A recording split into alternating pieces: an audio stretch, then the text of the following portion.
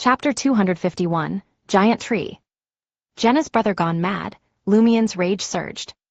Not because he was angry with the other party, and thought his mental strength too weak to crumble so easily into madness, but because he heard Fate's mocking laughter once again.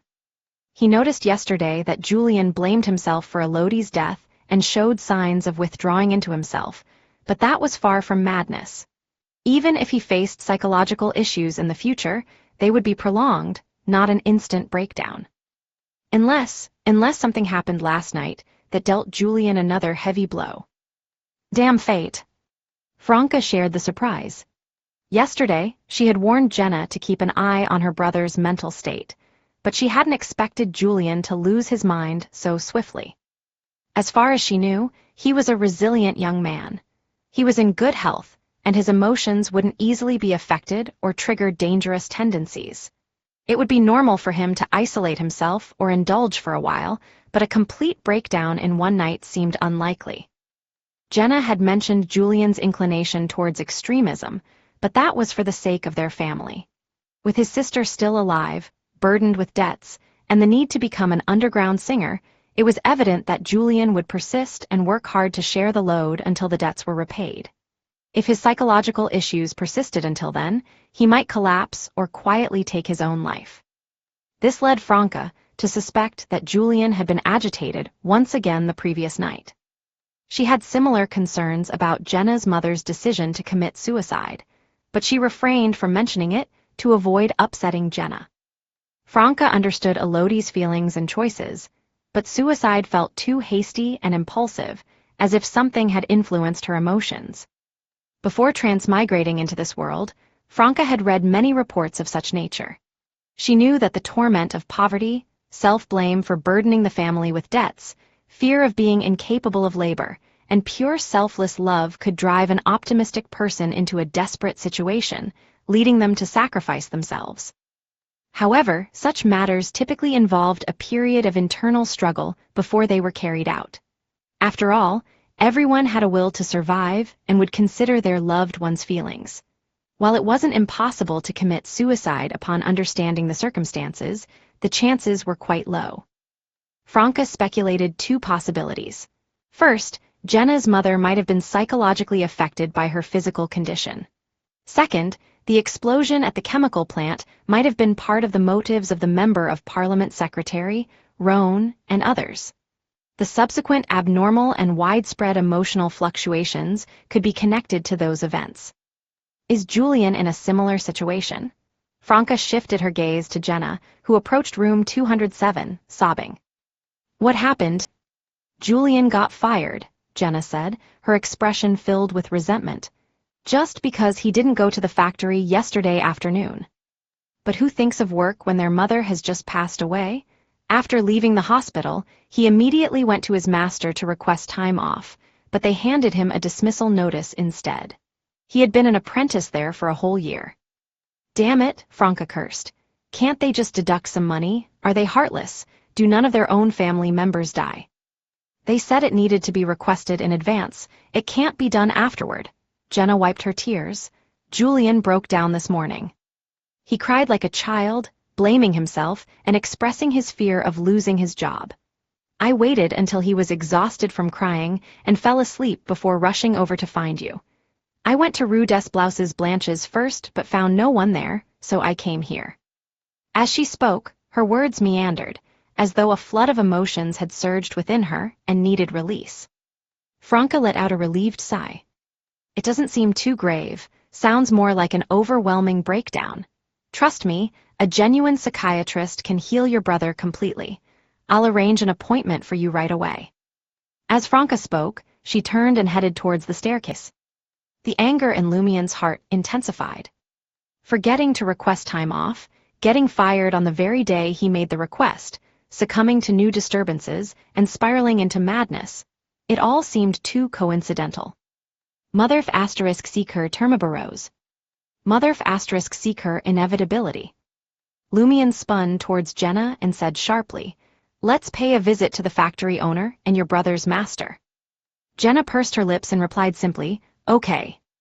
Lumien walked past her and followed Franca up the stairs, his fiery blue eyes burning with determination. At that moment, the words of psychiatrist Madame Susie echoed in his mind. Always remind yourself not to overreact. Whenever you feel a similar surge of emotions, take deep breaths and find your calm. Lumion took a deep breath, feeling a sense of alarm. In the face of Jenna's brother's madness and Fate's cruel taunts, he should be angered and protest, but he shouldn't have allowed his rage to consume him completely. Almost simultaneously, behind Lumion, Jenna's resentful expression transformed into a calm one. From somewhere, she drew a brownish-green dagger, resembling a blade fashioned from tree branches instead of metal. Its surface was adorned with bark, arranged in intricate patterns.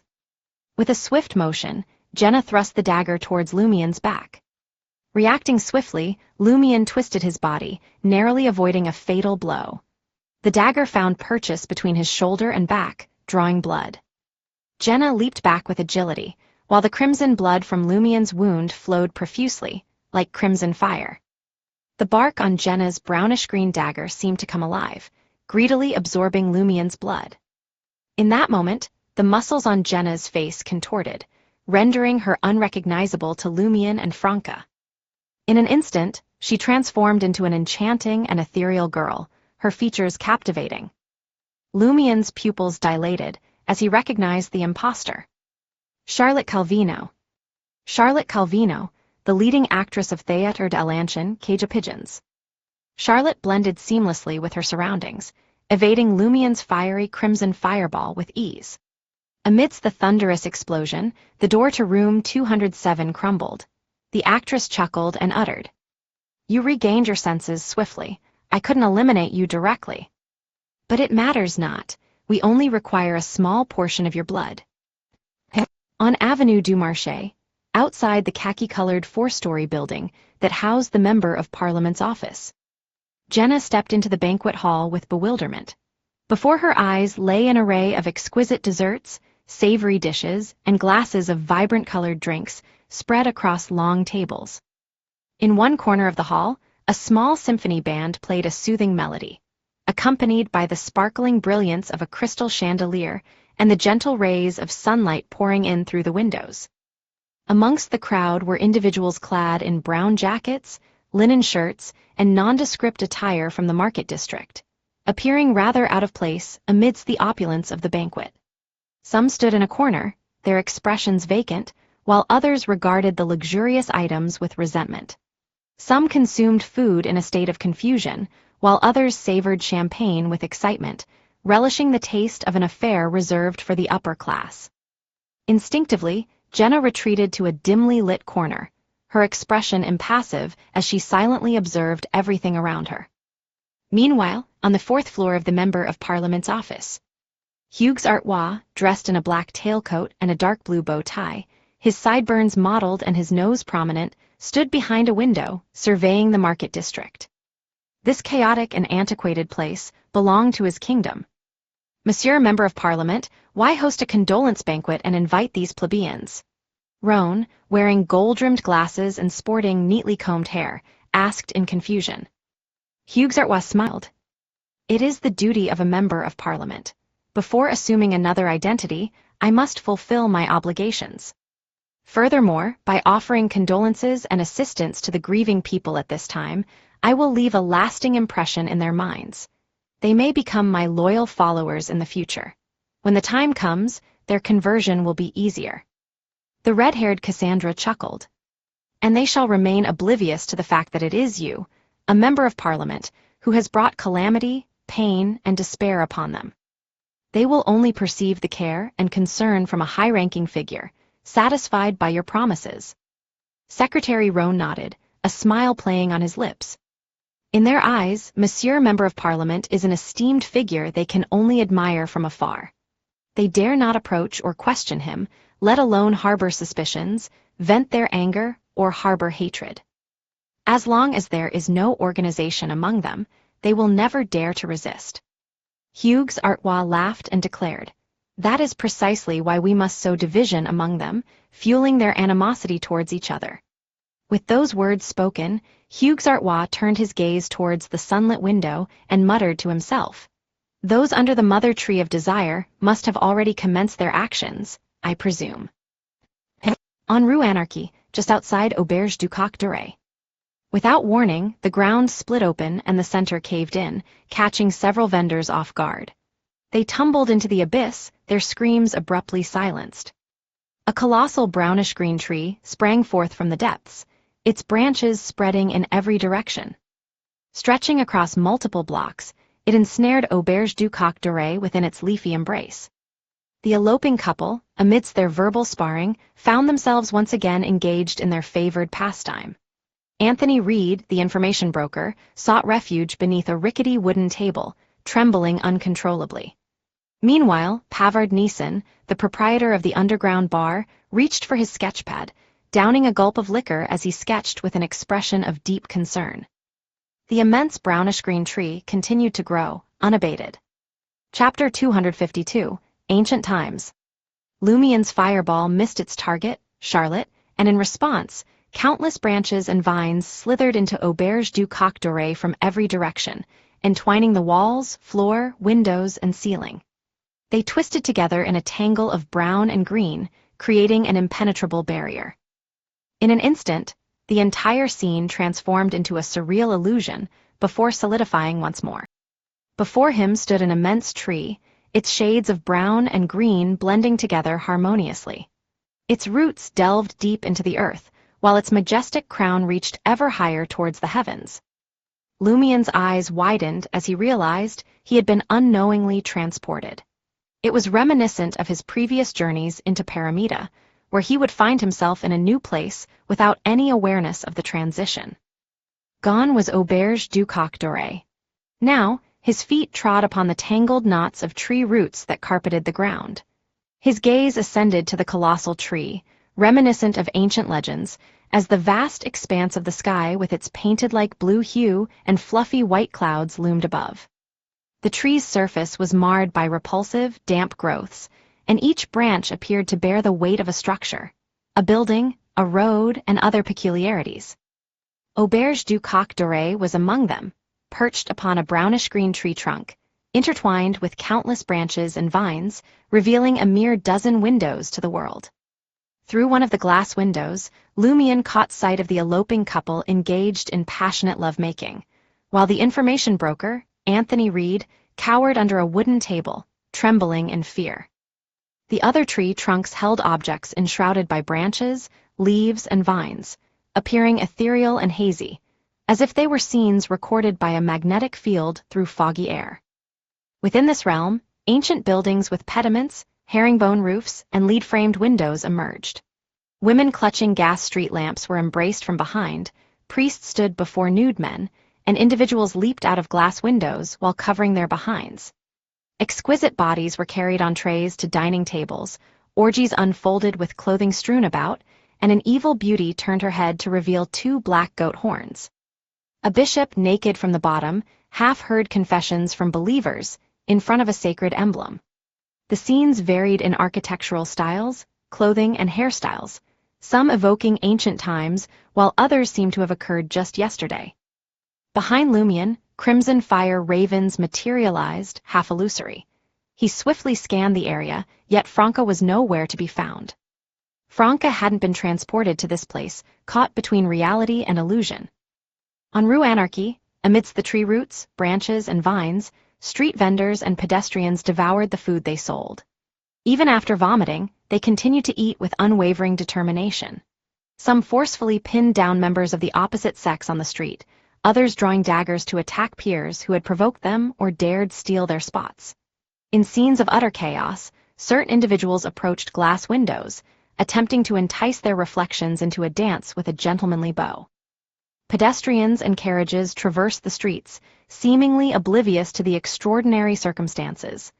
Vendors continued their lively hawking, and shops remained open. Passers-by appeared captivated by the bustling atmosphere, unwilling to depart. What they failed to notice was the absence of anyone who had entered this area. They had simply vanished, never to return. On the 4th floor of the khaki-colored building that housed the Member of Parliament's office at Avenue du Marché, Hugues Artois, lost in thought, gazed out at the nearby streets. Cassandra, with her fiery red hair, turned back to him and asked with curiosity, "What is Susanna from the Bliss Society planning?" A smile formed on Hugues Artois' lips as he replied, "They spoke a great deal, but my understanding was limited. I recall them mentioning a plan to submerge the underground divine tree into the depths of Fourth Epic Trier and extend it into a place called the Astral World." Cassandra, Roan, Margaret, and Bajava exchanged puzzled and concerned glances, unable to hide their confusion. "But won't that cause a tremendous uproar? Our current strength is far from that of official Beyonders. It's best to avoid a direct clash with them. You might not be aware, but I come from the Sauron family, and I understand the authorities quite well. I know how powerful and formidable they can be. Everything we've done so far has been in secret, evading investigations as best we could. If we were to be exposed, it's highly likely that we would face a saint or a Grade 1 sealed artifact. And beyond them, there are angels and Grade sealed artifacts." Hugues Artois pressed his right hand down and reassured them with a smile. "Fear not, they won't implicate us. I didn't incite them to undertake this endeavor. I didn't even offer a hint or assistance. I can only be considered aware of their plan in advance, silently consenting to their actions. The only thing that could potentially link us to this affair is the explosion at the chemical plant that received an excessive amount of decay blessings. However, that occurred because Bono Goodville misunderstood Roan's intentions and committed an unforgivable crime. The various emotions and desires stemming from the accident were exploited, amplified, and used as nourishment. What does that have to do with us?" As the team members' expressions eased, Hugues Artois stepped away from the window, emitting a deep chuckle. "If they succeed, it will mark another solid step forward in our pursuits. We will be even closer to welcoming the descent of great existences. If they, unfortunately, fail, we will exercise restraint for the time being and strive to ensure that our activities remain hidden from the Beyonders of the two churches. We will continue to be the rulers of the market district. Success or failure, it's our opportunity. During the National Convention's discussions, I will expose the corruption and mediocre abilities of the Beyonders from the two churches. They have allowed heretics to repeatedly ravage the market district, each time worse than the last. I will request Bureau 8 to establish a branch in the market district to assist the inept church Beyonders and share their burden. Bureau 8, always eager to expand its authority, will surely support my proposal. With 3 different official forces simultaneously present in the market district, conflicts among them will work to our advantage. Compared to the orthodox Beyonders of the two churches, Bureau 8 can be influenced, corrupted, and gradually swayed to our side. This is my plan. In the long run, victory will be ours." Roan, the secretary with gold-rimmed glasses and neatly combed hair, chuckled. "That's my specialty. Influencing, corrupting, and gradually decaying an organization, leading to its decline and moral degradation." Hugues Artois adjusted his tailcoat and bow tie, preparing to leave for the banquet hall. Before departing, he surveyed his surroundings, his gaze shifting between Cassandra, Roan, Bajava, and Margaret. An unusual sense of confidence and certainty washed over him. These 4 subordinates possessed impressive Beyonder powers, with the red-haired Cassandra being particularly formidable, instilling him with a sense of security. Outside the office door near the stairs stood an official Beyonder team tasked with protecting him. Not every member of Parliament received the privilege of a 3-man protective team. Some were already powerful Beyonders, while others hailed from noble backgrounds and had their own Beyonder bodyguards. For some, a certain level of personal strength warranted the presence of a Beyonder companion to ensure their safety. It was only someone like Hugues Artois, lacking Beyonder abilities and familial support, who required such protection.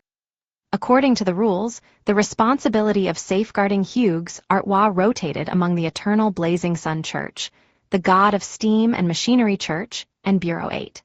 Today, it was the turn of the Eternal Blazing Sun Church.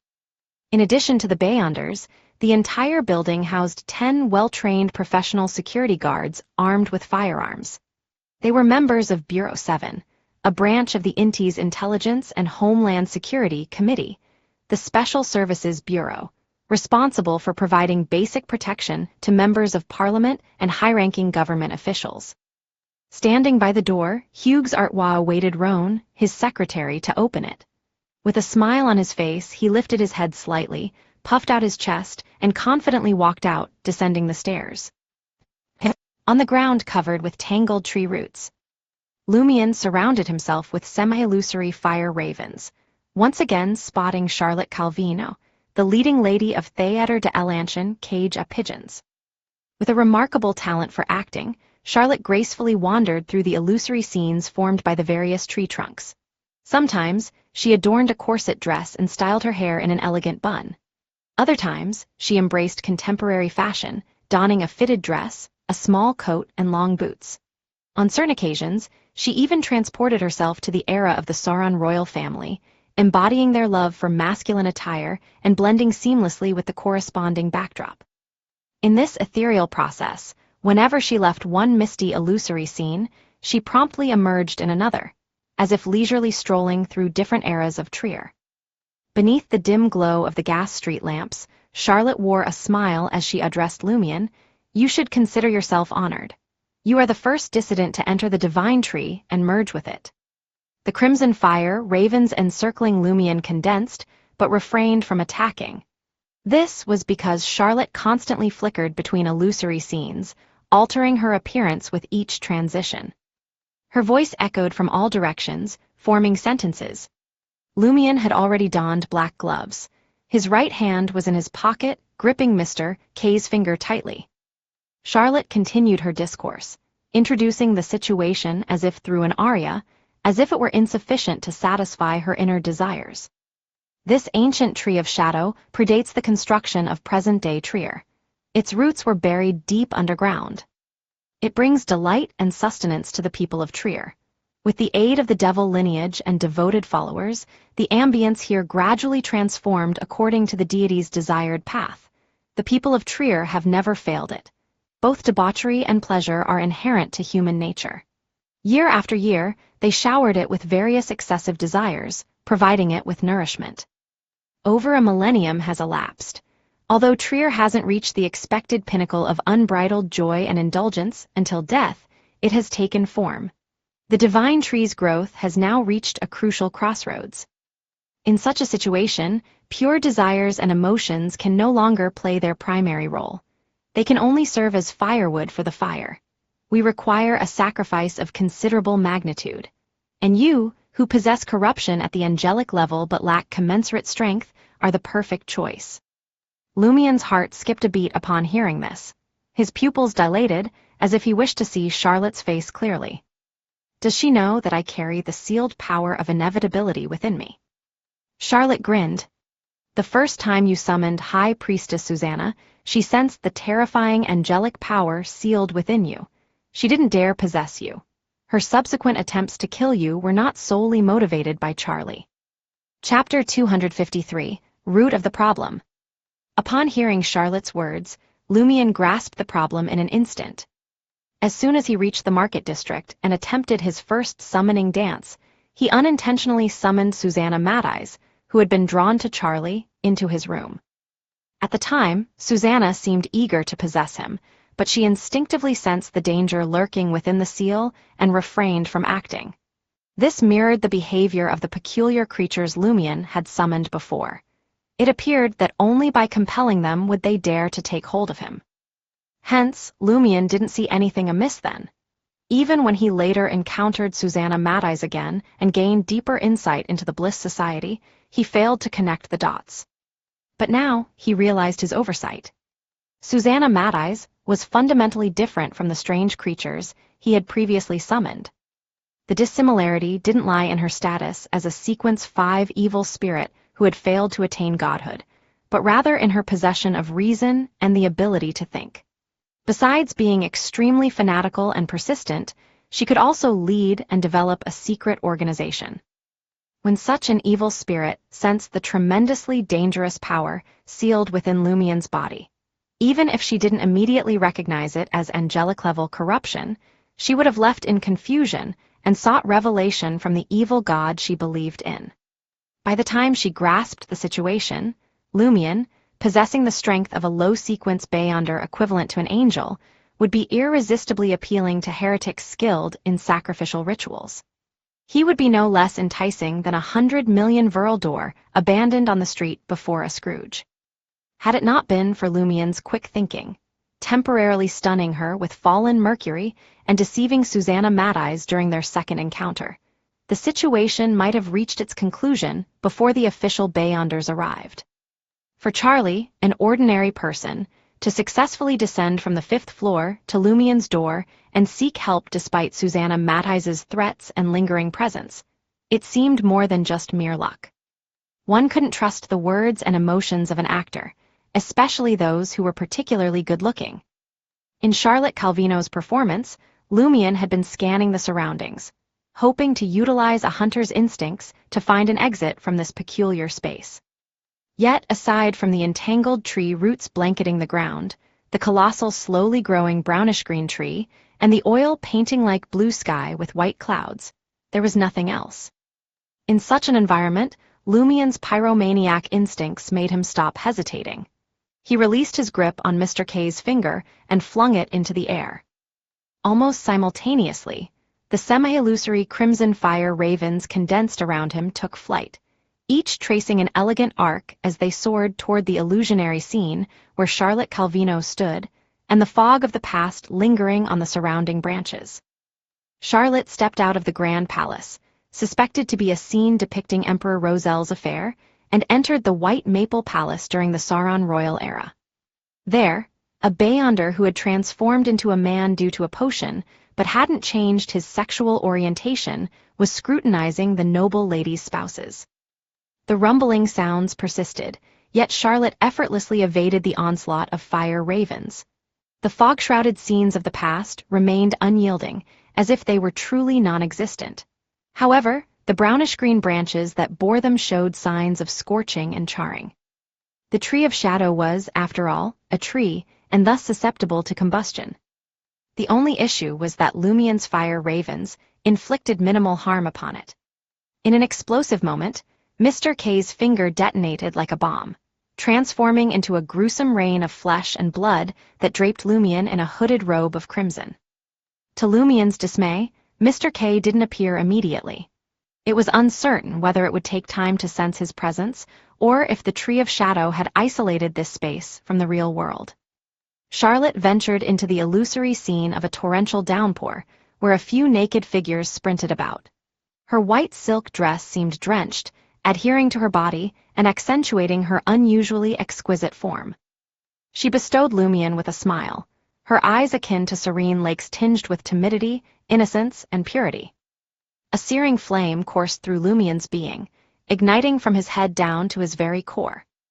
Lumien's heart surged with longing.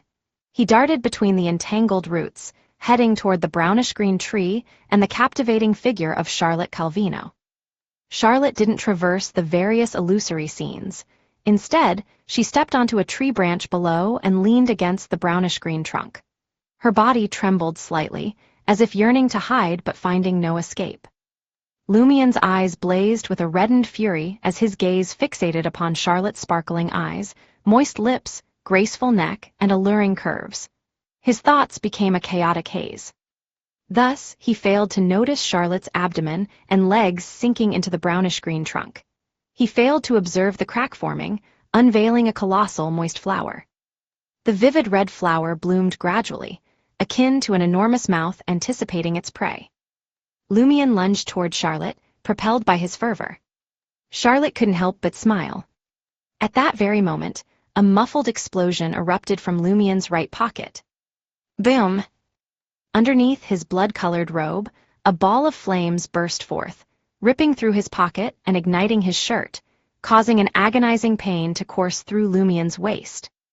Lumien's eyes regained some semblance of clarity. Swiftly, he reached out and grasped Charlotte's wrist, keeping a minimal distance between himself and the moist flower. Having long been aware of the Mother Tree of Desire's ability to awaken various desires, how could Lumien not have been on guard against Charlotte's seduction?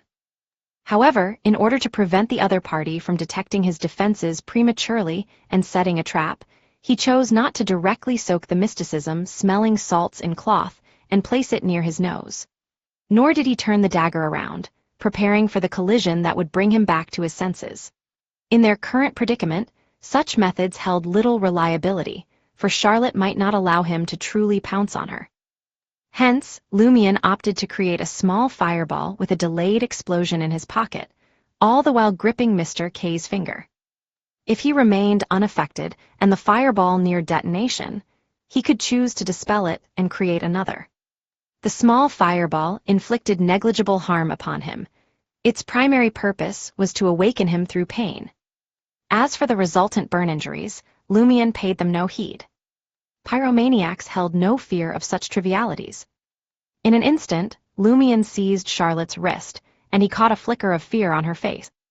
Without delay, two serpent-like crimson flames burst forth from Lumion's palm, searing their way along Charlotte's arm toward her body and head. Instinctively, Charlotte tilted her neck back, emitting a pained groan as her skin swiftly turned black from the scorching flames. Just as Lumion was on the verge of engulfing her entirely, a wave of intense danger washed over him. He attempted to pull Charlotte to the side, but she appeared to meld with the brownish-green tree. No matter how hard Lumion tugged, he couldn't extricate her. Reluctantly, Lumion abandoned his futile efforts and lunged to his right. With a muffled thud, a tree trunk as thick as a wine glass descended from the sky, impaling the ground teeming with tangled roots like a javelin, its tip quivering violently. Lumion glanced upward and beheld Susanna Mad-Eyes, her turquoise hair cascading around her, her emerald eyes and scarlet lips. She possessed a translucent quality, standing amidst the dense and ethereal canopy of the tree, blending seamlessly with it. Both the brownish-green trunk and the outstretched branches bore colossal wet flowers in pale hues, flourishing and blooming. On Avenue du Marché, inside the khaki-colored four-story building that housed the Parliament member's office. In a corner, Jenna observed Hugues Artois, garbed in elegance, leading his secretary Roan and others through the gathering. With a glass of champagne in hand, he offered consolation, made promises, and delivered impromptu speeches with mere words. In response, he received sincere gratitude, unveiled dependence, and instinctive flattery. Jenna couldn't help but recall a question Lumion had once posed to her. Do you wish to sit here and watch as the murderers responsible for your mother's death and the destruction of your happiness revel in champagne, indulge in dance parties, and inflict more heartbreak on innocent families? Unconsciously, Jenna's fists clenched, her knowledge of the truth fueling an uncontrollable anguish. However, she understood the need to restrain herself. Acting impulsively wouldn't yield results. She had to endure. This was because following the proper procedures, she couldn't take action against a Parliament member without substantial evidence. And if she desired to seek justice independently, her adversaries boasted several Beyonders who had been bestowed with an evil god's boon and were protected by official Beyonders and armed personnel. All she could do was endure and await the future. Within the confines of Auberge du Coq d'Oreille, ensnared by branches and vines, Franca stood near the staircase, her face flushed and her eyes glistening as she battled to suppress the overwhelming desire coursing through her veins. Her right hand trembled as she retrieved the canister of mysticism, smelling salts obtained from Rentes. With a twist of the lid, she raised it to her nose. Achoo, achoo, achoo. A series of sneezes erupted, marking Franca's triumph over her desires and the gradual return of her rationality. Swiftly scanning her surroundings, she realized that Lumion, who had been mere steps away, had vanished. Taking note of the unnatural transformations plaguing the motel and the adjacent streets engulfed by colossal trees, Franca clenched her teeth and arrived at a resolution. The tree crowns above seemed to grow increasingly ethereal as they reached skyward, extending into an otherworldly realm. She retrieved two objects from her possession. They were a pair of tarot cards. One depicted a man and a woman raising their cups in a greeting, the Two of Cups. In the center, a wooden staff coiled by twin serpents stood prominently. The other card portrayed an angel sounding a trumpet, calling forth the resurrection of the departed, the Judgment card. Chapter 254, The Weight of History. Franca clutched the judgment card tightly and chanted in Hermes, "Rain judgment." The ordinary-looking tarot card remained unchanged, but within a few seconds, Auberge du Coq d'Oreille trembled visibly. The brownish-green branches and turquoise vines that covered the building's facade receded, as if filled with fear. Franca's view through the window expanded. She witnessed the sky merging with the ethereal canopy of a colossal tree. The clouds appeared to be caught in a hurricane, swirling in unison. As the wind shifted, numerous white clouds gathered, forming a massive vortex that descended to the ground, elongating into a sword-like gust that bridged heaven and earth. The sword descended, and a figure stood unwavering in the middle of Rue Anarchy. It was a woman with shoulder-length blonde hair, donned in a traditional grayish-white knight's training attire. Standing over 1.5 meters tall, her features were exquisite, and her eyes exuded a commanding aura of dignity, demanding submission and obedience. Rue Anarchy, where she stood, was no longer recognizable. The surrounding buildings, the narrow roads, and the vendors and pedestrians, consumed by their own desires, were divided and scattered across the strange wilderness, blending with the other streets. Interwoven roots sprouted from the ground, connecting the scattered sections. Radiating from the brownish-green tree at the center, they spread out layer by layer, growing denser as they neared the core. The streets occupied by the colossal tree remained hidden from the outside world, thanks to this strange wilderness. Franca let out a sigh of relief at the sight of the short, yet dignified lady with blonde hair. Grasping the Judgment and Two of Cups cards, she blurted out, "Praise the Fool, praise Madame Judgment." As soon as the woman known as Madame Judgment landed, her gaze fell upon the side of the brownish-green tree. Unbeknownst to Franca, a cradle-like dark-red open carriage had appeared there at some point. Two towering creatures with goat horns, pitch-black bodies, and burning dark flames pulled the carriage. They seemed to be demons. Seated within the carriage was a woman wearing a light-colored veil. She adorned a loose white robe, her slightly swollen belly emanating a tangible maternal glow. Lady Moon. The strange wilderness was her paramita world. "Lady Moon, you have emerged from the rat's hole." The eyes of Judgment, the blonde-haired lady, instantly took on an ethereal quality, as if touched by a golden hue. Through her eyes, she perceived the intertwining beyonder powers that existed within the woman on the carriage, manifesting in different colors and states. "Deprivation," Madame Judgment's solemn voice resounded. It was an ancient Hermes word. With a simple gesture of her right hand, Madame Judgment temporarily stripped the ability to copulate between creatures of different genders. Immediately after, Madame Judgment leaned forward, pushed out her palm, and declared in ancient Hermes, "Exile." With a whirring sound, an invisible and majestic force coalesced into a terrifying hurricane, howling before Lady Moon. Unfazed by distance, it materialized directly where the carriage was. Beneath Lady Moon's veil, her faintly discernible red lips parted as she took deep breaths. The exaggerated hurricane, capable of toppling an entire building, seemed to find an outlet in a confined vessel. It surged into Lady Moon's mouth and permeated her body. In just a second, the hurricane dissipated into nothingness, completely absorbed by Lady Moon. With a radiant maternal glow, she extended her right hand, caressing her swollen stomach with tenderness. The cerulean sky and billowing clouds resembled exquisite paintings, while the earth beneath was a realm entwined with tree roots. Lumien's gaze met Susanna Mad-Eye's perched atop the crown of the tree, and they exchanged a knowing look. In an instant, semi-ethereal crimson fire ravens materialized around him. The fire ravens circled and soared towards the heavens, but they couldn't breach the ethereal canopy of the tree. They could only approach, their presence without touch. They alighted upon the brownish-green trunk, scorching it with blackened marks. Observing this, Lumien swiftly shifted his focus. He had discovered earlier that flames possess the ability to inflict certain damage upon the enigmatic entity known as the Tree of Shadow.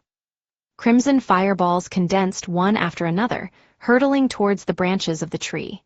Yet, they merely singed them without evident impact. Lumien paused momentarily. Susanna Mad-Eyes was preoccupied with something, and Charlotte Calvino had yet to recover from her burns. It was suspected that she had taken refuge within an illusory scene, allowing the crimson flames in his palm to accumulate layer by layer until they transformed into a fist-sized sphere of searing incandescence. Boom! The explosion caused by the incandescent fireball was several times more powerful than before, but not a single fragment of the Tree of Shadow's bark fell. Only a larger area of charred flesh and the faint whiff of a colossal light-colored blossom attested to the reality of the incandescent white flame stream. Lumien's expression turned grave. After a moment of contemplation, a spear formed from blazing white flames materialized in his hand. He hurled the spear towards the brownish-green tree, witnessing it puncture needle-sized holes in the charred bark before disintegrating into a cascade of flames that spread across various sections of the tree. Witnessing this, Lumien's heart clenched as he recalled his sister Auror's favored phrase for describing those who overestimate their abilities to the point of impracticality. It's akin to an ant attempting to shake a towering oak. Lumien's anxiety, impatience, and fear compelled him to unleash his fist. His clenched fists were engulfed in crimson flames. As he struck the brownish-green tree, a wisp of fire infiltrated its surface. Fire infusion. Lumien sought to bypass the Tree of Shadow's resilient outer bark and directly harm its core. Bam, bam, bam. His flaming fists pummeled the trunk of the brownish-green tree, as if he aimed to inject every accumulated flame within his being into it. Bam, bam, bam. After a flurry of frenzied attacks, he retracted his fists and took a step back. Rumble! A muffled explosion reverberated from within the tree trunk, causing the charred bark to finally crumble away, consumed by flames. In an instant, an ethereal mist enveloped the scene, as if a long-forgotten beautiful dream had been set ablaze by a match. Lumien found himself momentarily lost in a haze, as if he had transformed into the protagonist of that dream. A man engaged in a passionate encounter with an enchanting woman wearing an exquisite dress, her hem teasingly lifted. The unfamiliar sensation felt so vivid that Lumien believed himself to be living it firsthand. Abruptly, a sharp pain shot through his ankle, snapping him out of the reverie.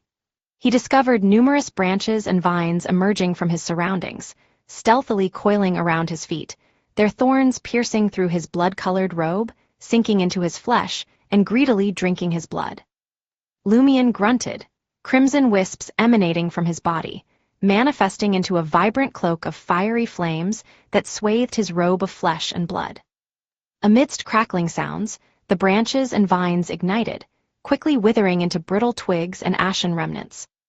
Seizing the opportunity, Lumien swiftly retreated, his gaze fixed upon the wound he had inflicted. His eyes met the same brownish-green bark, albeit slightly recessed compared to its surroundings. Beneath the bark, more bark. Lumien's pupils dilated as he gleaned the gravity of the situation. The Tree of Shadow had been nurtured by the abnormal desires of Trier's denizens for 1 to 2 millennia. Each piece of bark likely represented specific human activities from a particular era, layered upon one another, carrying the weight of history and the subtleties of humanity. In simple terms, Lumien realized that if he wished to destroy the Tree of Shadow, he would have to confront countless desires accumulated over the span of 2,000 years. And he had exhausted his strength to vanquish merely one desire, perhaps one in a billion, or even billions upon billions. How could he possibly prevail? Only then did Lumien comprehend the abnormality of his actions. He had been focused on assaulting the Tree of Shadow instead of seeking an escape route. An exchange of glances with Susanna Matthijs brought forth fear, anxiety, and a deluge of emotions. No wonder Susanna Matthijs allowed me to act freely. No wonder the injured Charlotte Calvino didn't intervene. Lumien had been cautious of the fallen tree spirits and actors that could evoke desires and emotions, yet he had unknowingly fallen under their sway. Once more he raised his gaze and beheld Susanna Matthijs, her hair a cascade of turquoise, nimbly shifting positions within the ethereal canopy, uttering an arcane incantation. Charlotte Calvino resumed her enigmatic actions, traversing illusory scenes, her attire, hairstyle, and makeup transforming to mirror various eras. It was no mere performance. As Lumien's thoughts raced, dizziness assailed him, and his strength rapidly waned. Such a sensation was foreign to him, but he had subjected others to its effects. The sedative concocted by the Bliss Society. Ever the keen observer of his surroundings, Lumien swiftly took out the mysticism, smelling salts, his attention drawn to the multitude of pallid flowers adorning the brownish-green tree. He suspected they were responsible for releasing the sedative gas. Achoo! In the midst of his sneeze, Lumien pivoted, intending to distance himself from the Tree of Shadow. Yet Mr. K remained absent. In the blink of an eye, roots emerged from the earth, intertwining to erect a formidable wooden barricade, surpassing 10 meters in height, encircling the brownish-green tree and obstructing Lumien's path to freedom. Lumien halted and pivoted on his heel. Countless fractures marred the trunk, branches, and roots of the Tree of Shadow. Some crevices harbored moist, light-colored flowers, while others resembled cavernous mouths oozing with viscous slime, swiftly elongating toward him. Trapped with no means of escape, Lumien's lips curled into a smirk. Without warning, he extended his right hand, pressing it firmly against his left chest. He spoke with a derisive tone, "Termiboros, they truly underestimate your worth. They actually intend to employ you as a sacrifice." Chapter 255, Bridge of Communication. Upon learning of the Bliss Society's plan, Lumien's immediate assumption was that Susanna had made a crucial mistake. What lay sealed within him wasn't just corruption at an angelic level, but an actual angel. The former lacked self-awareness and reacted on instinct alone. Without undoing the seal and reconnecting it with its true form, it was like a cache of explosives temporarily without a detonator. While there was still a possibility of explosion, Susanna and the other heretics believed they could manage the situation. By employing the right method, utilizing the isolated environment within the Tree of Shadow, arranging the necessary rituals, and harnessing the evil god's gaze during the sacrificial ceremony, they could break the seal and offer it as a sacrifice to the Mother Tree of Desire, ensuring the angelic corruption wouldn't pose a threat. However, the true angel possessed intelligence and a strong will. He wouldn't idly stand by while being sacrificed. Once the seal was completely lifted, could Susanna, Charlotte, and the others truly handle a genuine angel? One of them was a Sequence 5 evil spirit that required the Tree of Shadow to possess some godhood, while the other was undoubtedly an actor with an irrepressible desire to perform. As for a true angel, he had to be at least a Sequence 2 for Lumien to address him as such. In ancient times, they were nearly on par with deities and were considered subsidiary gods. The difference between them was as vast as that between a saint and an ordinary individual. Initially, Lumien hesitated to use Termiboros as an escape plan, fearing that the sinister and detestable angel would exploit the opportunity to make him do something seemingly innocent on the surface, but secretly aid him in infiltrating more of his powers beyond the seal. In that scenario, Lumien, Susanna, and Charlotte would meet their doom. The Tree of Shadow would be destroyed or vanish underground, allowing Termiboros to truly descend upon the world. Left with no other choice, Lumien cautiously stepped onto the steel rope suspended above a metaphorical abyss, hoping to maintain his balance. One misstep, and he would fall into irreparable oblivion. As soon as Lumien finished speaking, Termiboros's deep and commanding voice resounded in his ears. It had been a while since Lumien had heard and resisted the angel's temptation. He could only sense his connection to his own fate through the abnormal occurrences around him or the predetermined events. Yet, the angel hadn't given up and continued to make attempts. Now, after many days, Lumien once again heard Termiboros's voice, experiencing the full presence of the angel sealed within him. Termiboros's voice carried a tinge of relaxation and satisfaction as it echoed in Lumien's ears. "If they underestimate me, it will only aid my escape from the seal. This environment is perfect, precisely what I've been waiting for. Even if you perish later and the seal loses its support, the outside world won't detect the corresponding changes and won't be able to prevent me from breaking free of my restraints. They may not outright kill you, but once they attempt to shatter the seal and perform their sacrificial act, I will unleash their predetermined fate. I will abandon your body and disrupt their ritual. Termabarosa's words insinuated. This is the opportunity I've long awaited. Why should I assist you? Just wait patiently for the inevitable outcome. Lumion fell into silence and leaped away from his original position. The tree roots split apart, and a massive, damp, pale flower blossomed, one after another, as if the abyss itself had yawned open. Achoo! Lumion inhaled the mysticism smelling salts once more, dispelling his drowsiness. He gazed up at Susanna Mad-Eyes in the sky and erupted into wild laughter. Haha, you're the most dim-witted bunch I've ever encountered. You've set up this ritual without a clue. Did your brains empty out because of your faith in the mother tree of desire, or have they been filled with various liquids?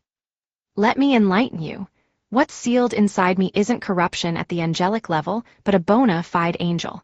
His name is Termabaros. As soon as that seal is undone, he shall descend upon us and slaughter you all. He'll shatter this foul, wretched fallen tree and cast it into a cesspool. If I were you, I'd cease this ritual now and let me go. Susanna Mad-Eyes, continually shifting positions within the illusory tree canopy, looked down at Lumion and smiled. Are you bluffing again? Bluffing seems to be your favorite pastime. I fell for it once, I won't be fooled again. Not far from her on a branch, one of the few windows on the surface of Auberge du Coq d'Oreille, entwined with vines and branches, reflected the figure of the playwright Gabriel. He frantically penned his name on a piece of paper with a fountain pen, as though a renowned author signing autographs for avid readers.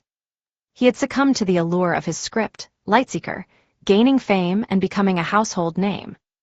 Susanna Mad-Eyes continued, Furthermore, we've contemplated the possibility that it's not corruption but an actual angel. Therefore, with the divine revelation, we've altered a crucial segment of the ritual. We will employ you as the primary sacrifice, together with the seal and the angel, to offer them to the mighty mother tree of desire. It won't hinder the final outcome. Sacrificial rituals are not like cooking, where ingredients are transformed into dishes. Our task is to present the offerings to the deity. As for what befalls you, along with the seal and the angel within, it is for the great mother tree of desire to decide. Why do you think I refrained from truly attacking you? Such an action might have prematurely shattered the seal. Don't even entertain the notion of threatening me with suicide. I shall imbue you with an ardent desire to live. It seemed as though Termabaros was akin to a valuable gift that would break free of its own accord. The seal was like a locked box, and Lumion himself was the exquisite wrapping. Susanna and Charlotte had no intention of unwrapping the box and presenting the gift to the mother tree of desire. Instead, their plan was to offer the box and its packaging to the deity, avoiding any significant risks. Upon hearing Susanna Mad-Eyes' words, Lumion remained unfazed, neither surprised, nor fearful, nor disappointed. He tilted his head slightly and directed his gaze towards his left chest, a smirk forming at the corners of his mouth. Termabaros, did you hear that? You're going to be packaged up and offered to the deity known as the Mother Tree of Desire. You won't get a chance to escape that seal. I'm not sure how the Mother Tree of Desire will deal with you, but I can assure you it won't be anything pleasant. Are you really content to wait for the final outcome as a mere bystander? This time, Termabaros didn't immediately respond to Lumion. After a few seconds, his resonant voice reverberated. Draw your fallen Mercury and plunge it into the trunk of the Tree of Shadow. Pierce through its second layer of bark. Lumion was taken aback. The fate of the Tree of Shadow can also be exchanged. Termabaros's voice regained its grandeur. It wasn't possible before, but now it is. That tree possesses a certain living characteristic. It's akin to a mythical treant that hasn't fully developed its intelligence. Without hesitation, Lumion extended his left hand, passing through the crimson flaming cloak and robe made of flesh and blood. He grasped the pewter-black dirk adorned with sinister patterns. Bending his body slightly, engulfed in flowing crimson flames, he sprinted toward the trunk of the Tree of Shadow, swift as a cheetah. Along the way, he leaped agilely, evading the cracks and blooming gigantic flowers. Observing Lumion's new course of action, Susanna Mad-Eyes didn't pay too much heed. She didn't believe he could truly harm the Tree of Shadow or her. Nevertheless, she remained cautious. She intended to kindle his desires and fabricate corresponding illusions, luring him to unite with a certain flower or crevice in the tree. Susanna Matthijs's emerald eyes reflected Lumien's figure, draped in a robe of flesh and blood and adorned with a flaming cloak. Moisture welled up in her eyes instantly. She had hoped to witness Lumien abruptly changing his direction and pouncing upon the colossal light-colored flower. Yet, Lumien appeared unaffected as he charged toward the brownish-green trunk. Beneath the flaming cloak, Lumien clutched the mysticism-smelling salts in his right hand, holding it close to his nose. Tears welled in his eyes, obstructing his sneeze. However, with the aid of the alms monk's endurance, he managed to endure it. Susanna Matthijs was puzzled. With her level and sequence, even if the other party repeatedly sniffed the mysticism-smelling salts, he shouldn't remain completely unaffected. Under normal circumstances, given the disparity in their strength, she could easily induce Lumien to sneeze while he searched for light-colored giant flowers or brownish-green crevices and continued inhaling the mysticism-smelling salts. Of course, there was a possibility of failure in such situations, but it was unquestionably lower than the probability of success. But now, Susanna Matthijs's initial attempt had proven futile. It was as if a skilled dice thrower had surprisingly rolled the lowest number. Achoo! Lumien let out a loud sneeze. Seizing the moment while his mind remained clear, and Susanna hadn't exerted her influence a second time, he shielded the metal canister with his right finger and thrust the fallen mercury at the brownish-green trunk of the Tree of Shadow, aiming for the needle-sized hole he had created with the burning white spear. A resounding clang echoed as fallen mercury failed to penetrate any deeper, as if it had struck an impenetrable iron plate. Achoo! Lumien, having inhaled a substantial amount of the mysticism-smelling salts, sneezed once more, shaking off yet another desire incited by Susanna. Her attempts faltered once again. Lumien's right hand, gripping the metal canister, surged with crimson flames. It absorbed the engulfing cloak of fire that adorned his body, swiftly condensing into a blazing white boxing glove. In the next instant, Lumien raised his right fist and hammered it against the hilt of fallen mercury, resembling a blacksmith forging a weapon. A thunderous boom erupted as the incandescent white boxing glove detached from Lumien's hand and detonated at the rear end of fallen mercury. Boom! Lumien's left palm, holding the dirk, was charred and mangled in several places. As for fallen mercury, propelled by the force of the explosive impact, it managed to break through the first layer of bark and penetrate into the core trunk of the Tree of Shadow. Chapter 256, Crack. The searing pain in Lumien's left palm from the explosion nearly caused him to instinctively draw his pewter-black dirk, which had already been plunged into the core trunk of the Tree of Shadow. Drawing upon his resilience and experience with similar injuries, he fought to control his body's reflexive reactions. As his mind cleared from the stimulation, he managed to shake off the two desires imposed by Susanna Matthijs. Pain and rationality entwined, engulfing his mind, followed by a terrifying torrent of scenes. These were the accumulated experiences of the Tree of Shadow over the past millennium, countless fragments of desire that had nourished and formed its trunk. They represented the potential futures of this malevolent tree. They converged in a mercury-colored illusory river, flooding Lumien's thoughts like a deluge. Not only were there an overwhelming number of scenes that could overpower any low-sequence Beyonder, but some scenes compelled Lumien to instinctively ignore or overlook them, unable to muster the courage to look or discern. Just when he thought his intellect would be crushed by the immense torrent and reduced to a blank canvas, he realized that he had endured it. It was as if there existed an additional space capable of accommodating countless scenes beyond the limit. Lumien wasted no time in choosing the fate he wished to exchange. Guided by his intuition for danger and spiritual instincts, he selected a scene. A brownish-green root extended towards the depths of an ancient structure, devoured by an unseen flame that silently burned in the darkness, casting an eerie glow over the area. With a crack, the tree root snapped and descended into the shadows, purple flames surfaced, swiftly transforming into a color indistinguishable to the naked eye. In an instant, it dissipated, leaving no trace behind. Lumion withdrew fallen Mercury and exerted all his strength to pry open this fate, but it remained unresponsive. Swoosh, swoosh, swoosh.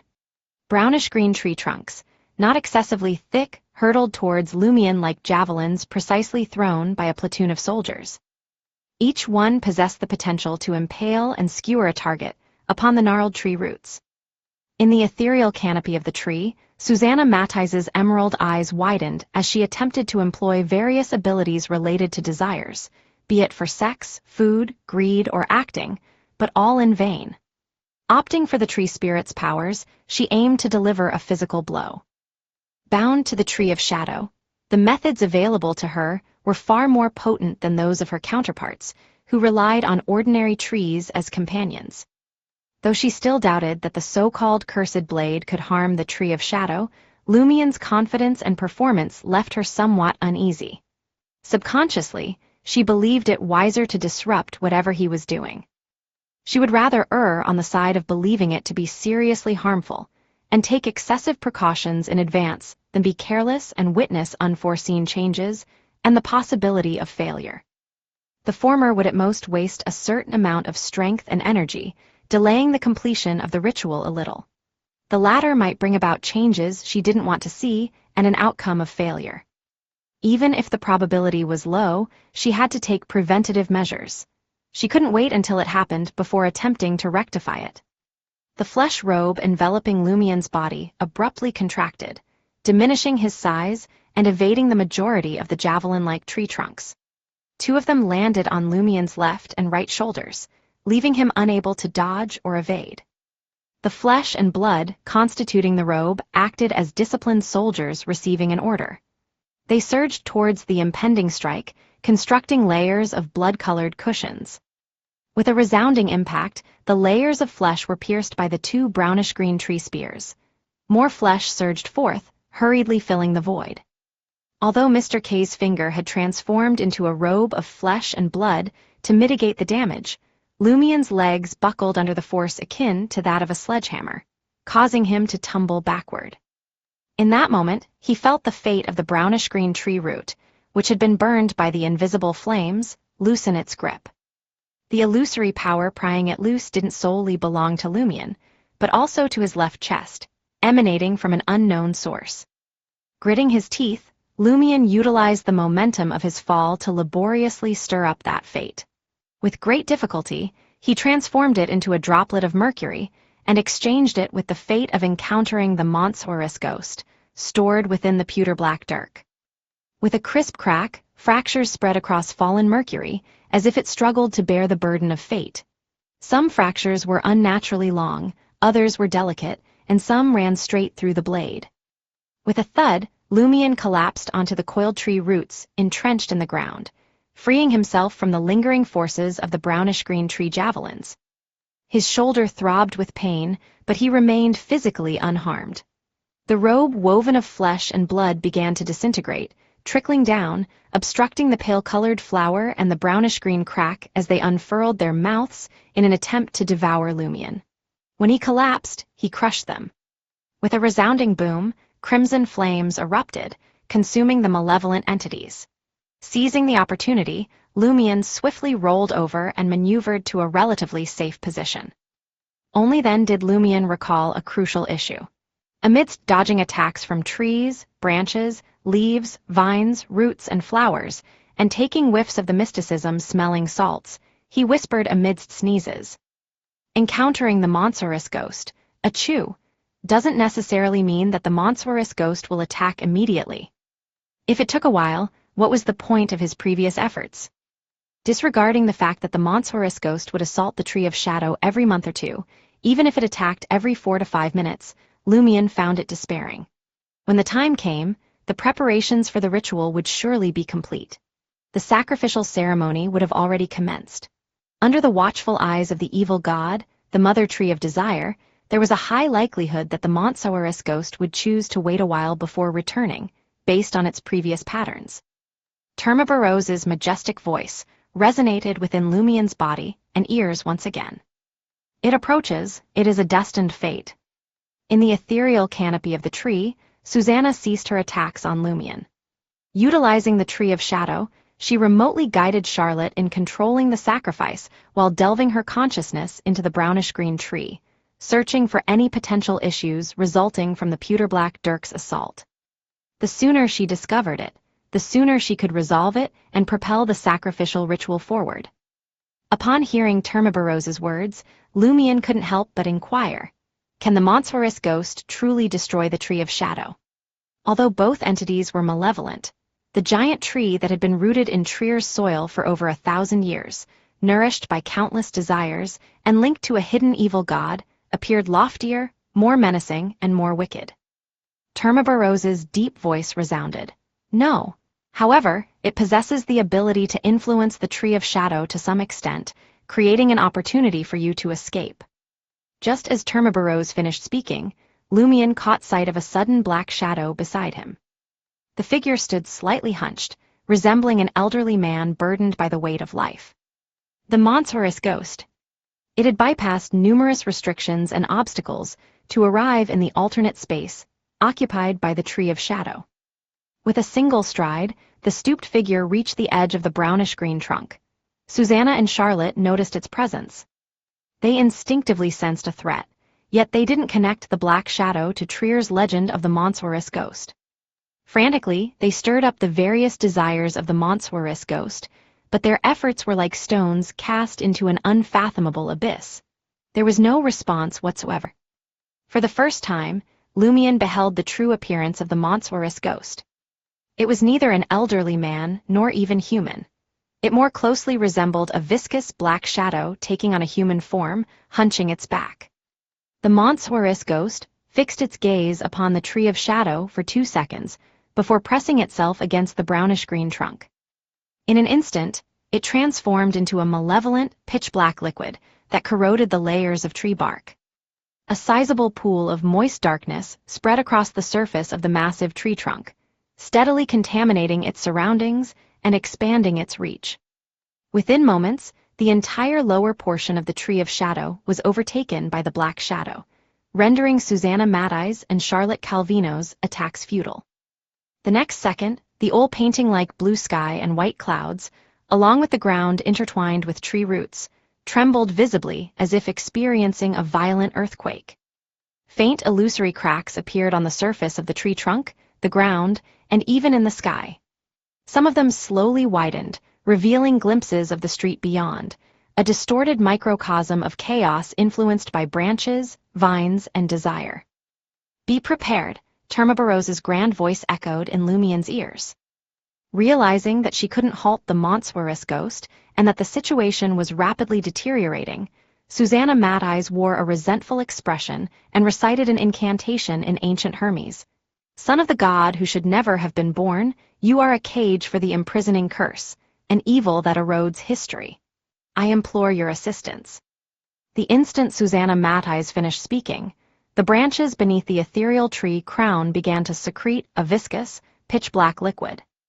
It bore a striking resemblance to the black liquid assumed by the monstrous ghost, but there was a significant distinction. It possessed a greater degree of chaos, frenzy, and wickedness. Almost simultaneously, pale white, malformed skulls, yellowish eyeballs entwined with thick veins, scarlet tongues dripping with repulsive pus, and indescribably grotesque objects that induced madness by mere sight sprouted from the liquid secreted by the tree trunk. In the untamed wilderness, where Madame Judgment and Lady Moon engaged in their fierce battle, Rue Anarchy and other locations lay scattered. The brownish-green tree swayed ominously, while tiny cracks that appeared to pierce the very fabric of reality spread across its surface and surroundings. Suddenly, an illusory door materialized in the sky, layer upon layer. From the midst of these doors emerged a lady clad in an orange dress, her appearance exuding a languid aura. Worms emitting resplendent starlight wriggled in and out of her visage, obscuring her true features from discernment. With purposeful strides, the woman approached the brownish-green tree, extending her hands to grasp the sides of an invisible crack, as if intent on tearing it open. Chapter 257, The Unfortunate. Transparent maggots, shimmering under the starlight's embrace, wriggled out from the lady's relaxed palm, their movements concealed within an elusive crack. The crack, once invisible, now bore the hue of starlight. With a vigorous pull, the transparent veil veiling this world let out a terrifying groan, unable to bear the weight.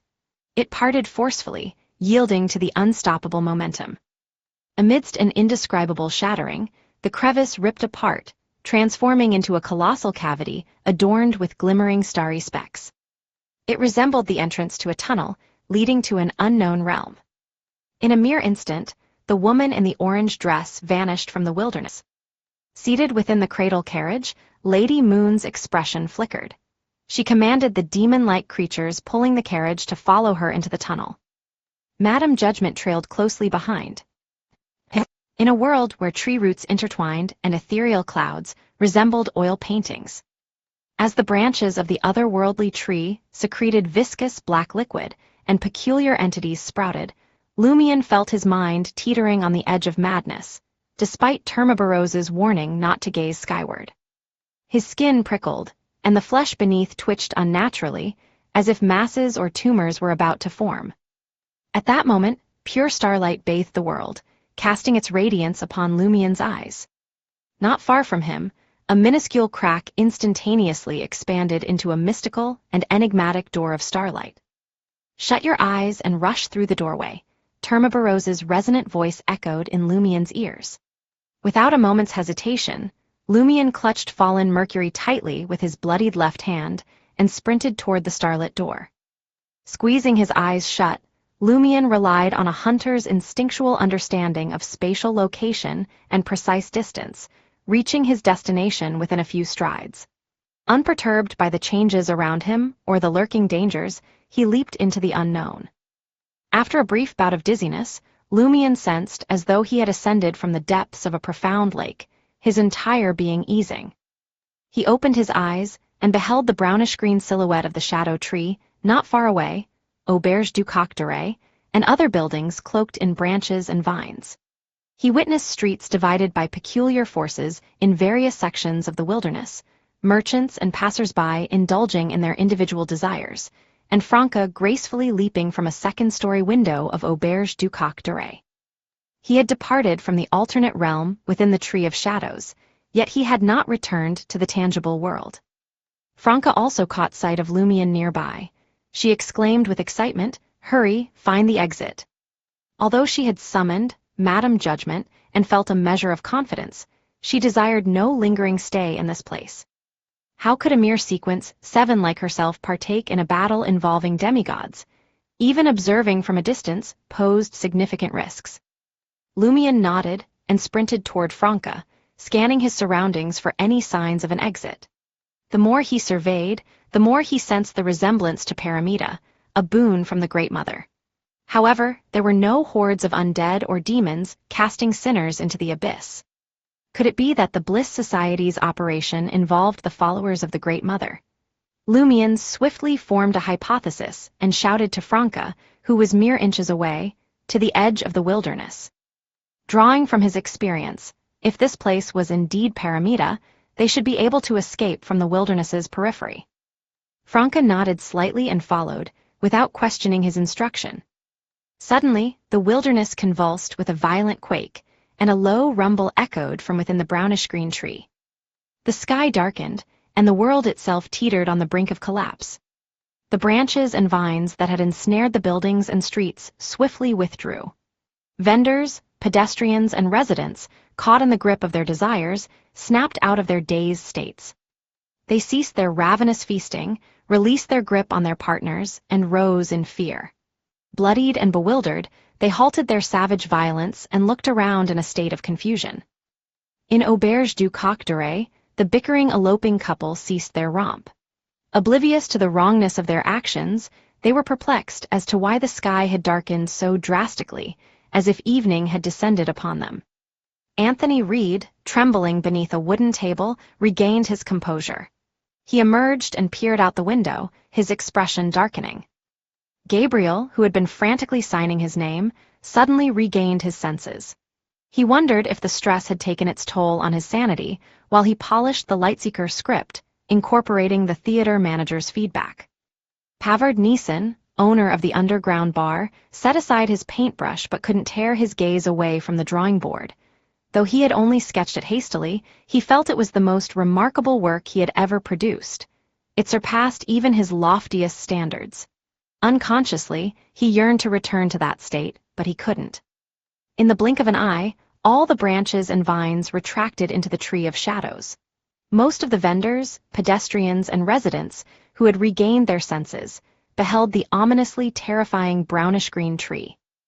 They didn't understand what had transpired, but fear propelled them to swiftly flee from the Tree of Shadows, heeding their instinctual warnings.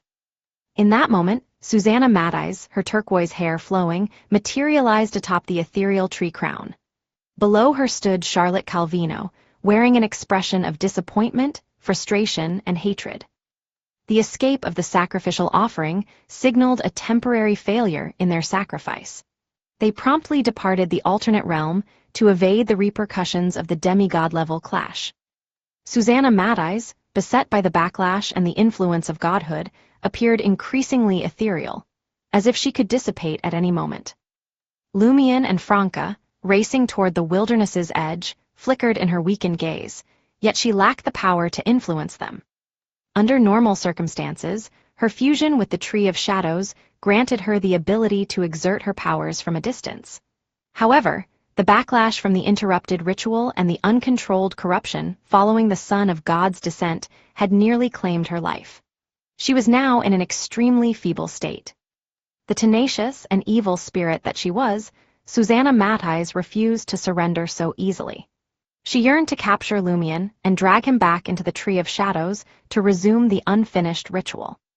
Once again, the branches and vines of the Tree of Shadows swiftly extended, ensnaring a hapless vendor and hoisting him aloft. Their thorns pierced his flesh, absorbing the vital essence that could rejuvenate Susanna. It was akin to utilizing the Tree of Shadows to enter a dreamlike state, draining energy to gradually lead the target to their demise through a sinister encounter. However, the process had become crude and expedited, an accelerated ordeal. Vendors, pedestrians, and residents trapped within the wilderness erupted in terrified screams as they frantically fled upon witnessing the surge of brownish-green branch and vine monstrosities, and their companions being hoisted into the air. The eloping couple, wrapped tightly in a blanket, darted out of Auberge du Coq Doré, following in Anthony Reed's wake toward the wilderness's edge. Behind them trailed Gabriel, Pavard Neeson, and the tenants who hadn't yet departed for work. Before them swarmed vendors and pedestrians in a chaotic scramble. One by one, fleeing escapees were snatched up by tree branches and vines, their cries for help piercing the air. The peddler, who had once served Lumion Extra Whiskey Sour, stumbled over a rock on the ground. In utter despair, he witnessed turquoise vines creeping up his body, layer upon layer, engulfing him entirely. Sensing the commotion, Lumion turned his head and fixated on the scene for several seconds, before gradually slowing his pace. Upon witnessing this, Franca cursed, "Do you plan to go back and save them? Damn it, know your place. You're just a wanted criminal, a mob leader." Lumion didn't come to a halt, but he didn't hasten his steps either. He and Franca drew ever nearer to the edge of the wilderness. In that very moment, Lumion's ears resonated with the majestic voice of Termaburros. This time, the angel of inevitability did not deliver sentences one by one. Instead, he injected a lengthy paragraph into Lumion's consciousness at intervals. Have you not come to terms with your destiny? After enduring the might of inevitability, there shall naturally be a corresponding corruption. From the moment Cordu was obliterated, you became the unfortunate one. It was not I who exerted influence over you in many past matters. Rather, it was your hapless fate playing its part. As an unfortunate soul, not only shall you suffer ill fortune, but so too shall those around you and those close to you. If it were not for your lack of knowledge in mysticism, which allowed Susanna Mad-Eyes to uncover the issue within your body and begin contacting Hugues Artois about employing the chemical plant explosion for the sacrificial arrangement, Jenna's mother would not have taken her own life, and Jenna's brother would not have descended into madness. If you had been cautious enough, when Flame regained consciousness and drank with you, you would have remembered to seek an opportunity to engage a genuine psychiatrist. He may not have chosen the path of suicide. If you had not merely forewarned Roar, but also restricted his movements, he would not have succumbed to the illness once more and met a swift demise. Mitchell would not have lost her will to live. All this misfortune has been brought upon them by you. My existence is not solely a trump card that grants you boons and the power to deter others, but also an inescapable curse. Only by bowing to inevitability and releasing me from my seal can your misfortune come to an end. If you continue on this path, you shall be unable to save those whom you wish to save. You shall be unable to protect those whom you wish to protect. You shall only amplify their misfortunes. When the time comes, those pleading for help here shall perish. Gabriel shall perish. Charlie shall perish. Jenna shall perish. Franca, too, shall meet her demise. Lumion came to a sudden halt, his countenance twisted in anguish. He could no longer conceal the pain that consumed him. Franca called out once more, "Get a grip. It's all well and good to do good deeds when everything is fine. But now, we need to escape and seek help from official Beyonders. Who knows what will come of those demigod battles? Susanna is now like an empowered Sequence 5 with some godlike abilities. She's not someone we can handle. Those people don't expect assistance from a villain who enjoys playing pranks on them." In the vicinity of the brownish-green tree, numerous individuals already dangled from its branches. With a swoosh, Gabriel was hoisted up by a few green vines, and the scattered pages of the Lightseeker script fluttered to the ground. Pavard Neeson, the owner of the underground bar, stood beside him, his body impaled by a protruding spike. Among the eloping couple, the woman stumbled and ran slower, eventually tripping over a branch and becoming ensnared by the vines. The young man wrapped in a blanket grew alarmed and continued onward. However, after a few steps, he abruptly halted, cursing himself. Dogsh*T. Before he could finish his sentence, he had already spun around and dashed back toward his partner. Clenching his teeth, he sought to tear at the vines and help her free. Desperate cries and terrified screams reverberated through the wilderness. Lumion's fists clenched involuntarily. Suddenly, he let out a chuckle and spoke. "Then are you considered close to me? After all, you reside within my body. Will you also encounter misfortune? I know I will face countless failures, yet I will persist again and again in pursuit of that elusive and seemingly insignificant hope. If I had chosen to surrender, I would have been defeated long ago. And now, there is still a chance for success." With that, Lumion took another step and continued his sprint toward the edge of the wilderness. Although Franca couldn't comprehend his mutterings, she was glad to see that he had made a wise decision. 2 to 3 seconds later, the two of them reached the wilderness's edge. Lumion deliberately maintained a distance from Franca, then suddenly extended his arms and pushed her out. Caught off guard, Franca watched in shock as her body gradually left the wilderness. She turned to gaze at Lumion. Lumion smiled and spoke gently. "Once, I shared their despair, pain, and longing for aid, and during that time, someone extended a helping hand to me." With those words, he pivoted and sprinted toward the brownish-green tree. In the dim expanse of the wilderness, crimson flames ignited upon his body. This time, the fiery cloak no longer isolated him from his garments, scorching his skin and flesh. He intended to use the constant pain to resist the diverse desires he would encounter next. As he ran, his gaze locked onto Susanna, her turquoise hair entwined. Yet, he saw not only the fallen tree spirit, but also the figure etched in his memory. The one who had illuminated his path. Chapter 258, Assassin. Susanna's eyes fixed on Lumion as he dashed towards her, his body engulfed in crimson flames. She absorbed energy from the surrounding crowd, including peddlers, pedestrians, and tenants hanging from the trees. Her goal was to restore her combat abilities as quickly as possible. She wasn't worried about Lumion causing her harm. Positioned at the top of the tree crown, she knew he couldn't reach her. Moreover, she was one with the Tree of Shadow, making her nearly invulnerable. Without godhood, any attack would only cause minor injuries, incapable of killing or severely harming her. Thud, thud, thud. Lumion sprinted into an area where tree branches and vines entangled, with 100 to 200 humans dangling from above. The brownish-green foliage tried to ensnare and pierce him, but his fiery aura forced them to retreat in panic. Suddenly, a rumbling sound shook the ground. The brownish-green tree descended rapidly, shrinking its height to 7 to 8 meters. The violent tremors across the wilderness made it difficult for Lumion to advance. Rumble. A tremor like an earthquake shook the crystal chandelier in the banquet hall. Terrified expressions appeared on the faces of most people present. Quick-thinking individuals sought shelter under the long table draped in a white tablecloth. The team assigned to protect Hugues Artois consisted of Imre, a mixed-blood individual, Valentine, and a warrior pathway Beyonder named Antoine. Sensing the anomaly simultaneously, they tacitly sent Imre to investigate. He rushed to the window and peered out, trying to locate the source of the disturbance. Imre observed that several houses in Rue Anarchy, Rue du Rossignol, and Rue des Blouses Blanches had tilted to a certain degree, but they had not collapsed. Their surfaces were covered with brownish-green branches and vines.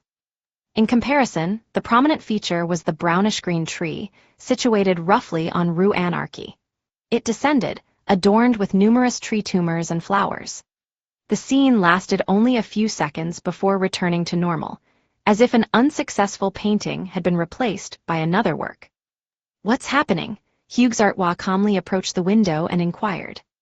Imre didn't hold back any information. He lowered his voice and replied sincerely, "Anomalies have occurred on Rue Anarchy, Rue du Rossignol, and Rue des Blouses Blanches." Rue Anarchy, Rue du Rossignol, Rue des Blouses Blanches. As Jenna, who had approached a nearby window but missed witnessing the scene, heard the street names, her feet froze in place. Two names immediately surfaced in her mind: Seal, Franca. Had they encountered the anomaly? Jenna's heart sank, and she instinctively looked at Hugues Artois. She noticed a curl forming on the Member of Parliament's lips, as if he couldn't hide his delight. It's him and his group of heretics." Jenna's mind instantly reached a conclusion. Darkness enveloped her, and despair surged through her uncontrollably. Could Franca and Seal withstand the planned attack by the heretics and survive this anomaly? Should I rush to their aid with my current strength, or will I only bring harm to them? At that moment, Jenna felt as if the pillars supporting her, her two friends who had always stood by her side, were about to crumble, just as she had lost her mother. And it was all the fault of the heretics, of Hugues Artois. Her thoughts drifted to Franca's words when she consumed the potion, and transformed into an assassin, warning Jenna to avoid contact with evil gods. Contact with evil gods will bring nothing but disaster. Not only will it drive a person to madness and strip away their true self, but it will also drag everyone around them into darkness, whether they know them or not. If we don't eliminate those individuals, the influence of the evil gods will persist. The pain will return again and again, unending. And now, Hugues Artois stood at the center of all the market district's disasters. Jenna lowered her head, unable to meet Hugues Artois' gaze, afraid that her eyes would betray the pain and hatred within.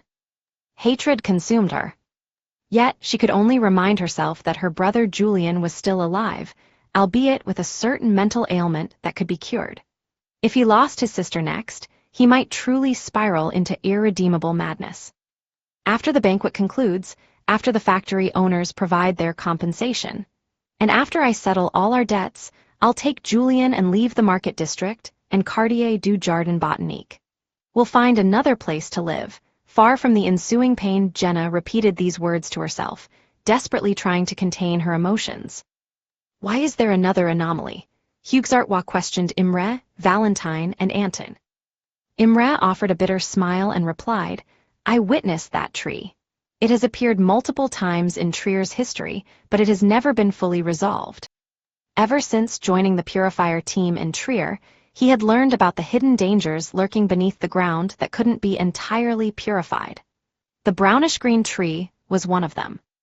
He, his superiors, and his teammates couldn't fathom why Trier had been established atop such things in the first place. Without giving Hughes Artois time to question their capabilities any further, Imre added, "Now that the anomaly has been discovered, it won't be long before it's suppressed." As a member of the elite purifier team, he knew that Trier differed from other countries' capitals. Due to the perpetual underground dangers, both the former royal family and the current parliamentary government had agreed to the two churches' secret dispatching of an angel each or placed grade, sealed artifacts in Trier to prevent any mishaps. Of course, during periods when the royal family and government held immense power, the church's angels refrained from interfering. For example, during Emperor Rosel's reign. Once the anomaly caused by the peculiar tree was exposed, it would swiftly face a devastating blow.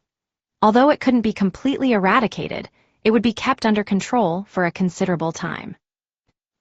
After the swift and violent descent of the Tree of Shadow, the wilderness stabilized. Gabriel, Pavard Neeson, and the others remained suspended from the branches, their faces growing pale and blackened, as if drained of energy. Lumion regained his balance and continued sprinting towards the nearby brownish-green tree, still engulfed in crimson flames. At that moment, Susanna Matthijs had regained a significant portion of her strength.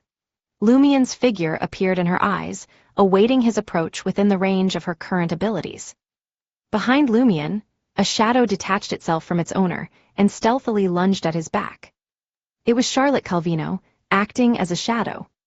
Having not been the host of the ritual and being far from the treetop, she had not suffered the backlash or intense corruption, thus her strength had not waned. Seeing Lumion turn around, she quickly hid herself and put to show her acting abilities, ready to execute a surprise attack. Suddenly, a gunshot pierced through the air in the distance. The iron-black bullet was too distant and lacked precision. It grazed Charlotte's body, but it disrupted her plans. Wearing a blouse, light-colored breeches, and red boots, Franca emerged at the edge of the wilderness, clutching a brass revolver. She cursed at Lumion's retreating form and shouted, "F***CK, don't you think I'm on your team?" Noticing that the street had returned to its normal state, Hughes Artois made his way back to the center of the banquet hall, holding a glass of light gold champagne. Standing before the gathering, he began his speech as usual. "Ladies and gentlemen, it is an honor to have you join us for this condolence banquet. Please join me in a moment of silence to honor those who have tragically departed. As you can see, yet another accident has occurred in the market district. We cannot continue like this. We must establish a more efficient and adaptable system to handle such situations. I understand that many of you harbor anger and fear in light of the recent accident. Your loved ones may have lost their lives, sustained severe injuries, or perhaps experienced agitation, mental breakdowns, and madness as a result of this." Jenna's head shot up upon hearing these words, her gaze fixed on Hughes Artois once more. He had just mentioned agitation, mental breakdowns, and madness in such specific detail. Under normal circumstances, such elaboration would not be necessary. A simple reference to insanity would suffice. Did Hughes Artois know that someone would suffer a mental breakdown due to the chemical plant explosion and go mad? And was he deliberately mentioning it in his speech, as if a criminal returning to the crime scene, reveling in his sinister handiwork? An absurd mix of hatred and fear consumed Jenna's heart. If her suspicions were correct, Julian's mental breakdown might have been influenced by the heretics. Could he be cured? Could he be saved? If I don't sever the source, even if I leave the market district with Julian, there might still be hidden dangers and lingering problems in the future. The feeling of desperation overwhelmed Jenna, as if she were trapped in an inescapable darkness. Her pupils dilated, reflecting Hughes Artois' figure with a chilling clarity. Imre, Valentine, and Antoine's expressions darkened, their gazes falling, as they heard Hughes Artois' implicit accusations against the two churches. The alternate space that accompanied the Tree of Shadow lay in ruins. Some areas were coated with pitch-black mucus, while others bore gaping holes, as if swallowed by an endless void. Suddenly, a glimmer of light emerged from the shrunken door of starlight. It grew brighter and brighter, akin to a transformed sun, illuminating every nook and cranny with an eerie clarity, banishing all shadows. A female figure draped in a white robe adorned with golden threads emerged from the radiant source. She appeared to be crafted from pure light, translucent and ethereal. With emerald green eyes and flowing blonde hair, she exuded beauty and a divine aura. The guardian angel of Trier, Saint Vive. Amidst the applause, Hugues Artois, having concluded his speech, mingled with the families of the victims, champagne glass in hand. He displayed enthusiasm, friendliness, and a trustworthy demeanor. Jenna closed her eyes and wandered towards the long table dressed in a white tablecloth. She picked up a plate and placed some food on it, then grabbed a long silver fork and began to eat. As she ate, she slowly approached Hugues Artois in a daze. Drawing near, just 2 meters away, she assumed a stance that suggested a conversation with Monsieur Member of Parliament. Surrounded by his team and guarded by official Beyonders, Hugues Artois noticed Jenna. He smiled warmly, anticipating her approach. Jenna passed by Secretary Roan and positioned herself a step away from Hugues Artois. Before their conversation could commence, the ground trembled once more, accompanied by a resounding rumble. Rue Anarchy and Rue des Blouses Blanches seemed to brighten significantly. Cassandra, Hugues Artois, and the others turned their bodies instinctively, gazing out of the window, their concern evident. Witnessing this, Jenna closed her eyes once more. Then, she took a step forward, raising the silver fork in her hand towards Hugues Artois. All the emotions suppressed within her heart erupted. You wretched politician, the bringer of disaster and darkness to the market district. You heretic, your conscience devoured by a dog. You are the bastard responsible for my mother's death, and my brother's descent into madness. Perish now. Without your demise, the suffering in the market district shall never cease. Darkness shall engulf this place, preventing the dawn from breaking.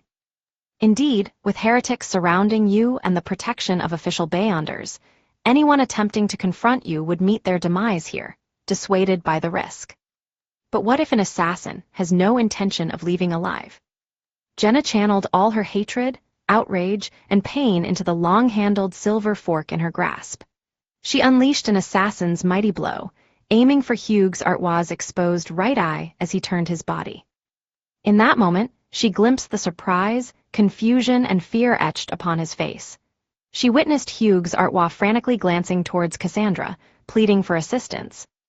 Cassandra's line of sight was obstructed by Purifier Imre, who had subtly stepped diagonally, leaving her unaware of the imminent danger. With a squelching sound, the long-handled silver fork in Jenna's right hand plunged deep into Hugues Artois' eye socket, piercing into his brain. Hugues Artois' expression froze. The fear, confusion, and terror remained etched on his visage. Time did not permit much change, only revealing a profound sense of despair. Jenna watched as crimson blood gushed forth, and Hugues Artois' countenance gradually crumbled under the lights. Surrounding her, red sparks erupted, whether from firearms or supernatural abilities. She closed her eyes with a serene smile, surrendering to her fate. Mother, I see the light. Chapter 259, Ah. Hugues Artois' initial reaction was one of surprise and confusion as he beheld the glimmering silver light emanating from the long-handled fork, thrusting menacingly towards him. He found it hard to fathom that someone would attempt to assassinate him, a well-protected member of Parliament, under these circumstances. The assassin didn't appear particularly formidable. Despite being a retired veteran, he had left military service 5 years ago to pursue a career in politics. His combat skills were no longer honed. With the adversary a mere step apart, evading the attack effectively seemed impossible. Disregarding him, even a Sequence 9 or even a Sequence 8 Beyonder would likely struggle to dodge a mighty blow from an assassin, especially one who had stealthily approached them. It all depended on whether their abilities could help them avoid vital areas or reduce the damage, thus preventing instant death. Naturally, some Sequence 8 or 9 Beyonders possess the ability to sense danger or hostility ahead of time, thwarting the approach and attack of assassins. In an instant, Hugues Artois cast his gaze upon the red-haired Cassandra, the 3 official Beyonders, and his subordinates Roan, Margaret, and Bajava, feeling intense fear grip him. However, what met his eyes was Cassandra's red hair, her body and line of sight obscured by the mixed-blood Imre, as well as the calm and indifferent gazes of the official Beyonders, Imre and Antoine. Valentine had reacted immediately but restrained himself, and Roan, Margaret, and Bajuva, though eager to use their Beyonder powers to save him, dared not expose their boons obtained from the evil gods. At that moment, Hugues Artois was overwhelmed by a profound sense of despair. "You all save me. Save me." With a squelching sound, the long-handled silver fork plunged mercilessly into Hugues Artois' right eye, propelled with all the force Jenna could muster. It pierced through the eye socket, penetrating the brain, with only a small portion of the handle protruding outside. Hugues Artois' thoughts became hazy. He yearned to reach out and grasp something, but his arm wouldn't even rise. "I haven't become president. I haven't witnessed the arrival of great existences. I haven't received the boon of godhood. I cannot die like this, slain by a feeble assassin. I don't wish to perish." A barrage of thoughts flashed through Hugues Artois' mind as gunshots resounded in his ears. His body slumped to the ground, and darkness enveloped his vision once more. Thud, Hugues Artois, Member of Parliament for Le Marché du Quartier du Gentleman, collapsed onto the ground, his heart ceasing to beat. Jenna, her eyes shut and a smile adorning her face, was struck by bullets fired by nearby Bureau 7 agents. One bullet struck her shoulder, and another pierced her ribs from the opposite side. The pain contorted her expression instinctively. Her body involuntarily recoiled, as if she wished to curl up into a protective ball. She opened her eyes and beheld Roan and the other devotees of the evil gods glaring at her with hatred and an unnatural panic, yet refraining from attacking. In the next instant, a golden revolver, its chamber loaded, pressed against Jenna's head. Imre surveyed the room and declared, "I have already subdued the assassin. Verify if Monsieur Member of Parliament can be saved and maintain order. No one should leave for the time being." He made it clear that he intended to escort Jenna back to Église Saint-Trobert or inquire on the spot about the motive behind the assassination and the mastermind, preventing Cassandra and the others from venting their rage. As the Tree of Shadow descended, the various streets reverted to their original state, yet they remained engulfed in wilderness. Lumion perceived that Susanna Mad-Eyes could no longer stir his desires from a distance as she did before. So, he turned around, intending to confront Charlotte first. The crimson flames enveloping his body burned with intensity, scorching his garments and searing his skin and flesh to varying degrees, inflicting constant pain. This torment stimulated his mind, allowing him to maintain a certain level of clarity. He could also rely on the endurance bestowed by the alms monk boon to sustain his thoughts and actions, instead of merely focusing on enduring the agony. Even for pyromaniacs, such incineration posed a threat. Moreover, as time passed, the damage would worsen, eventually endangering their lives. Of course, long before that point, Lumion's spirituality would likely crumble. He could only allow the flames to extinguish on their own. Were it not for the alms monk boon and the internal struggle within the Tree of Shadow, his spirituality would have been strained by the self-immolation. Upon seeing Lumion turn and observe Red Boots, Franca dashing toward her with a brass classic revolver, sliding across a layer of frost formed beneath her feet, Charlotte abandoned her plans for a surprise attack. Instead, she readied herself to return to the Tree of Shadow, where she could exploit the environment and enhance her abilities to confront the enemy. Her body instantaneously grew pliable, as though secreting a slimy substance. She acted as a serpent-like creature, utilizing the intertwining vines and branches to swiftly retreat toward the brownish-green tree. At that moment, Charlotte's body froze. It was akin to facing a dragon head-on, confronting a predator at the apex of the biological hierarchy. She couldn't help but tremble with fear and overwhelming panic. She circled her immediate vicinity and ran haphazardly, as if fleeing from an unseen adversary. Not far from her, Anthony Reed, the information broker, emerged from behind an iron-black gas street lamp post, suspended by the vines and branches of the Auberge du Coq Doré. At some point, His dark brown eyes had transformed into a pale golden hue, adopting a vertical orientation.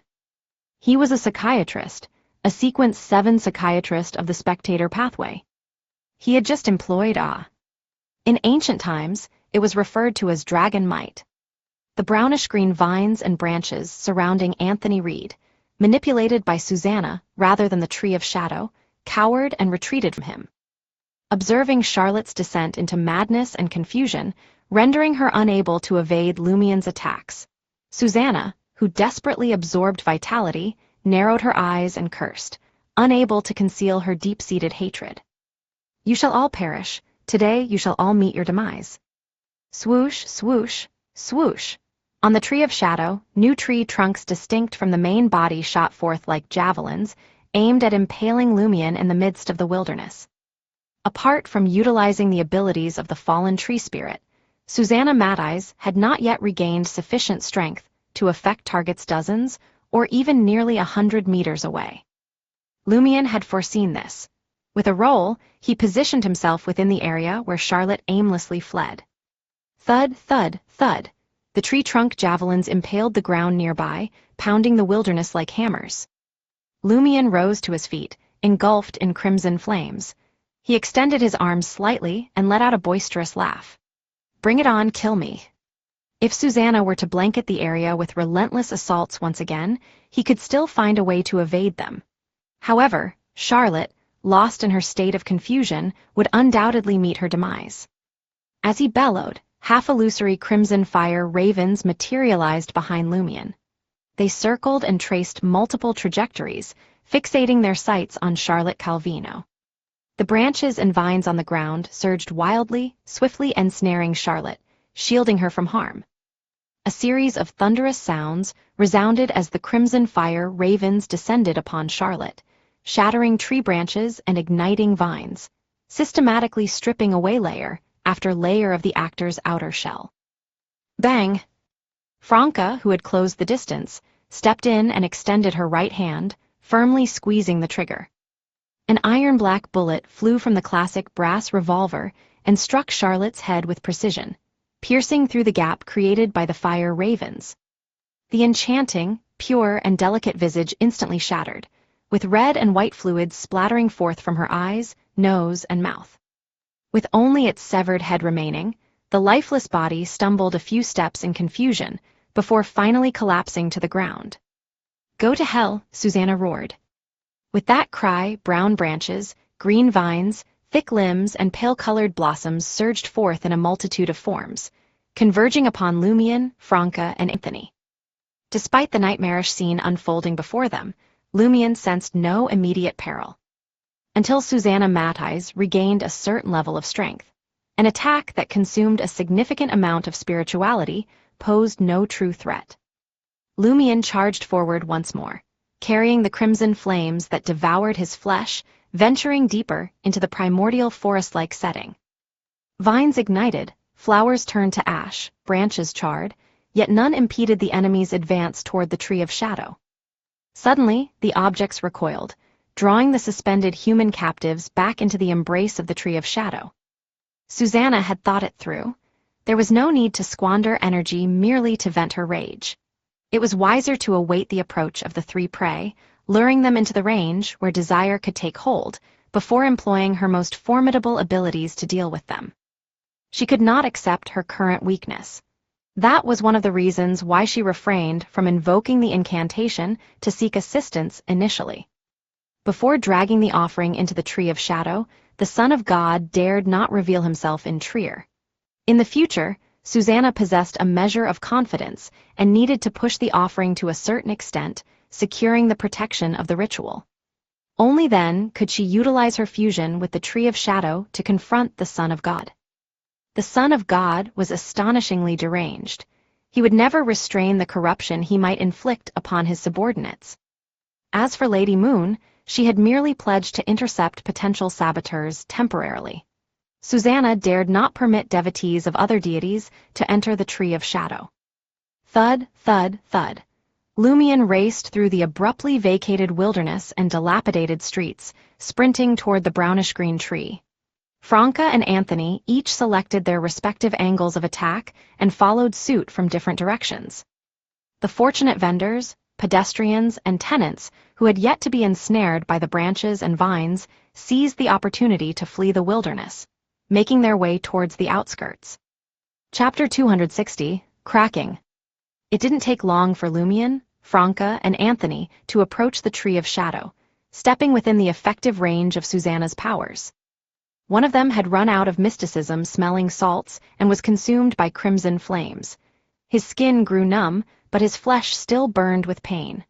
Another moved gracefully, constantly shifting positions. Every now and then, she would inhale the scent of the metal canister in her hand and let out a sneeze. The third employed the psychiatrist's placatability to pacify his emotions and desires.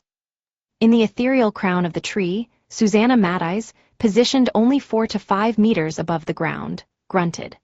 Franca, dressed in a blouse and light-colored trousers, saw her reflection in Susanna's eyes.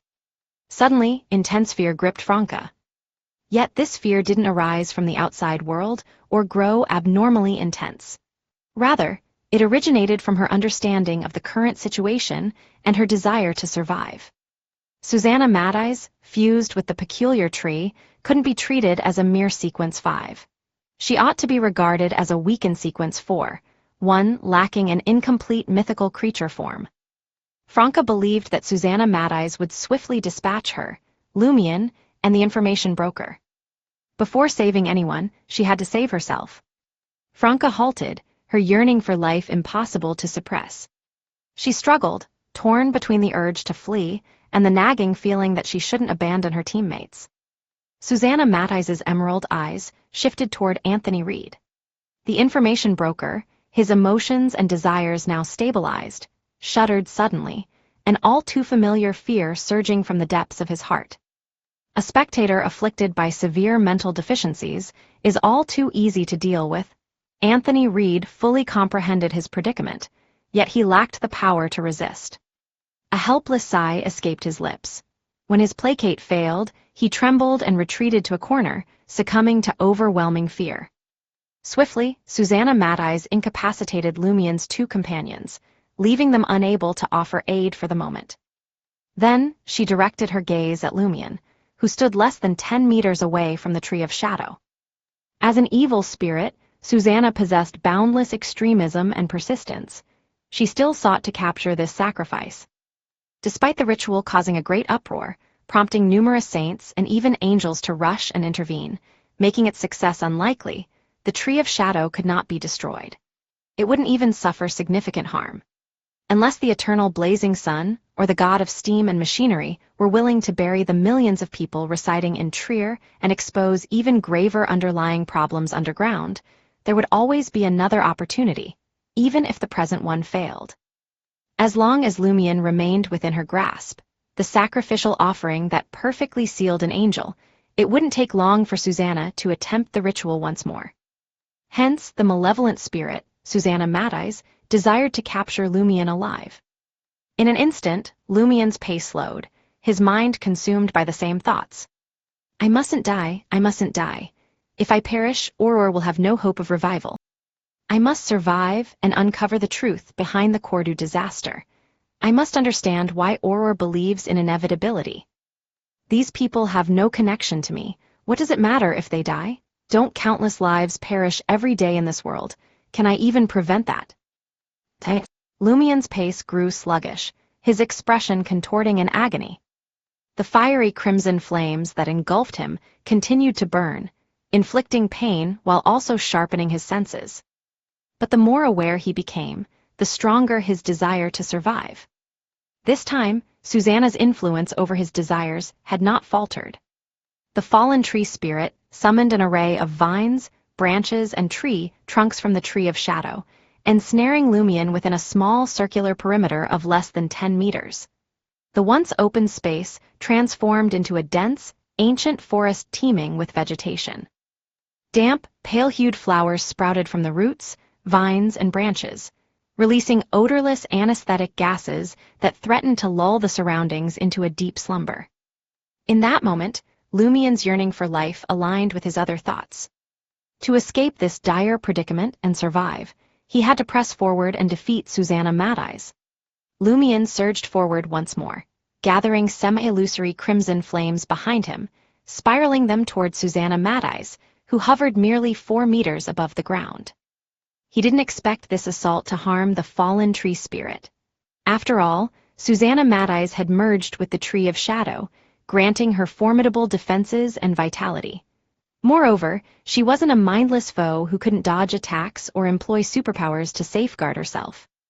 Lumion's objective was to momentarily disrupt Susanna Mad-Eyes' focus and impede her from inciting another desire immediately. This time, the Crimson Fire Ravens managed to breach the ethereal barrier. They passed through the weakened defenses and hurtled toward Susanna Mad-Eyes. Layers of brownish-green vines and branches encased Susanna Mad-Eyes, enveloping her in a wooden sphere, her pair of green eyes the only feature visible. Amidst the rumbling, the plant-like encasement exploded, replaced swiftly by fresh growth. Meanwhile, less than 10 meters slipped away in the blink of an eye for Lumion. Vast amounts of slumberous gas corroded his body, but they were swiftly consumed and evaporated by the searing crimson flames. The charred scent of his flesh neutralized the remaining fumes, leaving only a small portion to infiltrate Lumion's nostrils. His thoughts slowed, his head spun, yet his movements remained unaffected for the time being.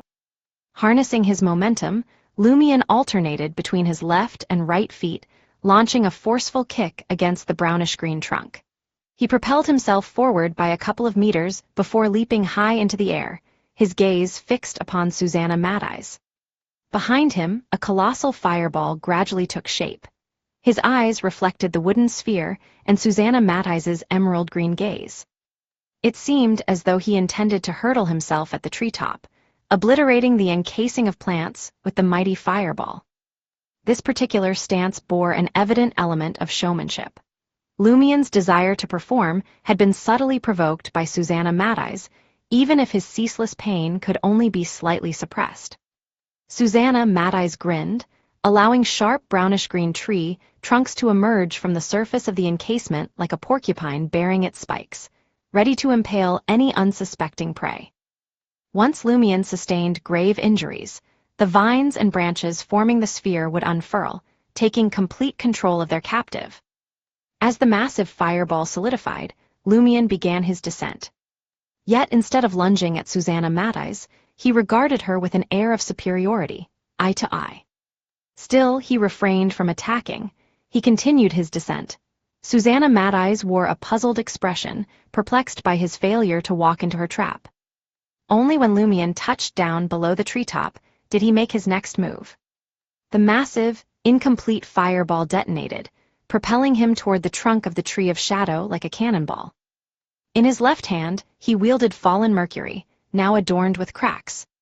Right from the start, Lumion hadn't set his sights on Susanna Mad-Eyes, who possessed freedom of movement and the advantages of being a Sequence 5. It would be highly risky, with little chance of success and much danger involved.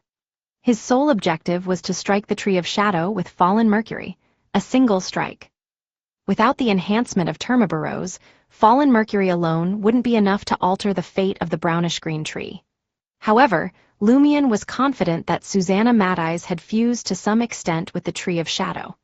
As the name, Fallen Tree Spirit, implied, a tree was necessary to embody a tree spirit.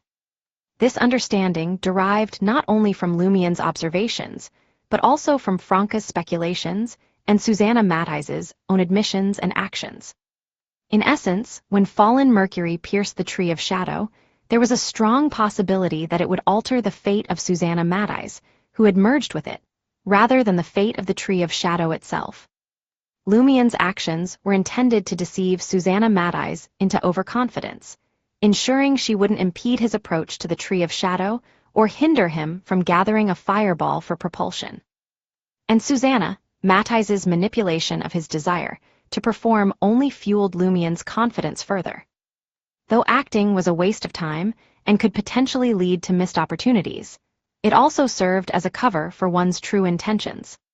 With a loud crash, Lumion and Fallen Mercury collided with the brownish-green trunk.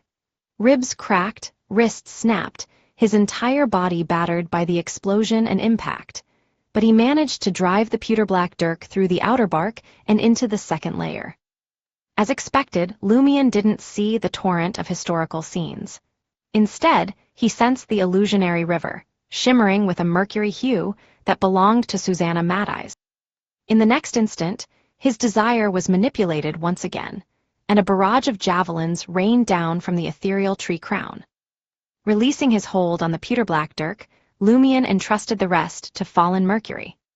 He plummeted to the ground, using the pain to reclaim consciousness. With a swift roll, he evaded the tree javelins that impaled the earth. When Susanna Mad-Eyes realized Lumion's true intent, she felt vexed, angry, and somewhat fearful. The previous use of the pewter black dirk had left a deep impression on her. However, she wasn't overly concerned for her safety. With her connection to the Tree of Shadow, it would be arduous for her to be slain, even if she encountered a saint. Her worry lay in the possibility of severe injury, which would thwart her chance of capturing her prey once more. At that moment, fallen Mercury shattered into pewter black fragments, silently descending to the ground. Long worn and weakened, it could no longer endure. However, its destruction also brought an end to the fate exchange, which should have taken several minutes to complete. It didn't stir any fate within Susanna Mad-Eyes. It merely bestowed upon her the fate stored within the blade. Normally, this would be impossible as fallen Mercury had to adhere to corresponding rules. But now, shattered and fragmented, it couldn't care less. Susanna Mad-Eyes froze, purple flames erupting from her body. Fallen Mercury had bestowed upon her the fate of the Tree of Shadow's root being consumed by an unseen underground fire. As a tree trunk akin to the Tree of Shadow, she couldn't escape this fate.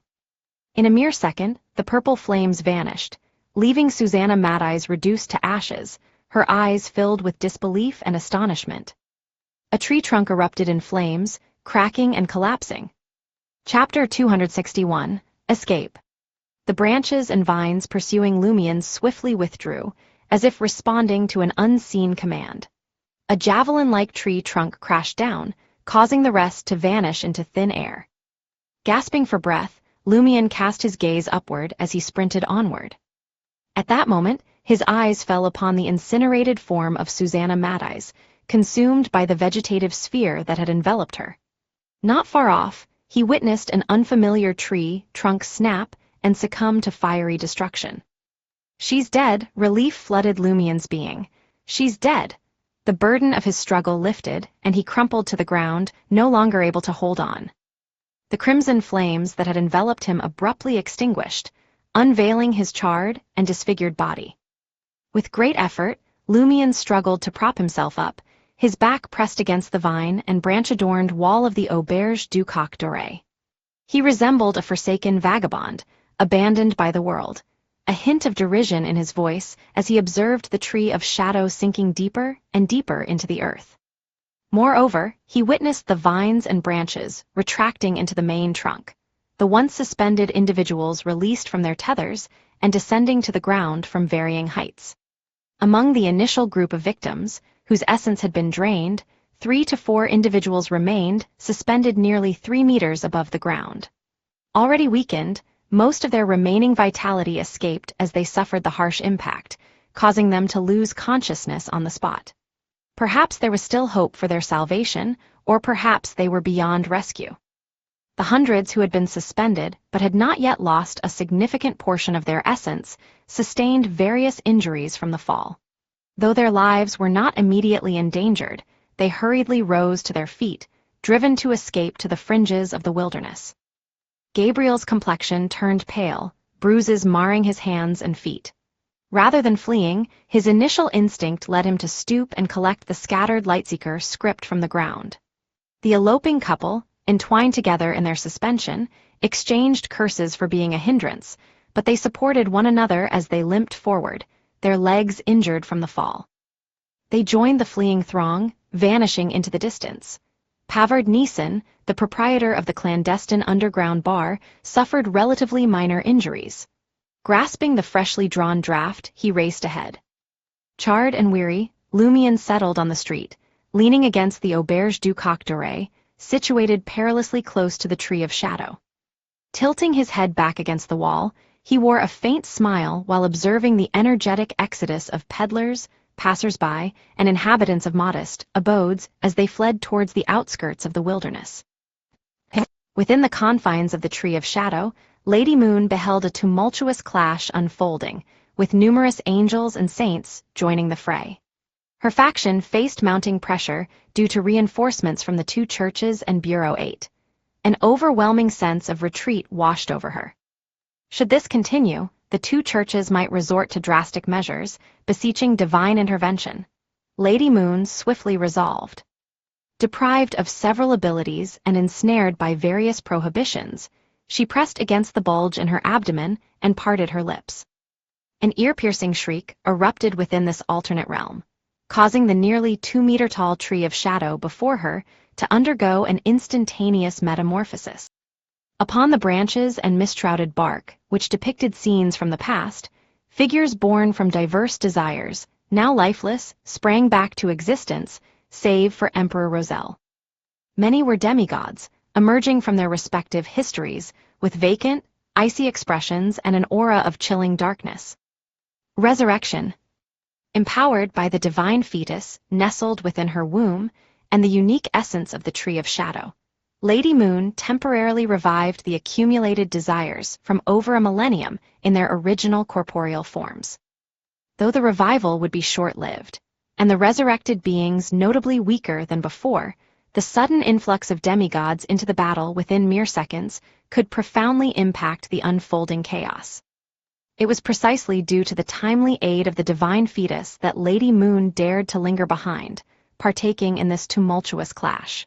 Without it, having only agreed to provide cover and hindrance to those from the Bliss Society, she would have already sought refuge elsewhere. In eerie silence, the resurrected phantoms disintegrated beneath the scorching sunlight. Lady Moon seized the opportune moment to summon Paramita, which had not yet fallen into complete disarray, merging with it and vanishing from sight. On Avenue du Marché, inside the khaki-colored 4-story building that housed the Parliament member's office, Imre, the mixed-blood individual, refrained from immediately questioning Jenna, an assassin. Instead, he directed 2 agents from Bureau 7 to tend to Jenna's wound, staunching the profuse bleeding and applying bandages. He conveyed the impression that allowing the culprit to succumb to her injuries would hinder their ability to gather crucial clues. Valentine, Antoine, and the other agents observed and interrogated the remaining participants of the banquet, including Cassandra and Roan, who belonged to Greg Artois' team. Rumble. Once again, the ground beneath their feet trembled. Those near the windows caught glimpses of Rue Anarchy, Rue du Rossignol, and Rue des Blouses Blanches, intermittently flickering with light. Approaching them were clergymen garbed in white robes embellished with golden threads, wielding various contraptions. This development disrupted the interrogation of Imre, Valentine, and the others. After a while, Angoulême de François strode into the banquet hall, clad in a coat adorned with golden buttons, accompanied by a grayish-white humanoid mechanical creation. Several additional team members and a contingent of police officers followed suit. Upon hearing Imre's report, Angoulême cast a glance at Jenna and instructed Travis Everett. Bring all the attendees of the banquet to headquarters for separate interrogations. Leave the assassin here. We shall handle her questioning. Also keep the members of Monsieur Member of Parliament's team. There are matters we must clarify. Everett raised no objections. The organization's constables escorted the anxious onlookers away from the khaki-colored building, housing the Member of Parliament's office. As the hall emptied, Angoulême turned to the 2 Bureau 7 agents standing beside Jenna and instructed them. Escort the assassin to the lounge. We must ensure she does not overhear our conversation and withhold any truths. With Jenna escorted to the lounge facing the back alley, Angoulême approached Cassandra, Roan, and the others, speaking in a deep voice. Hi there is information we must acquire. A faint smile adorned his face. Indeed, Monsieur Member of Parliament has met his demise. According to the law, his position is immediately vacated. In other words, you are no longer part of Monsieur Member of Parliament's team. The immunity you once enjoyed is no more. So, before we engage in our discussion, let us proceed with some notarizations. Upon hearing Angoulême's words, Cassandra and the others' expressions underwent a marked change. Meanwhile, in the lounge, Jenna, who had calmed herself after assassinating Hugues Artois, heard a tumultuous commotion emanating from the hall. One of the armed agents from Bureau 7, tasked with keeping watch, hastened to the door to investigate. Seizing the opportunity, Jenna's heart skipped a beat as a plan materialized in her mind. Her countenance transformed, and she gazed past her remaining guard with a mix of surprise and fear. Though extensively trained, the agent possessed an understanding beyond that of ordinary individuals. Today, an abnormal occurrence had unfolded en Rue Anarchy, culminating in the assassination of Monsieur Member of Parliament. Reports indicated a battle involving supernatural forces transpiring within the hall. It was only natural for him to worry about potential repercussions reaching the lounge and an unseen threat lurking behind him. Subconsciously, he entertained the notion of turning around, but halfway through the motion, caution compelled him to remain vigilant. Yet, this proved to be the only opening Jenna needed. Already restrained by handcuffs, she balled her fists and struck the agent's shoulder and neck with force, sending him sprawling to the ground. His revolver slipped from his grasp. Before the agent near the door could react, Jenna positioned her hands on the windowsill, propelling herself upward. She crashed through the glass and descended into the back alley with the grace of a feather. Suppressing the pain from her gunshot wound, she sought refuge in the shadows of a nearby corner and swiftly departed the khaki-colored building. Lady Moon weaved through different directions, employing various abilities until she finally emerged from Paramita. At that moment, she found herself in Quartier-Eraste, northwest of Trier. Before her stood a magnificent building adorned with golden steeples. Lady Moon cautiously surveyed her surroundings and discreetly let out a sigh of relief. Had the Tree of Shadow's deeper intrusion into the Fourth Epoch's Trier served the Great Mother's interests, she wouldn't have joined the Bliss Society's mission. She had no desire to reveal herself. It was well known that those who controlled desires often fell prey to their own desires. The chances of failure were not insignificant. Without delay, Lady Moon slipped into the beige building from its side entrance. A few hundred meters away, a golden retriever sat silently beside a woman dressed in green. They observed Lady Moon's every move and the grand structure with its numerous steeples, their expressions solemn. It was the sacred heart cloister of the eternal blazing sun church. In the wilderness where Rue Anarchy, Rue du Rossignol, and the buildings on Rue des Blouses Blanches crumbled, Lumion witnessed the Tree of Shadow on the brink of sinking into the ground. He couldn't help but taunt Termiborose. Well, I'm not that unlucky after all. I've actually succeeded. Hardly had the words left his lips when Franca, who had regained her senses, rushed over and hissed, "Are you trying to play the role of a charred corpse?" As she spoke, she retrieved the healing agent she had obtained from the poison spur mob, intending to offer Lumion half a canister. Lumion's injuries weren't as severe as they seemed. Fatal burns for most low-sequence Beyonders would require no more than a month or two for pyromaniacs to recover from. As for fractures, explosions, and impacts, none of them could claim the life of a hunter immediately. Enduring until tomorrow would naturally bring about recovery. Considering the potential pursuit of official Beyonders after the wilderness completely vanished, Lumion didn't tempt fate and consumed half a vial. Soon, he felt his body rapidly regenerating. At this moment, the wilderness teetered on the edge of collapse. The streets had returned to their original positions, and many people had already rushed in. Franca surveyed her surroundings and spoke swiftly. "Can you still move? We must leave this place swiftly." "All right," Lumion rose to his feet. He took a couple of steps to the side, intending to retrieve the charred tree trunk that had been part of the Tree of Shadow before departing. Just as Lumion grasped the trunk, something caught his peripheral vision. Within the depression, left behind by the Tree of Shadow's submersion, a hazy and translucent creature darted past. Lumion's pupils dilated, struggling to believe what he had witnessed. He yearned for a clearer view. It was a diaphanous, indistinct figure resembling a lizard. It bore an uncanny resemblance to the elf he had encountered in his dream. It was the very creature that had emerged from Auror's mouth.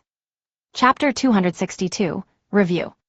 Lumion had always held the belief that the lizard-like elf he saw was merely a figment of his dreaming mind. Symbols and metaphors held a deeper significance than the tangible reality. Yet now, before his very eyes, the diaphanous and elusive lizard-like creature revealed itself in all its existence. It was undeniably real.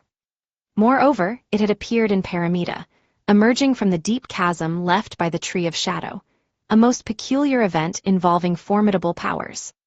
Could it be that the lizard crawling out of Auror's mouth was not a fabrication? What did it symbolize, and what were its intentions? Lumion's brow furrowed as he contorted his expression, experiencing a mix of pain, shock, confusion, and withdrawal. This agitation stirred something within Lumion, making him feel that he could regain some of his memories and determine their authenticity. Yet, this time, the scenes didn't flicker through his mind as they did during psychiatric treatments or after hearing Madame Pualis's words. The dream still lingered in his memory. In that moment, Termabarose's resonant voice echoed in Lumion's ears.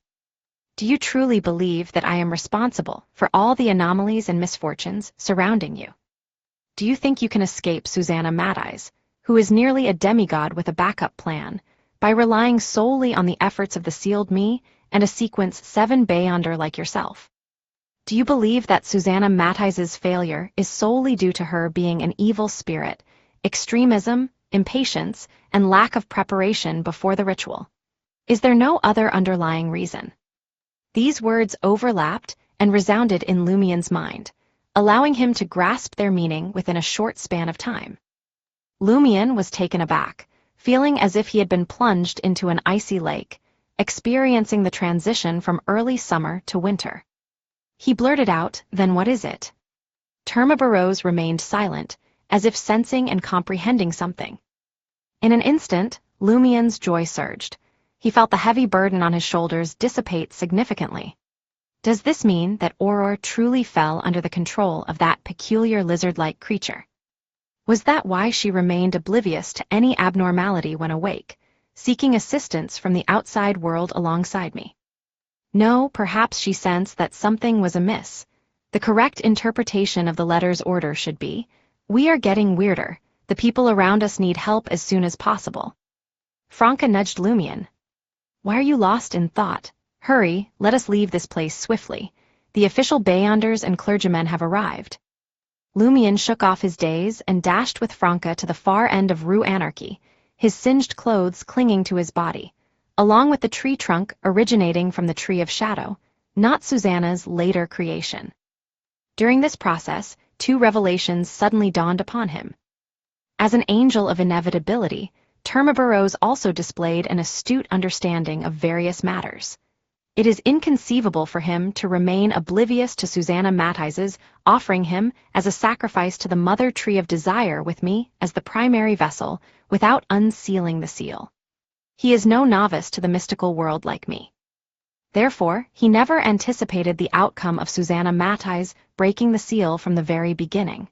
He made those claims purely as a bluff, coercing me to seek his aid and agree to certain unequal terms, creating an opportunity for him to truly escape.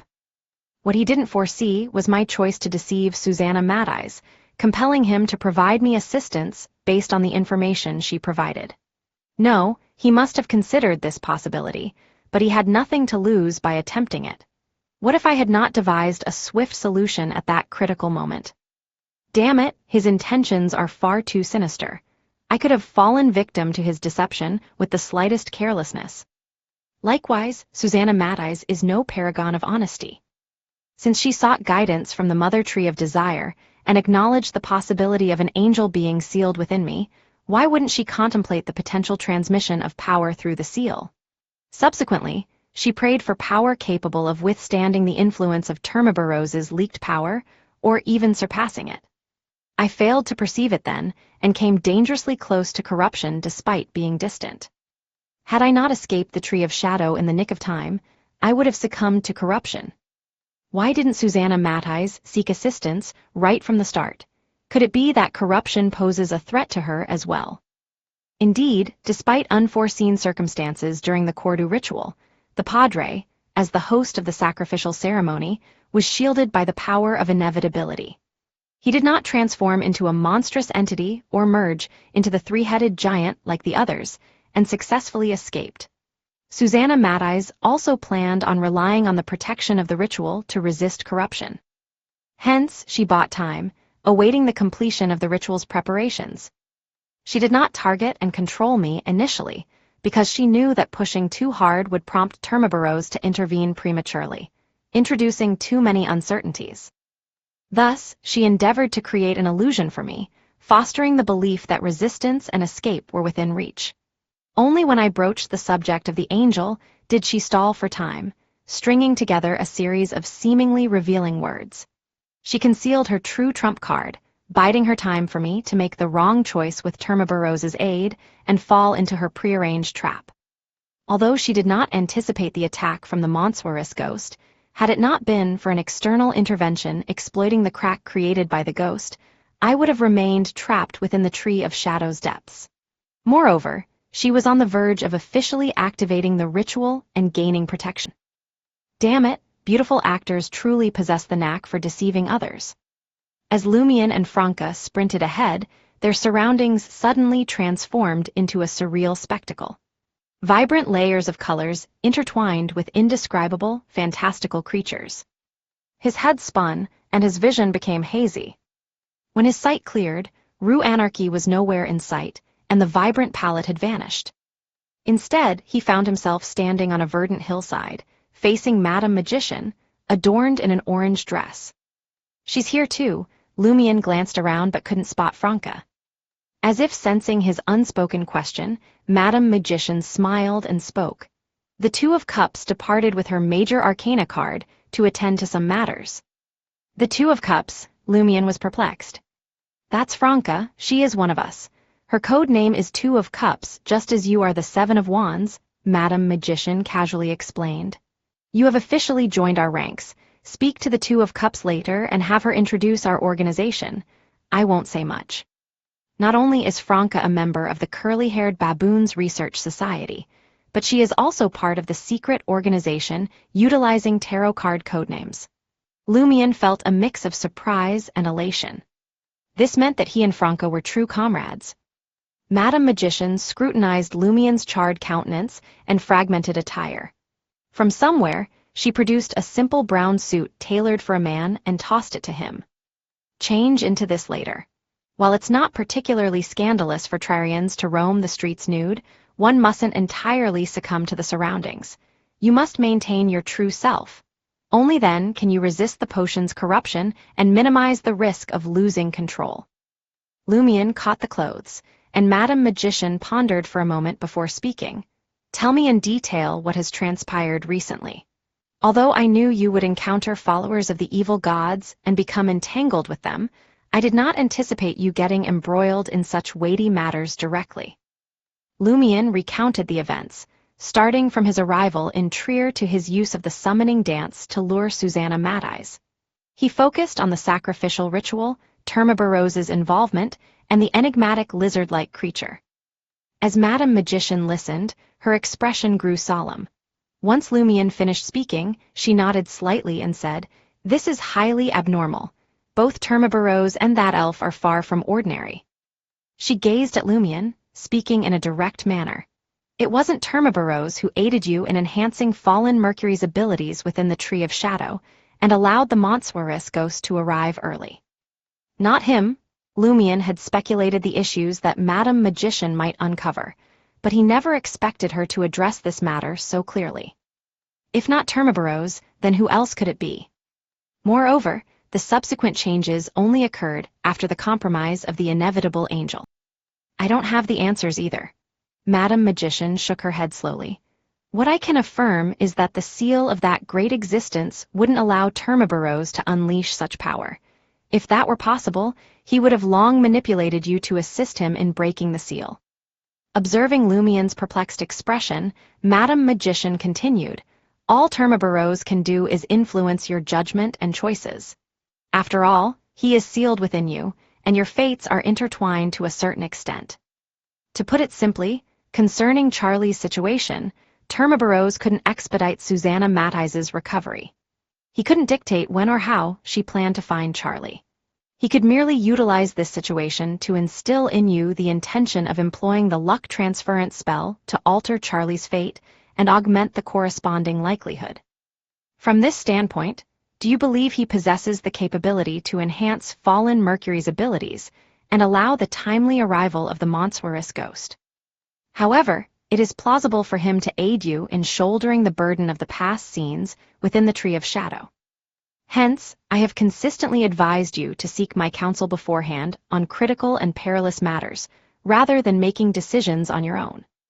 Lumien's heart surged like a tumultuous ocean. He recollected the incident where Rentes took Charlie underground and realized that Madame Magician's words held truth. Charlie's gruesome plight and destiny stemmed from two factors. Firstly, the threat posed by the Bliss Society through Rentes, and secondly, Lumien's own choice at the crossroads of fate.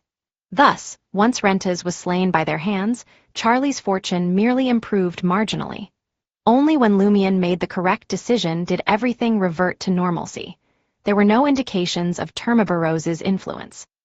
If he could sway Charlie's path in the same manner he manipulated the monstrous ghost, Lumien would have fallen victim long ago. Moreover, why would Susanna Mattise entertain the idea of capturing me alive, knowing that I can receive indirect assistance from an angel after she departed from the Tree of Shadow and was in a weakened state, despite being aware of Termaburose's limited influences? Unless Susanna Mattise, who possesses a trace of godhood due to the Tree of Shadow, had already deduced that Termaburose was impotent in exerting influence and remained tightly sealed following the internal conflict within the Tree of Shadow. There must be another origin to this quandary, and that origin did not depart alongside her. Damn it. I had presumed that even if my judgment faltered or the fate exchange prolonged, Termaburose would never allow Susanna Mattise to capture me alive, as it would render him a sacrificial pawn. Little did I know, he lacked the capability entirely, Lumien postulated, obtaining a more rational explanation for the recent turn of events. What exactly happened? He inquired, a tinge of anguish and anger coloring his tone. Madame Magician pondered for a few seconds before responding. Taking into account those misfortunes, I suspect that Termaburose has allies in the outside world. In other words, there may be a Beyonder lurking around you who possesses the ability to influence fate. He secretly accomplished tasks in accordance with the ideas transmitted by Termaburose, but he did so with subtlety to avoid exposure. A word suddenly flashed across Lumien's mind: sufferer. In his dream, after entering the underground altar with Ryan's team, they had become tainted by the aura of a sufferer. As for the owl and the other him, within the warlock's tomb, prior to their unveiling, they always gave him the impression that they were the root of the problem and the mastermind behind it all. Could these be symbolic as well? Chapter 263, Choice. Lumien had always believed that his dream self represented his darker side, a twisted persona born from the corruption of inevitability. But now, it seemed there was more to it. There was no problem with his understanding of his own essence, but was he, along with the owl hidden in the warlock's tomb, also serving as a symbol? A representation of the puppet master behind the scenes, the true orchestrator of the lizard-like creature, and the grand ritual in Cordu. And now, he was lurking in the shadows, attempting to collaborate with Termaburose in order to break free from the seal.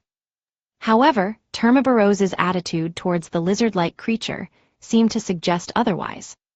Lumien fell silent for a few seconds before sharing his speculations in detail with Madame Magician. The magician listened attentively, pondering for a moment before speaking. I initially believed that by undergoing progressive psychiatric treatment and recalling forgotten events one by one, the truth of Cordu Village would become clear to you. It wouldn't be any different from what I already know. But hearing what you've just said, I suspect that some of the symbols and metaphors in your dreams hold deeper, hidden secrets. But regardless, those symbols and metaphors are projections from my actual experiences. It's impossible that I still can't decipher them after regaining my memories, right? Lumien objected. Madame Magician smiled and replied, "That might not be the case." Seeing Lumien's confusion, she explained simply, "On the one hand, you may not have directly experienced those events, but your spirit and subconscious sensed danger and abnormalities, projecting them into your dreams with symbolic elements. On the other hand, Termabarose is sealed within you. Your fate is intertwined with his. Your subconscious might have detected something unusual through this connection." Lumien grasped Madame Magician's meaning to some extent and pondered for a moment. After completing the full psychiatric treatment, can Madame Susie directly awaken my subconscious and inquire about the meaning of the different symbols? It's extremely risky. When the time comes, we'll have to rely on the joint opinion of the two psychiatrists to decide if it's worth attempting, Madame Magician replied thoughtfully. But that's a long way off. Before then, I can assist you in finding Beyonders skilled in decrypting symbolism to see if we can accurately interpret it without relying solely on your subconscious. Would you like that? All right, Lumien agreed eagerly. Then he asked with concern, what about the potential Termabarose ally lurking nearby? Are we not going to do anything about them? Madame Magician remained calm as she answered, "Now that we have sensed this possibility, I don't think they will risk staying close to you. Of course, I will continue to keep watch." She then inquired, "Do you plan to continue the mission assigned to you by the Aurora Order? Many people probably witnessed you charging toward the Tree of Shadow. This will raise Gardner Martin's suspicions. If you don't want to take the risk, inform Mr. K about it. He will likely be delighted that you've slain a fallen tree spirit and thwarted the Bliss Society's plan. He can assign you a new mission. If you wish to proceed, I can arrange for someone to blur the memories of those who saw you. In any case, it's normal for your exact appearance and physical characteristics not to be clearly discerned in that environment." Without hesitation, Lumien declared, "I wish to proceed." Gardner Martin, a Sequence 6 or Sequence 5 of the Hunter Pathway, commanded a formidable group of hunters. If Lumien continued to interact with him and joined the Iron and Blood Cross Order, there was a high chance of acquiring the potion formulas and main ingredients after Pyromaniac. Through these experiences, Lumien had gained a profound understanding of the disparities between sequences, the terror of powerful individuals, and his own limitations. He felt an urgent need to enhance his strength. It was a sharp contrast to his initial nonchalance upon arriving in Trier, where he sought hope amidst confusion. Only by becoming strong enough could he withstand misfortune and unveil the truth behind the catastrophe in the perilous world of mysticism. Only then could he discern whether various propositions using resurrection as bait concealed sinister intentions. Madame Magician nodded slightly, granting Lumien's request. Prompted by their previous conversation, Lumien inquired with curiosity, "Has the Tree of Shadow been dealt with?" "How could that be?" Madame Magician scoffed. "Even if both churches requested divine intervention, the Tree of Shadow would remain unresolved. It's not impossible, but the price is exorbitant, deterring anyone from paying it." "What sort of price?" Lumien pressed further. As if taking a leisurely stroll, Madame Magician moved 2 steps to the side of the hill. After being nourished and exerting influence for over 1,000 years, the Tree of Shadow has become one with Trier. It's akin to its shadow, its dark aspect. Unless we obliterate the entire city and exterminate every inhabitant, not even a true deity could fully eradicate it. Of course, we could relocate Trier elsewhere and resettle its entire population. Then, after 5 to 6 years, when the Tree of Shadow has weakened due to the loss of nourishment, we could uproot it. However, by doing so, the other perils lurking beneath Trier would become uncontrollable. There are other dangers. Lumien furrowed his brow. Isn't the underground of Trier too daunting? Perplexed, he asked, why wasn't the Tree of Shadow destroyed when it was first planted? Madame Magician chuckled. Well, wasn't it due to the urgency of constructing the city and countering certain underground threats? They failed to notice someone secretly planting the Tree of Shadow. She didn't divulge details about the dangers, implying that Lumien didn't need to know them at present. Lumien keenly sensed this and sealed his lips. Madame Magician looked at him and let out a self-deprecating laugh. Are you unhappy that I sent you directly to Trier and involved you in a series of perilous affairs without providing corresponding assistance? No, Lumion replied, puzzled by Madame Magician's question. From his perspective, accepting missions, completing tasks, and reaping rewards seemed fair enough. And throughout this process, Madame Magician would offer guidance through letters. Apart from the past few years of adoption, Lumion had long grown accustomed to not relying entirely on others, and making full use of the various resources at his disposal to achieve his goals. Madame Magician chuckled. Didn't you see the major arcana card summoned by the Two of Cups? It happened because she was coincidentally in Trier. Otherwise, it wouldn't have been so effortless and effective. She paused for a moment before continuing. If I were to treat you as an extension of my eyes and hands, a loyal subordinate devoid of your own will, I could allow you to recite my name and provide ample assistance to ensure your safety most of the time. However, you chose the hunter pathway. It's a path that demands combat and a strong sense of self. A flower nurtured in a greenhouse cannot become a qualified hunter. It's immensely challenging for a hunter, who always fights within their comfort zones with a patron, to attain godhood and become a saint. In due time, they will have to invest more time and pay a higher price to compensate for their present deficiencies. What kind of person do you aspire to be? Lumion fell silent for a moment before responding. I want to be the one who makes those scoundrels tremble. His answer was unequivocal. Madame Magician nodded in satisfaction. Of course, that doesn't mean I won't care about you. I will still reply to your letters, provide my opinions, and even extend assistance upon request. However, I don't want you to feel perpetually shielded. Lumion nodded, signifying his understanding. He recalled Susanna Matthijs's swift recitation of certain words to seek high-level assistance. Combining that with the keywords mentioned by Madame Magician, he spoke thoughtfully. Can reciting the honorific name of a specific entity draw their attention and receive corresponding aid through prayer? Yes, the magician nodded subtly. However, it requires the sufficient goodwill of the other party. Once you reach a certain stage, I will also disclose my name to you. Yes, you are aware of Mr. Fool's honorific name, but without a ritual, simply reciting it will be difficult to elicit an effective response. It may even have adverse consequences. This is because Mr. Fool is contending with an ancient deity. The outcome will determine the fate of us all and whether this world can survive the apocalypse. Mr. Fool, the abbreviation for that mighty existence is the Fool, truly befitting of a secret organization that employs tarot cards as their code names.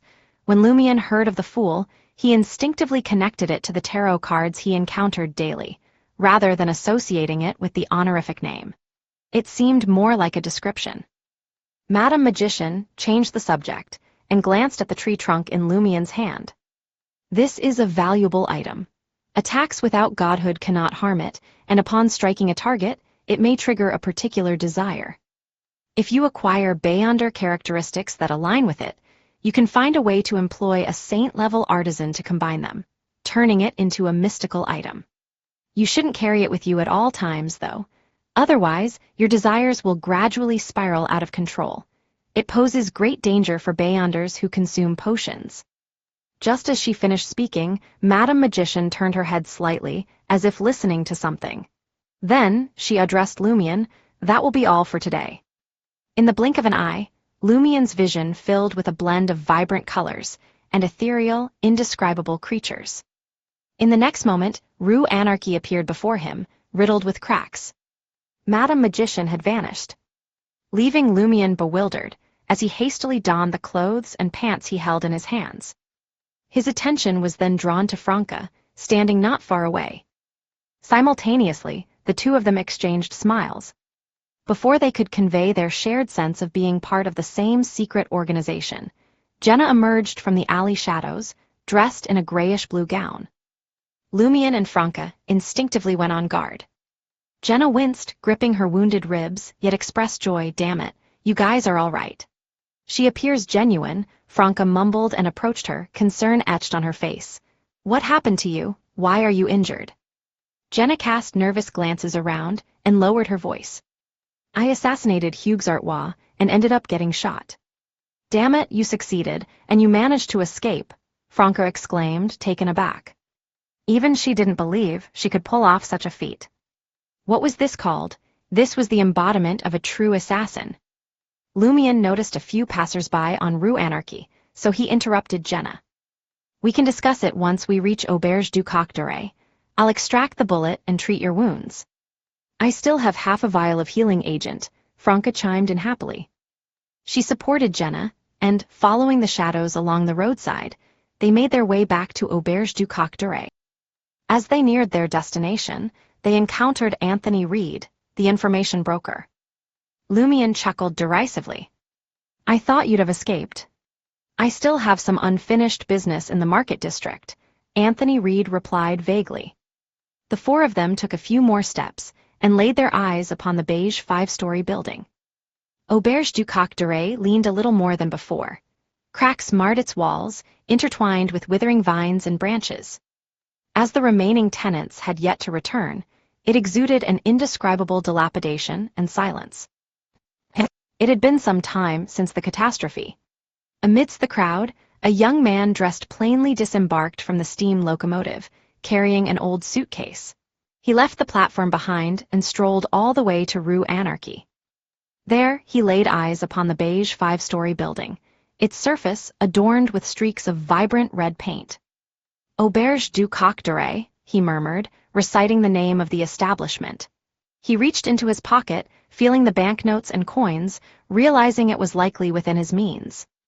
To his surprise, Auberge du Coq d'Oreille was much cleaner than he had envisioned. While certain areas were plastered with outdated newspapers and cheap pink paper, there were no signs of the ubiquitous bedbugs, repugnant phlegm, or various types of rubbish. After renting room 302 for 15 Verle d'Or, the young man climbed the stairs with his suitcase, feeling content. It's even more affordable than I thought. A clean motel like this costs only 15 Verle d'Or per month. Once he had stowed away his suitcase in the cramped room, he decided to treat himself to a drink using the money he had saved. In the capital of joy, one had to play the part. He made his way to the underground bar, immediately engulfed by the lively clamor as he stepped inside.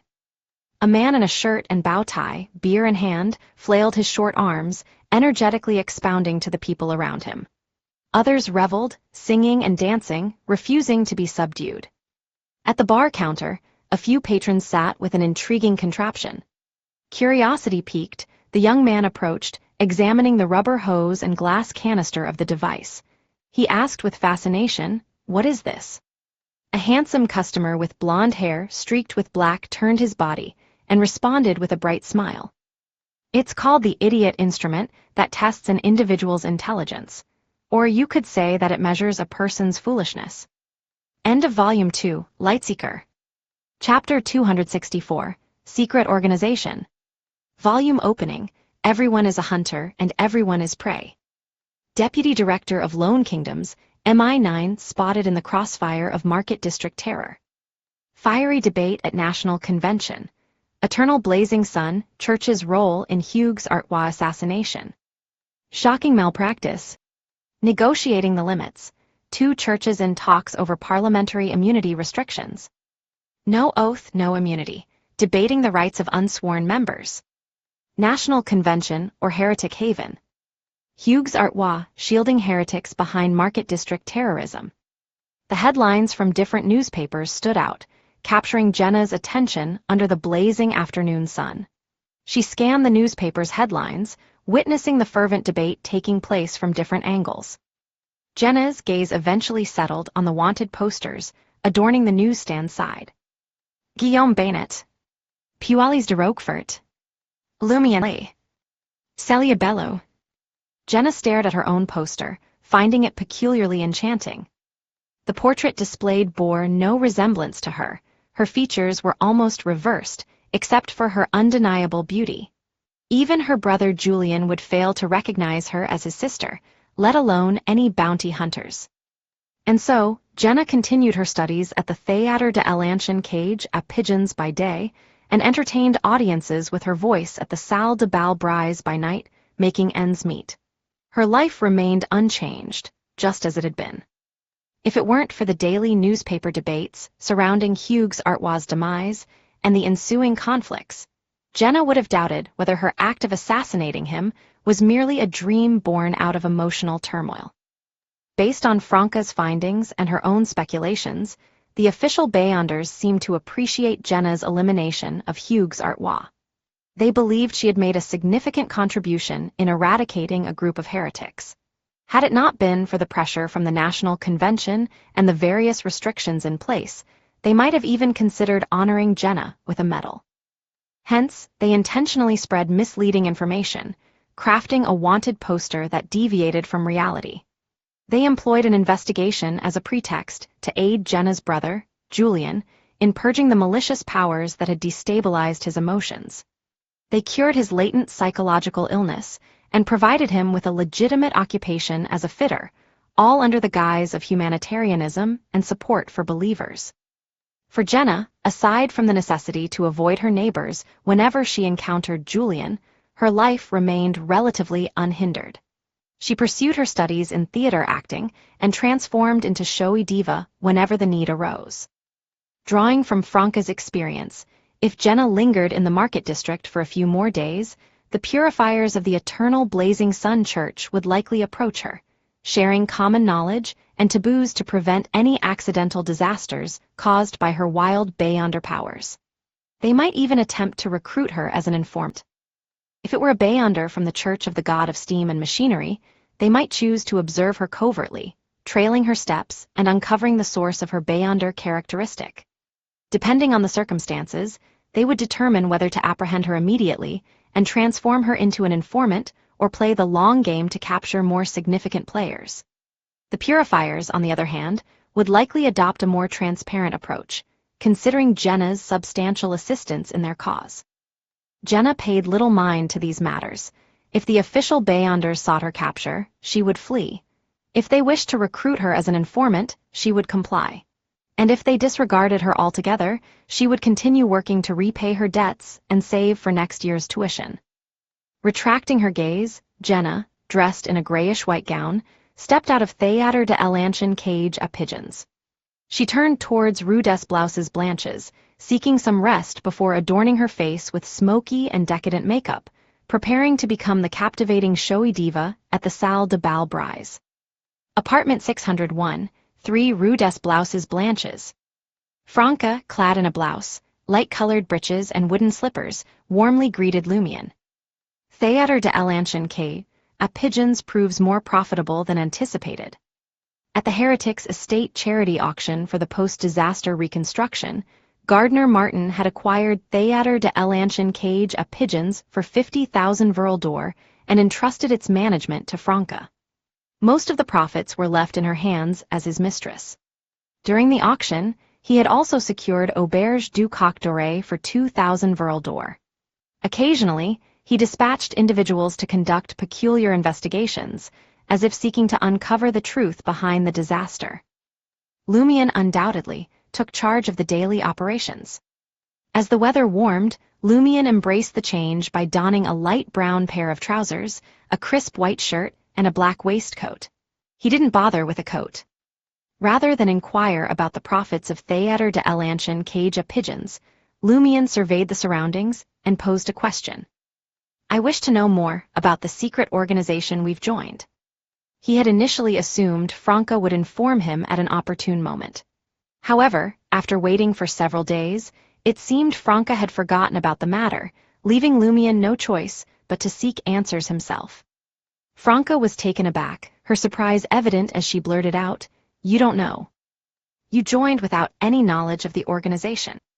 Had it not been for Madame Judgment's confirmation that Lumion was a member, Franca would have suspected he was bluffing and hadn't actually joined. Lumion explained sincerely, "I was on probation before, and after passing the assessment, my major arcana card left it to you to reveal the details." Franca accepted the explanation, recalling her own limited knowledge during her early days with the organization. She settled back into the recliner, crossing her legs and straightening her posture. "We are all members of the Tarot Club." Tarot Club? Upon hearing the name, Lumion, already seated on the opposite sofa, showed no surprise. After all, members of this clandestine group adopted tarot cards as their code names. The core members were associated with the major arcana cards, while ordinary members bore the minor arcana cards. Franca's face gradually lit up with pride. Our tarot club is the most exceptional secret organization in the entire world. One could even argue it is among the most powerful. That's because our leader is a supreme entity standing at the apex of all deities. In other secret organizations, the deities they serve merely watch over and provide divine insight. They do not actively participate. However, before Mr. Fool descended into a deep slumber, he regularly convened gatherings in his divine kingdom for the major arcana card holders. What do we call it? A true divine council. Other churches may have so-called divine councils, but at best, they are meetings held under the watchful gaze of a deity. It is not a gathering conducted in the presence of a deity with the deity's direct involvement. Franca pressed a hand to her chest and offered a slight bow. Praise the fool. Lumion had contemplated the tarot club's potential. After all, Madame Magician exuded an air of mystery and power. Yet, he never anticipated that the great existence she spoke of would be the leader of the tarot club. This shattered his preconceived notions of deities. After a moment of contemplation, he voiced his thoughts. Is Mr. Fool called the Fool because he holds the Fool card from the major arcana? So he, too, is a member of the tarot club. That is partly the reason, Franca replied after a brief pause. However, no one can confirm it. I suspect it is because the Fool is one of the many honorific names bestowed upon Mr. Fool. Hence, when establishing the secret organization, he chose the name Tarot Club and assigned different tarot cards to each member. But can we really address him directly as Mr. Fool? Lumion questioned, finding it somewhat blasphemous or disrespectful to refer to a deity using the honorific Mr. It seemed too ordinary and lacked the necessary sanctity. Franca smiled and assured him, there is no issue. It is said that Mr. Fool himself quite enjoys this form of address. Seeing that Lumion had no further inquiries, Franca continued. In many ritualistic magics, if you are unable to find a suitable recipient for your prayers, you can seek aid from Mr. Fool. Although the process may differ from your expectations, it will invariably lead to the desired outcome in a wondrous manner. The only caveat is that Mr. Fool is in a deep slumber, and we must not disturb him too often.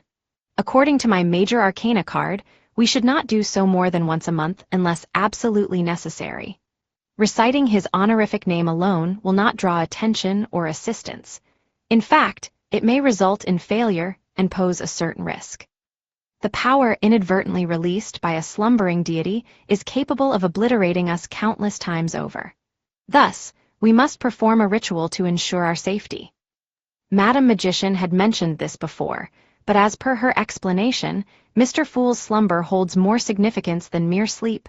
Franca seems unaware of the details. Lumion contemplated this as he asked thoughtfully, what kind of deity is Mr. Fool? Franca cleared her throat and replied, my lecture wouldn't do it justice. Haha, I don't remember all that much. I suggest you visit Mr. Fool's cathedral and listen to the bishop's sermons. Mr. Fool's cathedral, Lumion exclaimed in surprise. Was there a cathedral dedicated to Mr. Fool in Trier?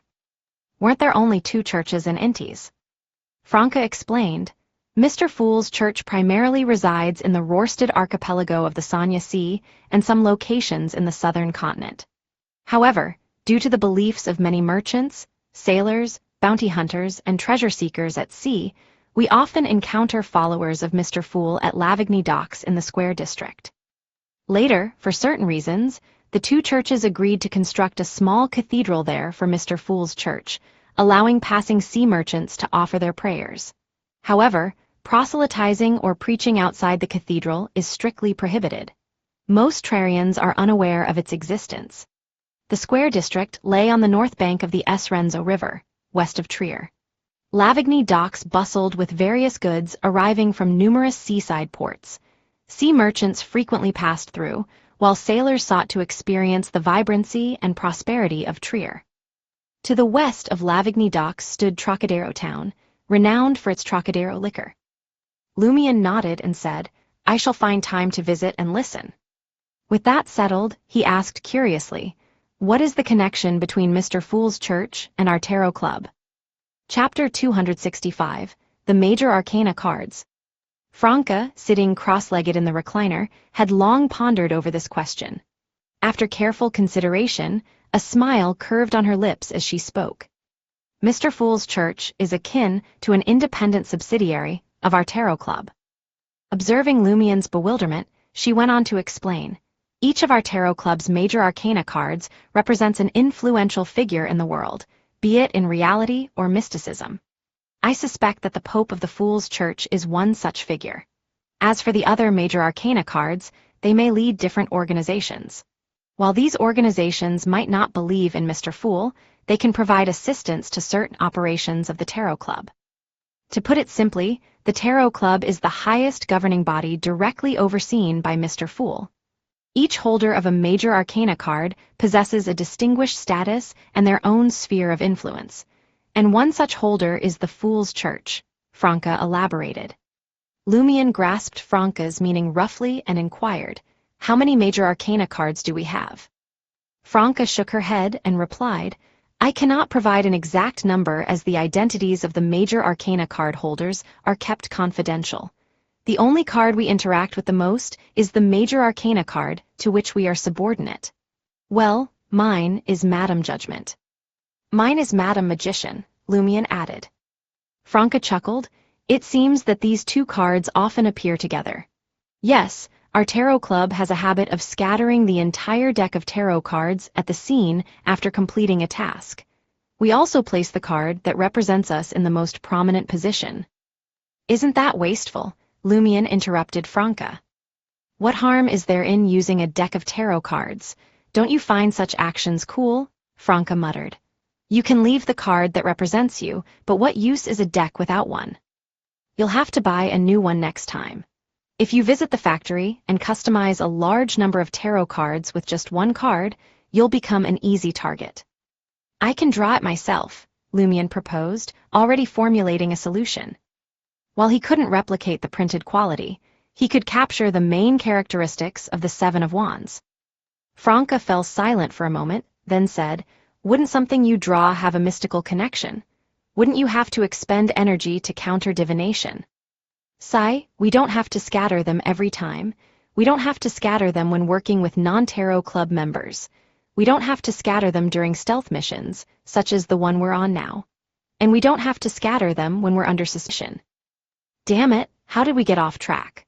What I wanted to convey is that due to the tarot club's customs and traditions, I've learned from various newspapers and mystical gatherings about the more active major arcana cards. Madam Justice has appeared multiple times on the Midseashire coast, in Trier and Backland. Mr. Hanged Man has made appearances at sea. We have Madam Hermit and Mr. Sun, as well as Mr. Moon and Mr. Star from the southern continent.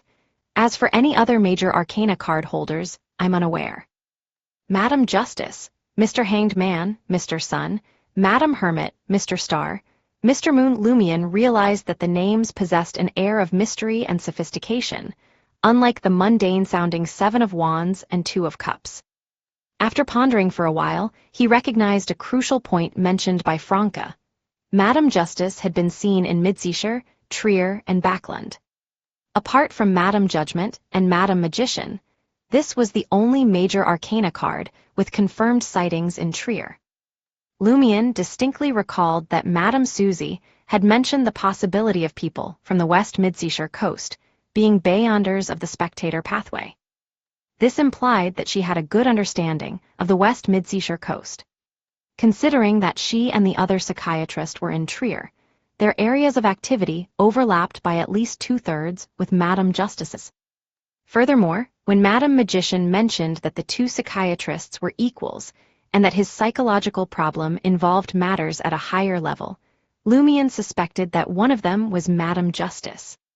Based on the fact that both Madam Magician and Madam Judgment preferred to address themselves with tarot cards and conceal their true names, it was more likely that the enigmatic lady sitting across from him was the holder of the major arcana card, Justice.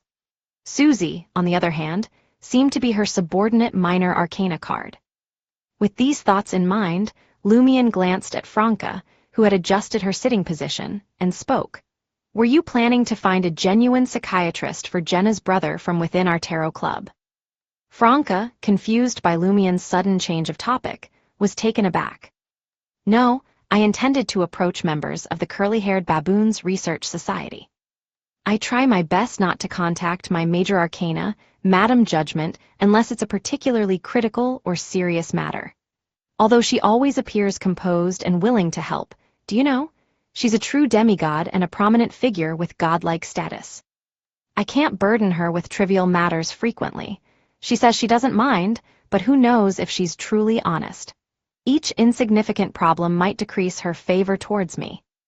When her favorability drops to a certain extent, a demigod has numerous ways to make your life unbearable.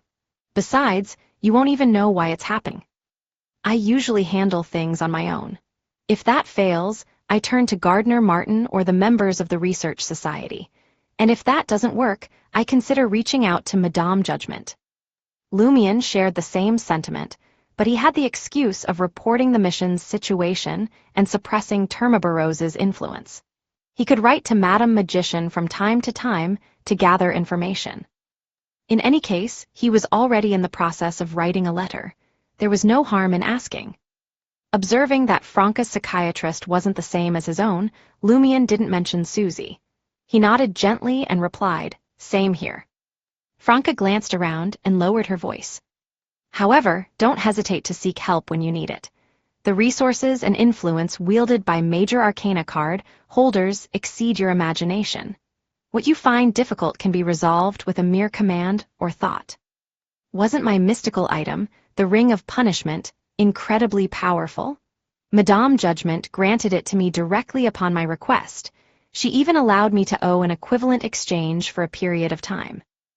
I see how you obtained the pyromaniac potion formula, and its main ingredient so quickly. You're not wrong, Lumion smiled, conveying to Franca that she had hit the mark. He believed that if he could acquire Beyonder characteristics that complemented the Shadow Branch, he could genuinely seek the help of Madame Magician in finding a saint-level artisan to craft the corresponding mystical item. Compared to him, who was only a sequence 7, Madame Magician, already a demigod, was more likely to be acquainted with a high-level artisan. Franca exhaled and continued the conversation. Every bearer of a Major Arcana card is a demigod, with a high probability of being a saint.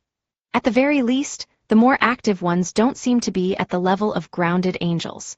However, Madame Judgment told me that the Tarot Club has more than one angel. At least 8 saints, and more than one angel. They're even stronger than the Aurora Order, truly befitting the most extraordinary secret organization, Lumion sighed, wondering if the Tarot Club's core members were exaggerating to instill a stronger sense of belonging among their subordinates. With a yearning expression, Franca added, "My current dream is to progress step by step to sequence 5, then advance to sequence 4 of the Hunter pathway and become a demigod. That would grant me the right to obtain a Major Arcana card. Not only would it mean greater strength and a sense of security, but it would also allow me to participate in the Divine Council and ask Mr. Fool about things once he awakens.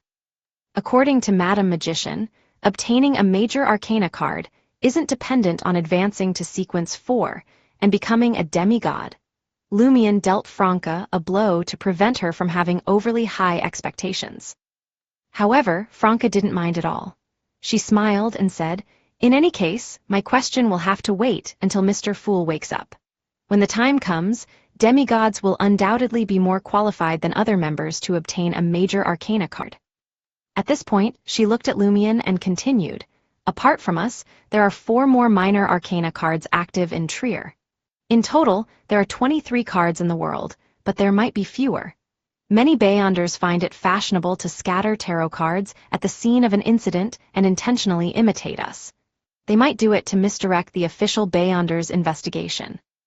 In Trier, the most renowned card is the Knight of Swords. At the beginning of the year, he detonated a warehouse belonging to the Southern Continent's terrorist organization, the Rose School of Thought. The warehouse concealed a significant amount of explosives, and non-human remains were found at the scene. Lumion listened attentively to Franca's account, gaining a better understanding of the Tarot Club and the major arcana and minor arcana cards. After a brief moment of contemplation, he asked, "Do minor arcana cards have gatherings in the world of mysticism?" "No," Franca shook her head again. "Unless we meet in person, like we have, we can only communicate through our respective major arcana cards. Yes, regular gatherings do take place between major arcana cards in Mr. Fool's divine kingdom. However, Madame Judgment mentioned once that in urgent situations, with the assistance of our major arcana, we can communicate in a way that transcends reality, but such occurrences are rare." Lumion had no further questions. After chatting for a while, he heard Jenna's footsteps ascending the stairs. He stood up, preparing to leave. "Where are you going?" Franca asked, puzzled. At this hour, there was nothing for him to do in Salle de Balbrise, so he might as well stay and play Fighting Evil, the game Emperor Roselle had invented. Lumion smiled, a mix of emotions in his expression. "To the Catacombs." The ashes of the lunatic flame and the Roar couple were finally being laid to rest in the Catacombs. Chapter 266, Catacombs. Outside the police headquarters in the bustling market district, Lumion, donning the enigmatic prying glasses, climbed aboard the carriage adorned with painted irises. Two ordinary constables, clad in black uniforms, occupied the seats opposite, their feet resting beside three somber urns. The names of the departed flickered in fluorescent ink. Taking his place across from them, before the carriage slowly steered forward, Lumion caught the older constable's inquisitive gaze. "What brings you here? What's your connection to these departed souls?" He remembered that two of the deceased had neither kin nor friends, and the remaining one had distant relatives who trembled at the mere mention of the name Flame. Not only were they unwilling to come and collect the ashes and relics, but they also reluctantly admitted that they were related by blood or marriage. Lumion responded calmly. "I'm their landlord, in a manner of speaking." "Just the landlord?" The older constable appeared skeptical. "Officer, a landlord is a person too. They can feel for others," Lumion chuckled. "I've shared a drink or had a chat with them. Accompanying their remains into the catacombs isn't a big deal." The younger constable feigned disinterest, gazing out the window, while the older constable exuded an air of familiarity. "Youth suits you well, but in the motel or apartment business in the market district, you must guard against developing attachments to tenants. Otherwise, you'll either be deceived or heartbroken. After a few more such experiences, your enthusiasm for others will wane." Lumion offered a perfunctory reply, and the constable broached another subject. "We still have Flame's belongings. His kin refused to collect them. Would you like them? If not, we'll handle it ourselves." "I'll take a look when I return from the catacombs," Lumion replied nonchalantly. During the journey from the market district to the Place du Purgatoire in Quartier de l'Observatoire, the older constable chatted away, alternating between engaging Lumion and attempting to draw his colleague into conversation. His chatter seemed ceaseless. Finally reaching their destination, Lumion disembarked from the carriage, cradling Roar's ashes in his arms. Despite his outgoing nature, Lumion felt a newfound relief, as if his ears had been granted respite. The catacomb administrator, whom Lumion had encountered before, awaited their arrival. In his mid-30s, of average build, with curly brown hair, a thick beard, and slightly upturned eyes, he sported yellow pants, a white shirt, and a blue vest.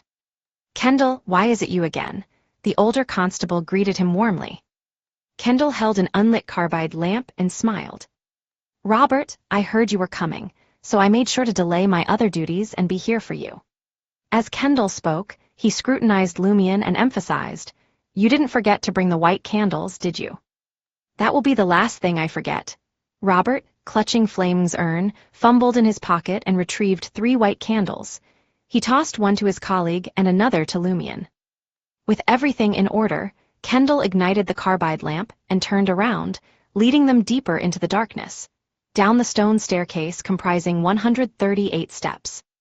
Along the way, they passed a heavy wooden door engraved with 2 imposing sacred emblems, and traversed a hushed corridor, where even the sound of their breaths seemed amplified. Lumion was no stranger to such a foreboding atmosphere, but the young constable displayed signs of nervousness. He clutched Madame Mitchell's urn tightly, seeking solace. After traversing a broad avenue, illuminated by gas street lamps, the quartet arrived at the Catacombs entrance. The natural cavern, subsequently modified, stood silently in the dim yellow glow. Skulls, skeletal arms, sunflowers, and reliefs depicting steam elements adorned both sides. Beyond them, an impenetrable darkness loomed. Etched on the lintel were two inscriptions in incision. Halt! The Death Empire lies ahead. Although Lumion had witnessed this sight before, he still felt a profound sense of reverence. Unlike his previous curiosity and confusion, he now keenly grasped the gravity conveyed by these warnings and the surrounding environment. Beneath Trier's surface lurked countless perils capable of obliterating the entire city and even Intes itself. These dangers included, but were not limited to, Trier, the Tree of Shadow, and invisible flames from the Fourth Epoch. The catacombs, situated here, were unlikely to be innocuous. According to Asta Trull, a secret suppliant, visitors who descended into the catacombs with lit white candles invoked the protection of a concealed entity, akin to a ritual. Lumion couldn't help but suspect that opening such a place to the public served to suppress some subterranean peril, much like the new city erected upon Trier in the Fourth Epoch. Kendall turned to Lumion and the others. It's time to light the candles. We must ensure they don't go out before we leave the catacombs. If we happen to get separated, don't panic. Look for a road sign. If you can't find one, follow the black line above you until you reach the exit. With Kendall holding the carbide lamp, Lumion and the two others ignited their white candles, casting a soft yellowish glow. As the 4 candles flickered gently, Kendall extinguished the carbide lamp and led the way through the boulder gate, entering the realm of the Death Empire. Lumion followed closely behind, clutching the urn in one hand and the white candle in the other. Suddenly, a chill swept over him, sending shivers down his spine. But the cold didn't originate from his surroundings. It emanated from deep within his heart, causing his hair to stand on end. Simultaneously, Lumion felt eyes fixed upon him, their gazes piercing his soul. Using the flame of his candle, he looked to his right and saw pits carved into the stone wall, each one containing a ghastly skeletal corpse. The hollow-eyed skulls stared at him lifelessly, devoid of emotion. Lumion didn't avert his gaze as he carefully observed the corpses. He realized that the eerie sensation of being watched didn't stem from them, yet the feeling remained. An instinctive urge to activate his spirit vision surged within him, but he had changed since arriving in Trier. He had encountered enough to know that many warnings were inscribed with blood and tears by those who came before him. I shouldn't look at what I shouldn't. Since it poses no danger to me, there's no need to search for the source of this abnormality, Lumion silently muttered, turning his attention to the police officers beside him. They seemed oblivious to any anomaly and continued following the tomb administrator, Kendall, as if everything was normal. This made Lumion suspect that the experience was a result of the qualitative change in his spirituality after his advancement to pyromaniac. It's good that you can't feel it, Lumion couldn't help but sigh. Under the weight of countless gazes, his skin erupted in goosebumps. He cautiously looked up and saw a thick black line painted on the top of the tomb, with an arrow pointing toward the exit. As he advanced, Lumion noticed that both sides of the path were lined with bones. Some were nestled in pits along the stone walls, others were piled by the roadside, and some were covered by tattered garments. Some lay bare, stripped of all burial items, their skulls coated in a layer of dark green mold. The air carried a diluted scent of decay. The catacombs were divided into multiple chambers, each designated by name, ensuring visitors could locate specific remains. Lumion and his companions followed Kendall through the narrow passage between the tomb chapel and the tomb memorial pillar. Ahead, they saw dozens of yellowish candles. At times, the flames clustered together like fireflies in the night, while other times they formed a river of dim starlight. Lumion glanced around casually and spotted a bride, her face veiled in white, adorned in a sanctified gown. Beside her stood a groom in a black tailcoat, a floral handkerchief adorning his chest pocket. Surrounding them were 30 to 40 youths, holding lit white candles and laughing merrily. "What's happening?" Lumion couldn't hide his confusion. Kendall scoffed and explained, "It's part of a wedding ceremony. Since last year, newlyweds have been bringing young guests into the catacombs, crossing paths with the deceased. It's become a popular tradition in Trier. Young folks are always daring, taking pride in their courage and delighting in scaring others. I've seen guests purposely pick up skeletal hands and pat the bride and groom on the shoulder, nearly causing them to faint in fear." "Oh, you Trarians," Lumion shook his head in amusement. It didn't take long for the four of them to reach their destination, the Tomb of Lights. In the center stood a black pedestal, atop which an obelisk painted white bore the emblem of the sun. At its peak rested an ancient, extinguished oil lamp. The walls and floor were filled with bones, urns, and countless tear bottles. Upon entering, Lumion realized a problem. Where are Flaming's relatives? He had wanted Flaming to rest alongside his children, wife, and parents. After a brief moment of contemplation, Lumion suddenly understood why Flaming hadn't specified the location of his kin's remains. He felt guilty and self-reproachful. Flaming desired to be with his family, yet he didn't dare approach them. He intended to stay in the same chamber and watch over them from a distance. An indescribable sorrow enveloped Lumion as he stood silently, choosing to honor Flaming's final wish. He found an empty spot and gently placed the urn of the troubled soul. Once Robert and the others had arranged the urns of the Ruhr couple, the four of them offered simultaneous prayer, either uttering "Praise the Sun" or by steam. On their way back, they encountered the newlyweds and their young entourage. As Lumion brushed past them, he noticed a young couple in the group. Seizing the moment when the tomb administrator's attention waned, they impulsively attempted to blow out the white candle in their hands, curious to see what would happen. Whoosh! They had indeed done it. The two yellowish flames were extinguished. In that instant, Lumion's mind turned adrift. Quickly regaining his composure, he realized the young couple had vanished without a trace. "They're gone," Lumion's eyes widened as he tried to comprehend the situation. A few seconds later, he accepted the undeniable truth. The young couple had truly vanished. Lumion then shifted his gaze back to the entourage. Whether it was the newlyweds leading the way, the attending guests, or those at the rear, no one seemed to notice anyone missing. They continued to smile, joke, and move forward. Chapter 267, Remains. For a moment, Lumion thought he must be seeing things. There was no sign of the couple, nor any attempt to put out the candle flames.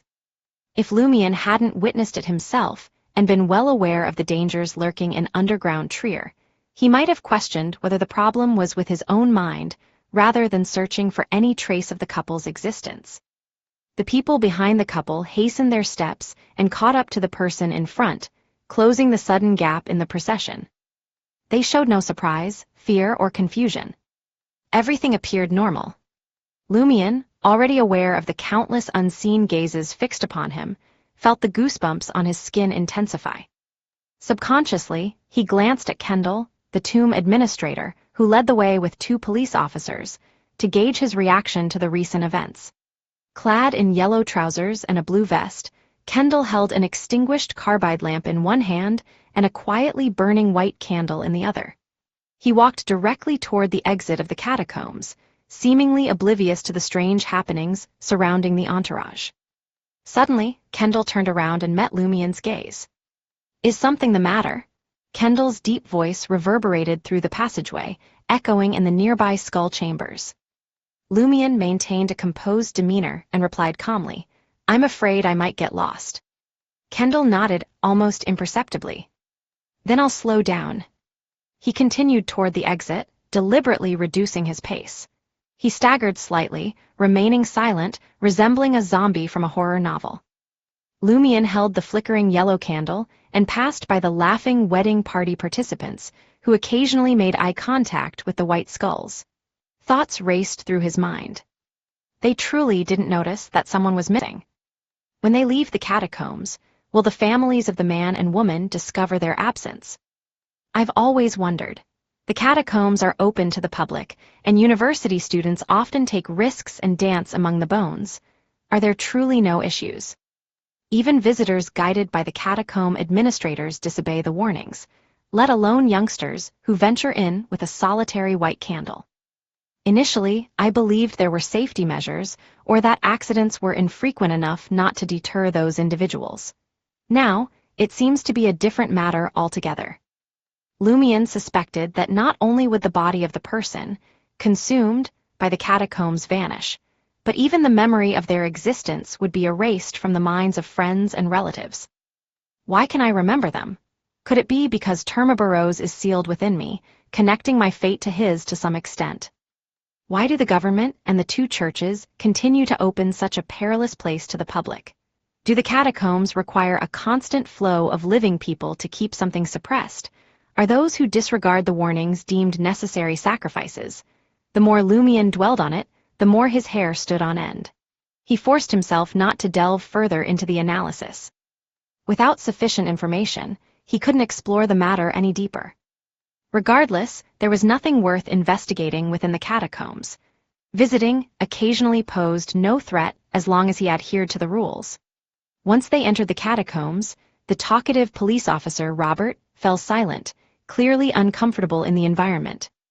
With his silence, the conversation ceased. In an indescribable silence, the quartet retraced their steps to the natural entrance adorned with intricate reliefs and emerged back into the open. As soon as Lumian crossed the threshold, he sensed the countless invisible gazes vanish. The chill in his body dissipated, and his skin quickly returned to normal.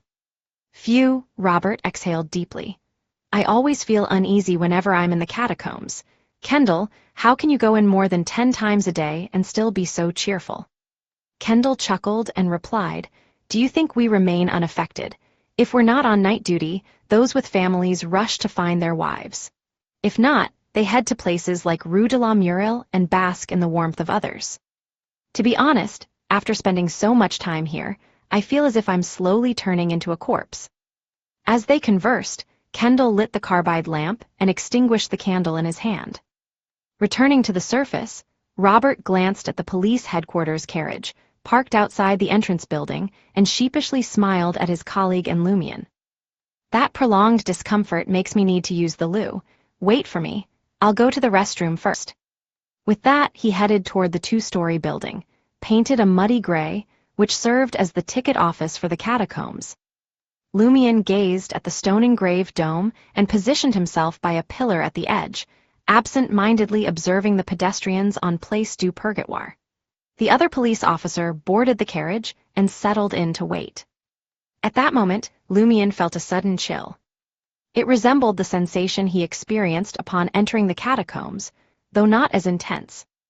Instinctively, he warily turned around and saw Kendall, the tomb administrator, standing behind him, wearing an expressionless face. What's the matter? Lumian calmly inquired. Kendall, with his thick brown beard, spoke in a deep voice. What were you looking at? Lumian's heart sank, as he responded with a mixture of sincerity and pretense. Which aspect are you referring to? When we passed by that group of people on our way back, Kendall's tone remained neutral. Lumian acted as though a light bulb had switched on. I find the concept of a wedding among the dead quite intriguing. They seemed unafraid and were enjoying themselves. Kendall scrutinized him for a couple of seconds before nodding. Don't imitate them. With that, the tomb administrator carried the unlit carbide lamp and made his way toward the muddy gray building that housed them. Before long, police officer Robert jogged back, and the carriage departed for Le Marché du Quartier du Gentleman. In the evidence room deep within the corridor on the first floor of the Market District's police headquarters, Robert led Lumian to a wooden frame divided into multiple compartments and pointed to one of them. Here Flame's belongings. Among the items there was a dark suitcase, a fountain pen, paper and ink bottle, and several large books crammed inside. Lumian pulled out one of the books and quickly skimmed through its pages. He realized it was a mineralogy textbook focusing on Trier's underground rock formations. As an unschooled youth, the content proved challenging, with numerous unfamiliar words that were exclusive to mineralogy. The other books were also mineralogy texts, some containing basic teaching materials, while others comprised complex collections of papers. Confirming this, Lumion retrieved the suitcase, placed it on the floor, and opened it. Inside, along with 2 sets of clothes and daily essentials, the suitcase was filled with small grayish-white cloth bags. Each bag had a different name written on it with a fountain pen. Flower said sheep. These are the names Flamey mentioned, referring to the various rock strata beneath Trier. Could these bags contain corresponding mineral specimens? Lumion briefly recollected Flaming's words and formed a rough idea of what the cloth bags contained. Despite his madness, Flaming hadn't forgotten to bring along his research subjects. But all of this held little significance for Lumion, and he began contemplating letting the police headquarters handle them. Just then, Termabarose's magnificent voice resonated in his ears. The cloth bag on the far right. Oh, so a loser like you is finally speaking up again? Lumion's initial reaction was to mock Termabarose. However, he turned his gaze toward the cloth bag hinted at by the Inevitability angel, feeling a mix of surprise and suspicion. The cloth bag rested on the far right side of the suitcase, sandwiched between Flaming's socks and his razor. Dark blue ink formed a combination of terms on its surface. Earth blood. Earth blood Lumion, crouching beside the suitcase, silently muttered as he calmly picked up the cloth bag in front of the police officer, Robert, and opened it. Inside the bag was a brown rock pockmarked with potholes. Each depression contained dark red speckles, resembling blood seeping from the earth. For some reason, just looking at it filled Lumion with a sense of frustration. He refrained from touching the mineral specimen with his bare hands. Instead, he securely tied the cloth bag and placed it back in the suitcase. He swiftly skimmed through the book detailing the materials found in Trier's underground rock formations, searching for answers. With a clear target in mind, he quickly discovered the answer. Earth blood rock stratum lies between 55 and 56 meters underground in Trier and has a thickness of approximately 0.76 meters. This is the deepest mineral we can gather. Beyond lies the forbidden ancient ruins reserve. Beside this textbook description, Flaming's familiar handwriting jotted a few words. A small number of ores within the earth blood rock stratum are more peculiar than the others. They are suspected to contain volatile toxins that can induce irritability and lead to a mental illness known as mania. A researcher suddenly went berserk and slashed his colleague. To handle specific mineral specimens from the earth blood rock stratum, one must wear corresponding protective gear. Earth blood is a rock stratum near 4th Epoch Trier. It's undeniably peculiar. No wonder Termabarose made me pay attention. As Lumion pondered, Robert urged, "Do you want them or not? Make a decision quickly." "Yes," Lumion responded, rising to his feet. Even though he only desired the mineral specimen from the earth blood rock stratum and the mineralogy textbook detailing Trier's underground rocks, he signed and took possession of all of Flaming's belongings to avoid arousing suspicion. Upon returning to room 207 of Auberge du Coq d'Oreille, Lumion neglected to wash off his enigmatic makeup. He whispered to Termabarose, "What makes this mineral specimen so special?" Termabarose's voice echoed in Lumion's ears once more. "Don't tell me you think it's normal for the Montsouris ghost to spare Flame." Chapter 268, Possible Encounters. Upon hearing Termabarose's question, Lumion felt a jolt of alarm. He had never suspected that there might be something amiss with Flame's prolonged stay at Auberge du Coq d'Oreille, evading the clutches of the Montsouris ghost. From Lumion's perspective, Flame's immediate family and wife had already met their demise, and it was only a matter of time before he met a similar fate. The archives at Psychic's headquarters revealed instances where victims had been slain by the Montsouris ghost up to 11 months after encountering it. While Flame's circumstances were rare, they were not unprecedented. In an instant, Lumion's mind seized upon an intriguing detail. The previous victims had all met their end within the same year of their encounter, whereas Flame had crossed paths with the ghost last year. He had even sought the sanctuary of the clergy during the New Year festivities. Although less than a year had passed since Flame's encounter with the Montsouris ghost and his subsequent suicide. It was an unprecedented delay compared to the other cases. Could this earth blood ore be responsible for protecting Flame, causing the monstrous ghost to repeatedly postpone its actions and disrupt its usual patterns? Lumion asked Termaburose, his voice hushed, seeking confirmation.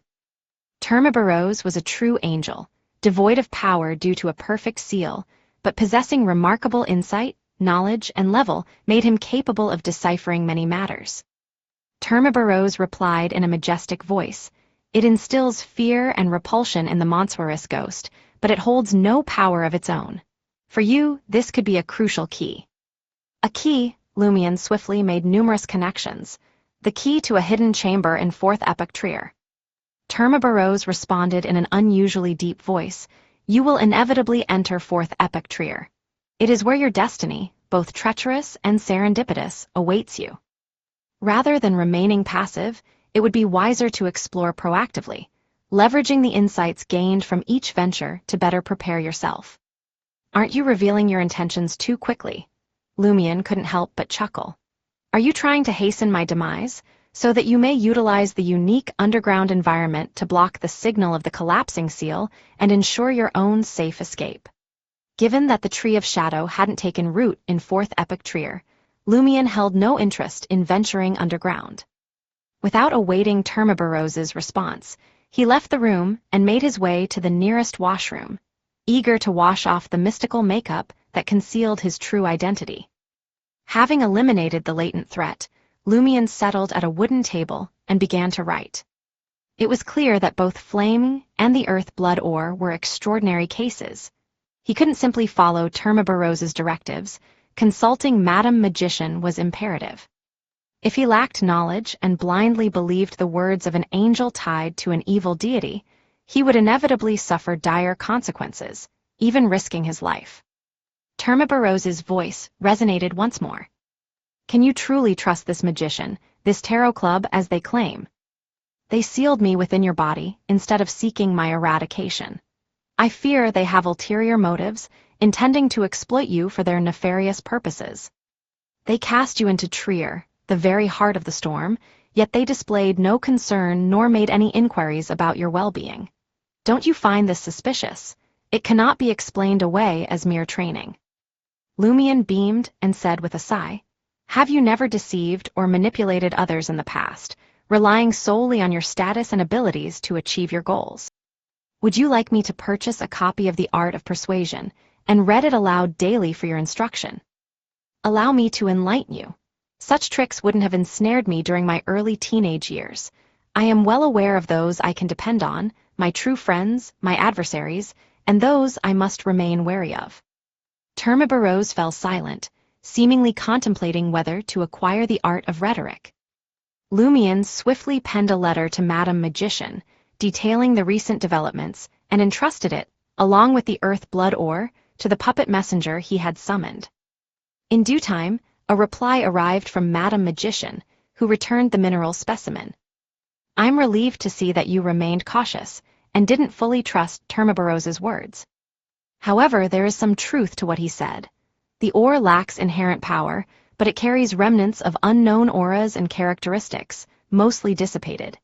It won't aid you directly, but it seems destined to bring about encounters in the future, which could be either beneficial or detrimental. Its current state is highly chaotic, making it difficult to provide an accurate interpretation.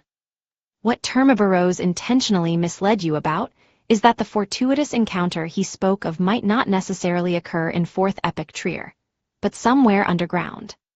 If, in the future, you wish to explore the potential encounters and are prepared to take risks, carry it with you whenever you venture into underground Trier. Alternatively, if you wish to avoid the risk, keep it safely stored in your room. The symbolic elements I mentioned previously have already begun to unfold. A friend of mine mentioned that he possesses great proficiency in deciphering such matters. Once he completes his current tasks, I will arrange for you to meet him." Suddenly, a blaze erupted from Lumion's hand, reducing the letter to ashes. Contemplating the words of both Madame Magician and Termaburose, Lumion couldn't help but believe that the Earth Blood Ore before him could trigger some kind of mutation within underground Trier. It could lead to a fortuitous encounter or even claim his life. For now, it's best not to take unnecessary risks, Lumion thought, aware of his current strengths. As a Sequence 7 pyromaniac, he had overcome any deficiencies in both close-quarters combat and long-range attacks, excelling in hand-to-hand combat and spellcasting. He had surpassed the limitations of an ordinary individual. However, hunters leaned more towards conventional battles and lacked the peculiar abilities and methods to deal with the peculiarities of underground Treer. Lumion decided to wait until he had fully digested the pyromaniac potion and obtained the contractee boon. Then, he would consider carrying the earth blood ore based on the information he had gathered about underground Treer. It would be even better if he could transform the shadow branch into a mystical item before that. Suppressing his thoughts, Lumion took the mineral specimen to Rue des Blouses Blanches and concealed it in his safe house. Before the afternoon sun waned, he delved into Auror's grimoire, meticulously studying its contents alongside Franca's teachings and his own experiences with fire spells, searching for any potential issues. After more than an hour, Lumion stumbled upon a section about summoning creatures from the spirit world and forging contracts. His mind immediately turned to white paper, Auror's contracted creature. The fragile spirit entity possessed the ability to withstand a specific ability of the contractor. I wonder if the contract between Auror and white paper has been severed. According to the notebook, aside from the designated ritual, the contract can only be broken if one of the parties is completely deceased. Regrettably, contracted creatures can only be summoned by the contractor and not by others like a messenger. Otherwise, I could utilize white paper to determine if Auror is truly deceased. Is it possible that Auror left behind any information with white paper? Lost in thought, Lumion's mind shifted to another matter that had previously escaped his notice. Considering that Auror occasionally gained clarity and assisted him in cutting up the liver blue, reassembling letters, and seeking aid from the authorities. And since her initial response in the dream was to summon the messenger of the curly-haired Baboons Research Society's vice president, Hella, to seek her counsel, why didn't she occasionally summon the messenger when she was lucid and inform Madame Hella about her predicament? In Madame Hella's earliest response to me, she clearly seemed unaware of the situation. What prevented Auror from making such an attempt? Or could it be that she did summon a messenger, and Hella is concealing it? Lumion narrowed his eyes. Without the accompanying memories, he couldn't discern the source of the problem. For now, he wasn't overly suspicious of Hella, believing there must be another explanation. It was worth noting that Hella's messenger knew Lumion's exact location. If the woman was truly entangled in Cordu's affairs and played a dishonorable role, she would undoubtedly wish to eliminate the final survivor without leaving any loose ends. Yet, all this time, she not only refrained from making any substantial moves, but also kindly provided knowledge and suggestions. For a moment, Lumion considered writing down his questions and sending them to Hella to gauge her response. However, he restrained himself, fearing that it might expose the king's new clothes and lead to unfavorable outcomes.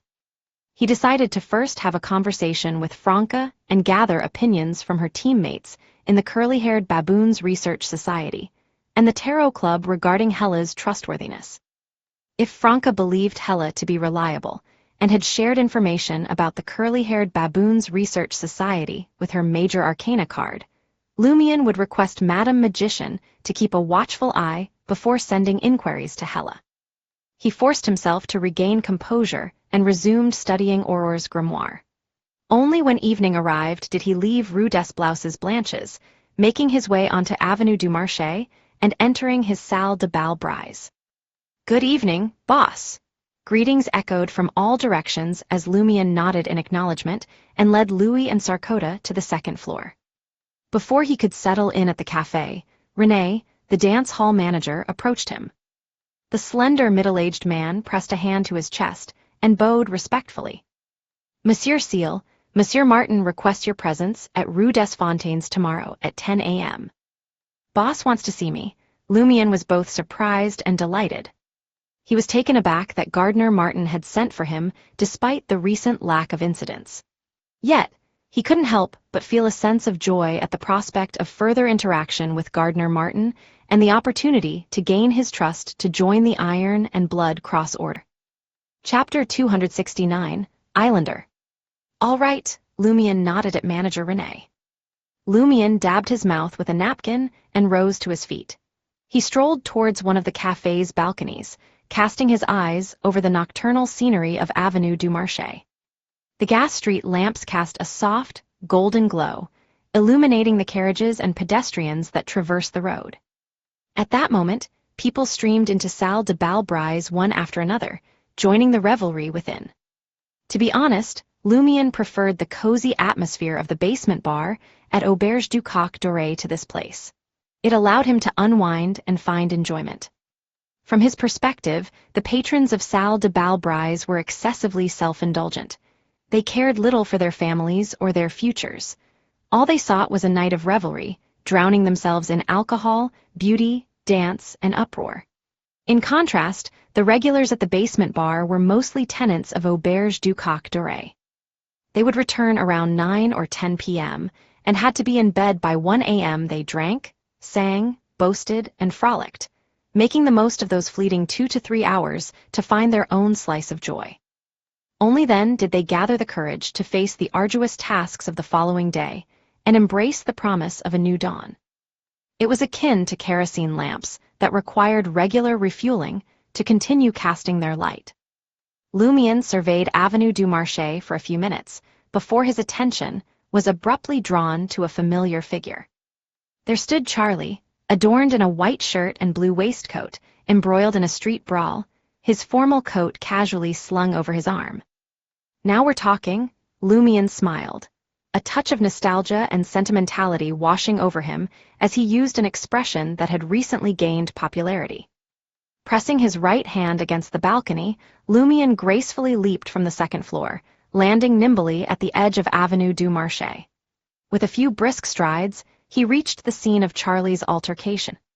He made no move to intervene or assist Charlie. Instead, he observed the fight with keen interest. The other party engaged in this scuffle with Charlie was a slender young man in his mid-20s, possessed of dark skin and sunken eyes. His lips were thick, and his slightly curly black hair marked him as a descendant of the Fog Sea Islander lineage. However, compared to his fellow Islanders, he appeared somewhat more presentable. "Cheat, you damn cheat," Charlie spat out, his curses interwoven with their tussle. The Islander, donning a blue shirt with a fountain pen tucked in his breast pocket, deftly dodged Charlie's onslaught while offering an explanation. "I didn't want this to happen either. I, too, fell victim to deceit." Dodge *T, Charlie's kick missed its mark. The two engaged in their amateurish scuffle until their breath grew ragged. Simultaneously, they slowed their movements and eventually ceased their struggle. Only then did Charlie notice Lumion standing beside him, observing the brawl with a smile. "Seal, it's Monette, that swindler, the one who conned me out of 10 Verle d'Or, nearly leaving me to starve." Charlie's face lit up as he eagerly revealed the identity of his Islander adversary. "Praise the sun for granting me this encounter." The Islander whom Charlie deemed deserving of a dire fate, Lumion chuckled to himself. "You're partly to blame as well. Haven't you heard the saying, 'Never trust an Islander'?" "I thought we were friends," Charlie muttered, his frustration evident. "How could you be so naive and easily swayed? You too possess a certain knack for mischief. People like you can be easily ensnared by scheming individuals, falling into their traps without gaining either the affection or the riches you desire." "Ah, you've already fallen victim," Lumion chastised, shifting his gaze towards the Islander named Monette. Monette responded with an obsequious smile.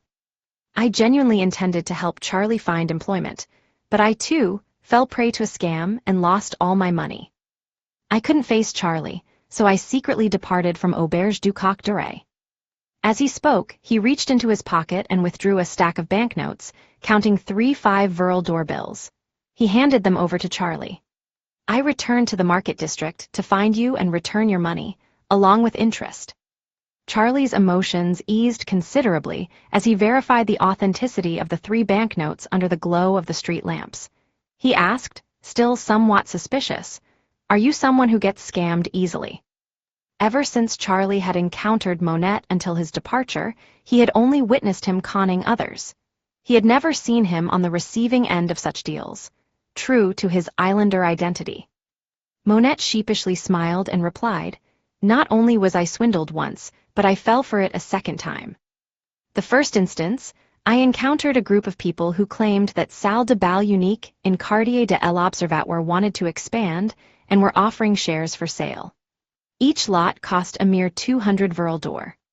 You all know how lucrative the dance hall is. I couldn't resist dipping into my savings, but the share subscription certificate I received turned out to be counterfeit. I confronted them, only to be swindled once more." Salle de Bal Unique, Lumien's eyelids twitched involuntarily. The bankrupt merchant, Fitz, residing in room 401 of Auberge du Coq d'Oreille, had previously been duped out of 100,000 verle d'or by the owner of Salle de Bal Unique, Timmins.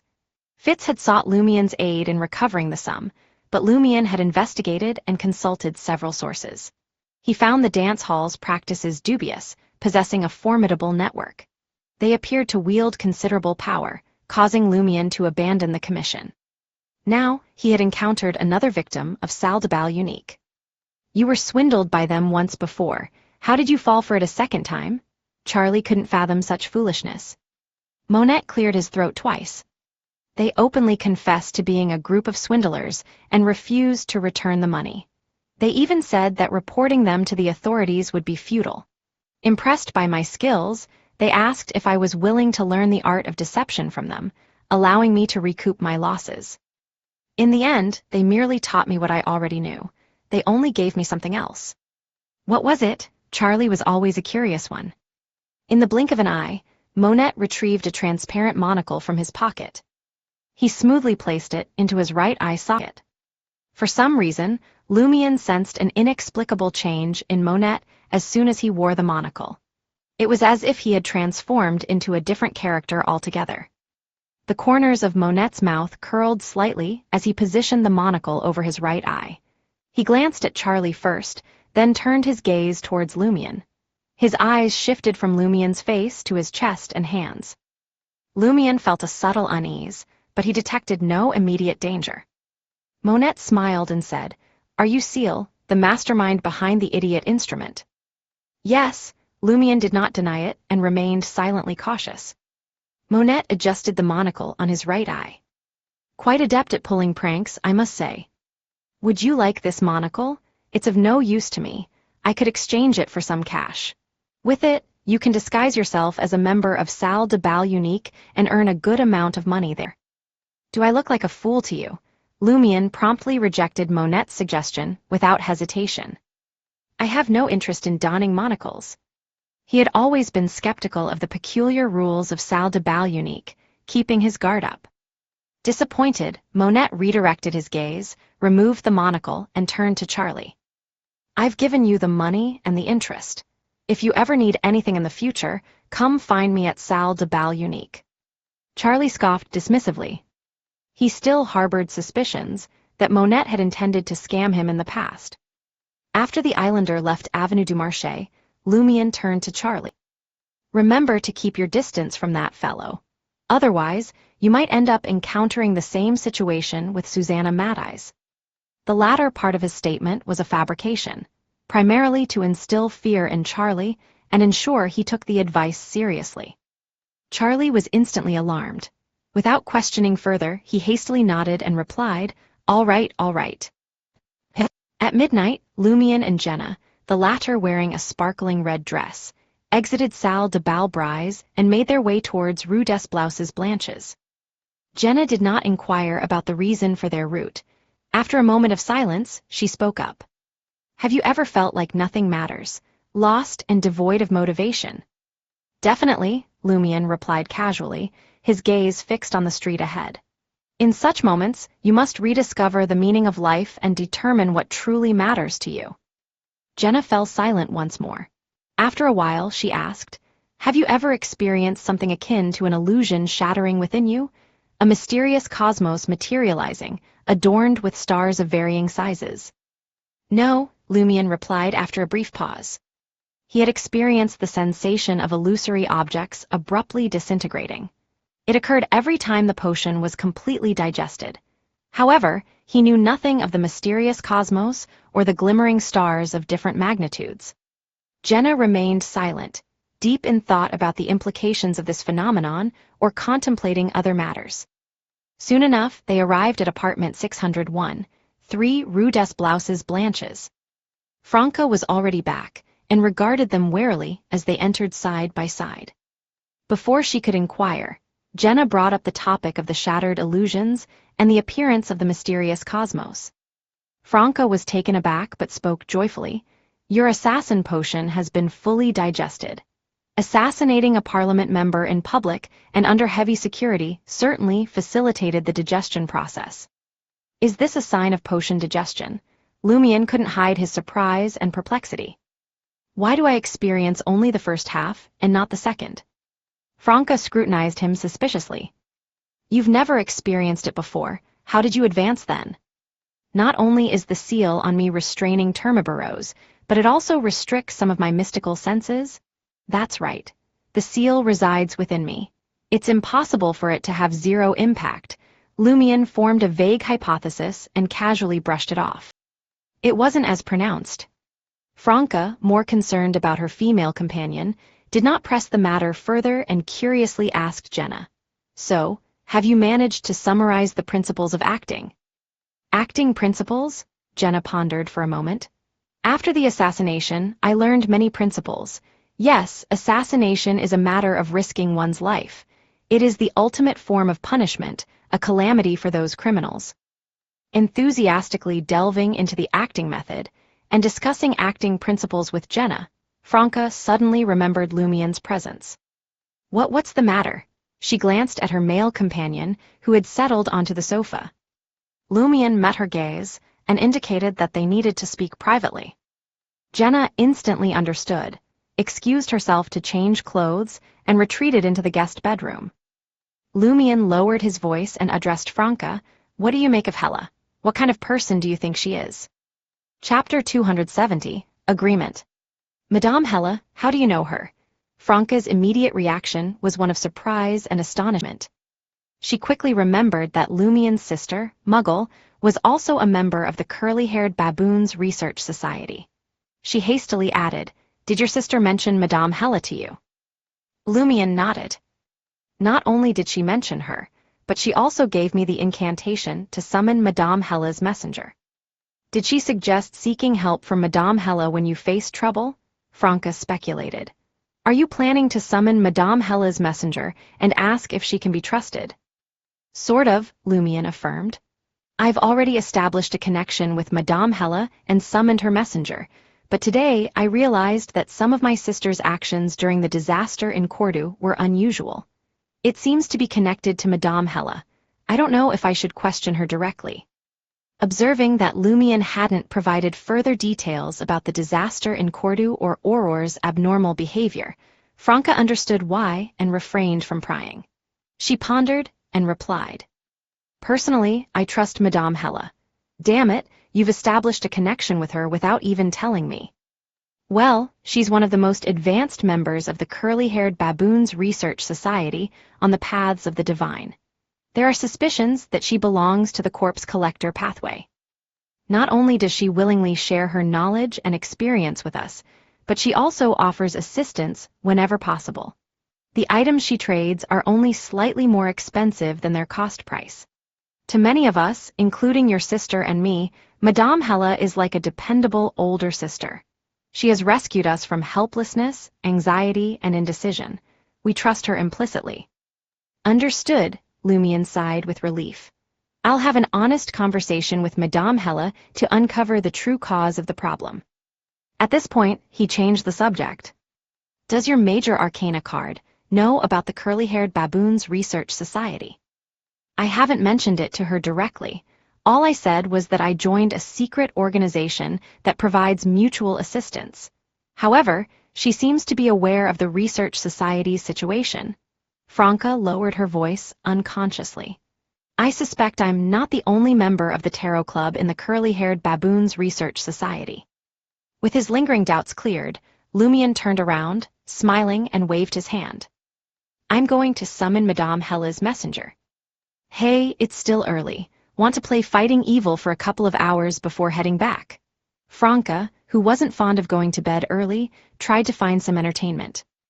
Lumion rejected her, without hesitation. When he returned to room 207 of Auberge du Coq Doré, Lumion didn't rush to summon Hella's messenger.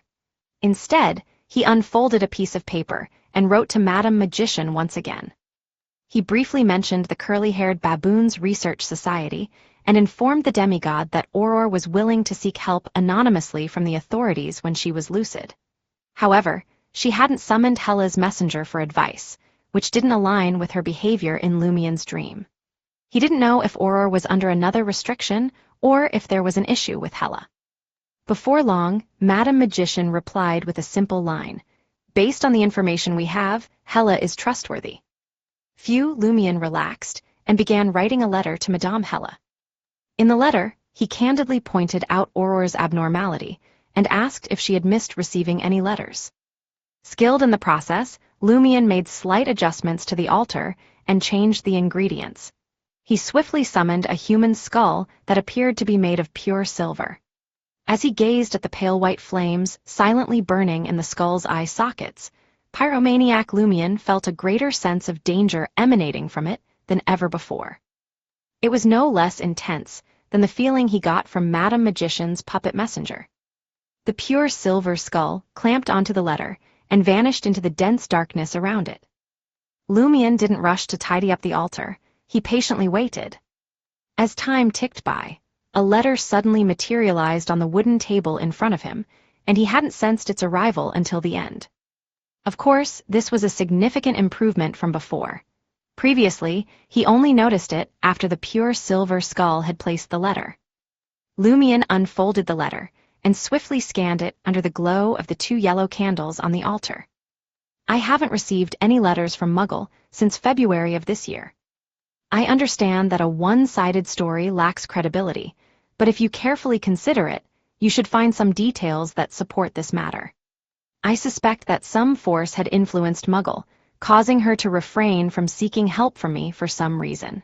In fact, if she had written to me before the catastrophe completely unfolded, I could have arrived earlier than the official Beyonders.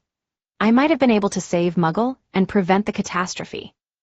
Often, letters and exchanges fail to inspire insights, making it difficult for us to engage in broader and more profound discussions. I will be in Trier in the coming days. If you are willing, we can arrange a time and place to meet and discuss your sister's encounter and the disaster in Cordu in detail. Perhaps, then, I can offer you useful suggestions. Lumion pondered for a few seconds before recalling a detail from his dream. Aurore had attempted to summon Hella's messenger, but ultimately refrained from doing so. She was afraid of triggering a loop that would cause Cordu to restart frequently. This likely meant that she had given up summoning Hella's messenger in reality, or that she had tried, but failed for some reason. After realizing this, Lumion replied to Hella's suggestion, "No problem. We'll arrange a time and place when you arrive in Trier." After sending the letter, concluding the ritual, and tidying up the altar, Lumion realized it was getting late. He quickly washed up, lay on the bed, and drifted off to sleep. The following morning, Lumion awoke naturally to the resonating sound of the cathedral bell. After visiting the washroom, he embarked on his usual morning jog along familiar streets like Rue Anarchy and Avenue du Marché, fully energizing his body. During his routine, he discovered an empty space in the square outside Église Saint-Trobert and spent nearly an hour practicing combat techniques. Returning to Auberge du Coq Doré, Lumion enjoyed a meatloaf breakfast while sipping a whiskey sour. On his way, he passed the Suhit steam locomotive station, where new vendors were already selling photos of street maîtresse d'ateliers. Lumion scanned the scene and caught sight of Baron Brignies. The Savoy mob leader, adorned with a diamond ring and smoking a mahogany pipe, appeared gentlemanly with his half-top hat and the absence of any accompanying thugs. Holding a 7- or 8-year-old child, he made his way from the steam locomotive station towards a carriage parked by the roadside. The child donned a caramel coat with brass buttons, a black and white checkered shirt, and a linen coat. His black strapless leather shoes and white socks paired with a dark red school bag that appeared somewhat heavy and solid. With yellow hair, brown eyes, and a sturdy physique, the child had noticeable baby fat on his face and exuded an air of simplicity and honesty. Baron Brignise's child? He usually resides in other provinces and visits Trier for summer vacations. No wonder they don't seem too familiar, Lumion muttered to himself, redirecting his gaze and continuing his stroll. 11 Rue des Fontaines, within Gardner Martin's grayish-white three-story villa. Lumion arrived in the exclusive carriage of Salle de Bal Brise. He passed through the hall adorned with weapons and armor, arriving at a room filled with bookshelves. Gardner Martin, displaying his amiable disposition, deep facial features, and brownish-red eyes, sat in an armchair at the back of the study. Standing before him were the short rat Christo, with his gray-black hair, dark blue eyes, and mustache, and the towering giant Simon, measuring over 1.9 meters, his light yellow hair closely cropped, clad in an unusually tight black suit. Sensing Lumion's entrance into the study, Giant, Simon, and Rat, Christo turned to regard their colleague. Giant, Simon's eyes displayed caution and defiance as he instinctively raised his head. He believed that Seal, who had defeated Hammer 8, shouldn't be underestimated.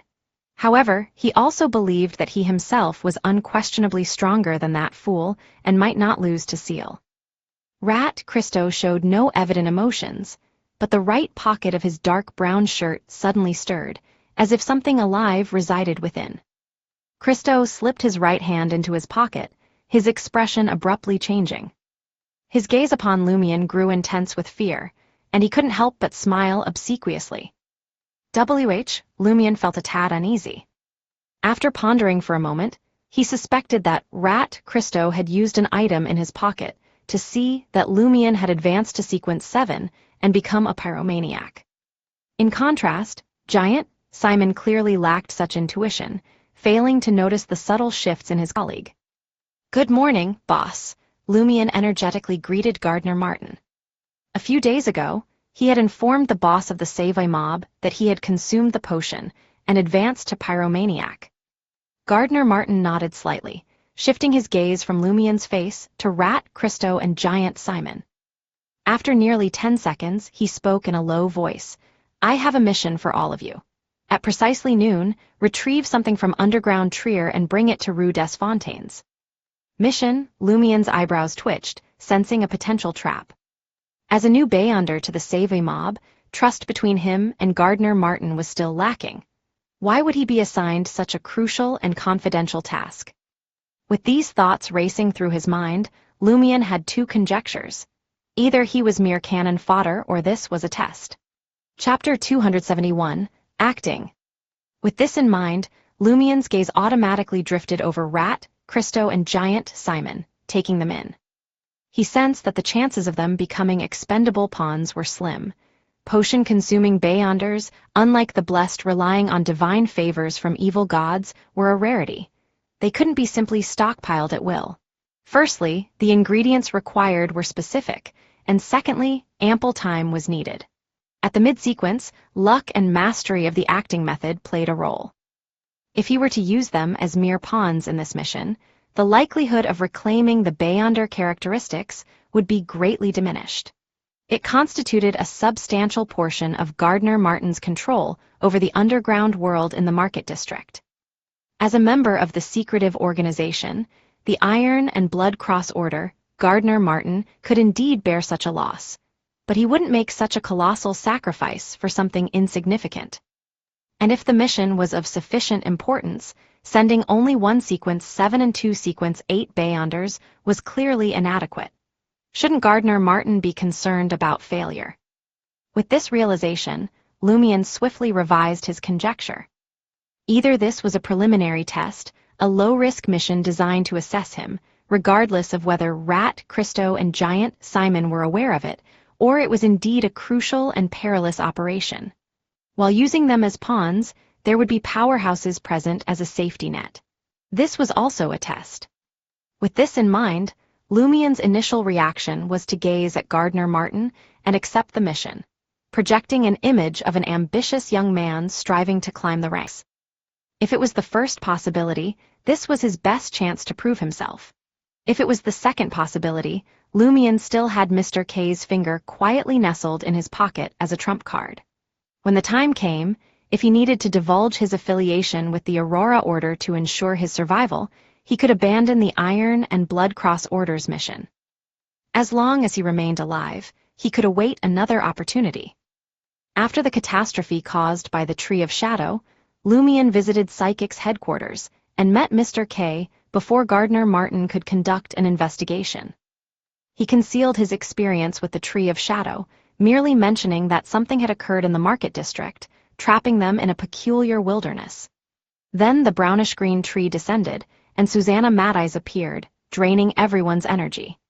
To combat the fallen tree spirit, he used the finger to fashion a robust defensive flesh robe, but he didn't receive additional assistance. Later, with the aid of the tree's further descent, Susanna Mad Eyes' weakened state, and the involvement of the other two present Beyonders, he barely overcame the enemy and vanquished her using his pyromaniac abilities and the fallen Mercury from Cordo. He spoke the truth, albeit blurring the sequence of events, time, and location, as well as omitting a few details. The logic remained intact. Mr. K harbored no suspicions after hearing the account. Instead, he sighed and cautioned Lumion not to overly rely on the finger since there were multiple ways to sever the mystical connection between him and it. Satisfied with Lumion's advancement to pyromaniac with Gardner Martin's assistance, Mr. K plucked another finger for him. This led Lumion to believe that, as long as he didn't encounter extraordinary environments like Paramita or the Tree of Shadow, and wasn't entangled in the perilous affair of confronting a godlike entity head-on, with Mr. K's finger, even if he couldn't completely reverse the situation, he still had a high chance of escape. Just as Lumion was about to express his stance to the boss, he suddenly sensed that he shouldn't push his acting too far. That was what Jenna would occasionally say. According to Franca, Boss is at least a Sequence 6 conspirer. I can't underestimate his intelligence and discernment. My background is undeniably evident. I'm young and hail from the countryside. I was once entangled in a Beyonder catastrophe and lacked knowledge. I wanted to change my fate, but I've spent a considerable time in the market district, openly and covertly accomplishing much.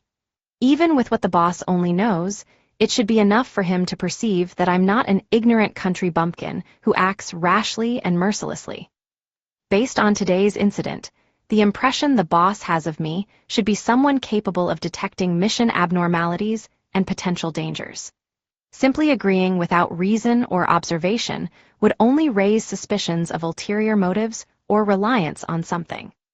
That would be troublesome. A whirlwind of thoughts raced through Lumion's mind. He immediately shifted his gaze to Giant, Simon, and Rat Christo, eagerly awaiting their reactions and attitudes toward the mission. It remained unclear whether Rat Christo was recalling the incident involving the mirror person or his brother's demise due to it. His expression grew nasty, tainted with fear and apprehension. Doubt and wariness flickered across Giant Simon's face, yet he didn't voice any objections. After a few seconds, they nearly spoke simultaneously. Yes, boss. Observing this, Lumion deliberately hesitated before continuing. Yes, boss.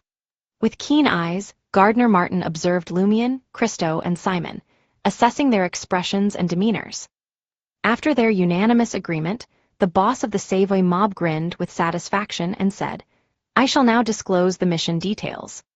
He reached into a drawer and retrieved a scroll made of faux goatskin, laying it out on the desk before them. Approaching, Lumion and his companions beheld a map revealing a section of underground Trier. The map measured 1 meter in length and 50 centimeters in width. The upper level depicted the underground Trier, formed by the municipal department through the excavation of various tunnels and reinforcement of the quarry cave. It corresponded to the streets and squares above ground. The map focused solely on the underground areas of Quartier du Marché, Quartier de la Cathédrale Commémorative, Quartier du Jardin Botanique, and Quartier de l'Observatoire. However, it was intricately detailed, as if copied from the original by infiltrating the municipal department. Lumion could clearly discern extensions on both sides, although the drawing did not continue. In the middle of the map lay quarry caves, ancient catacombs, and underground river tributaries, scattered in a haphazard manner and connected to the upper level through visible or concealed tunnels. This portion contained numerous gaps and omissions.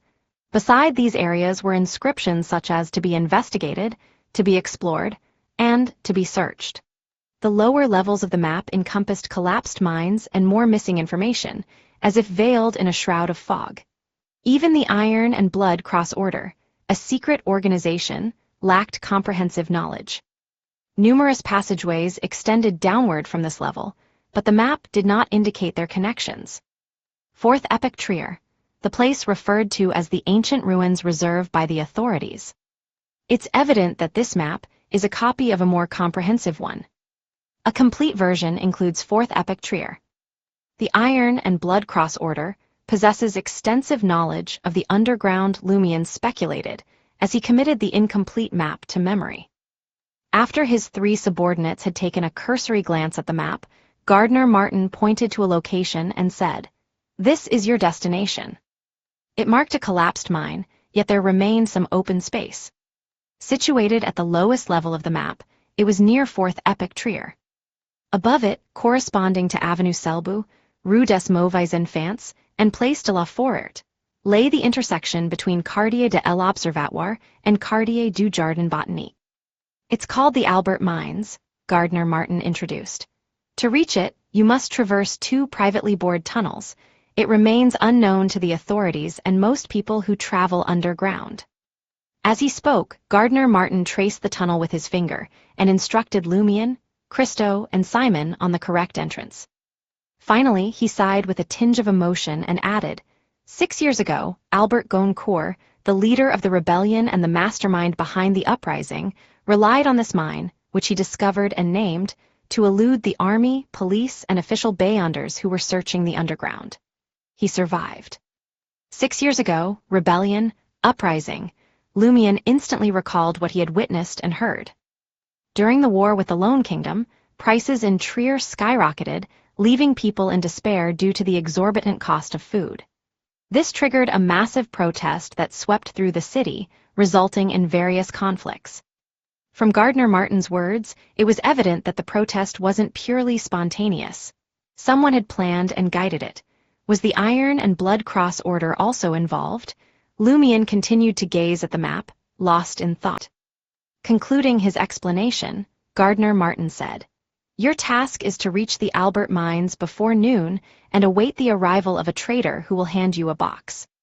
You need not give him anything, nor do you need to communicate with him verbally. On your return journey, you must not open that box, as doing so would expose you to immeasurable danger. As long as you strictly follow my instructions, the mission poses minimal risk. While you may encounter peculiar phenomena concealed underground or face Beyonder monsters, good teamwork will resolve those challenges."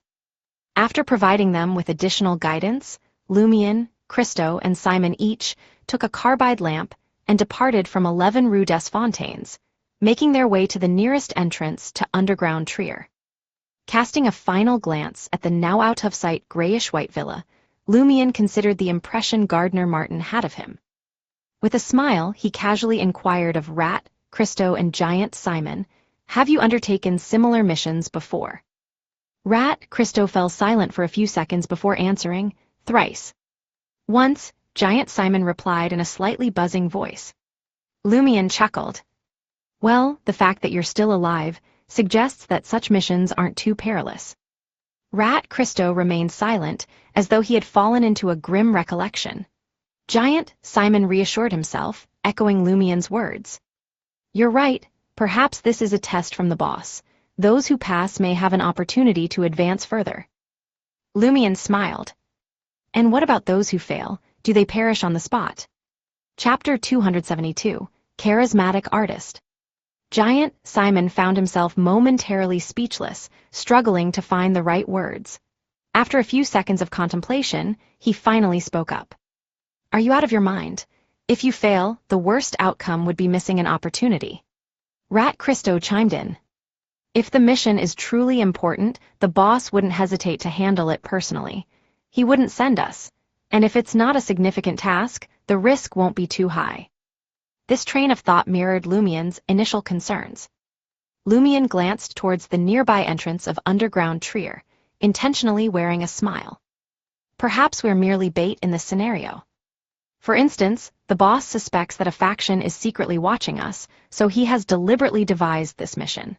If everything goes smoothly without any abnormalities, he can deactivate the alarm and consider it a test. However, if he does catch something, he can follow the trail of clues to uncover the truth and eliminate any hidden dangers. As for us being the bait and potentially getting caught, it's not his concern. As long as we ultimately achieve his goal, losing a few low-sequence Beyonders falls within his level of tolerance. Rat Christo's face turned pale upon hearing these words, while Giant Simon fell into silence. Although they lacked experience with mysticism, their years as mobsters and leaders had honed their basic analytical skills. They couldn't help but admit that Seal's theory made sense. This, naturally, brought about a deep sense of fear for their lives. Especially for Christo, memories of his brother Erkin's death and the pained expressions of his wife and children flooded his mind. If it weren't for the boss assigning him another task and excluding him from the smuggling operation, he might have been replaced by the so-called mirror people and met a tragic end somewhere underground. And as for his wife, his dogs, and the other animals he cared for, the mirror person would have had the opportunity to enjoy them for a while. With these thoughts weighing on their minds, the three of them ignited their carbide lamps and descended the steel stairs in silence. Christo scanned the dark tunnel with the bluish-yellow light, his voice trembling as he spoke. The boss wouldn't purposefully send us to our deaths. Even as low-sequence Beyonders, we still have our uses. If we perish underground, it might take the boss half a year or even a whole year to groom a replacement. The Mirror People incident came to his mind, the boss's request for him to undertake a different task being a clear attempt to protect him without revealing anything. Everything comes at a price. Perhaps the stakes involved this time are more valuable than the three of us combined. Lumien held the carbide lamp emitting a yellowish glow, walking steadily through the dark and slightly damp passageway. He sneered and said, "I hope this mission won't be as perilous as the boss claims, but we can't afford to be naive. We must prepare for the worst." Noting Seal's significant improvement, Christo couldn't help but ask, "What should we do?" From his perspective, Seal was the most reliable person in this mission, a lifeline in critical moments. Surprised by Christo's sudden timidity, Giant Simon turned towards him. When did the rat become so fearful? As a leader under the boss, why would he choose to display weakness and worry in front of Seal? Where is his pride and self-esteem? Wasn't he afraid that Seal would overshadow him and encroach upon his smuggling business? This was precisely the effect Lumien intended. He genuinely spoke up. "The boss has helped me multiple times, and I'm more than willing to carry out missions for him. However, the risk involved should not be excessively high, leaving us with only the option of death. Damn it, I haven't lived long enough. That's why my stance is to attempt the mission if possible. If it becomes too dangerous, I won't hesitate to abandon it and ensure my own survival. This might require the three of us to let down our guard against each other and cooperate fully to overcome any hidden threats." Such an attitude struck a chord with Christo and Simon, prompting visible or imperceptible nods from them. No one was entirely selfless. Taking a calculated risk for the boss was already a testament to their loyalty. Accepting this attitude and genuinely cooperating to resist danger seemed to be the only viable choice, at least on the surface. How should we collaborate? Christo swiftly made up his mind. He didn't want another Mirror People incident. Lumien smirked once more. "First and foremost, we must understand each other's abilities so that we can complement one another more effectively." Christo pondered for a moment before speaking up. "I'm a beast tamer, a sequence 8 of the apothecary pathway. I can directly confront and communicate with various beasts to a certain extent. I have the ability to gradually tame them and make them my assistants. I'm also skilled in treating illnesses and providing comprehensive medical care." At that moment, he couldn't help but cast a questioning glance at Seal. as if hinting at his need for a remedy to improve his performance in bed and replenish his physical stamina. Word had gotten around about Seal being quite a libertine. Not only was he involved with Jenna, Red Boots' mistress, but he had also been linked to nearly 10 dancers. He had arranged for them to receive acting lessons at Theatre de l'Ancien Cage à Pigeons, allowing them to earn money without having to accompany customers. An apothecary? If only I had known that Rat Christo was an apothecary, I would have gotten him to give plenty of medicine to Jenna's mother. She would have made a quick recovery and returned home that very night. Lumian silently sighed and nodded approvingly in the flickering light of the carbide lamp. The more Giant Simon listened, the more astonished he became. He began to suspect that Rat Christo had lost his mind by divulging the secrets of his sequence. Until now, apart from Gardner Martin, nobody knew Christo's sequence or the pathway he belonged to. After all, there were plenty of people in Trier who had a fondness for pets. Some even had a large number of them or formed intimate relationships with animals, as occasionally seen in the newspapers. In a flash, an idea struck Simon. Rat Christo was in charge of the smuggling business and had completed most of the boss's secret missions. Perhaps he knew something and had become pessimistic about this operation, hence his sincere cooperation with Seal. Christo let out a sigh and continued, "I've been unlucky. I haven't managed to tame a genuine Beyonder creature yet. Otherwise, I wouldn't be powerless against mid-sequence Beyonders even if I encountered them. This mission was sudden, and we didn't have time to prepare. I only brought a few companions with me. Is he afraid that we won't die quickly enough?" As he spoke, he raised his right hand. A colorful snake-like creature, with a triangular head, emerged from his sleeve. Soon after, Christo had the snake retreat back into his sleeve. He reached into his pocket and produced a palm-sized rat. This rat was different from the ordinary kind. Its fur was pale white and distinct, with eyes as bright as rubies. "This is Taffy. It's a unique creature I discovered underground during my smuggling days. It can't be used as the main ingredient for any potion, but it has the ability to sense hidden dangers," Christo briefly introduced. "It can also sense the approximate strength of others, right?" Lumian asked thoughtfully. Christo looked at Lumian with surprise and hesitated for a moment before replying, "Yes."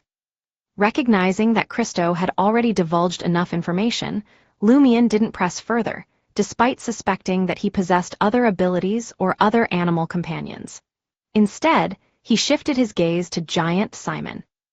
Simon hesitated for a moment, recalling his earlier speculation. In a muffled voice, he said, "I'm a Sequence 8 pugilist of the warrior pathway. Like Hammer 8, I excel in face-to-face combat and various fighting techniques. I carry a gun, a dagger, a bayonet, and boxing gloves." His explanation was brief, as pugilists didn't possess any extraordinary abilities. "No mystical item? That's true. It's indeed challenging for mobsters groomed by secret organizations to acquire such items," Lumian chuckled to himself. "You're stronger than Hammer 8 because you're intelligent and can read the situation clearly." These words left Simon unsure whether to feel angered or proud. Holding the carbide lamp, he looked at Lumian and said, "What about you? Which Sequence 8 pathway are you from?" "Hunter." Since they were working together, Seal couldn't keep his sequence a secret. Lumian smiled, raising his right hand in front of him. Silently, a crimson flame emerged from his palm and hung in the air, burning silently. "You're a pyromaniac," Simon exclaimed in surprise. Among Trier's mystical circles, the most common information concerned mid-sequence Beyonders of the Hunter pathway, especially those below Sequence 6. Lumian didn't respond, opting to maintain his smile instead. Simon suddenly understood why Rat Christo's attitude towards Seal had undergone such a drastic change, and why he appeared to seek his assistance. Sequence 7 was the starting point for mid-sequence Beyonders. Compared to low-sequence Beyonders like themselves, their strength had undergone a qualitative transformation. They were countless times more powerful. With his attention now diverted from the pocket of Rat Christo, Simon asked Lumian in surprise and suspicion, "Does the boss know that you've advanced to Sequence 7?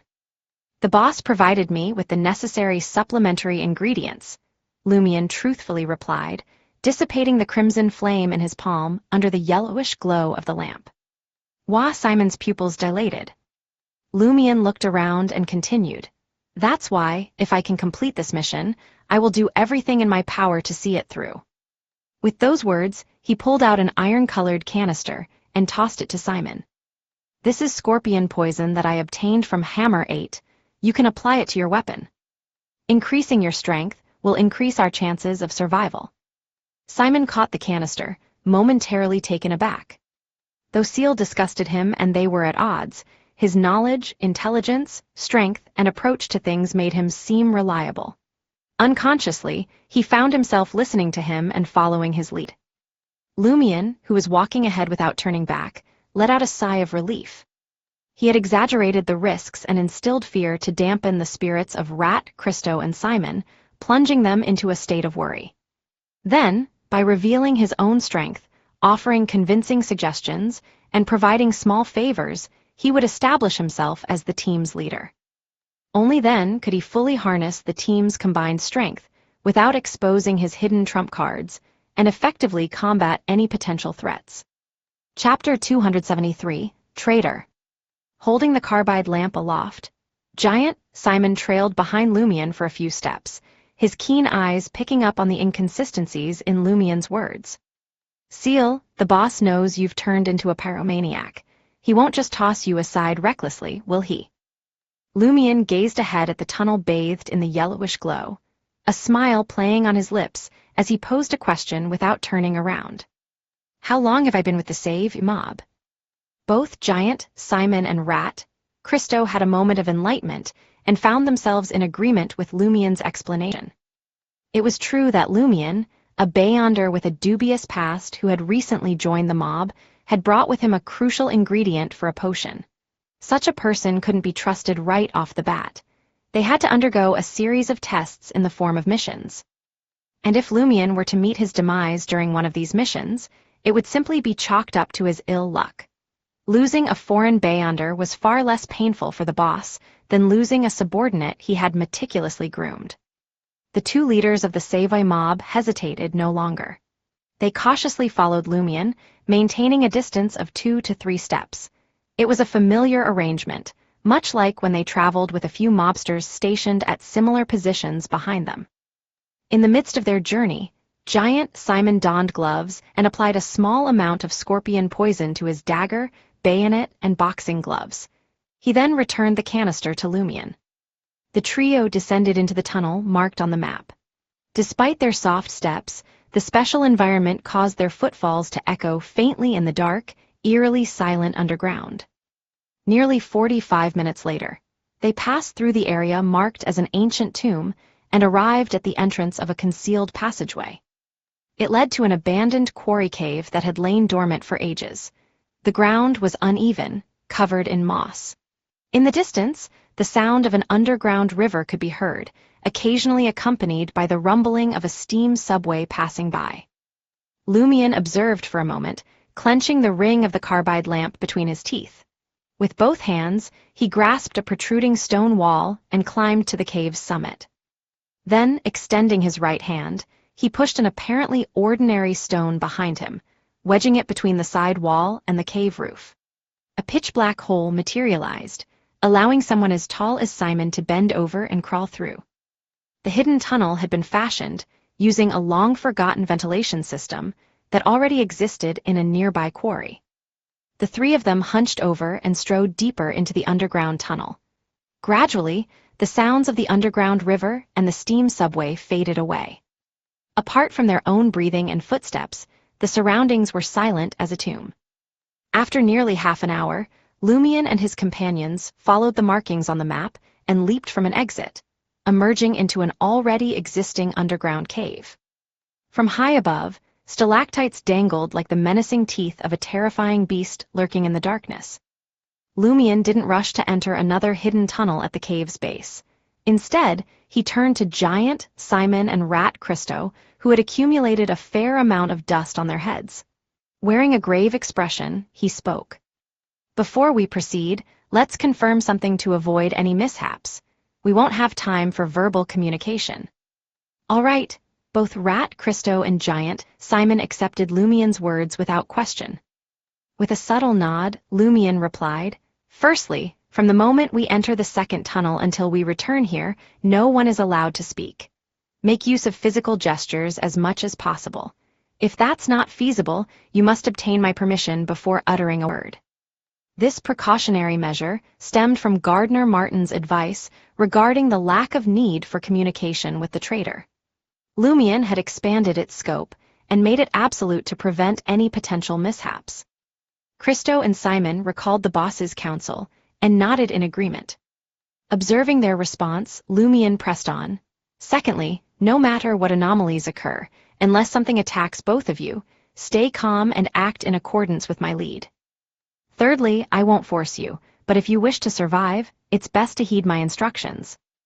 These two requests were met with resistance from Rat, Christo, and Giant Simon. They would be entrusting their safety to Lumien's intelligence, skills, reactions, and knowledge. It was a departure from their usual reliance on their own wild Beyonder instincts. After a few seconds of hesitation, Rat, Christo forced a smile, recollecting Seal's strength and previous performances. "I'll follow your arrangements, but if you fail to react in time and Taffy warns me of danger, I'll take matters into my own hands. Damn it, the longer I've been in this smuggling business, the more I dread Trier's underground." Giant Simon chimed in, "I'm with you on that, Rat." Lumien felt a sense of satisfaction, having successfully tamed the two Beyonders who also served as leaders in the Save mob. He didn't push further and simply nodded in agreement. "No problem. Fourthly, I will be the one to make contact with the traitor later and retrieve the box the boss desires." Upon hearing this, Rat, Christo, and Giant, Simon looked at Lumien as if they were seeing Seal in a new light. They had expected the pyromaniac to leverage his strength and authority to assign one of them to interact with the traitor and handle the riskiest part of the mission. Alternatively, they thought Lumien might suggest drawing lots to determine who would handle the task. To their surprise, Lumien volunteered to take on the responsibility himself. "Seal is quite fair," Giant Simon couldn't help but sigh. He knew he wouldn't be able to do the same if he were in Lumien's position. This realization made both Rat, Christo, and Giant Simon less resistant to following Lumien's instructions. Though the lighting was dim, Lumien managed to observe his two colleagues' reactions. He couldn't help but sneer inwardly. "If it weren't for the fact that you two Beyonders lack mystical knowledge and might cause trouble during the box exchange, I wouldn't be taking such a risk myself." Lumien sighed from the depths of his heart. Sometimes, weakness could be an advantage. Emphasizing that they were to maintain silence, Lumien picked up the carbide lamp and made his way to the bottom of the cave. He gestured for Giant Simon to embrace a rock about half his height and move it aside. The rock was incredibly heavy, posing a challenge even for Simon's strength. It took him some time to shift it, revealing the deep entrance to the hidden tunnel. The tunnel wasn't particularly long, and it took them only 7 to 8 minutes to crouch down and make their way through. They arrived at a mineral cave that had suffered significant collapse, leaving only a limited space. This was their destination, the Albert Mines. Lumien surveyed the cluttered gray-black stones and turned to Giant Simon, who was dressed in a black formal suit. He pointed at his chest. Understanding the unspoken request, Simon produced an iron-gray pocket watch and opened it with a snap. The dial revealed numerous tightly clenched gears, exuding a sophisticated, yet cold mechanical beauty. Giant Simon held up his pocket watch, showing it to Lumien and Rat Christo, indicating that there were still over 10 minutes until the designated time of the transaction, noon. Lumien nodded and remained silent, patiently awaiting the appointed hour. After a while, he subtly turned his head, listening intently for any signs of movement around them. He sensed an unusual sound emanating from underground, as if a multitude of people were screaming, roaring, and fighting. Beneath the illumination of the carbide lamp, Lumien glanced at Simon and Christo, noticing their similar reactions, as if they too had caught wind of the commotion. Observing Simon and Christo's gazes fixed on him, Lumien lowered his right hand, signaling them to refrain from being affected. Intermittently, they could hear peculiar movements, The three of them stood at the edge of the Albert mines, silently waiting. Suddenly, the sound of footsteps echoed from the other side of the mine, as if someone in leather shoes was approaching from an unusually quiet tunnel dozens of meters away.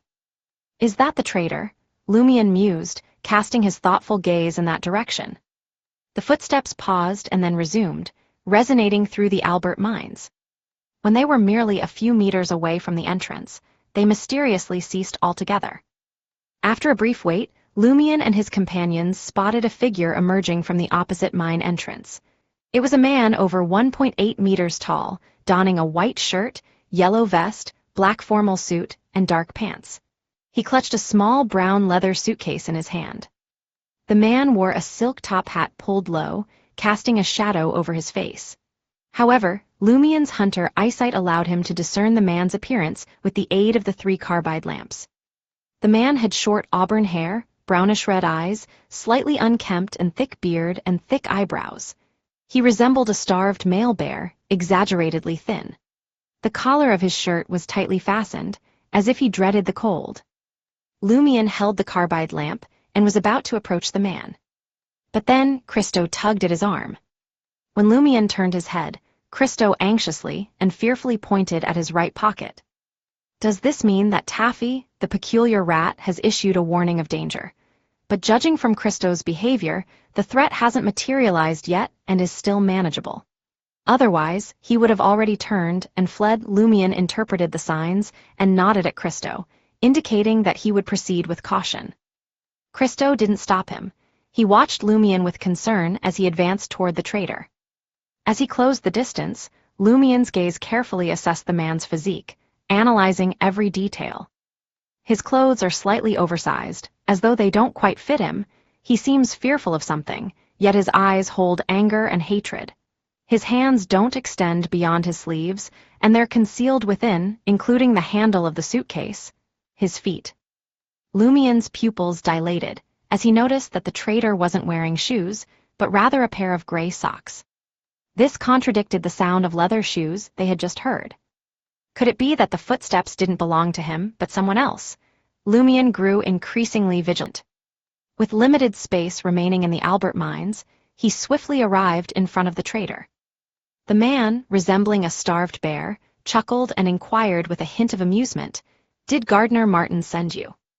Was he scared out of his wits after receiving a message from his companion, who went underground to search for the entrance to the 4th epoch Trier, months after disappearing, claiming to possess an important item to deliver to him?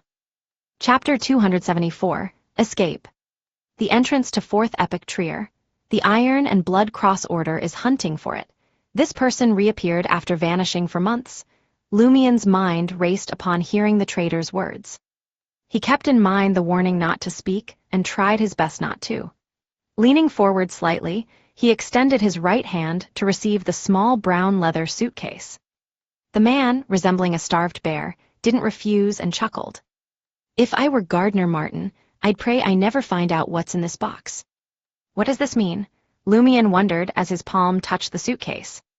At that moment, his eyes narrowed as he noticed the traitor's right palm was absent from the suitcase's handle, floating as if held by an invisible force. Following the handle, Lumion saw there was no arm in the sleeve. It was empty, supported by something invisible. No arm. His heart tightened as he glanced up at the traitor. His brownish-red eyes, accentuated by his thick beard and eyebrows, were as cold as a wild beast's, filled with undisguised hatred and fear. Various thoughts raced through Lumion's mind as he forced himself to control his reaction. He calmly took the suitcase, not inquiring or observing. He didn't instinctively defend or attack, as if he hadn't noticed anything. The traitor's emotions seemed to shift slightly, and his laughter carried a hint of sorrow. "Tell Gardner Martin that it won't be long before he goes underground too. All the pain and torture I've endured, he too will experience them." Lumion didn't say a word. He picked up the small suitcase and was about to turn around and leave the Albert mines with Giant Simon and Rat Christo. Suddenly, footsteps echoed from the other entrance behind the traitor. Compared to earlier, it became much clearer, almost within arm's reach. Lumion felt more certain now. He could hear the distinct sound of leather shoes approaching from the silent tunnel.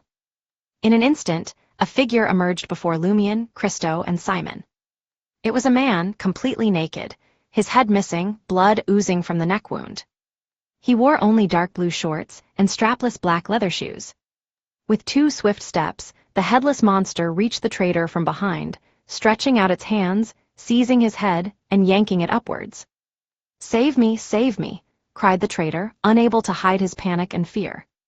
Almost simultaneously, his entire head was lifted, exposing a blood-stained spine dangling below. The spine was unusually long, swaying gently like a tail.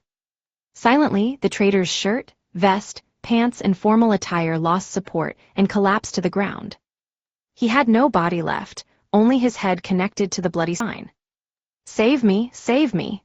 The traitor struggled with all his might, but the headless monster held him tightly, seemingly attempting to stuff him into its empty neck. Although Lumion had encountered many terrifying and warped creatures in Cordu, this was the first time he had come across something so bizarre and terrifying. Without hesitation, he turned around and dashed towards the entrance of the hidden tunnel, ignoring the traitor's pleas for help. Giant Simon and Rat Christo, who had been frightened from the very start, finally lost control. Like cyclists hearing the starting signal, they bent down and hurried into the tunnel. Lumion caught up with them in a few strides, the echoing voice of the Albert mines haunting their trail. "Save me, save me. If I die, you guys can forget about living. Help!" With their carbide lamps in hand, the trio silently made their way through the hidden tunnel, their hearts constricting at the screams left behind. A few minutes passed, and the shrill cries suddenly ceased, leaving an eerie silence that enveloped the Albert mines. Then, the echoing sound of tapping leather shoes reverberated through the hidden tunnel. Rat Christo, being the shortest, found it easiest to keep his back bent as he moved forward. In a state of fear, he frantically pointed at his pocket with his right hand, as if he had seen death itself. "Has that peculiar rat given us a perilous warning?" Lumion glanced at Christo's left chest and nodded reassuringly, indicating that he would cover their rear. All they needed to do was run with all their might. As the tapping sounds drew nearer, Lumion and the others grew tense. Though they had to bend their backs to navigate the concealed tunnel, it only slightly reduced their escape speed. After all, they were skilled Beyonders, their physical abilities notably enhanced. With each passing moment, Lumion felt a chill down his spine. Just as the sound of the leather shoes approached to within a few meters, the trio finally reached the tunnel exit and burrowed out. Seeing Giant Simon about to flee on his own, Lumion, who had already returned to their agreed position, could no longer stay silent.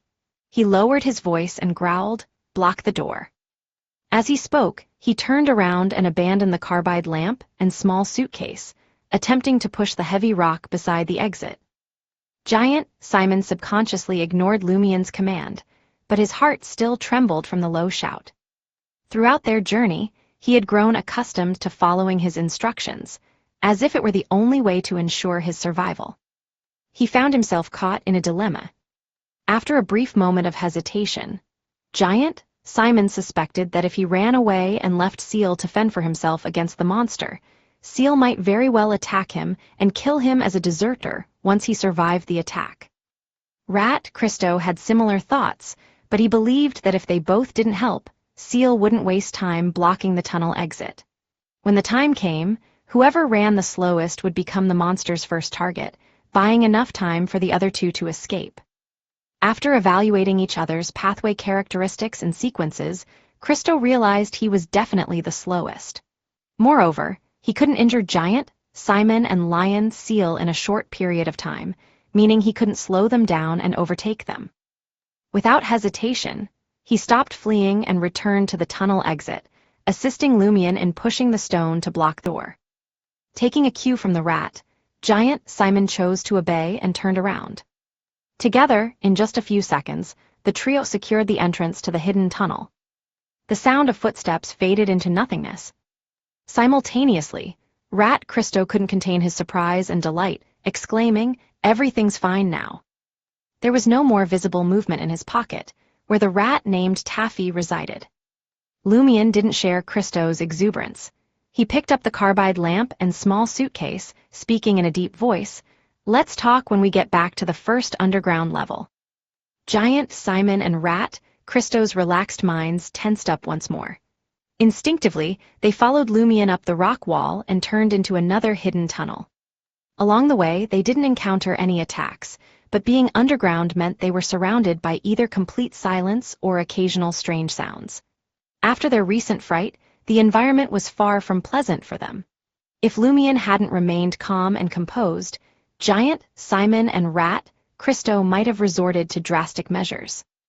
Upon returning to the area corresponding to the streets and squares above ground, Rat, Christo reached into his pocket to comfort Taffy and let out a long sigh. When I saw that monster, I thought we were going to die right there. Though he and Simon had killed over 10 people, interacted with other Beyonders, and even fought them, they had never encountered a monster like the Headless One before. It was an abnormal horror they had never experienced. This was even scarier than the horror stories they had heard in their youth. Lumion smiled. Didn't the boss say that there won't be much risk if we don't communicate or open the box? However, in such a situation, most people couldn't stay calm. Giant, Simon, and Rat, Christo gained a newfound appreciation for Seal's mental fortitude. Thanks to the shock brought about by the traitor and the headless monster, Lumion and his companions weren't interested in what lay inside the box. They hurriedly left the underground and returned to 11 Rue des Fontaines, where they met Gardner Martin in the study. Gardner Martin took the small suitcase and examined it casually. He smiled and said, "Very good, you've all done well, I'll reward you later." After praising them, the Savoy mob boss looked at Lumion and nodded gently. "I have a message for you. If you wish to progress further on the hunter pathway, you must remember this sentence. The demon is our friend, and hell is someone else's. The demon is our friend, and hell is someone else's." Lumion couldn't fully grasp the true meaning of this sentence, but Gardner Martin didn't provide further explanation. As his 3 subordinates left the study, Gardner Martin turned to the door connecting to the activity room. The door creaked open, and a man in a half-top hat, white shirt, yellow vest, black suit, and dark pants approached. He had short auburn hair, brownish-red eyes, a thick, messy beard, and thick eyebrows, resembling a starving bear. He was the traitor who had given the small suitcase to Lumion and the others and been dragged back by the headless monster. "Olson, any thoughts on him?" Gardner Martin inquired. The traitor addressed as Olson replied with a smile, simple background, clear origins, smart, bold, and decisive. He could bring together a few people who were originally unrelated into a team in a short period of time. "Isn't that what you want? As for loyalty, that's the least of my worries. When the time comes, even if he's not loyal, he'll become loyal." Gardner Martin nodded slightly. "Observe him for a while longer and see who he interacts with." After discussing this topic, Gardner Martin looked at the small suitcase on the table and asked curiously, "What's inside?" "Like I said, you'd better pray you never find out." The traitor known as Olson smiled, picked up the suitcase, and left the study. After taking a few steps in the hall, he suddenly found his head a little tilted.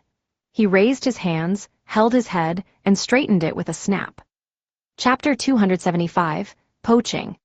In the carriage heading back to the market district, Lumion stared out the window, reflecting on Gardner Martin's actions after completing the mission. He felt that the Savoy mob's boss didn't seem too concerned about the suitcase they risked their lives for. The boss merely glanced at it casually and placed it on the desk. Was it really some kind of test? The Iron and Blood Cross Order possesses information about the spine-dangling head and headless monster. As long as I stick to the prescribed procedure and don't act independently, they won't really come after me. But the boss used to be a conspirer. Perhaps he just wanted us to see the suitcase, but it might not reveal his true intentions. Regardless, the head-only traitor and the headless humanoid monster are real. What do they symbolize? Can I trust the words of the former? He disappeared for months searching for the entrance to 4th Epoch Trier and experienced terrifying events. His head and body got separated, and both gained consciousness. When Boss said, "The demon is our friend, and hell is someone else's," It felt like he was warning me not to trust others easily. Did he mention this because he was satisfied with my performance on the mission? Has he sent someone to secretly follow and observe us in detail? Or maybe Giant, Simon, or Rat, Christo are not as scared as they seem, and one of them is secretly working as a spy for the boss. Since the boss didn't keep me here, the audit isn't over yet. Could someone be tailing this carriage and lurking in the shadows? Ha ha, Mr. K and his subordinates love doing this too. It'd be amusing if they ran into each other. In the carriage, Rat, Christo, and Giant Simon, who were using the Salle de Bal Brise's carriage to return to the market district, grew a bit uneasy as Lumion remained silent and gazed out of the window. After 5 minutes of indescribable silence, Christo forced a smile and asked, "Seal, what are you looking at?" "It's too cramped," Lumion sighed, disregarding the question. Christo and Simon exchanged glances, thinking that Seal might be mocking them for taking up space in the carriage. After hesitating for a moment, Christo decided to share his intentions. He lowered his voice and said, "Seal, I want to use this opportunity to talk to you. Damn it, I didn't expect Simon to join us. Son of a sow, I was the one who suggested borrowing the carriage in the first place." Giant Simon retorted. Ignoring him, Christo continued, "Seal, this mission has allowed me to reacquaint myself with you. Apart from boss, you are the most intelligent, powerful, and calmest Beyonder around me." "The calmest? You haven't seen me when I'm impulsive," Lumion teased, deliberately provoking. "Is that so? Am I more intelligent than Brignize and stronger than Franca?" Rat Christo was at a loss for words. After a few seconds he said, Well, what I mean is, in the future, when the boss assigns me secret missions, I want your help to analyze and figure out what to do. I don't want to be flustered when facing a similar monster next time." "Oh, intel has come knocking on my door?" Lumion smiled and replied, "I don't mind helping, but aren't you afraid the boss will be angry if he finds out?" Christo glanced at Lumion, then at Giant Simon beside him, and his tone turned cold. "If you keep quiet, and we keep quiet, the boss won't find out." Simon's eyelids twitched, and he added, "My thoughts align with Rat's." He didn't want to die on the next secret mission either. Lumion pondered for a moment and grinned. "All right, I can assist, but I can't guarantee I'll uncover the truth or find a way to avoid danger based solely on your descriptions. Also, I might make some small requests." "No problem," Rat Christo agreed without hesitation.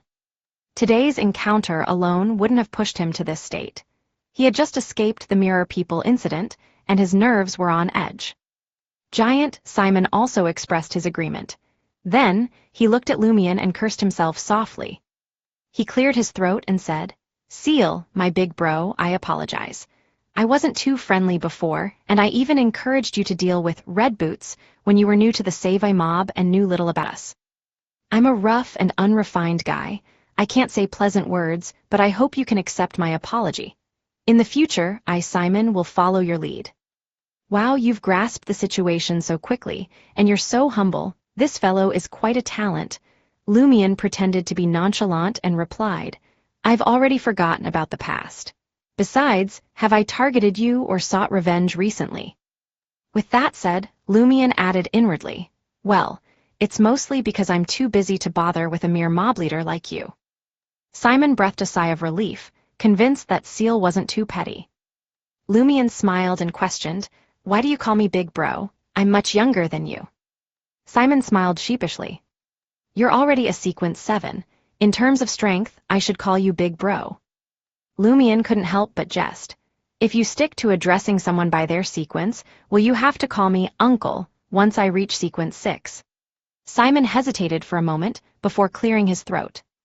"If you wish." Damn it, isn't this guy too shameless? Is he like this even when talking to the boss privately? "Rat!" Christo turned his head in surprise and looked at the burly man, who stood more than 1.9 meters tall, as though this was the first time he had met this giant. Simon continued, "But I believe I'll reach Sequence 7 before you hit Sequence 6. You must have just become a pyromaniac. It might take years, even decades, to fully master the power of flames and withstand the next potion." He was implying, "Haha, I was just joking. Perhaps we'll both be Sequence 7 soon, and you'll still be my big bro. Upon hearing this, Lumien's mind wandered back to the moment he had used invisible flames to burn Susanna Mad-Eyes to death, feeling the potion digesting a little inside him. However, he couldn't be sure as he hadn't yet completed the first acting principle, making the degree of digestion unclear. Combining past experiences and recent events in the market district, Lumien sensed that the first acting principle was close to being revealed, but it always fell short. His thoughts lacked clarity, and he had a feeling that he needed to wait for the right opportunity. His mind then shifted to Gardner Martin's possible covert observations and subsequent tests. As a result, Lumien decided to postpone his plans to attend Mr. Fool's Bishop's preaching at Lavigny Dock in the Square District the day after tomorrow. He felt it would be better to wait until he passed the test and officially joined the Iron and Blood Cross Order. But what about my psychiatric treatment scheduled for tomorrow afternoon? Should I still go? I believe my mental state and emotional control have improved over the past few days, but I'll need the two ladies to confirm it. Yes, they always use psychological invisibility. Madam Justice is a true demigod, so it's unlikely for Gardner Martin or his subordinates to see her. As a hunter, it's normal for me to have an interest in studying plants. After visiting the botanical garden, I'll have a coffee and take a break. No one can accuse me of anything. Lumien made a quick decision to continue the psychiatric treatment the next day. However, before heading to Mason's Cafe, he planned to spend 2 to 3 hours exploring the nearby botanical garden. Once the carriage stopped at Salle de Balbrise, Lumien went upstairs to enjoy a cup of coffee while watching Giant, Simon, and Rat, Christo leave Avenue du Marché. Around 4 p.m., he put on a dark, wide-brimmed round hat and left the dance hall. His destination was Franca's place at Rue des Blouses Blanches to discuss the peculiar mission and Gardner Martin's behavior in the afternoon. As Lumien strolled along Avenue du Marché, a sudden thought struck him. If Boss is indeed sending someone to watch my actions during this period, he might think I'm having an affair with Franca if I frequent her apartment on Rue des Blouses Blanches. But maybe, as a Trarian, he wouldn't mind. Right, there's already a rumor about me having an affair with Jenna. I'm going to Rue des Blouses Blanches to find Jenna, not Franca. He won't be suspicious. Lumien calmed himself and arrived at 3 Rue des Blouses Blanches. He knocked on the door of room 601. Franca, who was wearing her usual blouse and light-colored pants, snapped, "Why are you here again?" At that moment, Lumien noticed peculiar drawings on her face, a turd on the left side and a dark green turtle on the right. Lost at cards, Lumien raised an eyebrow. Franca had mentioned playing cards with Jenna and her dancers, involving strange punishments without money being at stake. Franca glanced back and lowered her voice.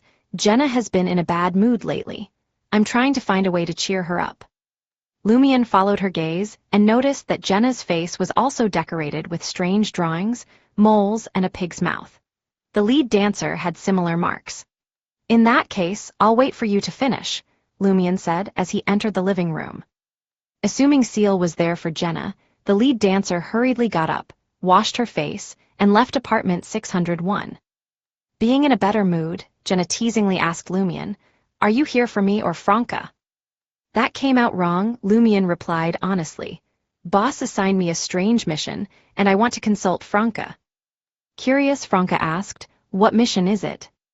Lumien briefly recounted the noon encounter, including how he managed to keep Rat, Christo, and Giant, Simon in check, making them follow his instructions.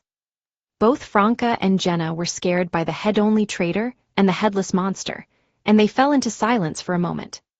After a few seconds, Franca clenched her teeth and said, "Gardner Martin, that son of a bitch." "What's wrong?" Jenna didn't understand why Franca suddenly cursed the boss. Franca explained vaguely, "I suspect this mission is Gardner Martin's way of testing Seal. He wants to see if Seal is fit to enter the core group." "Damn it, seeking hell, I've been with him for so long, and he still doesn't trust me. He doesn't even want to test me." Chapter 276, The Disappointed Susie. Jenna, who had no experience in relationships and was clueless about the truth, didn't know how to respond to Franca's complaint. Lumion roughly understood Franca's anger and disappointment. We're all here to infiltrate the Iron and Blood Cross Order. Why is the test scheduled just a month after your joining? I've been here for nearly a year, and I'm almost giving birth to Gardner Martin's child, yet there's still no progress. This makes me look like a failure. After carefully considering Franca's thoughts, Lumion replied earnestly, "This might not be an opportunity, but a danger. The fact that they want to audit me so quickly suggests they might see me as expendable. Or perhaps my Beyonder pathway is just right and could be useful for something recent." Jenna found Lumion's explanation reasonable and quickly advised Franca. Maybe the boss didn't audit you because he cares for you and doesn't want you involved in dangerous matters. Franca's expression turned odd. That's not right. This made her feel guilty for deceiving others. When Madame Judgment arranged for her to be an undercover agent in the Save mob and wait for an opportunity to join the Iron and Blood Cross Order, she had been explicitly instructed not to sacrifice herself by seducing the target. The Tarot Club didn't engage in such tactics. Later, as a witch, she wanted to experience a romantic relationship with a man, and Gardner Martin happened to be interested, so they became lovers. From Franca's perspective, this was a pure, joy-sharing relationship that didn't involve any emotional aspects. They wouldn't have real expectations of each other. After the mission was completed, they would part ways without hesitation and continue with their exciting lives. Of course, at that time, the Iron and Blood Cross Order might have already suffered a setback. It remained unknown if Gardner Martin could continue with his exciting life. If Franca had enough strength, she would have rehearsed the scene of a cold assassin killing her lover. After a few seconds, Franca exclaimed, "Impossible, impossible. That guy is very chauvinistic and discriminates against women. Him not auditing me must be because he thinks that a woman should just manage the dancers well and have the ability to protect herself. She should just bear a child sometime later. She doesn't need to be qualified to join the core group. Damn it, did I fail because of my gender?" What she didn't want to admit was that the undercover mission had likely failed because she took a chance, which led her to form a stronger bond with Gardner Martin. Cannon fodder didn't matter if they were male or female. It didn't matter if the expendables of a secret organization were male or female either. Jenna and Lumion exchanged glances and pursed their lips. Then, they turned to Franca and asked curiously, "How can you tell that the mission is a test?" Those two monsters were undoubtedly terrifying and dangerous. Jenna didn't think she was as foolish as Lumion had teased her, but she knew she lacked experience in mysticism and playing these kinds of games. Subconsciously, she yearned to learn more. Franca smiled again and said confidently, "I deduced it from the whole process and final outcome. Think about it. Does this matter really require Seal, Simon, and Christo's involvement? Find a couple of core members who understand the situation roughly. Follow the procedures and precautions, and you can escape the monsters and retrieve the box successfully. Moreover, there's no need to worry about leaks or give them any special reminders.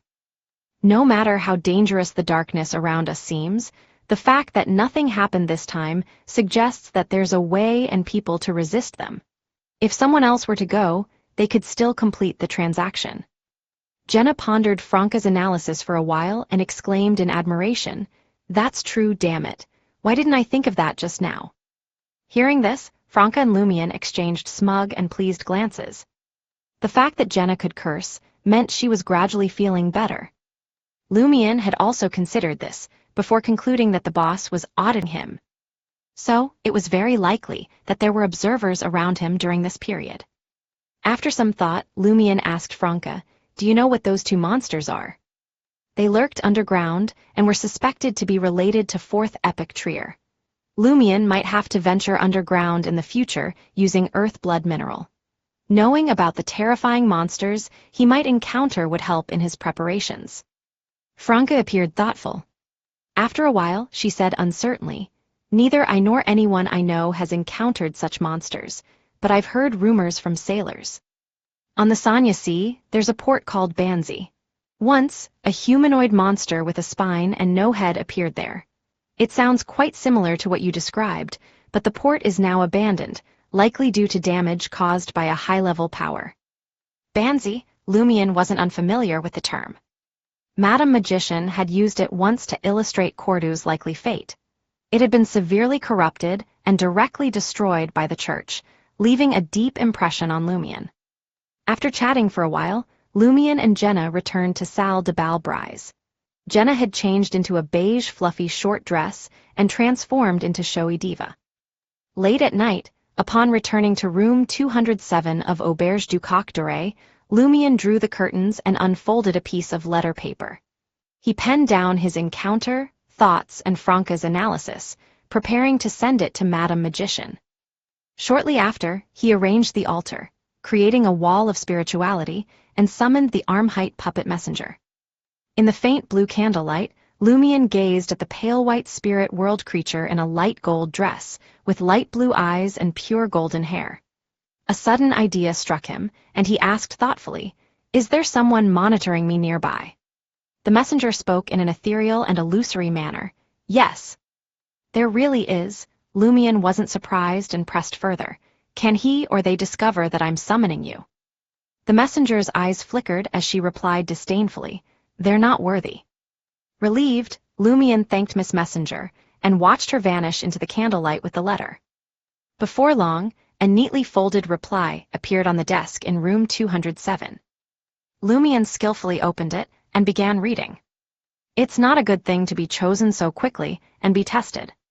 From now on, especially after becoming an official member, you have to be more careful.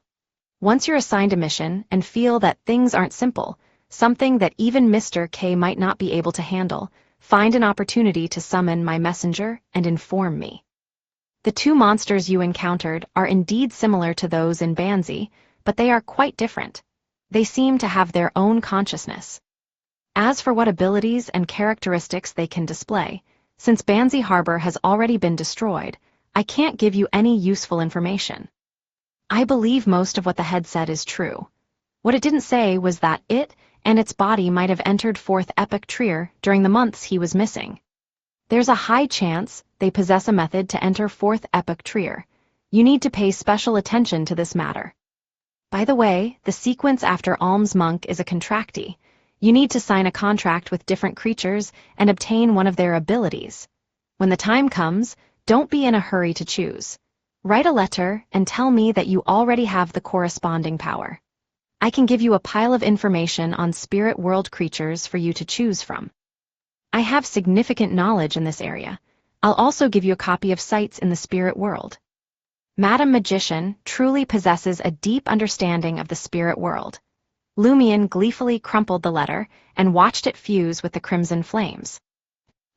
On the sunny Sunday afternoon, Lumion satisfied his hunger and hopped into a public carriage headed for Trier's Botanical Garden. After buying tickets, he leisurely strolled through the vibrant flora. He marveled at the sight of many plants he had only encountered in books, newspapers, and magazines, including the Donningsman tree, which the Antisians mocked as Lone's national tree. These trees originally thrived in the rainforests of the southern continent. Legend had it that the sap from these trees could promote hair growth, a tempting prospect for many Lonians lacking significant hair volume. Around 3:30 p.m., Lumion made his way to Mason Café and settled into Booth D. He ordered a cup of Riem espresso, eagerly anticipating the arrival of psychiatrist Madame Susie. Before long, he heard a familiar, gentle female voice. "Good afternoon, Mr. Lumion Lee." Without turning around, Lumion smiled and replied, "Good afternoon, Madame Susie." Susie commented, sounding surprised, "Your mental state seems better than I expected." Lumion smiled wryly. "Perhaps it's thanks to my previous treatment that I've regained some inner strength. As the saying goes, what doesn't kill you makes you stronger." Susie expressed her curiosity, asking in a conversational tone, "I wonder if you're willing to share your experiences." Lumion pondered for a moment before looking ahead and muttering to himself, "Are you in the same organization as Madame Magician?" "Yes," Susie confirmed. Relaxing, Lumion leaned back on the sofa, sipped his espresso, and began recounting his ordeal. From capturing Louis Lund to taking down Susanna Madeyes, and saving the lives of most people involved in Paramita, he concluded. Since that day, my mental state has significantly improved.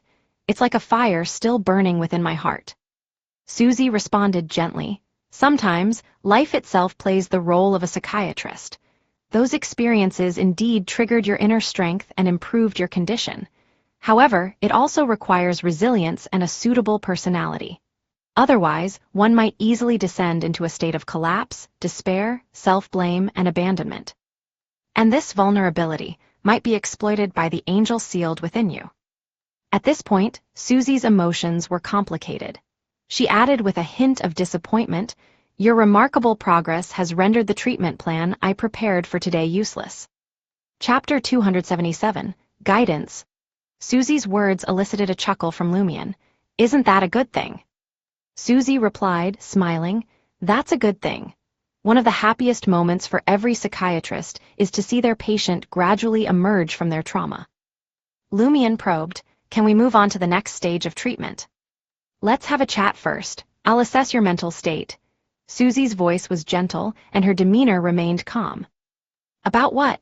Lumion had already shared most of his recent experiences. Susie verbally ruminated for a few seconds before responding.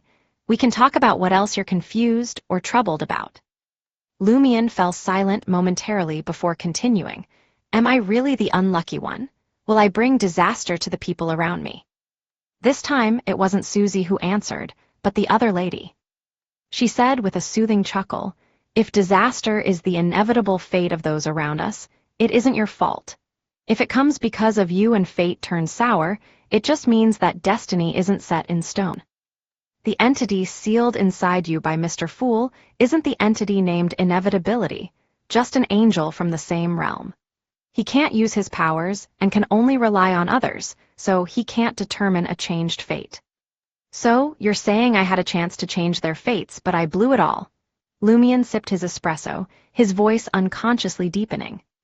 The woman maintained her tone. "First, we gotta be sure that the person who messed with their fate and caused their doom is the companion of that inevitability angel lurking around you. He came for the seal and Termabaros. It's got nothing to do with you. Your only issue is that you didn't do good enough, but nobody can guarantee perfection in everything." At this point, the woman spoke with a hint of self-deprecation. "I get your feelings. Over the years, I've tried my best to do many things, but many of them failed. I even ended up hurting others despite my good intentions. It hit me hard and made me feel real guilty. I felt like running away and never coming back. Thankfully, during that time, I managed to achieve a lot. I helped people, stopped disasters, and rooted out corruption. That gave me confidence and motivation, strengthening my beliefs and ideas. Later, whenever I felt confident and positive about what I wanted to do, I'd remember my mistakes and failures. It would remind me not to be careless, not to be biased, and not to underestimate anyone.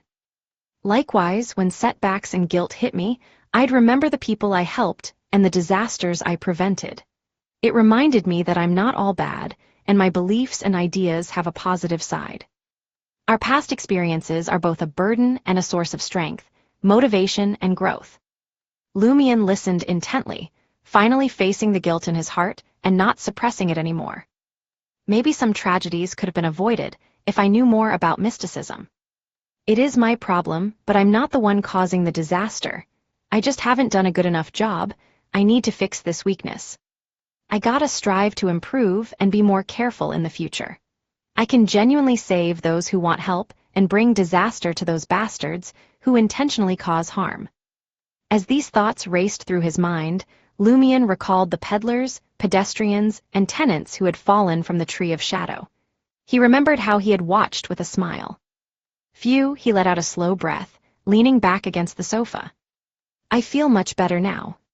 He scoffed and said, "The person who helped Termabaros and messed with my fate, and the people around me couldn't have guessed that the pain he caused didn't break me, make me despair, or give up. Instead, it led me to get excellent psychiatric treatment, improving my mental state significantly. I really want to find him and thank him in person." The lady chuckled. "That's why I keep telling Susie that psychiatric treatment is tricky and subtle. If you're not careful, it could lead to the opposite outcome. You can't just be fearless because you're a Beyonder.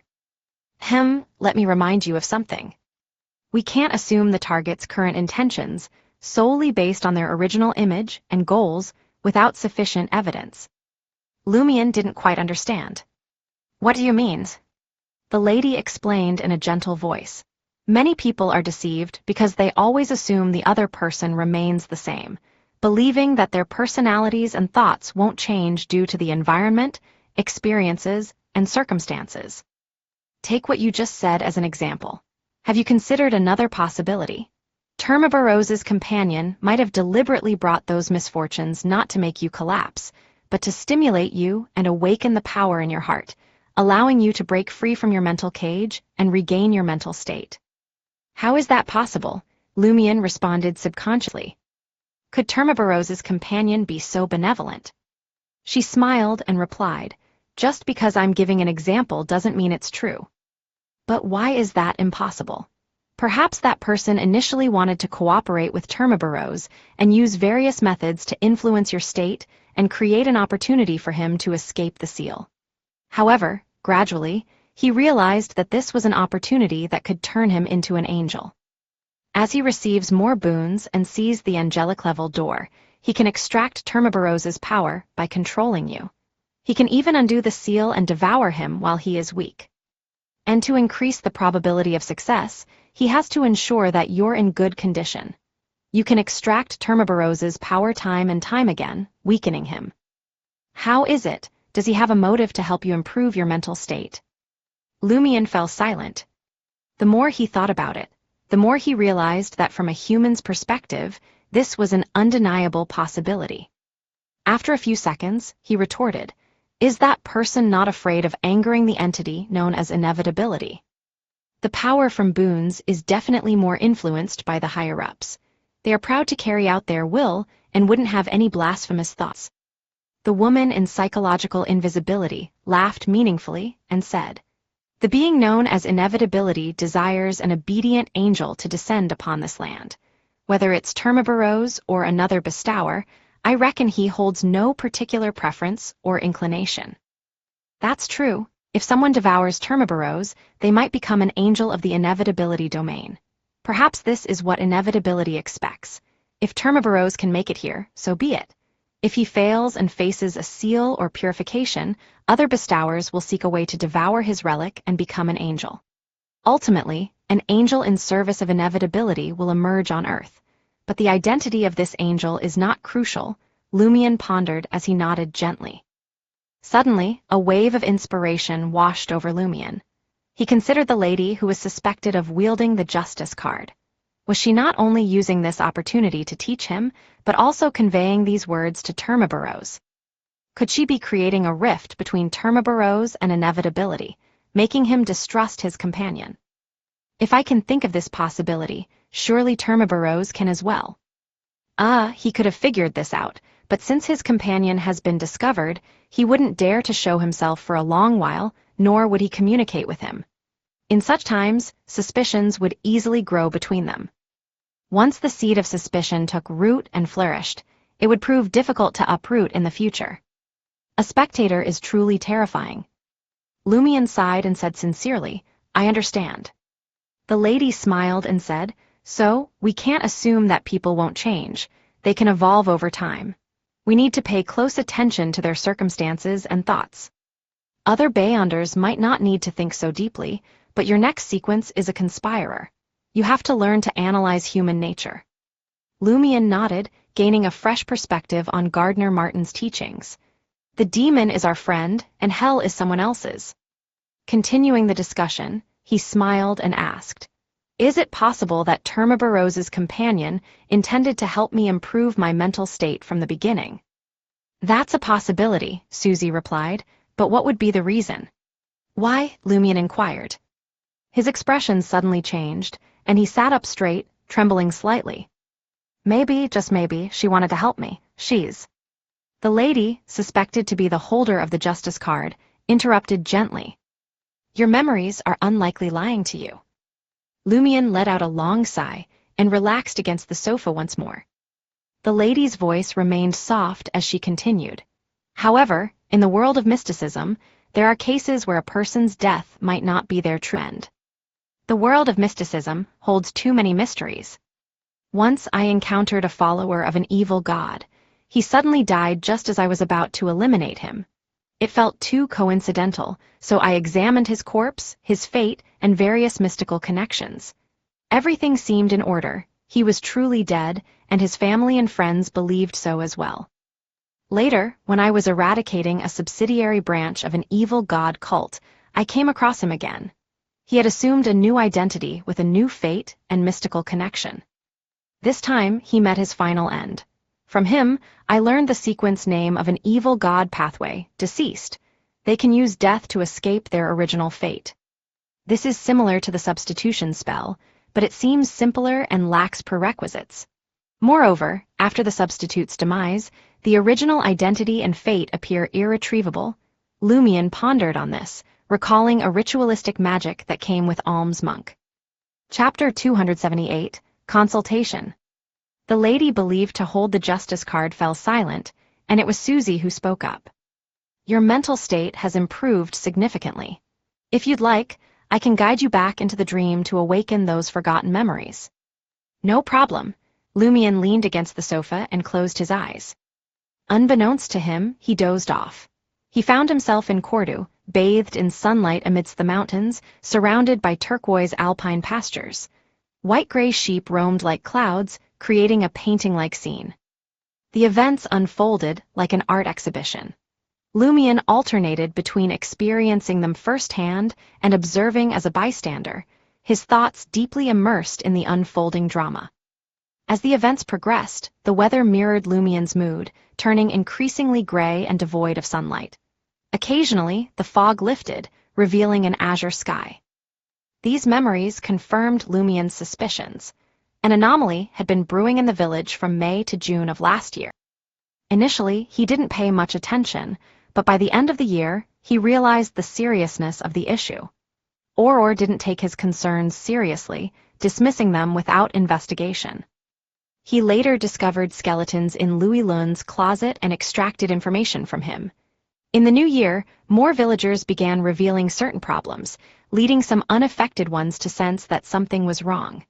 As a result, Ava, Riamund, Naroka, and others were silenced. During this process, Lumion stumbled upon Pons Bayonet and his crew burying a corpse and sought revenge, gravely injuring the villain's lower body.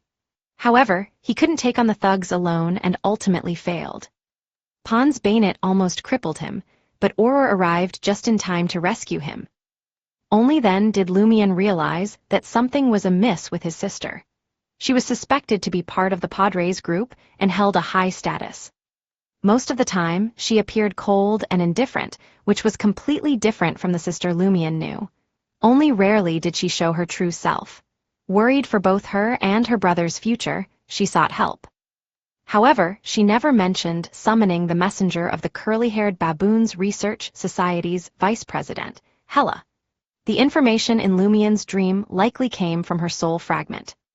What followed matched Madame Pualis's account. Auror stopped her, and Guillaume Bayonet, the padre, led a large group of bestowers to attack the administrator's castle, dismantling her setup. She had no choice but to abandon the territory she had built up for a long time and leave Cordu with her remaining subordinates. The only difference was Madame Pualis's claim that she had only given birth to one child whose father was the padre. He eventually perished in the attack. However, Auror, a blessed of Inevitability, stated that Madame Pualis had personally given birth to 2 children. One of them vanished after the administrator's castle was destroyed. In the end, it wasn't Auror who knocked Lumion out and brought him to the altar. It was the deputy padre, Mitchell Garrigue, who also had a lizard-like elf crawl out of him in his dream. Lumion blinked open his eyes, taking deep breaths to steady himself. He had anticipated this moment, but the emotional upheaval still left him reeling. Emerging from the nightmarish life of a street urchin, he had finally found a true, warm home with new friends and boundless joy. Even the villagers' chase and occasional beatings for his pranks couldn't dampen his spirits during those moments of triumph. However, his idyllic life began to unravel as the people around him changed. The constant anomalies he noticed clouded his heart with growing unease and uncertainty. He tried to persuade his friends, Auror, Riamund, Ava, and others, to leave Cordu and move to Darij, but Auror always delayed, thwarting his plans. Amidst his fear and disappointment, tragedy struck his friends. To his dismay, he even noticed disturbing signs in his own beloved sister. In that moment, his mind plummeted into a dark abyss, much like when his grandfather had died. He felt terrified, helpless, sorrowful, and in pain.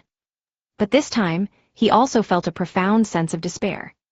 Had it not been for the occasional glimmer of hope, when Auror briefly regained her true self, Lumion might not have held on till the end. Even now, recollecting the past few months felt unbearable. It was as if he was trapped in a suffocating cage, surrounded by darkness and misery, unable to escape.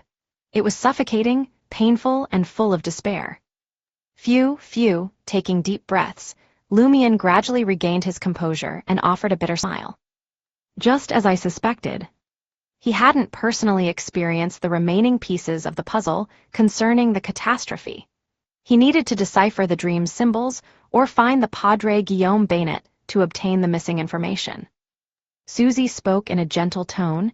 You've shown tremendous resilience and faced your past head-on. It's a sign that your psychological struggles have improved significantly. Now, the rest of the healing process lies in your own hands. If everything goes as planned, we should only have one more psychiatric session. After you find Padre Guillaume Bainet and communicate with him, I'll need to evaluate your psychological state once again and conclude the treatment. Thank you, Madam Susie. Thank you, Lumion hesitated before adding, Madam Justice. The woman in psychological invisibility didn't deny it and smiled, saying, just because we have only one session left doesn't mean we won't be in touch again. I might need your assistance with certain matters in the future. Lumion smiled back, saying, I'm only a sequence 7. I doubt I'll be of much help. We should never underestimate anyone, the lady replied with a knowing smile. Besides, different people can have unique impacts on different matters.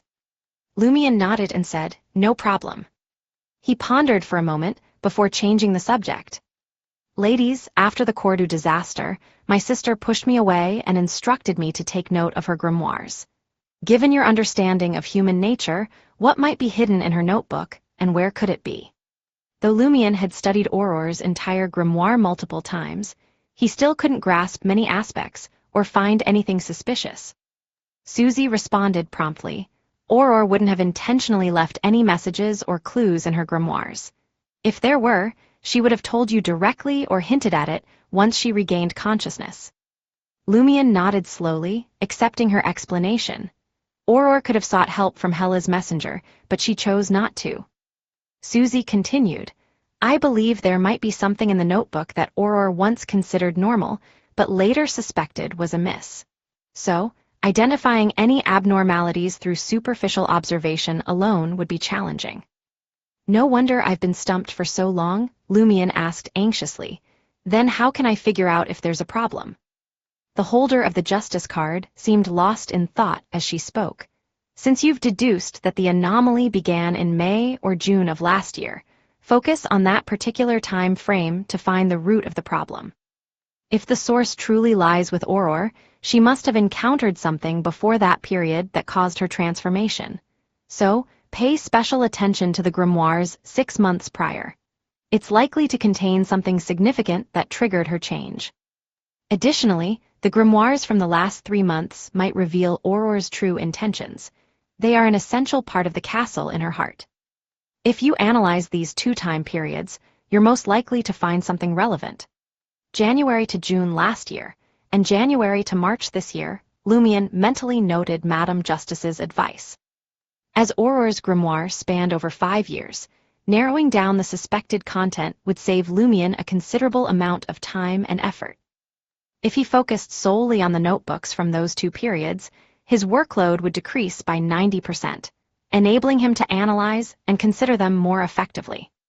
After a brief moment of contemplation, Lumion expressed his gratitude once again. Thank you, Madam Susie. Thank you, Madam Justice. After their discussion, the psychiatric treatment came to an official close. Lumion finished the remaining espresso and left Mason Café, waiting for the public carriage by the roadside. In Trier, dark clouds gathered to the northwest in the distance, while raindrops cascaded down like threads. To the southeast, the sky remained azure, and pure white clouds were tinged with golden light. Apartment 601, 3 Rue des Blouses Blanches.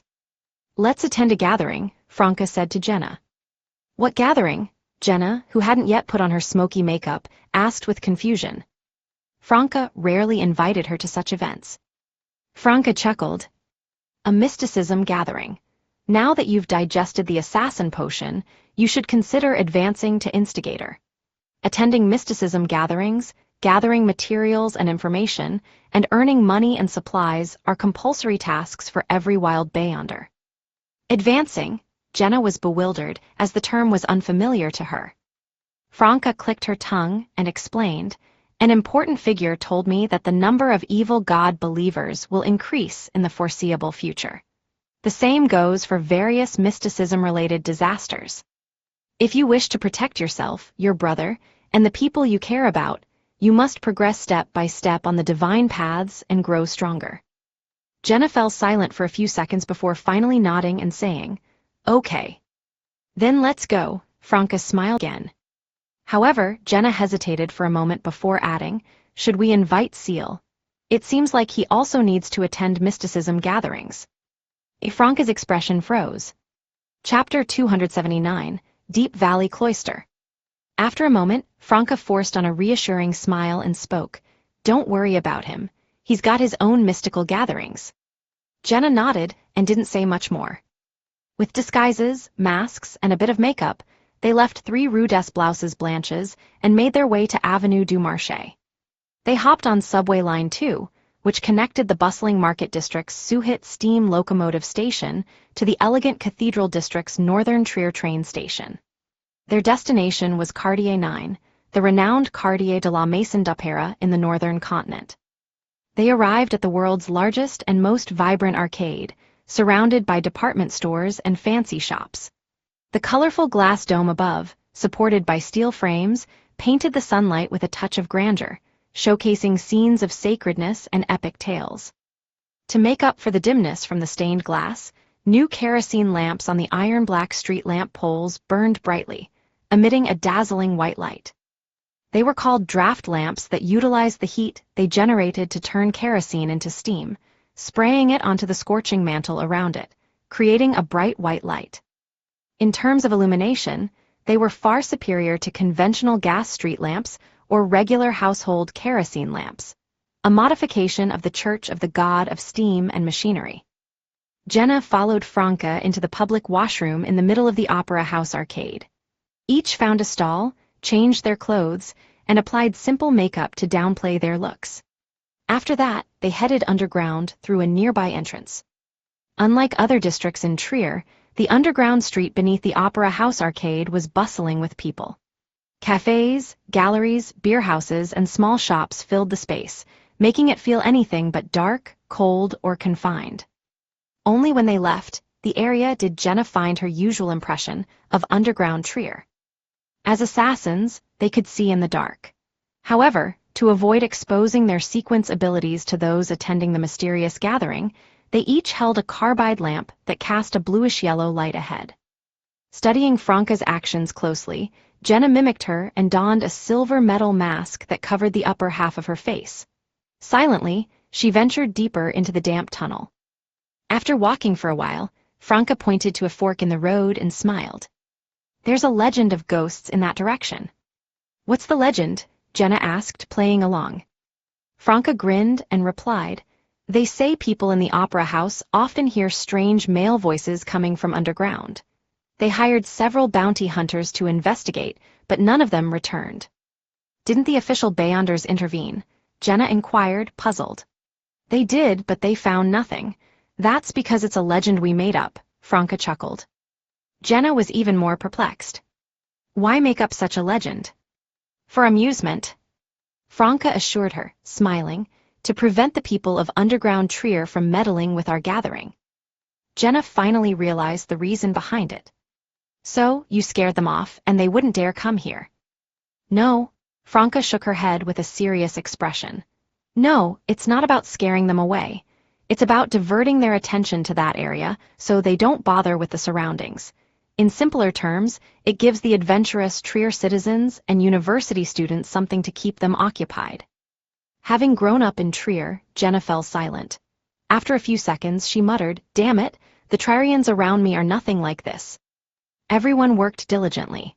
They just like to go to bars, dance halls, and other places to drink, sing, dance, or vent their emotions by cursing each other after a busy day. People from Trier can be different, Franca said, clicking her tongue and shaking her head.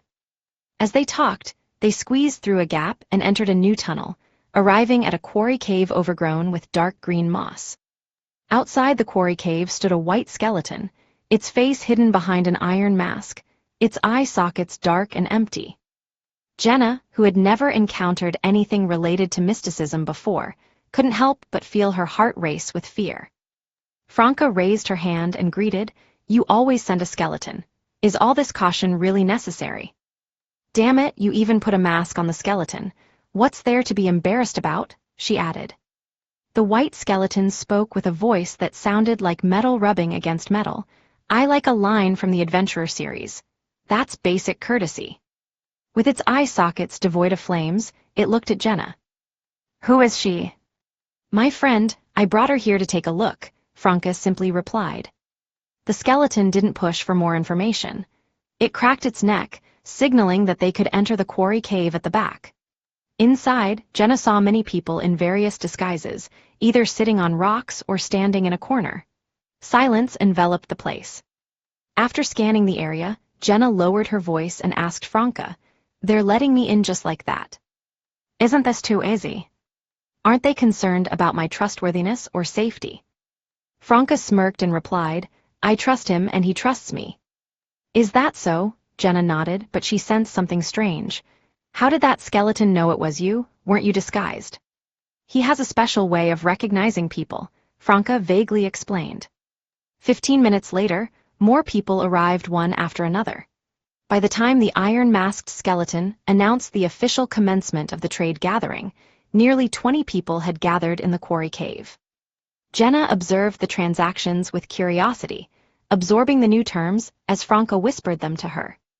During this process, she couldn't help but be shocked by the prices of potion formulas, mystical items, Beyonder weapons, and various ingredients.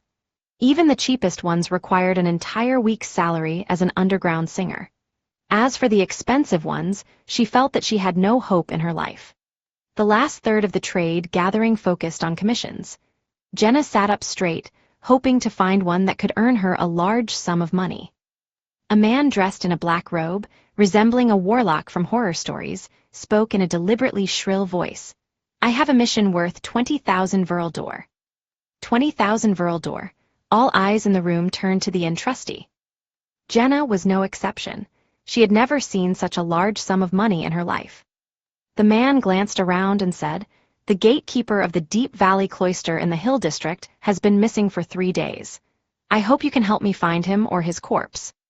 I can't verify the authenticity of the clues, so only those who bring him or his corpse back to the Deep Valley Cloister can claim the 20,000 Verl d'Or reward. Alternatively, you can bring him here." The Deep Valley Cloister belonged to the Church of the God of Steam and Machinery, where ascetic monks devoted themselves to the study of machinery and steam. They didn't marry, have children, or preach. Located in the Hill District, Cartier 19, it was bordered by the Cathedral District of the Church of the God of Steam and Machinery's Cathedral and the Northern Trier train station to the west, and Cartier 20, the Cemetery District, to the east. Seeing no immediate response, the man continued, "The authorities have already investigated, but they found nothing. You can all take this commission and investigate Deep Valley Cloister as bounty hunters. Don't worry about suspicion. I'll post notices in bars, dance halls, and beer houses in various districts.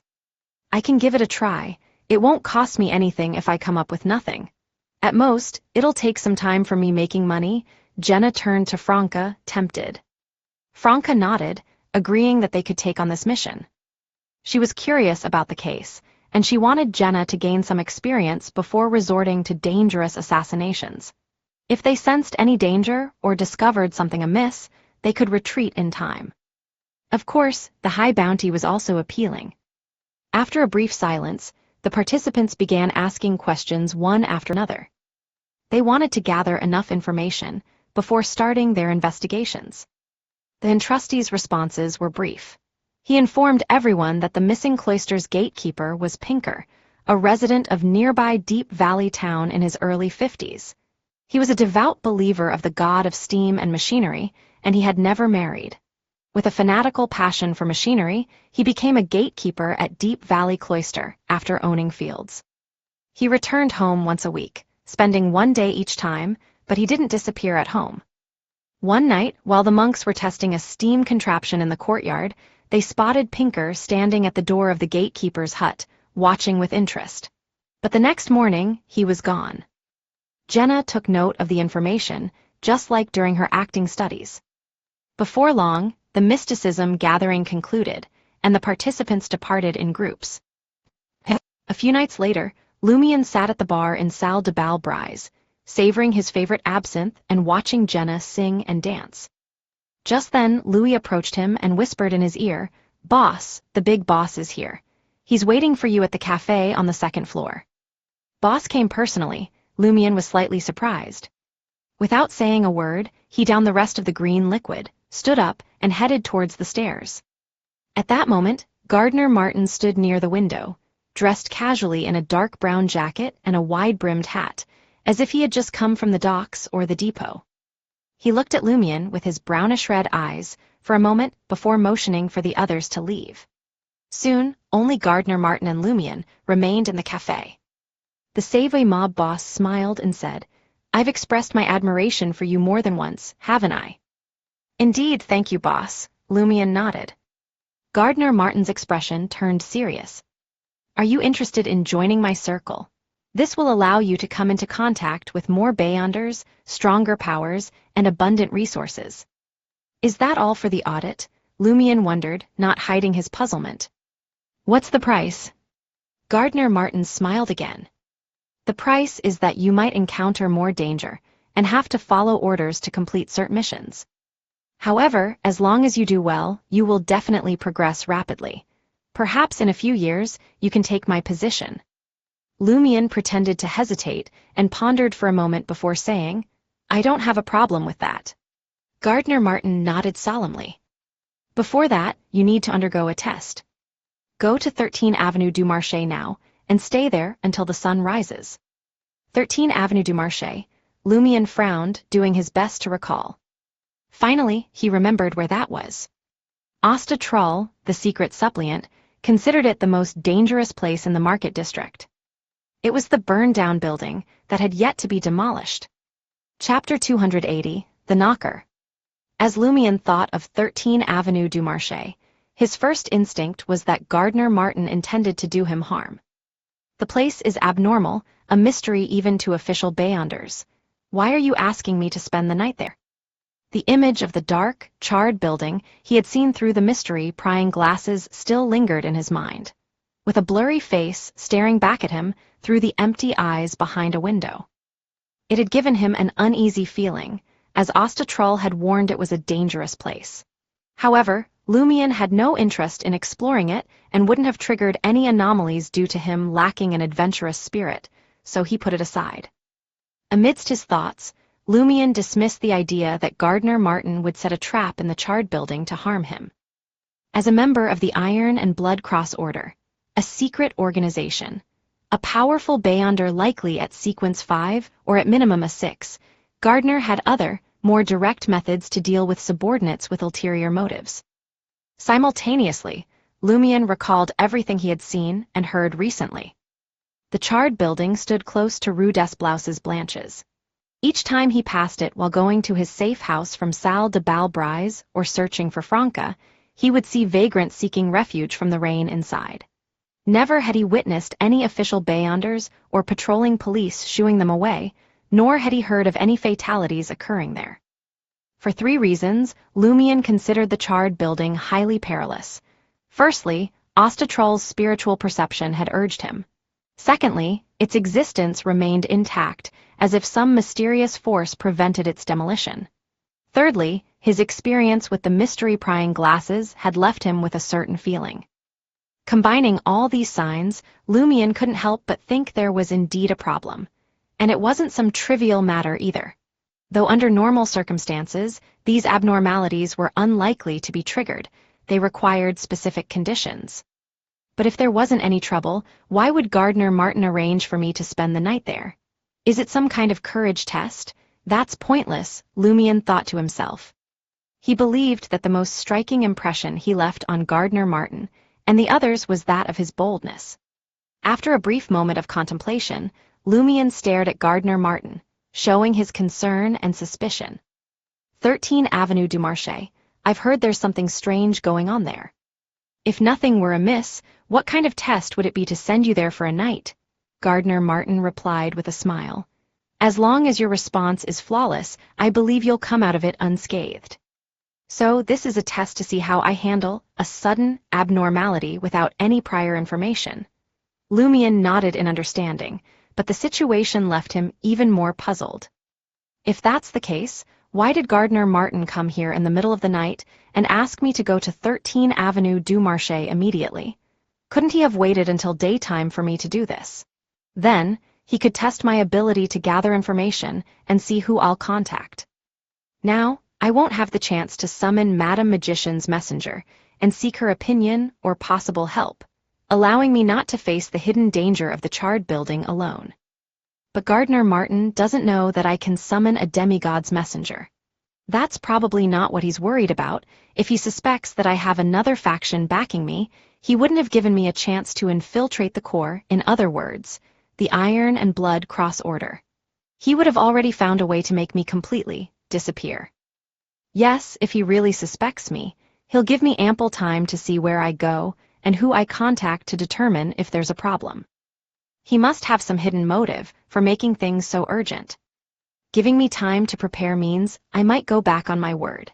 Instead of heading to 13 Avenue du Marché, I might turn around and sell information about this charred building's possible connection to the Iron and Blood Cross Order to the authorities. But the problem is, even if I manage to stay until the sun rises, I can still go back on my word or betray them. I'll be apprehended right then and there and forced to sign a contract.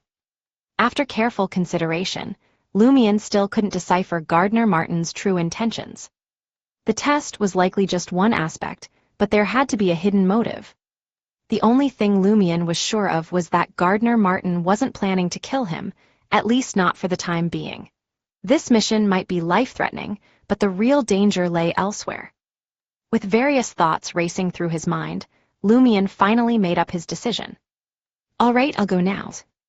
Gardner Martin grinned. Excellent. If you'd agreed too quickly, it would have disappointed me. One of the most crucial traits for those who join our corps is intelligence and the ability to think.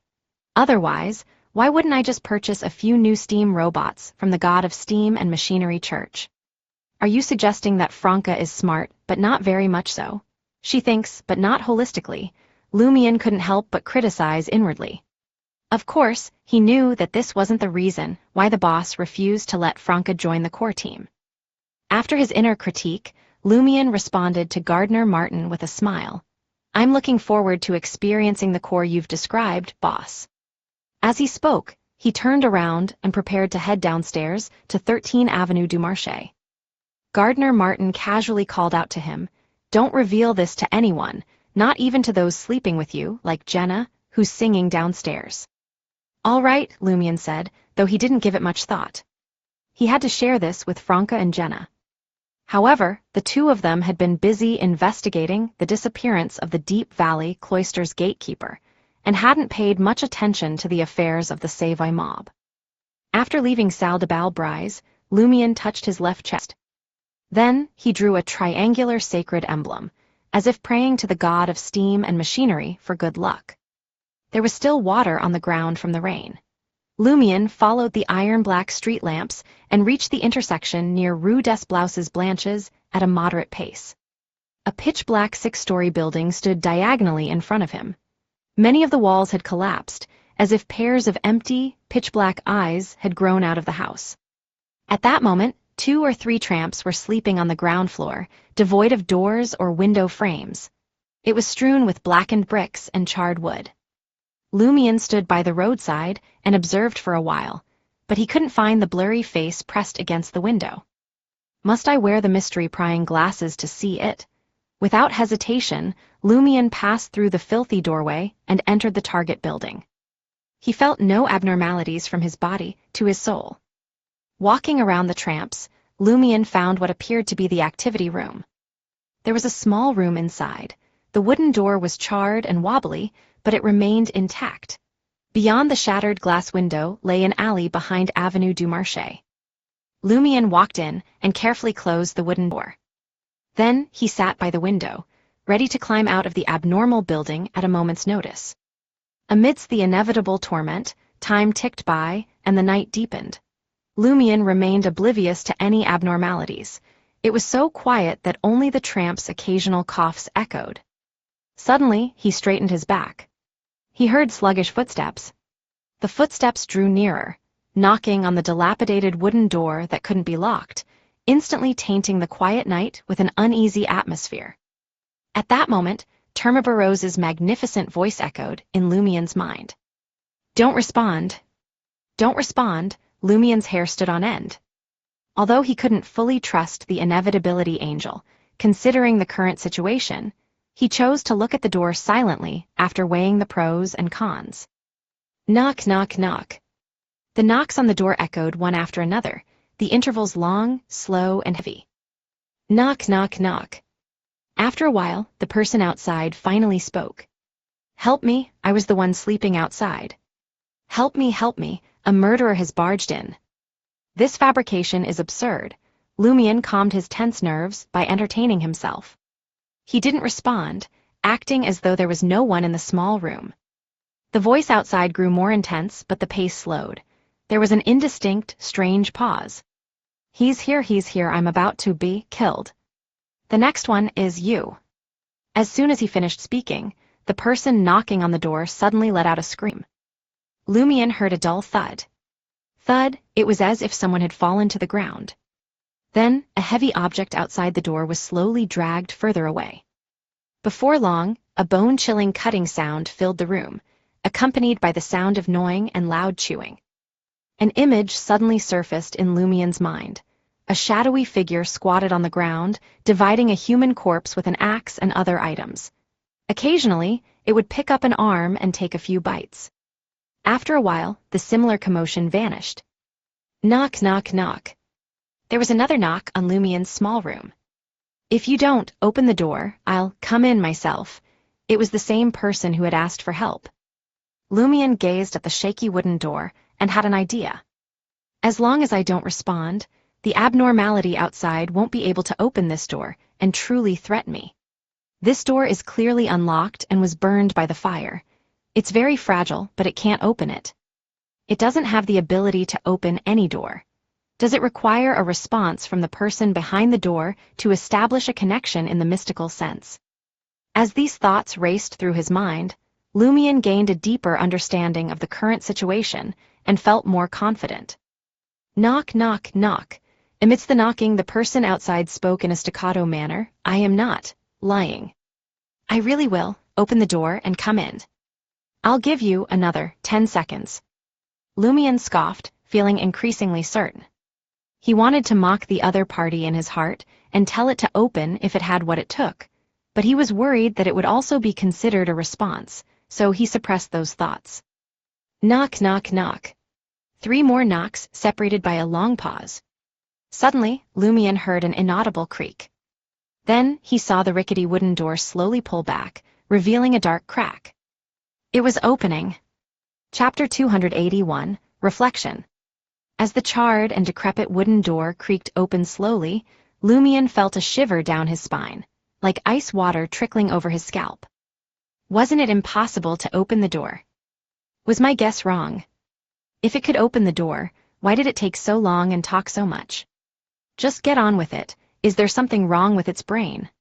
Although Lumion had become a pyromaniac and had experienced various dangerous situations, his heart couldn't help but race at this moment.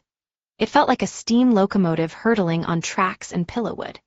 If he weren't worried about Gardner Martin or other members of the Iron and Blood Cross Order lurking nearby, he would have set up an altar then and there, summoning Madam Magician's messenger or praying to Mr. Fool. Instinctively, Lumion prepared to summon Fire Raven and create a cloak, readying himself for a battle. But Termabarose's warning echoed in his mind once more, "Don't respond." This was entirely different from just not opening the door. Lumion couldn't shake the feeling that something fishy was going on. Why would the creature knock on the door, threaten him, and then open it itself? So, he restrained himself, staying silent and staring at the door like a statue. The charred wooden door continued to swing open, and the dark gap gradually widened, enough for one person to pass through. But there was nothing outside the door. The room, far from the window, was engulfed in darkness. The crimson moonlight seeping through the broken glass barely revealed any outlines. Where was the fellow that knocked on the door? Lumion's first instinct was to activate his spirit vision to see if there was an invisible monster. But he held back, afraid that it would count as a response. The wobbly door came to a halt, and nothing emerged from the darkness outside. No wriggling shapes, just silence. Lumion remained motionless in his sitting position, gazing in that direction. This whole situation was incredibly bizarre. He couldn't even target an enemy if he wanted to set them on fire. Silence took over, and time seemed to stand still. Then suddenly a drop of liquid fell from the ceiling, landing in front of Lumion. His eyelids twitched, and under the crimson moonlight he saw that it was bright red, resembling blood. Drip, drip, blood dripped, gradually staining a large area red. Lumion couldn't shake the unease that crept over him. Drip! Another droplet landed on Lumion's right cheek. It was cold, sticky, and silky. It didn't seem like human blood, but it wasn't tainted by darkness either. The pungent smell of blood filled Lumion's nostrils, making him want to roll to the side, stand up, and leap out of the window instinctively. "Don't respond," he recalled Termabarose's words once again. Lumion took a deep breath, allowing the viscous liquid that smelled like blood to hit his face and head. Gradually, he felt his body grow heavier. He quickly examined his exposed hands. Cold, viscous blood dripped onto his hands, silently merging into one, as if encasing him in a blood-colored glove. Lumion began to suspect that he was trapped in a mucus blood membrane, making him feel heavier and heavier. Instinctively, he thought about reaching into his pocket to pull out Mr. K's finger. He wanted the Aurora Order Oracle, skilled in blood-related spells, to help him resist this strange mucus blood membrane. "Don't respond." This time, the Inevitability Angel's powerful voice echoed in Lumion's mind, instead of him reminding himself of Termabarose's earlier warning. Lumion managed to regain control of himself, but he could feel his body growing heavier, and his breathing became labored. Slowly, the strange blood began to seep into his skin, as if it had a life of its own, determined to enter his body and consume him from the inside out. As the blood infiltrated him, his thoughts grew hazy, and a surge of violent tendencies flooded his mind. The urge to kill and burn everything, this place, Trier, the entire world, overwhelmed him. Damn it, could Termabarose be using this opportunity to deceive me, and use the strange power here to take control and escape the seal? He couldn't help but question the effectiveness of Termabarose's "don't respond," and the true intentions of the Inevitability Angel. Despite wanting to resist and break free from the burned-down building, Lumion couldn't shake the feeling that there was something mystical about the abnormality, and the creature's persistence in knocking, talking, and asking for permission. If he hadn't harbored those suspicions, he wouldn't have fully trusted Termabarose, an enemy rather than a friend. He wouldn't have endured until now. With these thoughts swirling in his mind, Lumion decided to hold on a little longer and observe what would happen next. His head felt heavy, and his thoughts grew increasingly chaotic. A grinding sound rang in his ears, and his body seemed to ache from a distant pain. It was as if he was slipping into a semi-conscious state, while someone took the opportunity to dismember him, severing his limbs and tearing his body apart. Then suddenly, Lumion's consciousness withdrew. It was as if his spirit had separated from his body. He watched himself sitting by the window, covered in blood, with his eyes strangely empty. In front of him squatted a charred figure, brandishing a bloodied axe and hacking at his thigh, splitting the bone in half. Lumian slowly realized that something was amiss.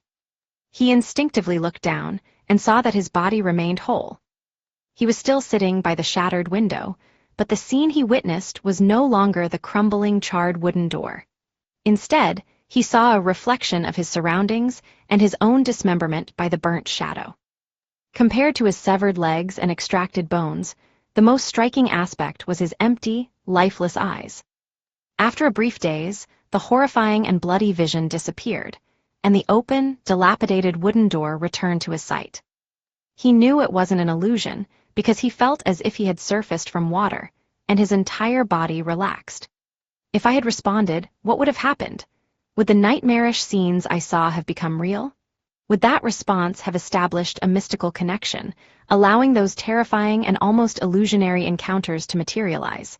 Lumian exhaled slowly, fear still lingering in his heart. He placed his hand on his left chest, lowered his voice, and chuckled. Temibaros, you truly are remarkable. Indeed, a worthy angel.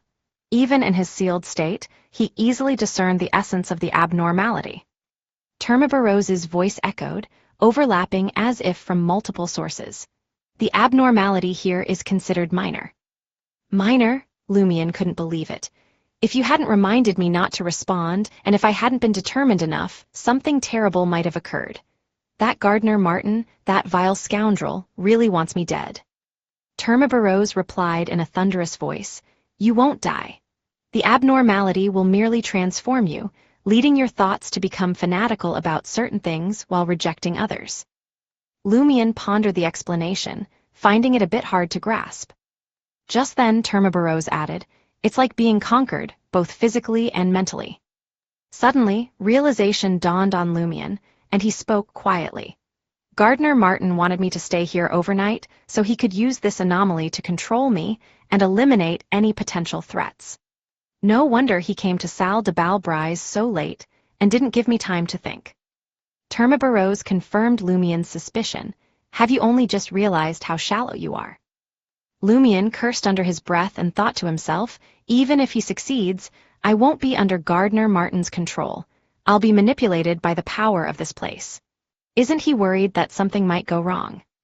The abnormality here is connected to the Iron and Blood Cross Order. Is he not concerned about that? With these thoughts swirling in his mind, Lumian furrowed his brow and asked Termibaros, Since I won't be affected or altered abnormally, will Gardner Martin notice something off about me when I leave tomorrow morning? Termibaros's voice boomed. If such a level of corruption was easily detectable, Gardner Martin and his allies would have been eliminated by the official Beyonders long ago. Unless the source of corruption provides direct information, they can't tell that you're unaffected. As Lumian contemplated the situation, he suddenly realized a hidden truth in Termibaros's words. Gardner Martin and the members of the Iron and Blood Cross Order were already corrupted. They were under someone else's control. The more Lumian thought about it, the more he found it terrifying. After a few seconds, Lumian tried to get more information from Termibaros, asking, When I meet Gardner Martin, how should I display my fanaticism, and which beliefs should I reject? Termibaros surprisingly replied, Show fanaticism towards war and chaos, and reject belief in other deities. Lumian nodded, but another concern arose. Considering the intensity of the recent abnormality, shouldn't everyone who enters and stays here be corrupted? Termibaros clarified, Only 2 specific pathways inevitably trigger the abnormality here. The rest require specific actions at precise times before the anomaly will occur. The officials only recognize the latter situation and secretly prevent others from entering this building at those specific times. 2 special pathways, Hunter and Demoness, Lumian could roughly guess. Termibaros didn't deny it. As Lumian recalled the entire incident, he couldn't help but smile, saying, Termibaros, it seems you've truly understood your situation and positioned yourself wisely. Termibaros remained silent this time, providing no response. In the following hours, Lumion encountered two more abnormalities. One almost broke his neck, while the other caused an explosion that sent his organs flying. Remembering the words, "Don't respond," he endured the trials, eventually returning to his unharmed body. Finally, a tinge of reddish gold appeared on the horizon as the sun rose. Lumion stood up, basking in the morning light for a moment before leaving 13 Avenue du Marché. There he saw Gardner Martin sitting in a carriage opposite. Their eyes met, and in the next moment, Gardner Martin smiled. Lumion smiled back. Chapter 282, Treacherous. Gardner Martin stepped out of the carriage and warmly embraced Lumion. Oh, his attitude changed instantly, Lumion criticized as he returned the hug. After the embrace, Gardner Martin let go and smiled, declaring, "From now on, we're true brothers." "True brothers? Can I inherit your estate if you die?" Lumion, whose mental state had improved significantly and had successfully passed the difficult test, held back his teasing thoughts. "You're still my boss," Lumion said, his habitual loyalty shining through in his words. He thought that while it might have been a bit over the top, the gesture didn't feel insincere or out of place. Gardner Martin laughed. "In the future, when there's nobody else around, you can call me CO Sir." CO Sir? Lumion found the title a little strange. The Iron and Blood Cross Order was a secret organization, not an army. Gardner Martin didn't offer any explanation, he just smiled. "Come to 11, Rue des Fontaines at 8 p.m. tonight. That's when your initiation ritual will take place." With that, he gave Lumion's shoulder a reassuring pat. "Rest well now." Lumion acknowledged his words with a nod and bid farewell to the boss of the Save mob. He made his way back to Auberge du Coq d'Oreille and drew the curtains of room 207. It was already past 6 a.m., so Lumion didn't need to catch up on sleep. He sat at the wooden table and began writing to Madame Magician. He recounted the previous night's encounter and Termabarose's performance. Finally, he inquired about how to report this matter to Mr. K. Alone, Lumion couldn't avoid the peculiar abnormality in the abandoned building. He needed to explain the situation convincingly to Mr. K without revealing that he possessed the Fool's Seal and an angel from the Inevitability domain. After neatly folding the letter, Lumion set up a ritual and summoned the doll messenger in the light gold dress. The messenger lowered her head and nodded with satisfaction upon seeing the square-shaped letter. As she levitated the letter, she warned Lumion, "Someone is still monitoring you." "Huh? I didn't notice it at all. His tracking, concealment, and observation skills are impressive." Lumion prided himself on being a skilled hunter with strong anti-tracking abilities. Yet, he had failed to detect the presence of the monitors. Mr. K's subordinates? No, if Miss Messenger felt the need to warn me, it couldn't be the Aurora Order. The monitors sent by Gardner Martin must still be lurking, even after passing the test and facing that abnormal corruption last night. I've let my guard down after being informed about my induction, and that's made me vulnerable. Damn, how cunning. Lumion realized he had been too naive and not cautious enough compared to Gardner Martin. If he hadn't pretended to be exhausted from sleep deprivation and torture, drawing the curtains to sleep would have been an obvious red flag. It would have definitely raised suspicion among the monitors. At the same time, Lumion was grateful that Madame Magician's messenger seemed powerful enough not to be detected by the monitors. After sending off the doll messenger, Lumion lay on the bed, waiting for a reply. When it finally arrived, he read the message carefully. As a secret organization with a history spanning 2 to 3 centuries, the Iron and Blood Cross Order doesn't recruit members so readily. The fact that they are allowing new members to be corrupted goes against the test I know of. It appears that the Iron and Blood Cross Order has undergone some negative changes over the years. Don't rush to uncover the reasons behind this just yet. Take it step by step and focus on protecting yourself for now. When Termabarose offered help and warned you, it was likely because he didn't want you to be corrupted or perish outright. That would have an impact on him. At the same time, he probably wants to earn your trust before revealing his true intentions at a critical moment. Always remember that an evil god's angel is a true madman. He will surely bring disaster to you and those around you. Stay vigilant at all times. You must both use him to your advantage and guard against his treachery. As for Mr. K, it's simple. Just explain that you recited that entity's honorific name at a crucial moment, and miraculously, you remained untainted. Don't worry about him verifying the authenticity of your claim with that entity. Devout believers wouldn't do such a thing. Besides, even the entity himself might not be certain if he responded to your prayers. Lumion felt a bit bewildered by the last part. How could a deity not know if he had responded to a specific believer? Isn't that too absurd? In an instant, Lumion recalled something Madame Magician had once told him. If he used anything other than the 3-line honorific name to pray to Mr. Fool, she couldn't guarantee that the response would be from that great being. It could be very dangerous. Something similar to this situation, matters involving deities are truly unfathomable, and any mistake could lead to a situation more tragic than death. Could Auror have faced the same problem? Lumion's thoughts drifted. For the past few days, he had meticulously combed through Auror's grimoires, copying everything from the 2 highlighted time periods that Madame Justice had pointed out. His plan was to show it to the vice president of the Curly-Haired Baboons Research Society, Madame Hella, when the opportunity arose. Franca had already read through the corresponding content and found no suspicious details. The unconventional mysticism knowledge was just ordinary spells that could only be cast by a warlock or beyonder of the corresponding domain. Neither of them could practice it. The only issue they found was that since the beginning of the year, Auror's grimoires had gained a significant amount of ritualistic knowledge related to sacrificial rituals and secret deeds. These were obtained from the Curly-Haired Baboons Research Society, but they didn't point to any evil god or hidden existence. They were more basic applications. A crimson flame engulfed the letter, turning it to ash in Lumion's hand. He lay down and pretended to sleep, but his mind was busy contemplating the grimoires and planning his next steps. The most important thing to him was that the 1-month deadline set by the prophecy spell was approaching.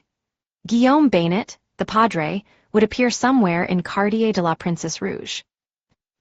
In the Hill District, at the entrance of Deep Valley Cloister. Franca, dressed as a typical bounty hunter with a fake mustache and a top hat, sighed to Jenna. There's really no clue at all. Jenna was disguised in a white shirt, brown vest, dark pants, and black boots, with a brown beret. She had altered her features slightly to look more ordinary, without any moles or smoky makeup. As they gazed at the peculiar iron-black building, with steel components and massive chimneys resembling steeples, it felt more like a special factory than the Church of the God of Steam and Machinery Cloister. At that moment, white smoke billowed from the chimneys, accompanied by a loud mechanical roar. It's mainly because those monks don't want to interact with outsiders, Jenna replied, feeling frustrated. For the past few days, they, like other bounty hunters and private detectives, were only allowed to enter the first-floor courtyard. They could only inquire with the new gatekeeper and a few other servants. The ascetic monks only provided a list of relevant personnel's statements. Franca diverted her gaze and clicked her tongue. This won't be an easy case. Otherwise, the official Beyonders would have figured it out by now. Since we can't find any clues in the cloister, let's take a look around. All right. Jenna lacked experience in such investigations and was still learning from Franca. They strolled around the cloister in the valley, occasionally encountering other investigators drawn by the high bounty. After about 15 minutes of walking, they came across a mountain wall showing signs of collapse and new trees growing. On the side of the mountain wall, there was a cave sealed by a heavy wooden door. A man in his 40s sat beside it, seeking shelter from the wind and rain. He flipped through old newspapers with comic strips, occasionally chuckling. A brass key hung from his waist. Franca approached and asked in a deliberate hoarse voice, "What's this place?" The plain-looking, slightly ragged man glanced up at Franca's face and frowned a bit. His gaze quickly shifted to Jenna, and he seemed more at ease. "This is the entrance to the Deep Valley Quarry. I'm a gatekeeper. Why is there a door, and why is it locked?" Jenna had seen a real quarry south of the market district. "This place is abandoned and could collapse any time. We can't allow anyone daring enough to disturb a sleeping tiger, the gatekeeper of the Deep Valley Quarry explained with a smile. Is this place not connected to underground Trier? Franca inquired. The quarry's gatekeeper shook his head. It's on the verge of complete collapse. How could it be connected? I'm about to lose my job. With that, he looked at Jenna and tried to be friendly. Do you want some work? I'll pay you to have some fun with me, just once. You Trarians, Franca tutted and shook her head. Jenna responded with her usual catchphrase, rejecting his proposition. 8 p.m., 11 Rue des Fontaines. Lumion followed Gardner Martin's butler, Faustino, across the lawn and through the hall until they reached a windowless room. Inside, there was a dining table, but it didn't resemble a lavish villa restaurant. Instead, it appeared quite plain, almost empty. Lumion glanced around and noticed 3 rows of dishes neatly arranged on the table. The first row held various utensils, the second row contained cups and bottles, and the third row displayed prepared dishes and unlit candles. The setup was meticulously symmetrical, forming 3 parallel lines. Chapter 283, Idea. Gardner Martin's butler, Faustino, didn't leave the room after guiding Lumion in. Instead, he opened his arms with a smile. Welcome, new brother. You're also a member of the Iron and Blood Cross Order. Lumion was taken aback at first, but then he accepted it as a matter of fact. A butler, as the master's eyes, ears, and limbs, likely knew many of Gardner Martin's secrets. So it made sense that he either promoted Faustino to be a member of the Iron and Blood Cross Order, or had a member of the order become his butler. Lumion observed Faustino's slightly gray temples, sunken eyes, and light blue eyes, then embraced him warmly. Thank you. Faustino, dressed in his butler attire, went to the dining table and pulled out a chair at the west end, saying to Lumion, "Sit here." Lumion nodded and settled down, feeling strangely at home. Of course, thanks to Auror's education, he had avoided the habit of raising his legs and crossing them at the edge of the dining table. Faustino seated himself beside Lumion and briefly explained, "A few more brothers will come later." 15 minutes later, the rest of the Iron and Blood Cross Order members arrived. Following Faustino's introductions, Lumion embraced each one. They were Vincent Lorraine, representing Gardner Martin in the wrist dock operations, was under 30 years old with a typical Inties look, black hair, blue eyes, refined appearance, and slender figure. He didn't strike Lumion as a beyonder of the hunter pathway, as he didn't differ much from ordinary white-collar workers, but that begged the question, how did he survive the vigil? Parsifal, who helped Gardner Martin manage the depot and freight company, appeared as an average middle-aged man with slightly disheveled brown hair and amiable brown eyes when he smiled. However, his emotionless gaze gave Lumion chills, making him wary. Not in charge of specific matters, Alba seemed to operate in the dark and had a hint of red in his hair. His sharp brown eyebrows and eyes made him rather handsome, but he had a less likable appearance. There was also an acquaintance of Lumion's, Blood Palm, Black of the Save Mob. As the manager of Le Marché du Quartier du Gentleman, he was dressed formally, had brown hair and blue eyes, and enjoyed a cigar with a warm smile. Lumion had suspected that the Savoy mob had an official member of the Iron and Blood Cross Order secretly monitoring the market district and their activities. However, he hadn't expected it to be Blood Palm Black, who didn't stand out at all. Lumion had initially thought it might be Baron Brignies or Rat Christo, but it turned out differently. Strangely, Black bore a resemblance to Gardner Martin. With Faustino and Lumion, there were now 6 members of the Iron and Blood Cross Order present. In the past, Lumion had criticized, "Isn't it too much for a regional mob like the Savoy mob to have 5 or 6 beyonders?" But now, he found it unsurprising. As a secret organization with a long history, it was normal for the Iron and Blood Cross Order to have such influence and heritage. Even its subsidiaries enjoyed abundant resources. After exchanging pleasantries, Butler Faustino introduced the items on the table to Lumion. In the ensuing ritual, the goblets will be our weapons. They can also be used as cannons. Red wine will be ordinary explosives, white wine will be potent explosives, food will be the components, and knives and forks will be sharp swords. Lumion listened quietly, wondering if there was something odd about their thinking.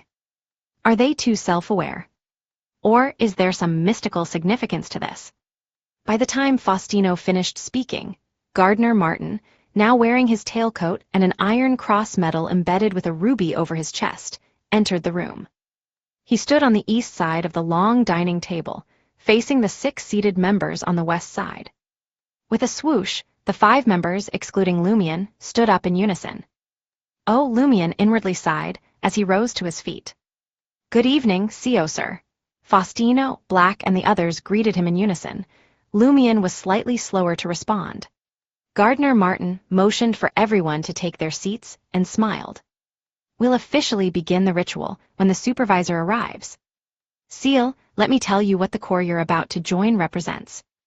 Gardener Martin locked eyes with Lumion, his tone growing more serious. We are all members of a secretive organization with a history spanning centuries. It's known as the Iron and Blood Cross Order. Lumion didn't show any intentional surprise or dismay. After all, the name sounded rather ordinary. Albus, the young man with dark red hair sitting at the edge of the dining table, seemed about to speak, but Gardener Martin shot him a stern look. The commanding officer of the Iron and Blood Cross Order turned his attention back to Lumion. Nearly 300 years ago, a few influential figures established the Iron and Blood Cross Order. They believed that deities were merely powerful beyonders, and no matter how you look at it, even the weakest beyonder is fundamentally different from ordinary people. Our philosophy is that regardless of how one obtains beyonder powers, they should be recognized and treated with a status above ordinary people. However, the 2 churches and the government only acknowledge the beyonders they nurture. They also insist that supernatural powers should be concealed from ordinary folks as much as possible. This goes against nature and the course of history. We must change it. This also means we have to oppose the government and the 2 churches, but there's no need to fear. We possess sufficient strength and true demigods. In the future, if the 2 churches are willing to accept wild beyonders and acknowledge their statuses, we might consider cooperating with them. In other words, the ultimate goal is to overthrow the government and establish a country where beyonders hold positions at all levels. Lumion interpreted Gardener Martin's words from his own perspective. Gardener Martin glanced at the 6 members of the Iron and Blood Cross Order, seated opposite him, and smiled once more. Our Iron and Blood Cross Order's strength is mainly concentrated in Intis, with over a third of our members based in Trier. As you can see, we have many powerful brothers in the market district alone, and even more beyonders under our control. I am the CO, or commanding officer, responsible for leading you and handling various matters in the market district. Above me are several branch presidents, also referred to as deputy brigade commanders. Each of them is a true and powerful demigod. Above the branch presidents is our Iron and Blood Cross Order's president, also known as the brigade commander.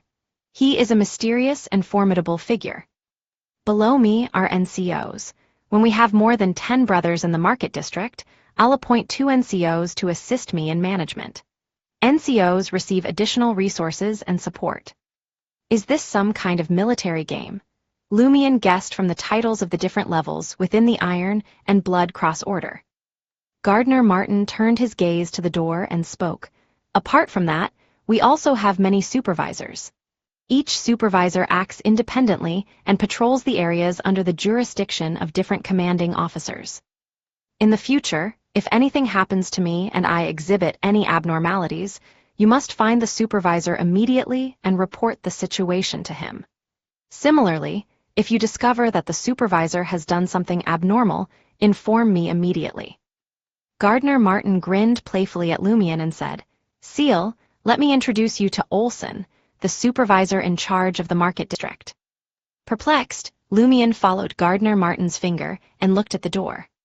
In the next moment, a tall, thin man in a blue vest and black suit entered the room. The man had short auburn hair, reddish-brown eyes, thick eyebrows, and a wild beard. He resembled a famished bear. As Lumian recognized Supervisor Olsen, his pupils widened. It was the traitor he, Christo, and Simon had encountered underground. Lumian vividly remembered that he had been nothing but a head and a blood-stained spine. He had been pursued by another headless monster, both of which were extremely dangerous.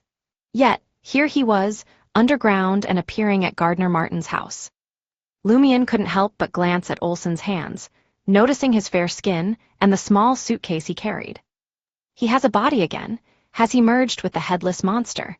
Lumian's mind raced as he observed Olsen approaching Gardner Martin. He began to suspect that the two monsters they had encountered during the transaction were illusions created by Olsen. There was nothing abnormal about him. Since the transaction had been a test, it wasn't surprising that the monster had been fake.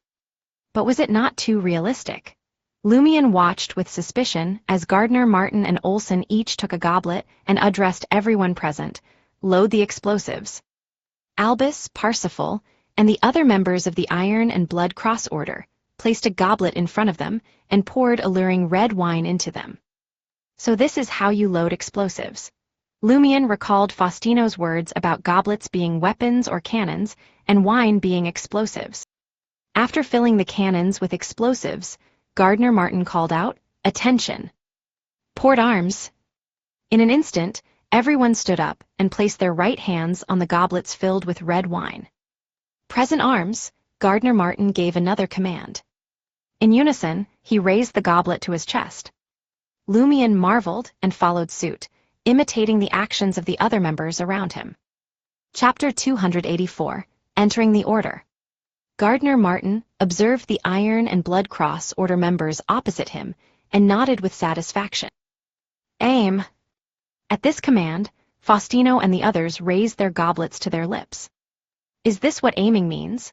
Lumian almost laughed, but the seriousness of the other Iron and Blood Cross Order members stopped him. He had grasped the essence of the ritual and had an idea of what would happen next. Just then, Gardner Martin issued a new order. "Fire!" Almost simultaneously, Parsifal, Black, and the others downed a third of the red wine in their goblets. "Fire!" Gardner Martin called out the word again. Lumian lifted his head slightly and downed another third of the red wine. Gardner Martin followed suit. He then continued, "Attack!" The Iron and Blood Cross Order members present finished the remaining red wine. Gardner Martin removed the goblet from his mouth with a serious expression. "Ground arms!" As he spoke, he raised the goblet above his eyes, pressed it against his forehead, and then placed it back on the dining table. Vincent Lorraine and the others followed suit. Then they straightened their backs, slapped their left chests with their right hands, and shouted together, "War! War! War!" As they shouted in unison, Lumian felt a subtle shift in the room's atmosphere, as if it had been filled with enthusiasm, excitement, and passion. The atmosphere infected the Iron and Blood Cross Order members, connecting their hearts and minds, making them feel like true brothers. Even without being influenced by any abnormality or fanatical thoughts, Lumian couldn't help but be affected by the environment and atmosphere. He felt a surge of excitement. He had previously criticized the initiation ritual of the Iron and Blood Cross Order for lacking mystique and not living up to the title of a secret organization. Now, he realized that it was merely different in quality from the Aurora Order. Besides, the more mystical part was the vigil at 13 Avenue du Marché. Gardner Martin gestured with his right hand, prompting Faustino, Albus, and the others to stop and fall silent. He smiled once again and said, "Let us welcome our new brother, Lumian Lee." This time, he used Lumian's real name, indicating that the Iron and Blood Cross Order knew the members' situations very well. The Iron and Blood Cross Order members, including Supervisor Olsen, applauded one after another. Lumian stood up and poured himself a goblet of red wine, which he downed in one gulp as a sign of respect. This fully showcased his characteristics as a regular customer of All Tavern. "Very good, we're all brothers. There's no need to stand on ceremony," Gardner said as he took a seat. While Faustino distributed plates and cut bread, Gardner smiled and continued, "I've already explained the history and philosophy of our Iron and Blood Cross Order. Now, let's talk about what we want to do. His smile vanished as he grew more serious. The most important thing we've always been working towards is to overthrow the current government, establish a country ruled by Beyonders, and transform this world. For this, we've been plotting and experimenting. We've established multiple branch organizations to prepare for chaos. Specifically, as for me, I'll use companies and mobs to control dock workers, construction workers, porters, handymen, and laborers in the market district. When necessary, I'll let them take to the streets and use barricades to fight the police and army.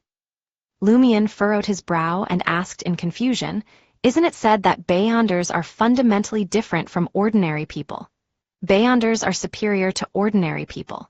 Why make controlling and using workers a goal?"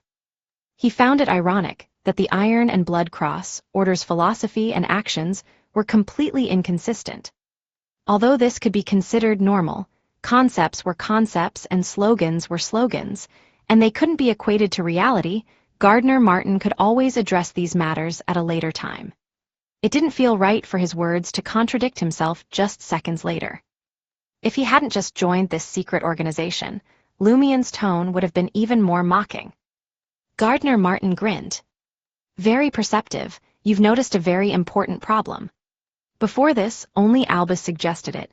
Everyone else naturally accepted it. Not only is he using ordinary people to create chaos, but he also has other intentions." Lumion turned his head to glance at Albus, who was sitting at the edge of the dining table. He realized that the dark red-haired young man's posture was rather casual. His right leg was crossed, and he kept shaking his ankle.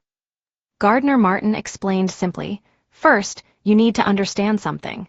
Why did those deities establish churches and spread their teachings? You probably don't buy the words, 'God loves the world.' If they truly had love, the market district wouldn't be like this, and Intis wouldn't have so many tramps." Lumion agreed with this. He nodded slightly and didn't interrupt the commanding officer.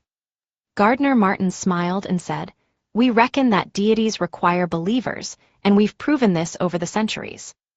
The more common folk we influence, the greater our resources to strike fear into the hearts of the eternal blazing sun church and the church of the god of steam and machinery. This'll weaken their support for the current government and boost our chances during the riots.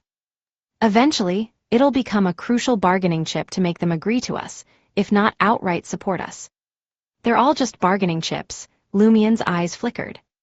The people he knew and interacted with were distinct individuals, unique families. Gardner Martin let out a sigh.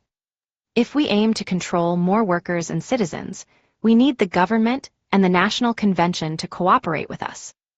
I've always known what kind of person Hugues Artois is and the forces behind him, but I still decided to support his bid for Parliament. I knew he'd inevitably create plenty of chaos in the market district. Being associated with the National Convention and the government, the worse he performed, the more people would flock to our side. Unfortunately, this piece of trash was assassinated just a few days after being elected. So that's why the Save mob supports Hugues Artois. I thought there was an evil god backing you, and the evil gods all support Hugues Artois," Lumion realized. Without Gardner Martin's personal explanation and a proper understanding of the Iron and Blood Cross Order's philosophy, Lumion couldn't possibly fathom the secret organization's true intentions behind supporting Hugues Artois' candidacy for Parliament. Gardner Martin summarized, "Hence, in the market district, we place great importance on docks, depots, warehouses, freight companies, and construction firms. The Savoy mob's purpose is to interact with various individuals and gather crucial information, all while contributing to the organization's funds. Naturally, mobs also serve as a vital tool to control ordinary people." No wonder he poured so many resources into the Savoy mob. Lumion glanced at the intense, blood glove, black, and inwardly mocked him for being better at acting than himself. "Haven't you heard the boss's words countless times? Why are you still looking so focused? Look at Albus, constantly eating, drinking, and shaking his leg." After Lumion nodded, Gardner Martin took a sip of red wine and said, "One more thing we're doing is exploring the underground to find the entrance to 4th Epic Trier." Lumion couldn't help but glance at the silent supervisor Olsen. The lanky man, looking like a hungry bear, was slicing a medium-rare steak and devouring the juicy meat. Lumien's eyes scanned Olsen's neck several times, but there were no signs of sutures. Could it be that the state of having only his head and spine is just an illusion created by some power? Lumien wondered to himself. However, this was in line with the legend of Banzi Harbor. Either Olsen has a deep understanding of the unforeseen events in Banzi Harbor, or he encountered similar monsters elsewhere. Even if it's an illusion, it can't be something he imagined. It must be based on his experience and knowledge. Madame Magician said most of his words were likely true. She even suspected that he disappeared for a few months because he entered Fourth Epoch Trier. Where did he encounter a monster with only its head and spine? If he already entered Fourth Epoch Trier, why is Gardner Martin still searching for the entrance? Is Madame Magician's suspicion off? Lumien's thoughts raced as he made a series of guesses. Looking at Gardner Martin, he asked in confusion, "Why search for Fourth Epoch Trier's entrance?" Gardner Martin grinned. To other Beyonders, it's hell, an abyss. It's a calamity they can't approach, but to hunters, it represents a massive treasure trove. And our Iron and Blood Cross Order is dominated by Beyonders of the Hunter Pathway. A treasure trove. Lumien thought of the Tree of Shadow and the invisible sea of flames that could incinerate a portion of the tree roots. Gardner Martin continued, speaking solemnly, "I don't know how much you know about the history of the Fourth Epoch, but I can tell you that in that era, deities once walked the earth, and angels often appeared. It was known as the Age of the Gods. In the northern continent, there were 3 powerful countries during the Age of the Gods, and one of them was the Tudor Empire. Its capital, Trier, had sunk underground. The Tudor Empire's emperor, Alistair Tudor, was known as the Blood Emperor. He was a true deity who controlled the Hunter Pathway. He perished in a battle of gods. His remains are in Fourth Epoch Trier." Blood Emperor Tudor's remains? Lumien instantly recalled some of the contents of Auror's grimoires. Auror didn't delve deeply into the history of the Fourth Epoch, only having a rough understanding. She mentioned the Solomon Empire, the Trunsost Empire, and the Tudor Empire. She also mentioned titles like the Blood Emperor, the Night Emperor, the Emperor of the Underworld, the Black Emperor, and the War of the Four Emperors. According to Auror's description, the Blood Emperor was as powerful as a deity. One, adapted from a ritual conducted by the Les Neuf Sowers. Chapter 285, Maxim. The Blood Emperor's remains, the remains of a deity. Does it hold the Beyonder characteristic of Sequence 0? No wonder the Iron and Blood Cross Order dreams of entering Fourth Epoch Trier. But what's this got to do with me? As a Sequence 7, I don't even dare think about becoming a demigod. Advancing to a Sequence 6 conspirer is beyond my consideration for now. All I can focus on is digesting the pyromaniac potion. I've got nothing better to do than contemplate high sequences or deity-related items. Besides, Madame Magician warned that such items always come with negative effects. Tusk, negative effects involving godhood can easily kill me. Lumien, with vast knowledge of high-end mysticism, remained unfazed by Gardner Martin's provocation. Thoughts raced through his mind, and he sneered inwardly. Looking at Gardner Martin, he asked innocently, "If Fourth Epoch Trier truly contains the remains of the Blood Emperor Tudor, why didn't the eternal blazing sun and god of steam and machinery church take it away instead of leaving it for our Iron and Blood Cross Order? Even if only hunters can enter safely, it's just a matter of time before they nurture a high-sequence hunter with the resources they have. The Fifth Epoch has been around for over 1,300 years." Gardner Martin fell silent for 2 seconds before responding. "There are other factors restraining them, but they won't be a problem for us. I'll tell you all the details once we find the entrance to Fourth Epoch Trier." Isn't that just saying, "I don't know why, but we have to give it a try"? Maybe the boss knows the reason, but he's afraid of scaring us if he reveals it. He can't directly tell the present members that there are many dangers hidden underground that even deities can't resolve, the kind that requires rebuilding a trier above the Fourth Epoch ruins as a seal. That's why the 2 churches won't attempt to enter. Heh, who would dare to go underground when they're not seriously corrupted? Lumien tried his best to control his gaze and posture, so as not to show any air of superiority. Compared to the members of the Iron and Blood Cross Order here, him having a rough understanding of the underground situation and having seen the invisible sea of fire, the tree of shadow, and the bizarre catacombs indeed made him qualified to be superior. Of course, he had no idea how well Commanding Officer Gardner Martin and Supervisor Olson knew about the underground situation. Perhaps the latter, suspected to have entered Fourth Epoch Trier, knew more secrets. Gardner Martin didn't continue discussing the Blood Emperor and the Fourth Epoch. Instead, he turned to Lumion and asked, "Is there anything you need these days?" "Oh, are you about to hand out the membership perks?" Lumion's spirits lifted as he replied with sincerity. "I'm in need of a mystical item with peculiar properties to compensate for my deficiencies in Beyonder powers. And if there are no relevant mystical items available, perhaps you could provide me with the corresponding Beyonder ingredients. I'll try to find an artisan to craft them." He had almost mentioned the term Beyonder characteristics, but quickly changed it to Beyonder ingredients after a pause, feigning embarrassment. Though people often spoke of Beyonder characteristics at Trier's mysticism gathering, they usually referred to the fusion of two main potion ingredients. Of course, some people had long discovered that Beyonders were also Beyonder creatures, capable of producing ingredients for potion concoction, hinting at the law of Beyonder characteristics indestructibility. Typically, Lumion's mention of Beyonder characteristics wouldn't attract suspicion or attention, but he needed to be cautious not to arouse suspicion from a conspirer like Gardner Martin. "Heh, you really dare to ask," Albus mocked Lumion, shaking his feet with crossed legs. Even Parsifal, Vincent Lorraine, and the others wore strange expressions. None of them had dared to make such a bold request when they joined the Iron and Blood Cross Order. Undeterred, Lumion sneered back at Albus. "Why not? I'm not like some piece of trash who can't handle a reward. What the organization gives me today, I'll repay tenfold in the future." With a whoosh, Albus lowered his right leg and glared at Lumion with fiery intensity, clearly displeased with his response. The others, except for Faustino who maintained his butler demeanor, also showed discontent. Lumion's snide remark had included them as well. "Enough," Gardner Martin intervened, smiling at Lumion. "As the commanding officer, I must be fair. I can't grant you a mystical item right now, as others will protest. But don't worry, our Iron and Blood Cross Order is not stingy.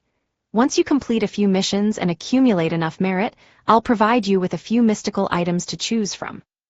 Meanwhile, before each mission, suitable mystical items will be temporarily provided to the participating members, ensuring their safety and mission completion." Lumion nodded, accepting the response. He hadn't expected much, but he still made the request in case Gardner Martin was in a generous mood. After a brief consideration, Gardner Martin added, "I'll inform Renee that the advance you received was my reward to you.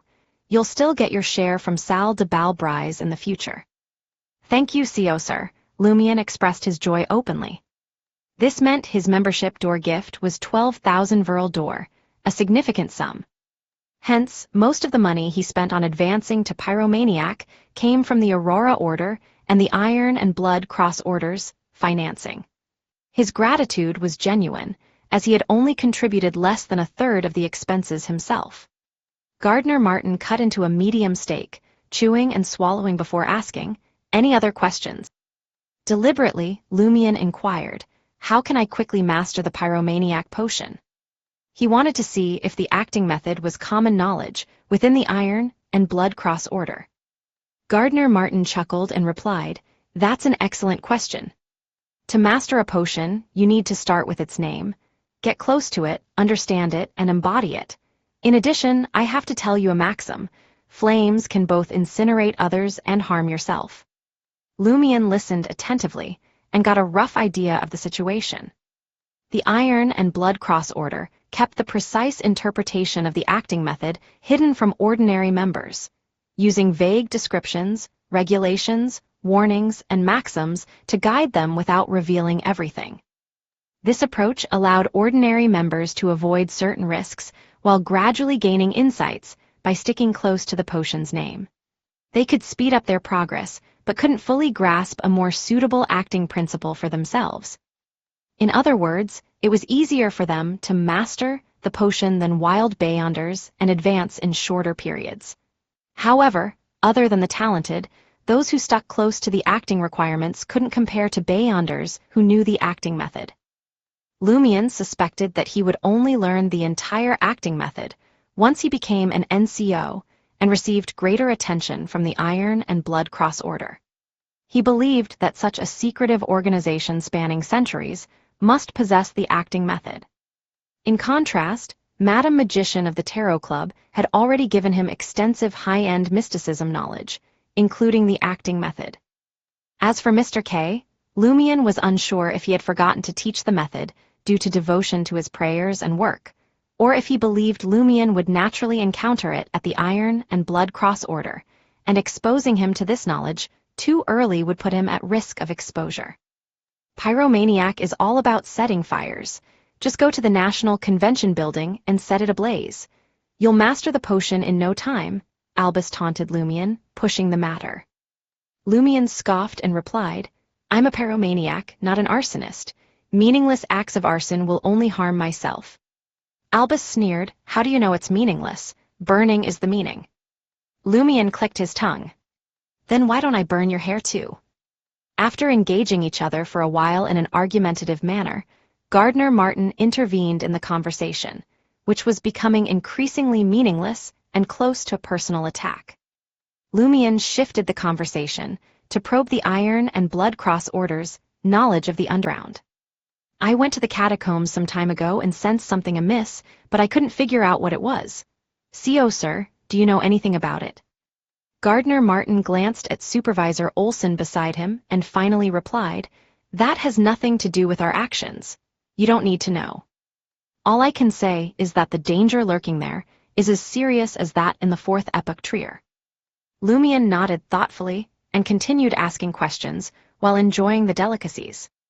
During the process, he noticed that Vincent Lorraine remained relatively quiet, and Parsifal and Bloodpalm Black were amiable but guarded with their words, revealing little valuable information.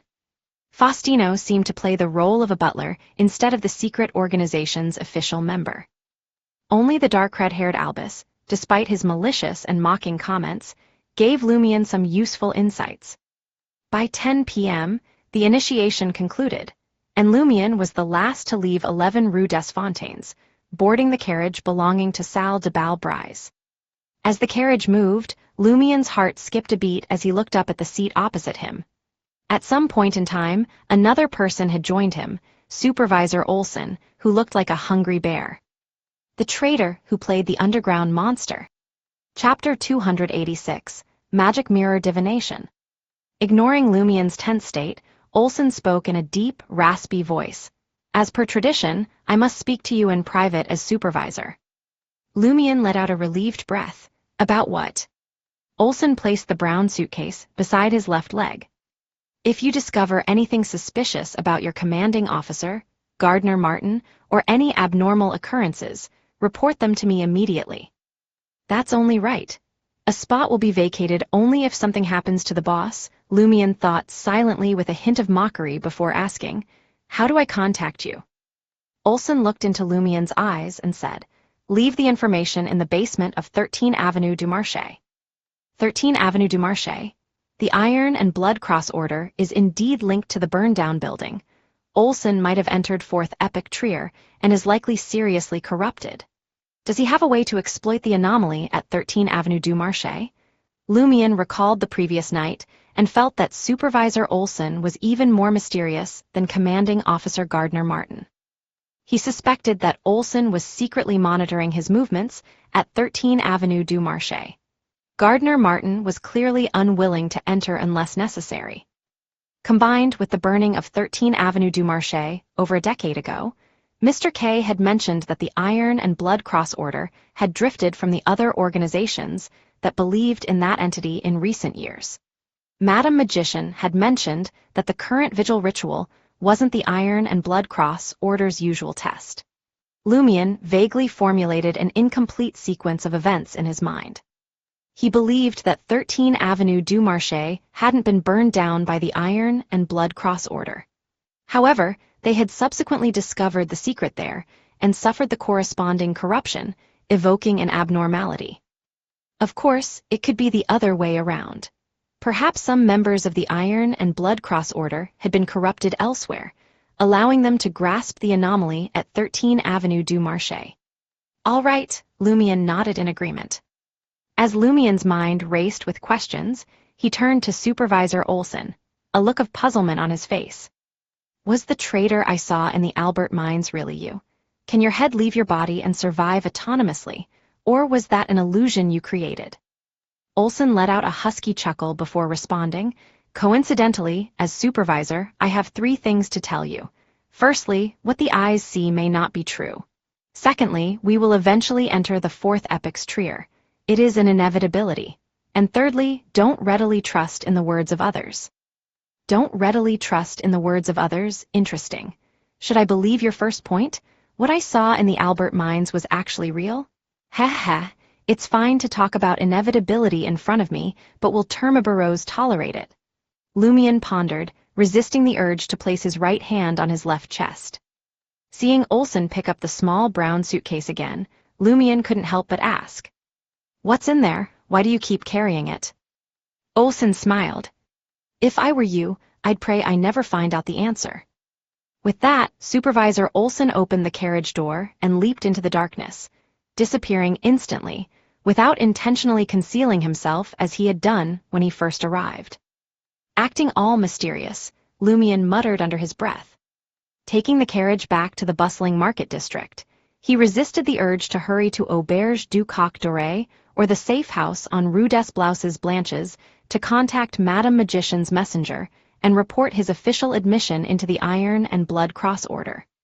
Instead, he made his way to Salle de Bal Brise. His concern grew as he suspected that the treacherous members of the Iron and Blood Cross Order might be taking advantage of his relaxed state to continue their final, clandestine surveillance. Although they couldn't locate Madame Magician's messenger, Lumion knew better than to return to room 207 or the safe house at this time. It would surely raise suspicions.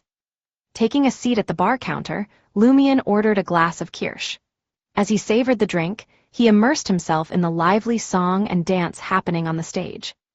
Jenna had the night off, and the performers tonight were 2 other showy divas and a male underground singer known for his high-energy songs. Hill District, outside the Deep Valley Cloister. Wearing a silver-white half-mask, Jenna regarded Franca, who had donned an assassin's outfit, with concern. What are we going to do tonight? Don't tell me you're thinking of infiltrating the cloister for an investigation. Of course not, Franca denied vehemently. The Deep Valley Cloister is one of the most well-known cloisters of the Church of the God of Steam and Machinery. They have powerful beyonders and hide mysterious artifacts crafted by artisan monks.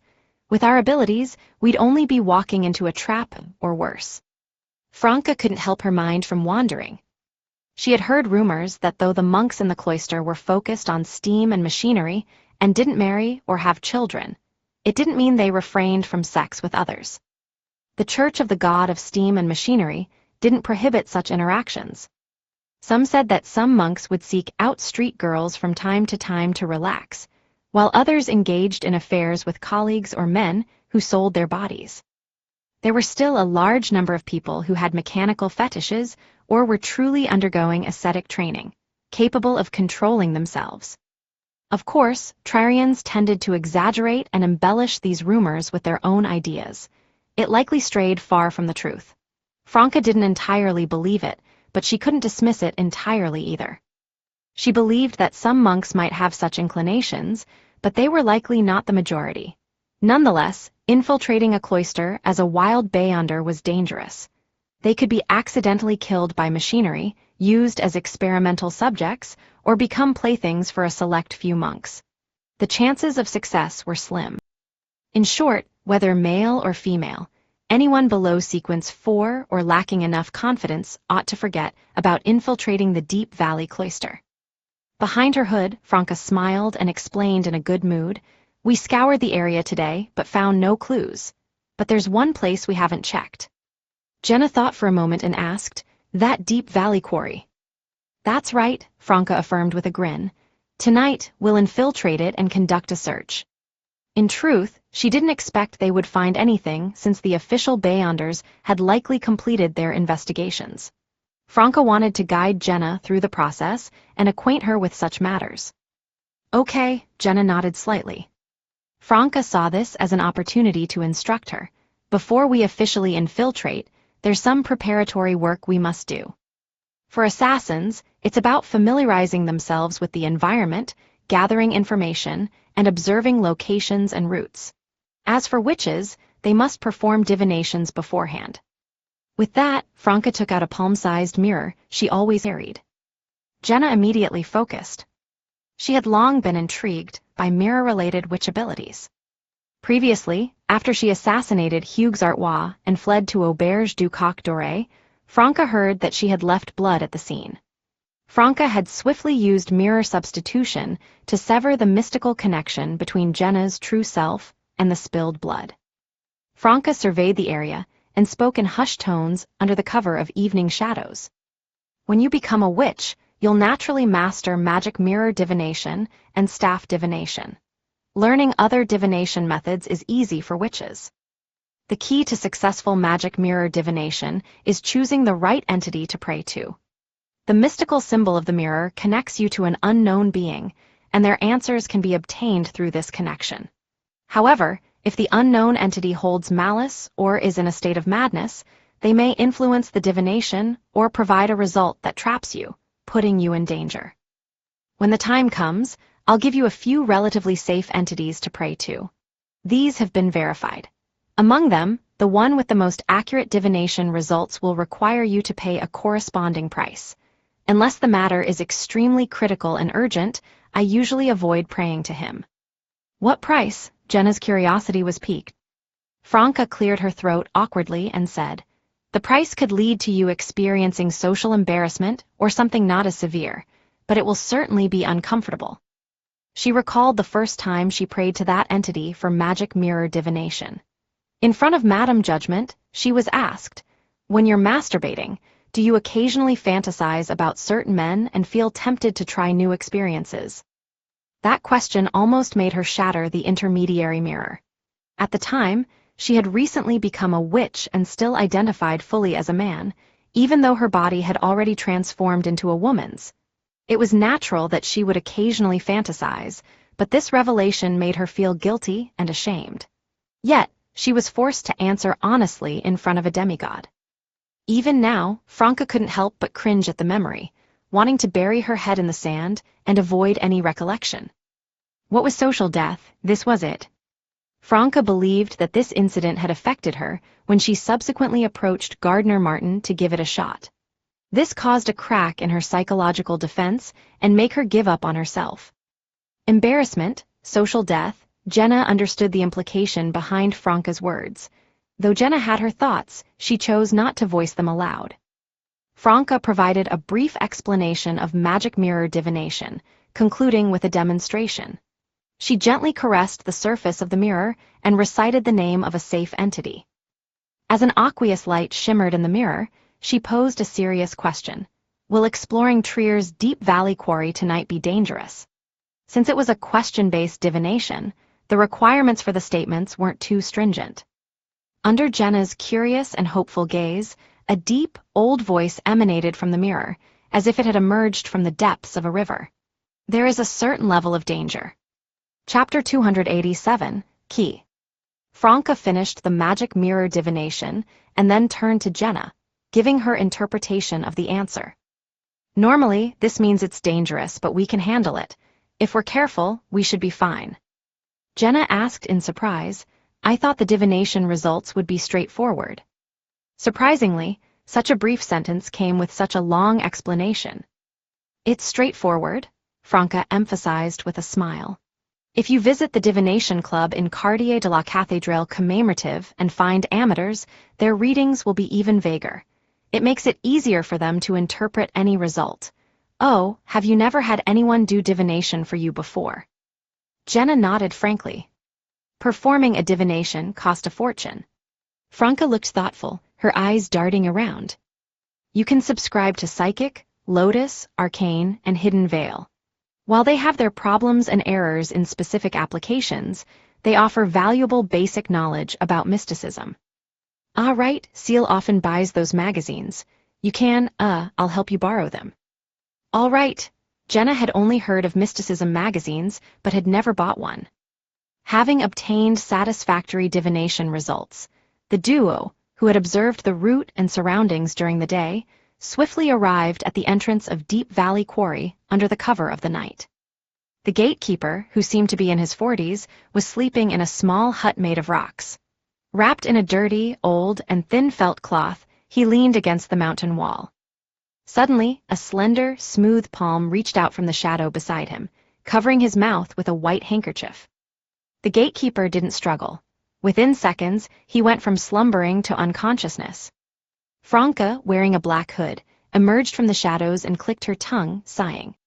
The Bliss Society's sedative is really effective.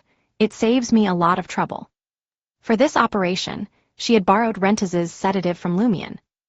Jenna couldn't understand. Couldn't we just knock him out? That would work, Franca explained casually, but that would leave traces. It won't be easy to make it seem like he's still asleep. Many bounty hunters and private detectives are involved in this mission. We shouldn't be the only ones targeting this quarry.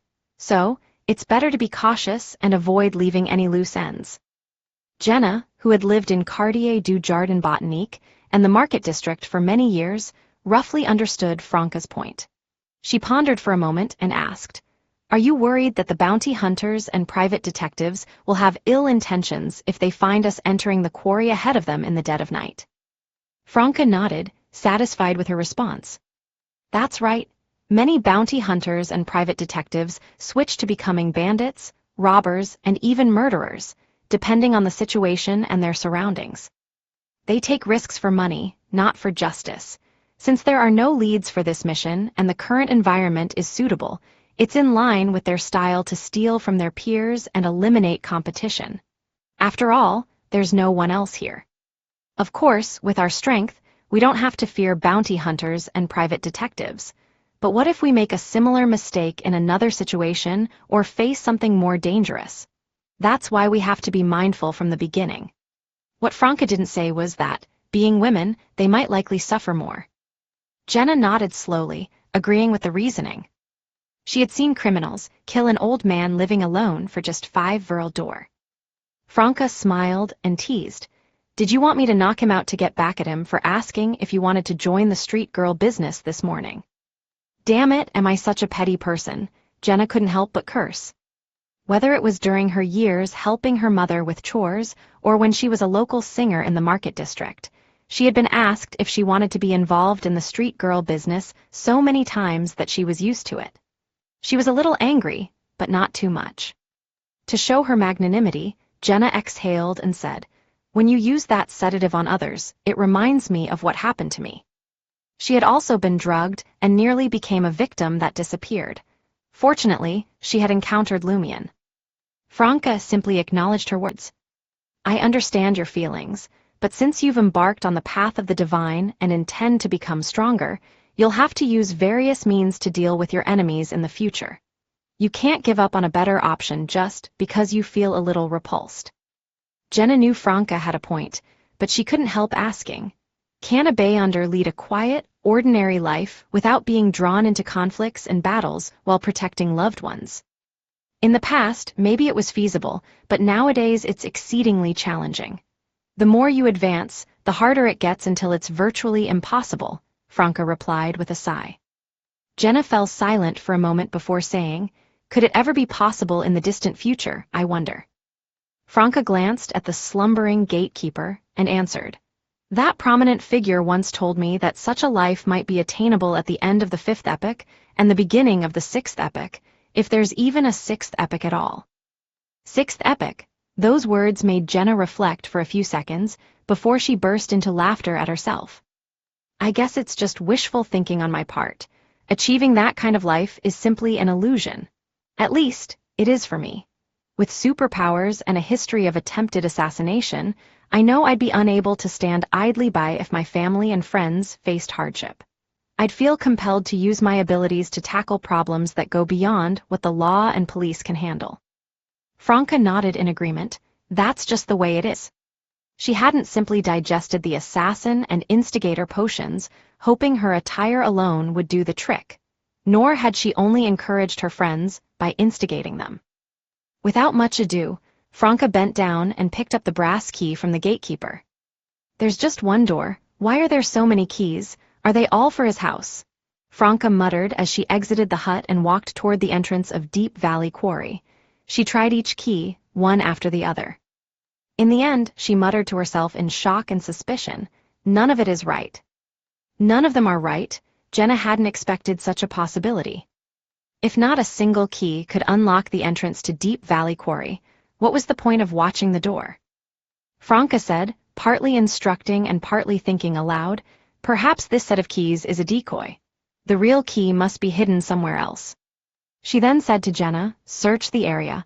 I'll take a look at the gatekeeper. Jenna didn't object. With her night vision, she began searching the nearby bushes and crevices starting from the hut. Franca squatted beside the gatekeeper and meticulously searched his body from head to toe. When she reached his crotch, she bent her finger and flicked it firmly. She sneered and whispered, Jenna may not be petty, but I am. After their search, the two of them met at the heavy wooden door, shaking their heads to signal they had found nothing. Franca clicked her tongue and said, there's definitely something wrong with this quarry. That guy is truly a gatekeeper. He's only meant to watch the door but lacks the ability to open it. Are we still going in? Jenna asked hesitantly. I'll give it another shot. Franca extended her right hand to the copper lock embedded in the heavy wooden door. Thick frost emerged from her palm, filling the keyhole. The frost continued to accumulate and compress until it finally solidified into ice. Franca skillfully extracted the ice block, revealing a transparent key. That works. Jenna was surprised and eager to see what happened next. Sensing her gaze, Franca said smugly, I have a friend, you see. I really have a friend, one who's quite skilled at picking locks. We had a conversation about using a witch's power for such purposes. Once she made the ice more solid, Franca inserted it into the keyhole again and twisted it gently. With a click, the heavy wooden door swung open. Franca retracted the ice key and allowed it to melt, erasing all traces. Before venturing into Deep Valley Quarry, the witch hung the brass key back on the gatekeeper's waist and adjusted his posture to make him appear asleep. With that done, Franca fetched a pouch of coins and took out a thick iron-colored ring adorned with tiny spikes. This is the ring of punishment I mentioned before. You'll wear it today. I've already explained how to use it and its taboos. One thing to remember, you can't use it more than 3 times within an hour. Also, take it off immediately after the operation and put it back in this coin bag. All right. Jenna extended her left hand and allowed Franca to put the iron-colored ring on her middle finger, keeping their skin in contact. Franca couldn't contain her inexplicable joy as she adjusted her hood, confidently pushed open the creaky wooden door, and stepped into Deep Valley Quarry. Once Jenna joined her inside, she made sure to close and lock the wooden door behind them. This made it nearly impossible for anyone outside to detect their presence within the quarry. As skilled assassins with night vision, Franca and Jenna didn't rely on carbide lamps, yet they could easily see everything within the tunnel. The passageway was in a state of disrepair, covered in moss, and with cracks running along the stone walls, giving an ominous feeling that any moment, a piece might collapse. A short distance ahead, they noticed an empty hole, no different from the other underground ones they had seen before.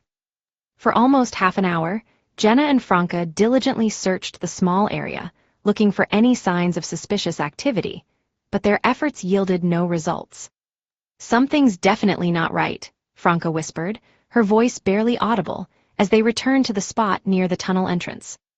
The complete absence of anything unusual happening made them even more suspicious about the gatekeeper not having the key to unlock the door.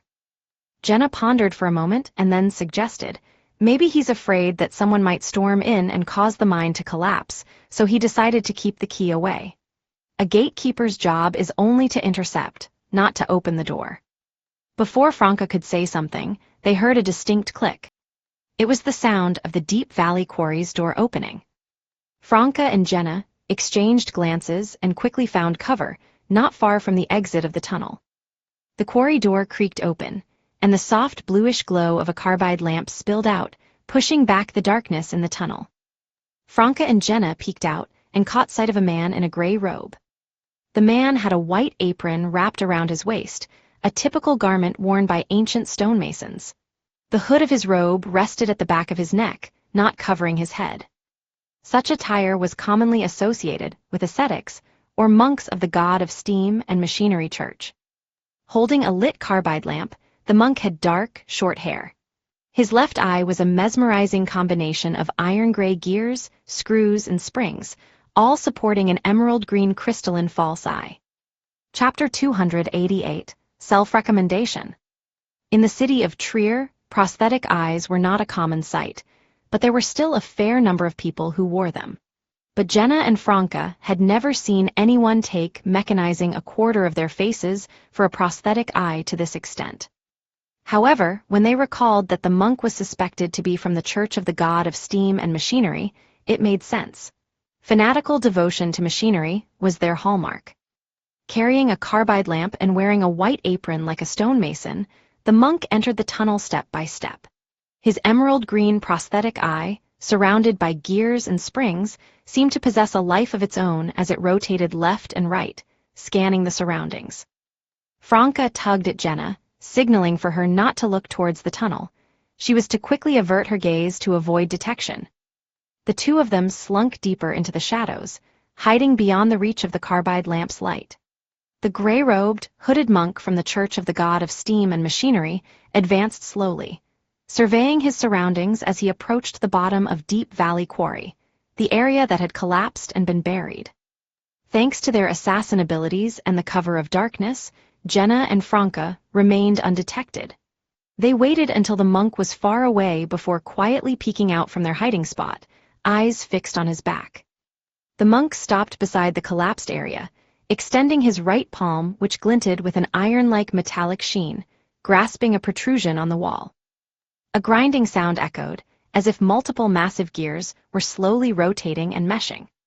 The stone wall cracked open as metal chains extended out from behind each rock. The rocks bloomed like flowers, revealing a dark cave behind.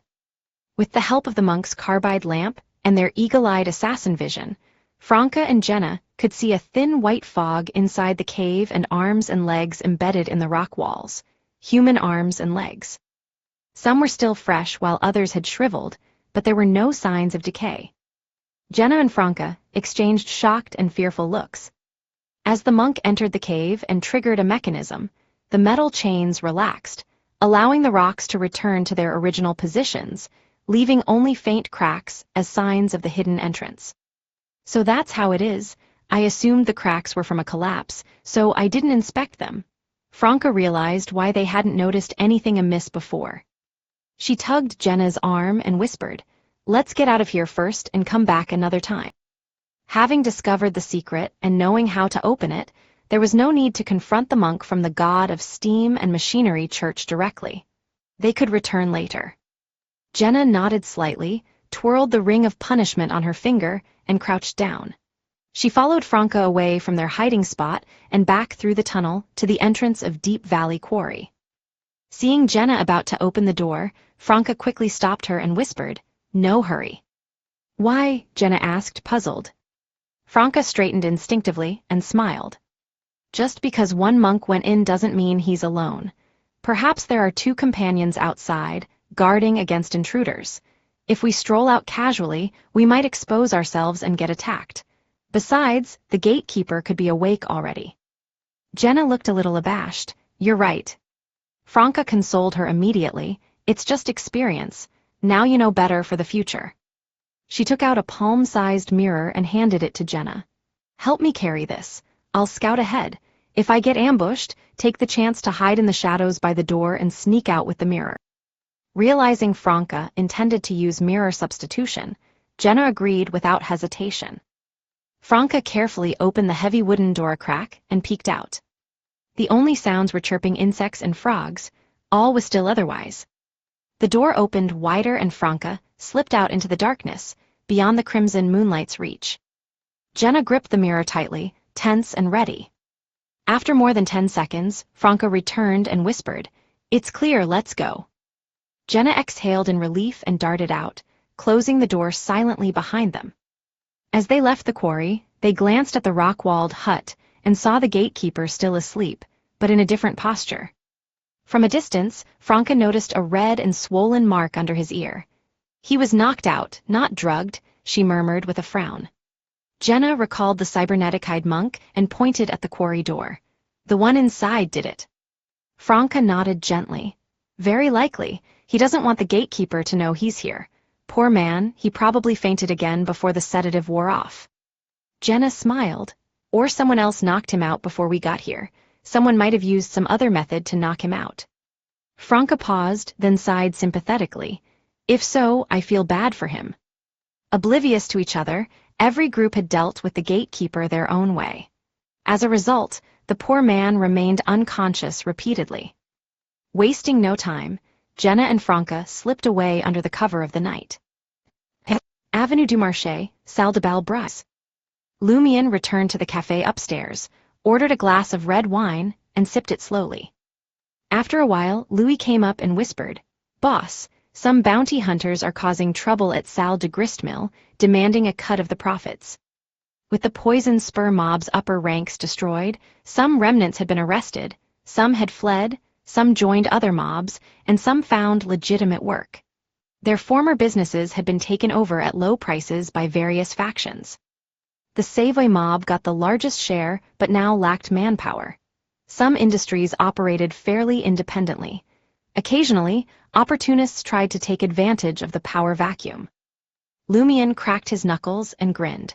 "Send word asking if they want to be my enemies or my dogs." He realized that after becoming a pyromaniac, he had grown more aggressive. Itching for a fight after so long, his hands twitched in anticipation. Furthermore, for someone to dare challenge a dance hall nominally belonging to the Savoy mob, there might be 1 or 2 Bayonders among the bounty hunters. Lumion's shadow branch lacked a corresponding Bayonder characteristic. "Yes, boss," Louis replied eagerly before hurrying downstairs to send the invitation. Lumion had planned to return to Auberge du Coq Doré to write Madame Magician, but now waited patiently. In less than half an hour, Louis returned with a man. He appeared to be in his mid-30s, wearing a cheap suit and black top hat. With brown hair, brown eyes, refined features, and a burly build, he could have been a protagonist at the Théâtre de l'Ancien Cage à Pigeons. Seeing Lumion, the man smiled, doffed his hat, and greeted, "Good evening, boss." "Who are you?" Lumion asked with an amiable smile. The man replied solemnly, "Boss, didn't you ask me to be your dog?" Momentarily stunned, even the quick-witted Lumion needed a few seconds to respond. He had said it purely to provoke them and see if they would retaliate. After recovering, Lumion chuckled. "I told you to be a dog, and you'll really do it." "This is my big chance." The man didn't seem ashamed at all, rather honored. "I believe following you will let me achieve my true worth. In time, I could even become your godson." "How old are you? You're more fawning than giant, Simon," interested, Lumion asked. "Why do you think I'll give you a chance?" The man didn't answer immediately, but glanced meaningfully at Louis and Sarkota, hinting for them to leave. Unworried about assassination attempts, Lumion had them exit before smiling at the man. "Go on." The man cleared his throat. "My name is Lugano Toscano, a Bayonder." "Which pathway, what sequence?" Lumion's eyebrows rose. Lugano forced a smile. "I'm a planter, sequence 9.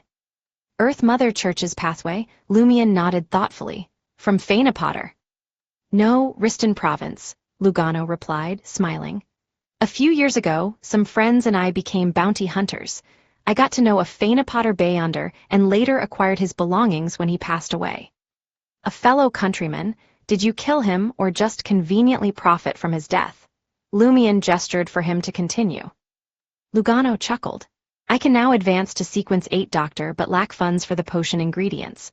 I've heard of your exploits, boss, and believe you to be a powerful Bayonder. I also know the Savoy mob lacks manpower, so I caused some trouble to meet you. I hope to work for you, help manage your estates, and earn money through hard work. Doctors are useful for ordinary people and Beyonders alike. Chapter 289, Late Night Visitors. Doctor, Lumion recalled the 2 canisters of healing agent obtained from the poison spur mob. Their healing effects were quite impressive indeed. Leaning back in his chair, Lumion gazed intently into Lugano Toscano's eyes, pondering silently for some time. Gradually Lugano grew uneasy, his body tensing up. Finally Lumion smiled. Sal de Gristmill isn't my property, I'm just managing it for the boss. I'm not sure you can handle it, but I'll give you a chance. Lugano visibly relaxed and smiled. Boss, I won't let you down. Lumion raised his voice to call Louis over. From now on, you'll be Lugano's deputy at the gristmill, manage it together. Is this for real? But why give an untested new recruit such an important post? Before Louis could react, Lumion had already turned to Lugano. You have 2 months. You and your friends will be the dance hall's protectors for now. Take a portion of the profits, negotiate the details with the manager. He deliberately left the profit distribution vague, especially his own cut. He wanted to see what Lugano would do. Thank you, boss. Lugano's joy was unconcealed. He nearly blurted out, once I'm a doctor, I'll treat any illness or injury you have. But that felt like cursing misfortune upon Lumion, so he quickly sealed his lips. Watching them leave while discussing the dance hall, Lumion's smile faded. Lugano's fawning and zeal made him suspect ulterior motives, like him with Baron Brigny's and the fake diamond necklace. But Lumion had cowed the Baron by showing his might and madness. The key was proving the value of exploiting him. Lugano was more focused on ingratiation. Of course, he had revealed his usefulness too. That's why Lumion decided to give him Sal de Gristmill for 2 months, to monitor any abnormalities and act quickly if the bounty hunter had hidden motives, or gain a doctor cheaply if he was clean. Either way, it wouldn't cost Lumion anything. Sal de Gristmill belonged to the Save mob, he would just lose some of his own share. That could be offset by Lugano stabilizing the unruly dance hall. After sitting a while, Lumion left for room 207 at Auberge du Coq d'Oreille. Drawing the curtains, he sat at the table and began writing. Esteemed Madam Magician, I've officially joined the Iron Blood Cross Order. The initiation ritual was. I'm puzzled.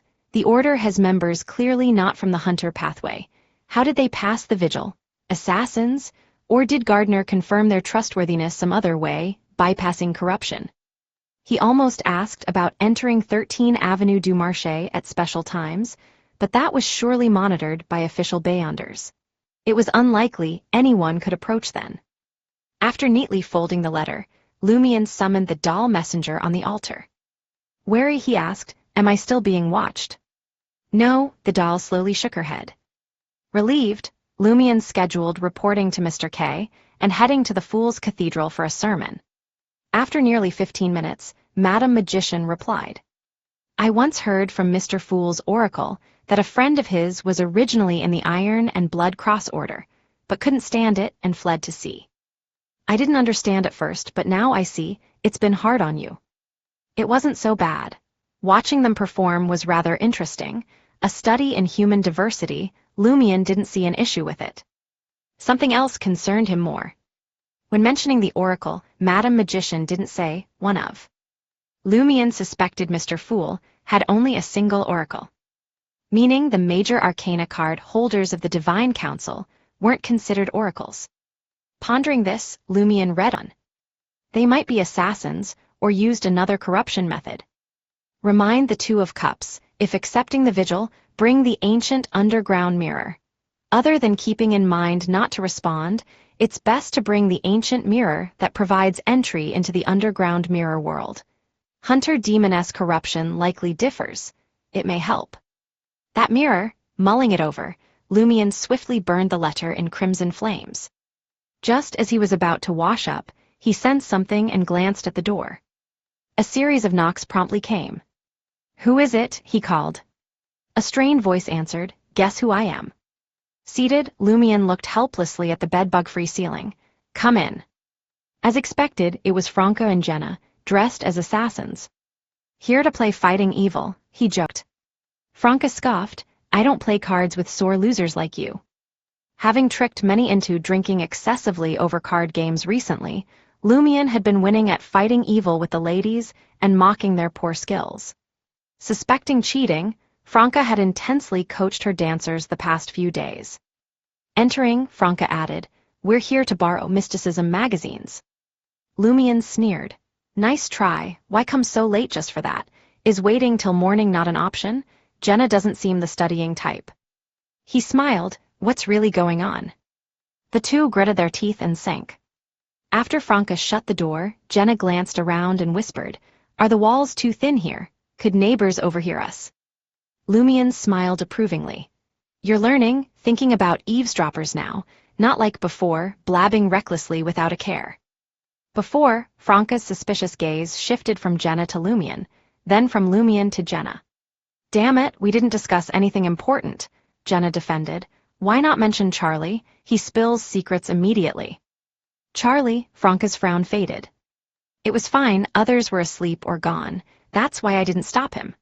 Lumion stood, ritual dagger in hand. Letting spirituality flow from the blade, he enveloped the room in a wall of spirituality. The singing and rowdiness on the streets, and the inn's noises instantly grew distant and muted. Jenna was amazed. Franca pursed her lips and said to Jenna, "A basic wall of spirituality ritual. Once you become a witch, you'll naturally master it." At this point, she couldn't help but imagine what witch Jenna would look like. The two ladies sat side by Lumion's bed and discussed the missing Deep Valley Cloister gatekeeper, focused on their quarry findings tonight. "What's down there? What should we do?" Franca returned Lumion's sedative. Lumion smiled at his companion who wasn't wearing red boots. "Don't you have an answer already?" With Franca's experience, she surely had a plan by now. Franca smiled awkwardly. "Just wanted your thoughts." "My thoughts," Lumion joked. "Sneak in while the monk's away for that 20,000 Verl door." Jenna looked around warily, meaning it's too dangerous to investigate further. Having heard Lumion's mockery countless times now, she could distinguish sarcasm, well-meaning teasing, and jokes.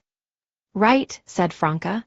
Recalling the client, there seems to be an internal Deep Valley Cloister conflict, someone hiding, someone exposing. Meddling in an Orthodox church's internal conflict is dangerous for any Beyonder. Internal conflict? Jenna was startled. Lumion chuckled. A missing gatekeeper, and some random person offers 20,000 to find him, even just the corpse, and said corpse needs to be carried to the Deep Valley Cloister. Clearly wants someone to see it. Jenna was almost convinced, but she still had a lot of doubts. But the limbs in the cave seemed too sinister for an Orthodox church. Chapter 290, Lavigny Docks. Franca deliberated briefly before telling Jenna. When it comes to losing control and madness, Orthodox or wild Beyonder, all are equal. Those monks can become monsters too, or have mental problems and walk the abyss. Jenna grew grave as she listened. It wasn't the first time Franca had said something similar, but without personal experience, the full cruelty and horror of those words never quite sunk in. Seeing the limbs in the dark cave had driven home the visceral reality of losing control and madness. Lumion added meaningfully, "That's why the acting method is so important. But never forget you're only acting. You should know very well being a theater actress, you mustn't lose yourself in a role. Even without being a Beyonder, that path leads to mental issues." Franca and Lumion educated the newcomer one after another. Jenna nodded solemnly. Franca returned to the missing gatekeeper. "My plan is this: reveal the cave anonymously to the Eternal Blazing Sun Church via my sources. How they handle it is their affair. Even if they suppress it, they'll be vigilant against trouble now. I'll also inform the client and see his reaction. We might get paid for our work." She chose the Eternal Blazing Sun Church over the God of Steam and Machinery Church Beyonders, unsure which side was trustworthy in this internal conflict. "No objections here," Jenna conceded after hearing their advice, shelving her longing for the 20,000 Verl door reward. Franca turned to Lumion. "I've found a buyer for Harvest Sacrifice, but the deal isn't finalized yet. Offer is 10,000 Verl door. I gave you 4,000 already, and can give you another 1,000 in 2 days." "Very efficient," Lumian smiled approvingly. Can't tell if that's praise or mockery, Franca muttered. Jenna listened enviously. 10,000 Viral door was casual business for them, while her family struggled to pay 7,000 to 8,000 for the treatment of her mother. This is what it means to be a Beyonder. Her understanding grew clear. Glancing at the curtains, Lumian didn't get Jenna to leave. Last night, I completed the test and officially joined the boss's inner circle. What kind of test? Still aggrieved, Franca had already vented her anger once, leaving mostly curiosity. Lumian described Gardner's late visit to Salle de Balbrise, how he was requested to stay the night at 13 Avenue du Marché, and him overcoming the abnormal corruption until sunrise. He concealed Termabaros, portraying himself as intelligent, decisive, perceptive, and steadfast, grasping the crux with just a few details and adhering to the principle of no response despite the influences. Lumian excelled at fabrication. Franca still felt lingering fear and suspicion. You really didn't waver at all. Jenna agreed. She would have responded the moment the door opened. Franca might have lasted until her face bled. Lumian chuckled. I definitely felt some uncertainty, but I trusted my judgment more. Franca sized him up doubtfully. You really thought of not responding by yourself? No, Lumian ended the fiction honestly. The ladies were stunned. Lumian seized the chance to divert attention, smiling. Don't be daft. A recently graduated mysticism novice like me could never think of that. I got intelligence beforehand, of course. If you do the vigil, remember, do not respond, and take the mirror that provides entry into the underground mirror world. 13 Avenue du Marché's abnormalities may differ by pathway. Enlightened, Franca grasped his source. She muttered, no girlfriend for you with that attitude. She had almost been provoked just now, let alone a real woman. Relieved, Franca thought the rascal seal had no romantic prospects currently. While still irked by the mockery, Jenna also regained confidence. She had thought her intelligence irredeemably inferior to Seal's. Admirably, he had firmly trusted the intelligence, and not wavered. She pursed her lips and said, I'm seeing more of the mysticism world's horrors. The 13 Avenue du Marché abnormality was even more terrifying than the Deep Valley Quarry's secret cave scene. By comparison, her underground ordeal with Hedsey seemed just a criminal case. There will be more such occurrences in the coming years. Franca seized every chance to motivate Jenna's advancement. Lumian then mentioned his guess that Avenue du Marché 13 only affected Beyonders of the Hunter and Demoness pathways at specific times. Discussing a while longer, the ladies left with a stack of mysticism magazines, returning to Rue des Blouses Blanches. At 3 p.m. the next day, Lumian, who had been playing the part at Salle de Balbrise all day, arrived at Lavigny docks in the Square district by taking multiple public carriages, ready to hear the fool bishop's sermon. It was a lively inland river port, teeming with steamships emitting white fog. Countless dockworkers used various tools and their strength to move crates of goods and stack them on flat surfaces along the tracks. Massive machines towered over the docks, some standing more than 10 to 20 meters tall, made entirely of steel components. Operated by massive steam engines and controlled by technicians, they effortlessly lifted steel crates that would be impossible for humans to move. Lumian observed the chaotic and bustling scene, a mix of spectacular sights and grimy realities. He strolled around the dock, acting like a carefree tourist rather than inquiring about the Fool Cathedral's location from suspicious foreigners. Buildings surrounded the harbor, housing bars, motels, warehouses, beer houses, cafes, restaurants, and dance halls. Street vendors loudly peddled their goods along the paths. Lumian also noticed frosted glass windows with green shutters, indicating licensed brothels. After taking a long detour, Lumian finally arrived at Mr. Fool's Cathedral. It looked like an ordinary 4-story house with a bell tower and pointed roof, completely black. Engraved on the outer wall was the familiar mystical symbol. Mr. Fool's symbol, a silvery white symbol composed of an incomplete pupilless eye and a portion of contorted lines.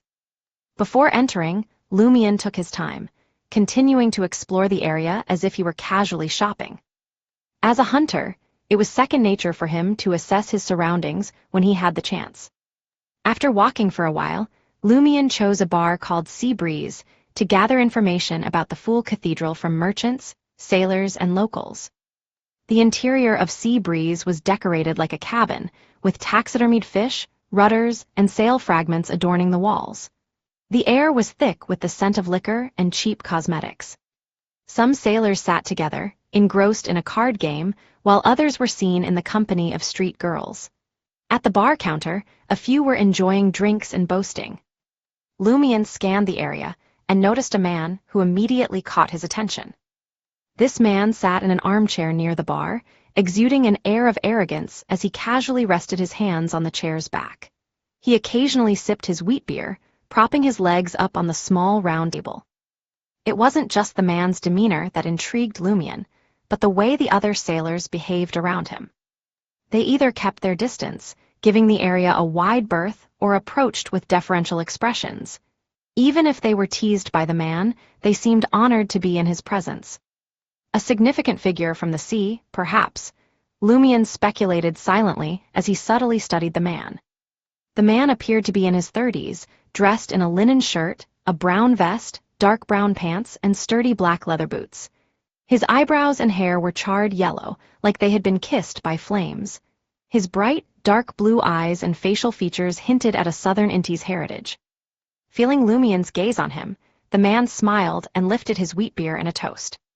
Returning the smile, Lumion made his way to the bar counter, ordering a glass of Lanty Proof, a favorite among pirates and sailors. Taking a sip of the flavorful and potent malt liquor, Lumion couldn't contain his curiosity. He nodded towards the nearby armchair and asked the bartender in a hushed tone, "Who is that?" The bartender's expression turned serious as he responded in a deep voice, "You don't know him." To him, not recognizing that individual was rather surprising. Chapter 291, Important Figure. Lumion set his glass down and flashed a smile, speaking in Intijan, but with the accent of the Riston province. "I arrived in Trier just 2 days ago, came to Lavigny in search of work." Thanks to Auror's help, he could speak like a local from Trier, shedding his Riston province Darij accent. Having spent 6 years in Cordoue, he had a knack for learning, imitating, and adapting to new dialects effortlessly. The tired bartender looked around as if he hadn't slept well and spoke cautiously. "That's the famous Blazing Danitz, a significant figure at sea." "I've never heard of him," Lumion replied bluntly. The bartender cleared his throat, reminding Lumion to watch his tone and attitude. "Have you heard about the 6 pirate kings and 9 pirate admirals?" "A little," Lumion honestly admitted. His knowledge about the pirate kings and pirate admirals came from newspapers and adventure novels, and he was aware of Jayaman Sparrow hunting down a few. He knew that the great adventurer's servant, Dubois, had once served as a pirate on Vice Admiral Iceberg's ship. He knew of Ailment Maiden or Vice Admiral Ailment and the frequent change of pirate admirals. As for the pirate kings, they were well established and had held their positions for so long that no one could remember when they first came to power. Realizing Lumion wasn't completely ignorant, the bartender breathed a sigh of relief. That individual used to be a pirate, acknowledged to be stronger than all the pirate admirals, second only to the 6 pirate kings. Quite impressive. Lumion couldn't determine the exact sequences of the pirate admirals and pirate kings, but their survival despite constant pursuit by the authorities showed they weren't weak. Blazing Danitz ranked 7th among the pirates, almost reaching the level of a quasi-pirate king. He was undeniably formidable. A saint, if he's one, the same can be said for the pirate kings, the strongest among sequence 5s.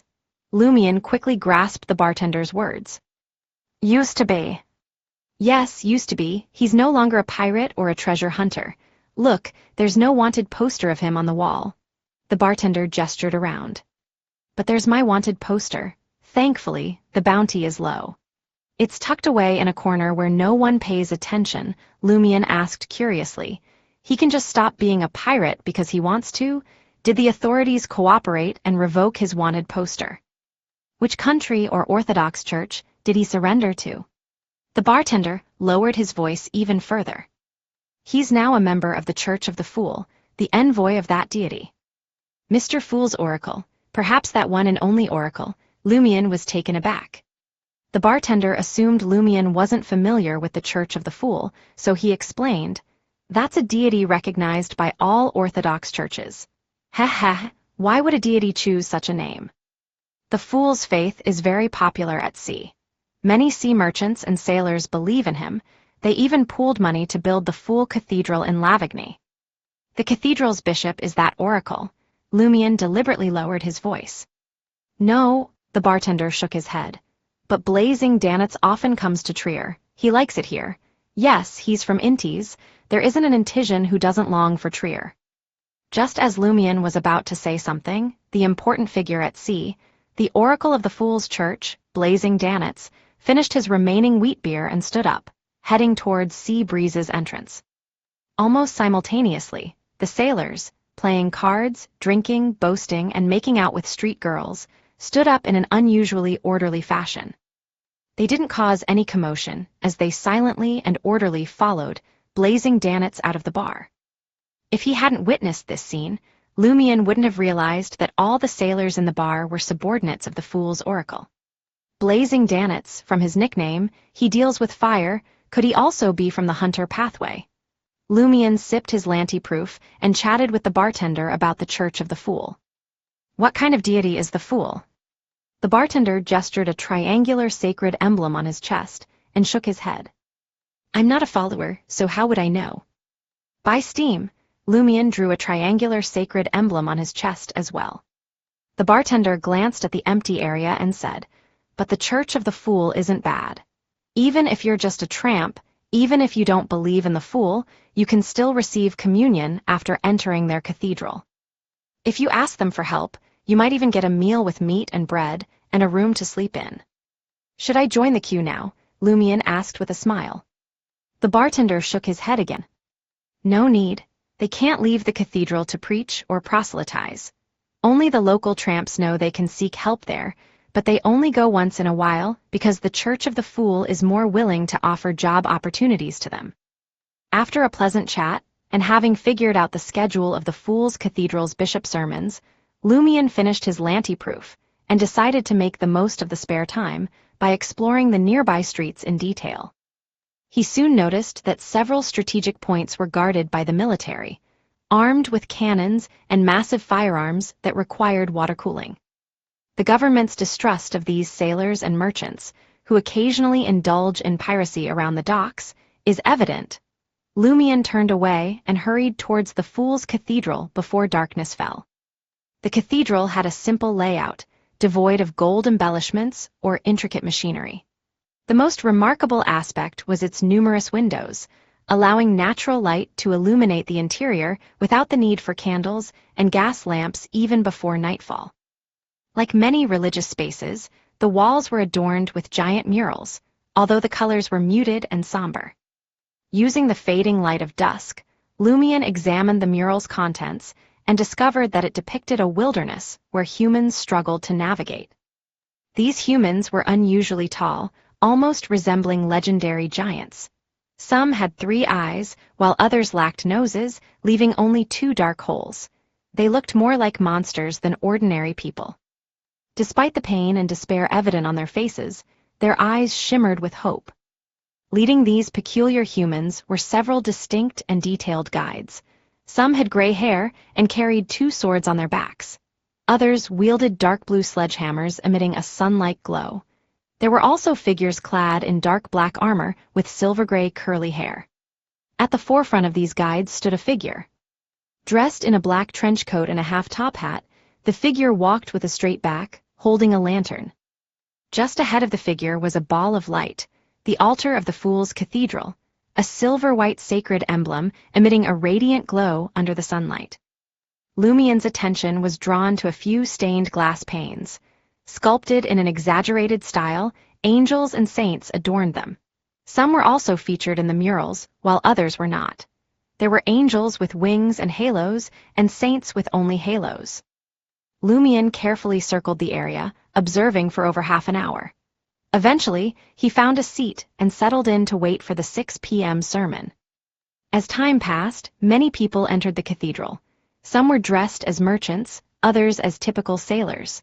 There were also dockworkers, visibly exhausted after a long day's work, and a few street girls as well. Amidst the tolling of the bell, the bishop arrived at the altar. His hair and eyes shone with a golden hue.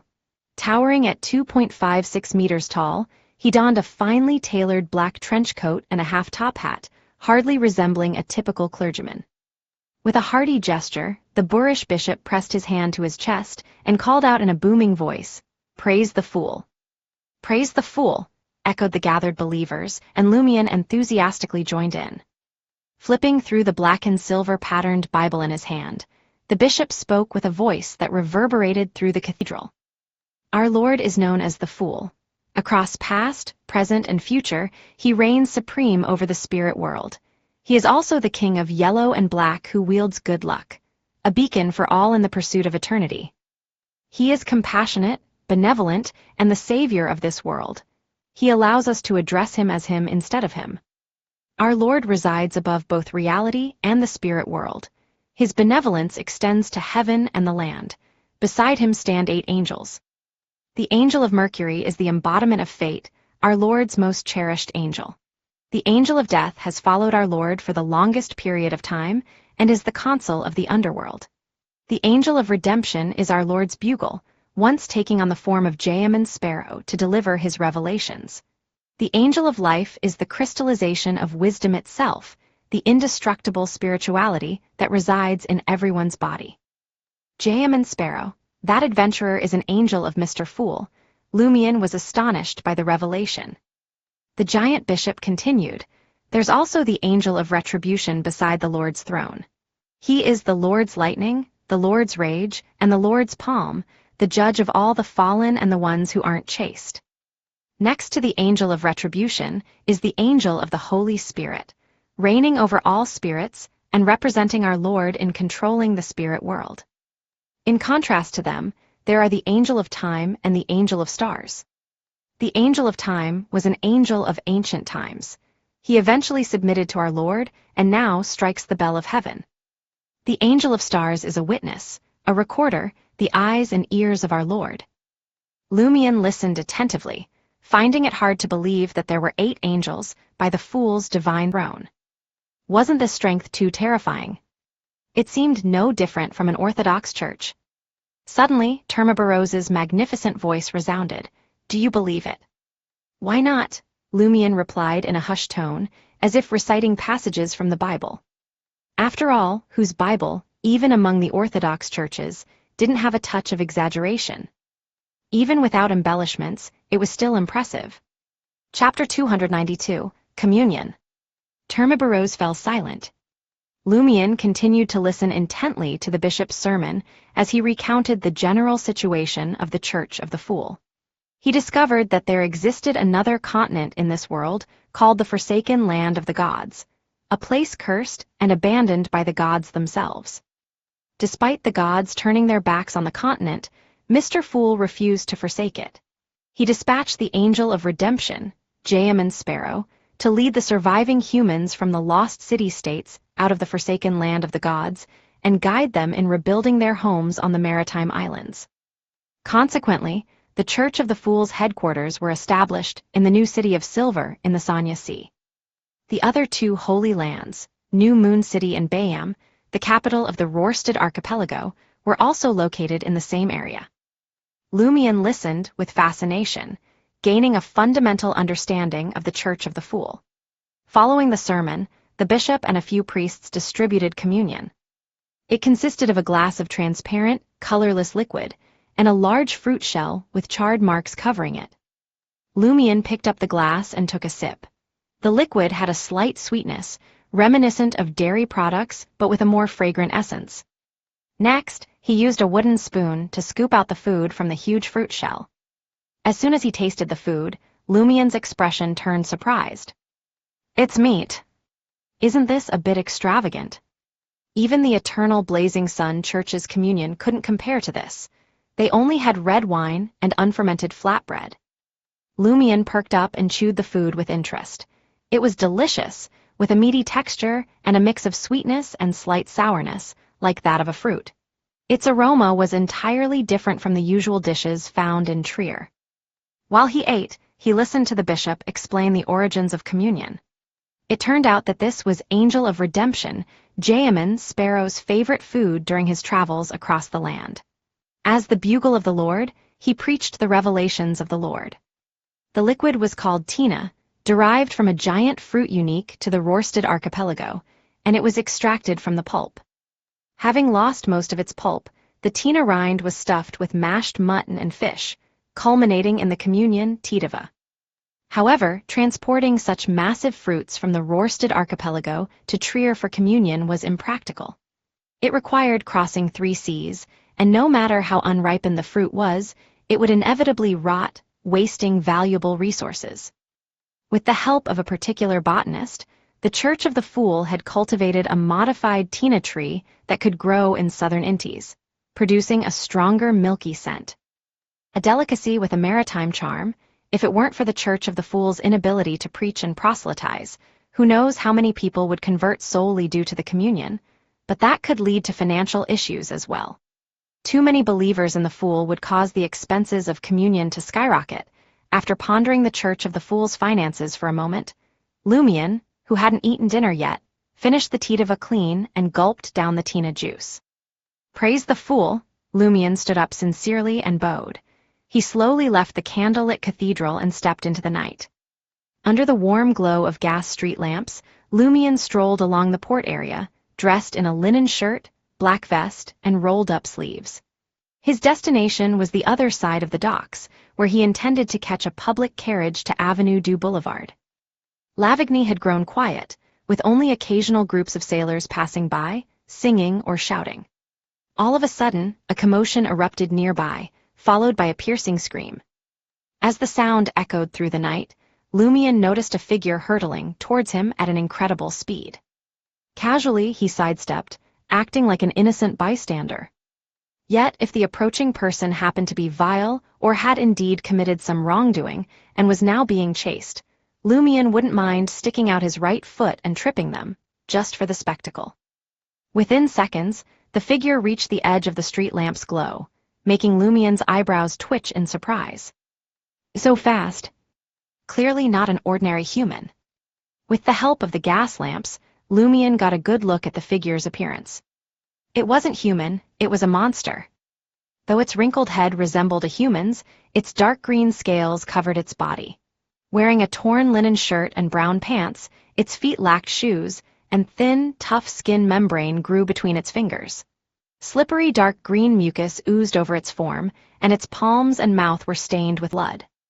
Having encountered numerous monsters in Cordu's ruins, Lumion remained unperturbed. He only frowned slightly. It reminds me of those murlocs mentioned in mysticism magazines. Those dark green scales must provide formidable defense.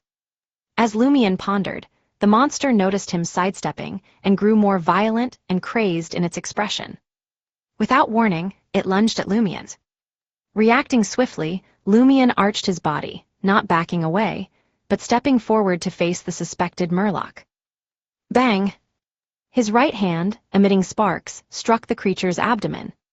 Then he swiftly lowered his body, slipping under the armpit of the dark green-scaled monster, avoiding its counterattack and effectively positioning himself behind the assailant. Lumion spun around, his arms swinging. His fists, with flickering flames, delivered powerful blows to the back of the suspected murloc, knocking it to the ground. Blows resounded until Lumion withdrew his hands, ceasing his assault. He observed silently as the struggling body left corrosive marks on the ground. With a muffled explosion, crimson sparks erupted from the monster's eyes, nose, ears, and mouth. Its body swelled before collapsing, shedding several dark green scales. After a few convulsions, it lay still. Lumion averted his gaze and looked towards the figures chasing after him. He nonchalantly flicked his hands, alleviating the corrosive pain caused by the dark green liquid. His injuries were minor. After all, he had delivered a barrage of powerful punches, and his contact with the dark green scales and viscous liquid had been brief. Soon, the figures reached the lamp pole. They were sailors, led by a mixed-blood man from the southern continent, sporting braided hair and brownish-red skin. He appeared to be in his 30s, with thick lips. His eyes first scanned the murloc-like monster lying motionless on the ground, then he looked at Lumion with surprise, suspicion, and fear. After a few seconds of silence, the sailor with the braided hair spoke with a solemn voice. "This is the murloc we captured at sea. It injured one of our crewmates and managed to escape." "It is indeed a murloc. Did they truly capture it? Why didn't they turn it into various materials and transport it to Trier? Why risk keeping it alive?" Lumion silently mused as he asked with a smile, "Are you planning to apologize on its behalf and compensate me for my mental distress to soothe my terrified mind?" The sailor and his companions exchanged glances, unable to decipher the lad's true intentions. In the distance, the sound of regimental-like running resonated, accompanied by gunfire. Patrol soldiers had rushed over upon hearing the scream. The sailor's heart tightened as he unconsciously grabbed the monster's corpse, closely observing Lumion's reaction. He intended to stop once the other party showed any dissatisfaction. Simultaneously, he continued, "No problem, we have no problem." What he meant was that they would provide compensation for Lumion's mental distress. Lumion sensed that they mainly wanted the Beyonder characteristic produced by the murloc, but the monster was too weak. He wasn't in the mood to discuss how the prize would be divided with them. It was not worthy of the Shadow Branch at all. If these individuals, who acted recklessly without concern for covering their tracks, managed to evade pursuit and crossed paths with him again, he could simply demand compensation from them for his mental distress. As Lumion watched the sailors carry the murloc away, he continued on his way as if nothing had happened. Before long, several patrolling soldiers caught up with him, examining his condition and inquiring if he had witnessed anything unusual. Lumion candidly pointed in the direction the sailors had fled. "I heard a scream and saw a group of people running that way. They were dressed like sailors." The officer leading the patrol nodded approvingly. "Thank you for your cooperation." "No need to thank me. It's what any responsible citizen should do," Lumion replied with a smile. Soon, the other soldiers discovered traces of corrosion and scales on the ground, along with sticky liquid that hadn't entirely evaporated. They followed the trail towards the docks. Lumion clicked his tongue and continued on his way towards the public carriage stop. Clap, clap, clap, he heard a soft applause. Feeling uneasy, Lumion turned his head and saw someone sitting on a nearby cargo box, seemingly having appeared out of nowhere. The man's eyebrows were charred yellow, and his hair shared the same color. His eyes were dark blue yet radiant. He wore a linen shirt, a brown vest, and a pair of black leather boots hung from his dark brown pants. Lumion recognized the man and felt alarmed. Blazing Danitz, a great pirate second only to a few pirate kings. But Lumion calmed down when he recalled the man's other identity. He was no longer a pirate. He was now Mr. Fool's Oracle. As the holder of a minor Arcana card, Lumion believed that as long as he revealed his identity, Blazing Danitz wouldn't give him trouble. Blazing Danitz gazed at Lumion for a few seconds, before effortlessly leaping down from the top of the wooden crates. He chuckled and spoke leisurely. To be able to swiftly choose the most effective, targeted, and efficient attack method against your prey, perfectly evading the enemy's enhanced scale defense, your combat intelligence is quite impressive. I admire it. So, how about it? Are you interested in joining my team and becoming my subordinate? Chapter 293, Pious. Inviting me to join your team without even checking my background or confirming my strength. Are you that confident, Mr. Fool's Oracle? Lumion couldn't help but criticize, feeling unsure about the whole situation. He looked at Blazing Danitz and responded with a smile, "No." Blazing Danitz acknowledged tersely, his voice gaining intensity as if confirming it for the last time. Lumion slipped his right hand into his pocket, maintaining his smile. "Not interested." "What a joke. How can I complete the Tarot Club's mission if I join your team?" "This requires your consultation with Madam Magician." Danitz's dark blue yet bright eyes narrowed slightly, his aura instantly becoming more intense. Lumion felt as if he were facing a spear or a loaded gun pressed to his forehead. Fear and danger washed over him. However, he didn't look away and met Blazing Danitz's gaze with a calm determination, as if facing an apex predator. After a brief silence that filled the air with tension, Blazing Danitz broke into a smile. "Not bad, you're quite resolute and bold. I admire you even more." With those words, the former great pirate, now the Fool's Oracle, turned around and strolled towards the well-lit street in the distance. Confidence naturally breeds resoluteness. Lumion thought silently as he withdrew his right hand from his pocket, revealing a tarot card held between his thumb and index finger. The tarot card, 7 of Wands. Though he couldn't fathom Blazing Danitz's impromptu recruitment, he felt somewhat glad to have encountered Mr. Fool's Oracle. This meant that the Fool Church held substantial strength in Trier. After leaving Lavigny docks, Lumion hopped onto a public carriage and soon arrived at Avenue du Boulevard. He walked to 19 Rue Scheer and met Mr. K beneath the headquarters of the psychic organization. The Aurora Order Oracle remained seated in the red armchair, his face concealed in the deep shadows of his black hood. His voice rasped as he inquired, "How's your progress in gaining Gardner Martin's trust?" Lumion replied calmly, "I've already joined the Iron and Blood Cross Order." Mr. K fell silent for a moment before asking, "How did you gain Gardner Martin's trust? How did he test you? And how did you pass the test?" The Aurora Order Oracle altered his usual demeanor, posing 3 questions at once. Lumion chuckled. Well, there was no need to gain Gardner Martin's trust. Simply joining the Iron and Blood Cross Order earned loyalty. Upon hearing this, Mr. K, who had been reclining in his chair, sat up straight. The shadows in the basement seemed to stir, almost alive. With his expertise and knowledge, discerning the hidden meaning behind Lumion's words wasn't difficult for him. And it undoubtedly spelled danger. Lumion had indeed become a member of the Iron and Blood Cross Order, pledging his allegiance to them. He was here to report while bringing the powerful figures of the Iron and Blood Cross Order. Lumion smiled. Unfazed by the immense pressure radiating from Mr. K, he proceeded to recount how he informed Gardner Martin that he had become a Sequence 7 pyromaniac, leading up to the vigil at 13 Avenue du Marché and the formal initiation ceremony. He didn't hold back the fact that he had engaged in an underground transaction and fled in terror after encountering Supervisor Olson's monstrous creation. As Lumion finished, Mr. K stood up, excitement in his tone as he verified Lumion's various details at 13 Avenue du Marché repeatedly. Upon realizing that Lumion had used the honorific name at a crucial moment and received a divine revelation of "don't respond," Mr. K burst into a fit of maniacal laughter. "Ha ha ha ha ha ha, just as I thought, piousness is the only way out."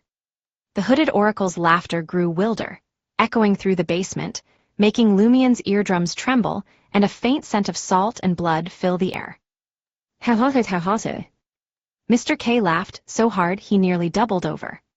He no longer concealed his condition.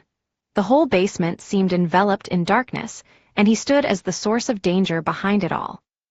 After a while, Mr. K paid no mind to Lumion's presence, instead kneeling down, lowering his body to pray almost silently, as if thanking the Lord that created everything, the omnipotent and omniscient God.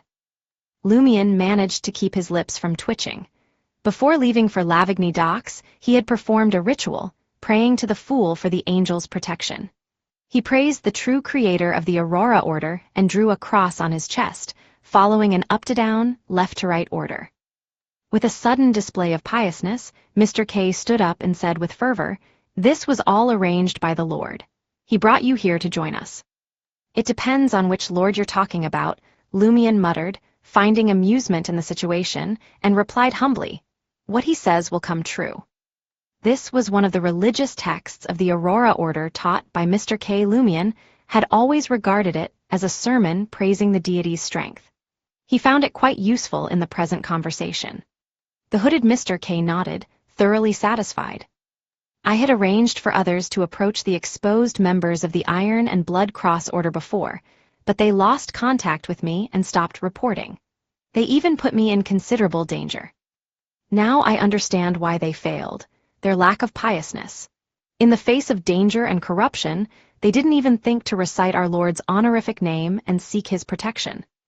But you, at the critical moment, had only my Lord in your mind. That's the kind of piousness I admire the most. That's why you successfully joined the Iron and Blood Cross Order without being corrupted. With only faith in a deity left in your mind, will this affect your intelligence? Lumion observed Mr. K, gaining a deeper understanding of his state of mind and way of thinking.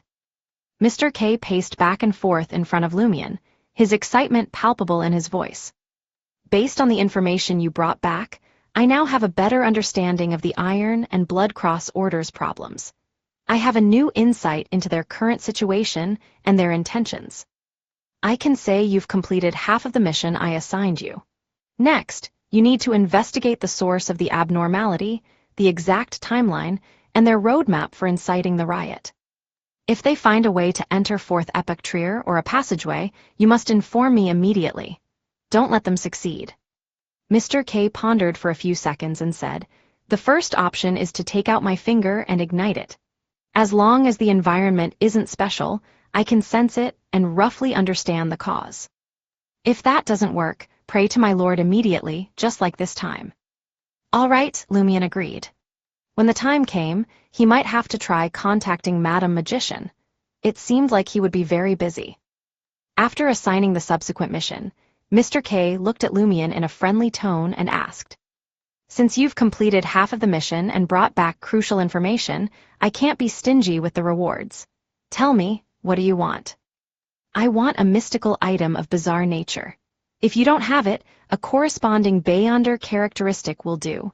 I'll find an artisan to craft it myself, Lumion answered without hesitation. Mr. K let out a chuckle. You deserve that. Come back in 3 days. I'll give you a few choices, or I'll offer what I think suits you best. Thank you, Mr. K. Lumion expressed his sincere gratitude. This was much more generous than what the Iron and Blood Cross Order offered. It's not me you should be thanking, but the Lord, Mr. K replied with a smile. Helpless, Lumion drew the cross again. Praise be to you, the creator of all things. Praise be to you, who carries the burdens of the world's sins. Mr. K chimed in, praising the true creator. Unfortunately, our Aurora Order doesn't have things like godfathers or godchildren. Otherwise, I'd be more than willing to baptize you again. Why do so many people express their admiration by wanting to be someone else's father? Lumion found it amusing. In high spirits after Mr. K's assurance, Lumion made his way back to Auberge du Coq d'Oreille. He headed straight to the basement bar and ordered a glass of the unique textured distilled lemon liquor. As he chatted with the others, he found amusement in Charlie's return, spreading all sorts of rumors. Meanwhile, intermittent singing and clapping rhythms filled the air, creating a lively atmosphere that lasted until the early hours of the morning. When the customers, who had to work at dawn, finally departed to their residences, the bar quieted down.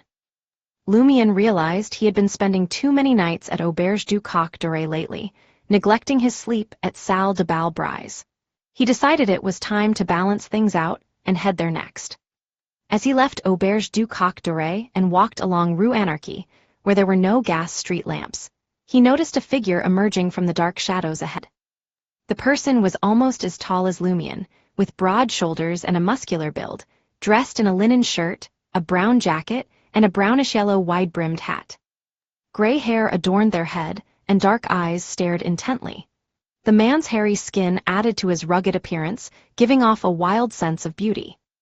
Having halted Lumion, the man, whose age was difficult to gauge from his appearance, lifted his chin slightly and inquired, "Are you Cécile Dubois? Do you truly think yourself worthy of addressing me by my name?" Lumion contemplated responding in a similar manner, uncertain of the man's intentions and sensing a hint of arrogance. Thus, he chose to pretend. He asked cautiously, "And who might you be?" The man remained composed, showing no signs of being affected. With a cold expression, he pressed on, "Tell me who the boss of your Save mob is." Chapter 294, Beyonder. You don't even know who's running the show for our Save mob? And you're coming to me with this question? You must be clueless about the real deal. Our boss is the commanding officer of the secret organization called the Iron and Blood Cross Order, and were just a small part of the whole setup, Lumion thought, sliding his right hand into his pocket. He quickly considered 3 possibilities. First, Gardner Martin used the Savoy mob for his secret missions, like smuggling some bizarre stuff through Rat Christo. Having been detected by someone or some faction, they now wanted to dig into the mob and expose the mastermind behind it. Second, some members of the Savoy mob must have offended the wrong people, and now the consequences were knocking at their door. Third, after the Poison Spur mob got wiped out, the Savoy mob expanded rapidly, attracting attention from certain factions. Lumion quickly dismissed the first 2 options. Whether it was some secret getting leaked or someone causing offense, he wasn't going to be the one facing questions about the identity of the Savoy mob's boss. Usually, whoever did something secretive would get a visit from the investigators. Similarly, if someone offended another, they'd be targeted, or the leader shielding them. Lumion had never truly been involved in the Savoy mob's clandestine affairs, nor had he recently defended any subordinates. The person standing across from him was directly probing about the identity of the Savoy mob's boss. It wasn't about which individual belonged to the mob or some specific incident in the past. Based on this, Lumion strongly suspected that some faction or individual had taken an interest in the Savoy mob and planned to incorporate them. Of course, he couldn't dismiss the possibility that a rival mob had teamed up with a powerful being to seek help in taking down the Savoy mob's boss. Yet in either case, they seemed to have a shallow understanding of the Savoy mob. They didn't even know the superficial identity of Gardner Martin. All they knew was the most famous member of the mob in recent times. They had just asked about him and paid him a visit. In other words, they are treating the Savoy mob as a regional mob with only a few Beyonders. Sending real powerhouses to deal with such a mob is clearly impractical, and they probably can't afford to hire them either. Even a mid-sequence Beyonder is highly esteemed. It doesn't go beyond sequence 6. Lumion made this rough judgment in just a couple of seconds. Seeing Lumion remaining silent and not reaching for his weapon, the tall man with bushy hair, dark eyes, and a brownish-yellow wide-brimmed hat let out a cold snort. His expression and eyes revealed a clear sense of danger. Almost simultaneously, Lumion felt the darkness around him grow heavier, swallowing up the faint glow of distant street lamps and the crimson moonlight from the sky. The darkness condensed like frost, slowly but firmly seeping into Lumion's skin, flesh, and bones, causing an uncontrollable fear to well up within him. "Is that all?" Lumion, who had been through major situations before, scoffed inwardly. Gazing at the muscular man with gray hair, donning a linen shirt and a brown jacket, Lumion feigned a twinge of fear and blurted out, "It's Gardner Martin." Gardner Martin, a member of the Savoy Chamber of Commerce. The man nodded, pleased, and pressed on. "Where does he usually reside?" Lion Seal, the ruthless, crazed, and powerful mob leader, is no different from other mobsters. They only know how to bully the weak and rely on their mob's backing to take on rival mobs. When facing genuinely formidable foes and simple dark-type spells, their timidity and cowardice become evident. Lumion swallowed hard and managed to say, "He lives at 11 Rue des Fontaines." At that moment, Lumion shook himself out of his daze. "Let me tell you, our boss is a member of a secret organization. His strength is even more terrifying than you can imagine." A member of a secret organization. The broad-shouldered man was momentarily taken aback before breaking into a smile. This was truly an unexpected windfall. Lion Seal is even more timid than I thought. He even spilled such vital information. The man lifted his chin and sneered with a deep voice. "Well, did I mention that I, too, am part of a secret organization? A very ancient one." With those words, the surrounding darkness seemed to tighten its grip. "Really? I can't quite tell." Lumion pondered the idea of luring this man and the faction behind him to confront the boss. He wanted to see what would happen when the two secret organizations clashed, hoping to expose more of the Iron and Blood Cross Order secrets. After a brief silence, Lumion couldn't bear the weight of the darkness any longer. His right hand and arm, tucked into his pocket, trembled slightly. I don't know. The boss didn't tell us the exact name."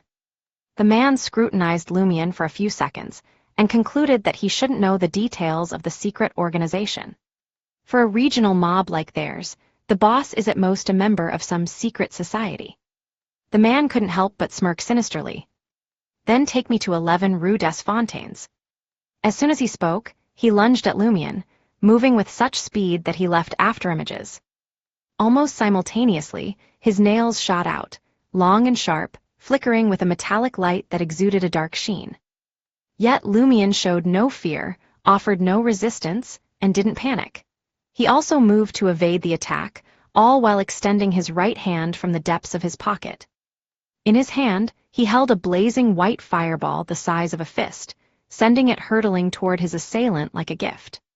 Fireball, blazing white, the man with short gray hair on his face and the back of his hands found himself too close to turn around due to his speed. As these thoughts raced through his mind, he collided with the condensed, blazing white fireball. Boom! Amidst the muffled explosion, the man's abdomen burst into a bloody mess, emitting a distinct charred smell. After the other party inquired about the Savoy mob's boss, Lumion discreetly tucked his right hand into his pocket. However, it wasn't to draw a weapon or guard against attacks. Instead, he used his clothes as cover to steadily conjure crimson flames in his palm. Layer by layer, he compressed them to their utmost, turning the flames into a blazing white. The explosive power was on par with a giant fireball, but even more concentrated, capable of burning through skin. If the enemy's speed hadn't exceeded Lumion's expectations, he would have had a high chance of witnessing the enemy's neck exploding upon impact. Amidst the rumbling, the man was sent flying, and Lumion was affected by the aftershocks, stumbling backward and tumbling a few times. Both of them got up simultaneously. Lumion's shirt and vest bore burn marks, and many parts of his skin were damaged. He saw an irregular, gaping wound on the man's abdomen, with blood-stained intestines flowing out and being stuffed back into place. The surface was marked with fractures and charred spots. Despite the severe injury, the man didn't lose mobility. As he pressed his abdomen to prevent his intestines and other internal organs from spilling out, he let out a low growl of pain, anger, and violence. Accompanied by the growl, short gray fur sprouted from his body, transforming him into a towering wolf. His severed intestines began to writhe, attempting to reconnect. His charred skin slowly healed, and he forcefully closed the huge crack in his abdomen with his palm. Flesh and blood intertwined, bit by bit. What potent vitality! Lumion sighed from the bottom of his heart at the sight. He realized that given enough time, the other party would likely recover. The other party's behavior and state reminded Lumion of a few passages recorded in Auror's grimoires. Werewolf, a sequence 7 of the prisoner pathway, a category under mutants. During the full moon, or when they nearly lose control of their emotions, they will be controlled by their bloodthirsty and murderous desires, involuntarily transforming into a true werewolf. They possess terrifying strength, agility, and speed, and their self-recovery abilities are outstanding. Their claws and teeth are sturdy and sharp, and they are venomous. They are equivalent to Beyonder weapons of the same sequence, capable of destroying thinner steel plates. They also know a few dark-type spells, capable of turning ordinary humans into puppet monsters with short lives. Werewolves often appear in the southern continent. They are often associated with various terrorist activities in the northern continent. I actually encountered a werewolf Beyonder. Lumion didn't give the other party time to recover from his injuries. Crimson fire ravens materialized behind him, spiraling towards their target. The werewolf didn't sit idle either. Clutching his stomach to suppress the wound, he approached Lumion with extraordinary speed. Most of the fire raven's initial lock-on missed, but a few made minor changes in direction and landed on the target one after another, causing continuous rumbling. The werewolf suffered several more wounds, leaving him charred and blood-red.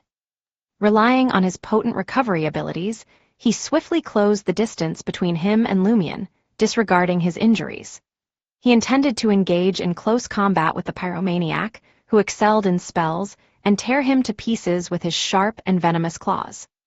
At some point, the darkness around Lumion further encroached on him, causing him to feel an eerie chill on this summer night and slightly affecting him. In an instant, crimson flames erupted from his body, enveloping him in scorching warmth. The very next second, Lumion turned around and fled, dodging the werewolf's claws. This made the werewolf, whose mind was filled with bloodthirsty and murderous desires, feel his adversary's fear. He believed that his target had already gone all out and lacked experience in such battles. He chased after him and caught up to Lumion in a few swift strides. Chapter 295, Brains Are Important. Sensing the swipe that carried the scent of blood and char behind him, Lumion swiftly pivoted and darted into the alley leading to Rue du Rossignol.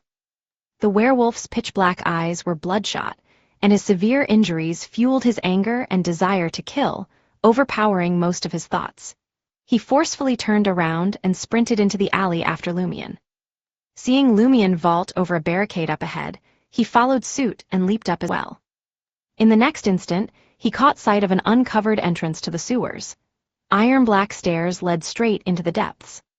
Lumion deftly stepped on the edge of the sewer entrance and jumped over the natural trap. Bam! The werewolf crashed into the sewers, finding himself halfway in.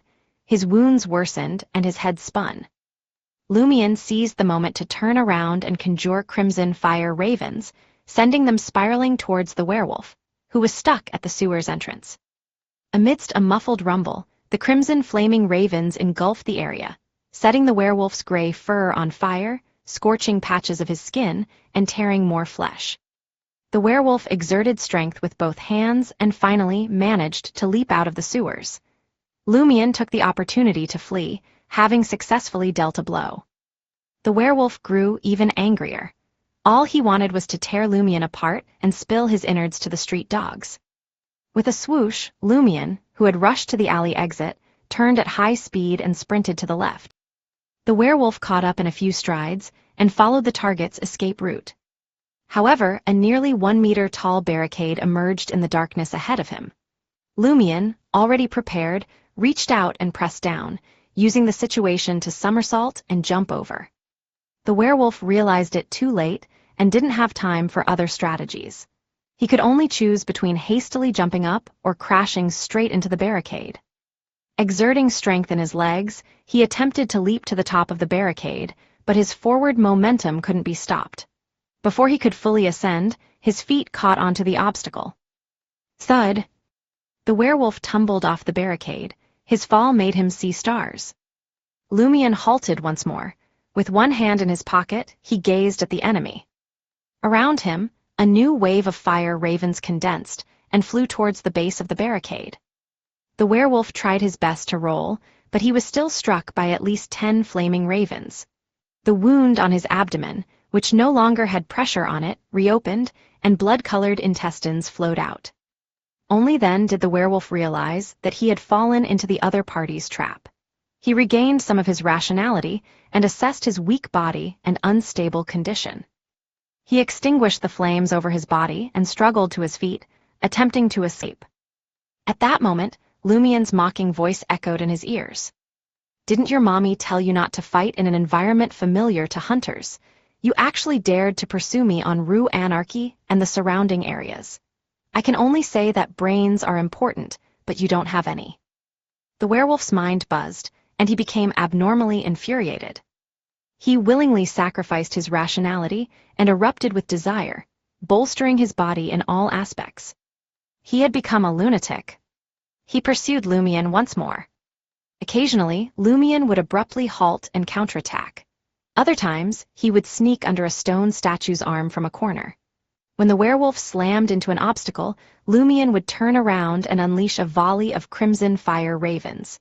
Sometimes, he would feign entering underground Trier but lie in ambush, waiting for the incoming attack. As the pursuit continued, the werewolf finally reached his limit, his body teetering on the brink of collapse. Regaining his senses from his frenzied state, he felt a strong premonition of danger. All he wanted was to leave this area and escape Le Marché du Quartier du Gentleman. At that moment, Lumion halted, as if he had sensed something. He turned around and smiled. He watched as the werewolf fled much slower than before, while condensing a blazing white spear in his hand. Lumion swung his body and hurled the flaming spear. A blazing white stream of light streaked through the air, piercing the werewolf's ravaged body, pinning him to the ground, and setting him ablaze.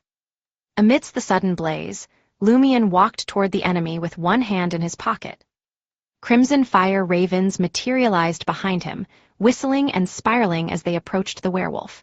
They burrowed into his wounds, destroying his heart, lungs, and other organs. By the time Lumion reached his target, the mutant was no longer breathing. He was dead. His eyes were wide open, filled with regret and fear. "Why'd you have to attack me?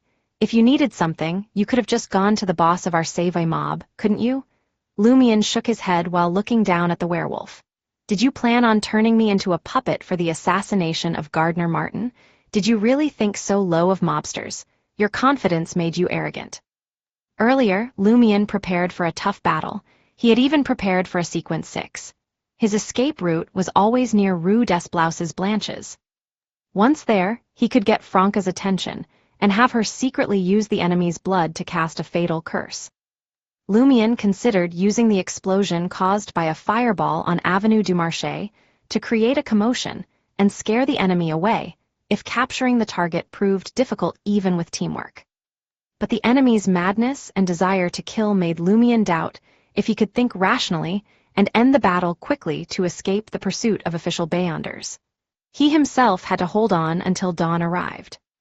Squatting down, Lumion searched the werewolf's clothes, finding only 3 Viral d'Or coins, burnt banknotes, and a wallet without anything useful.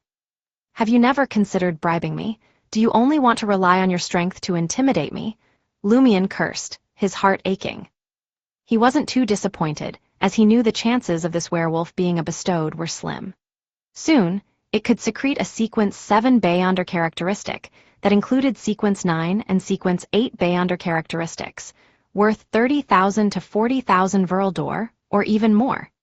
He could use it to complement the Shadow Branch, create mystical items, or exchange it for more suitable Beyonder characteristics.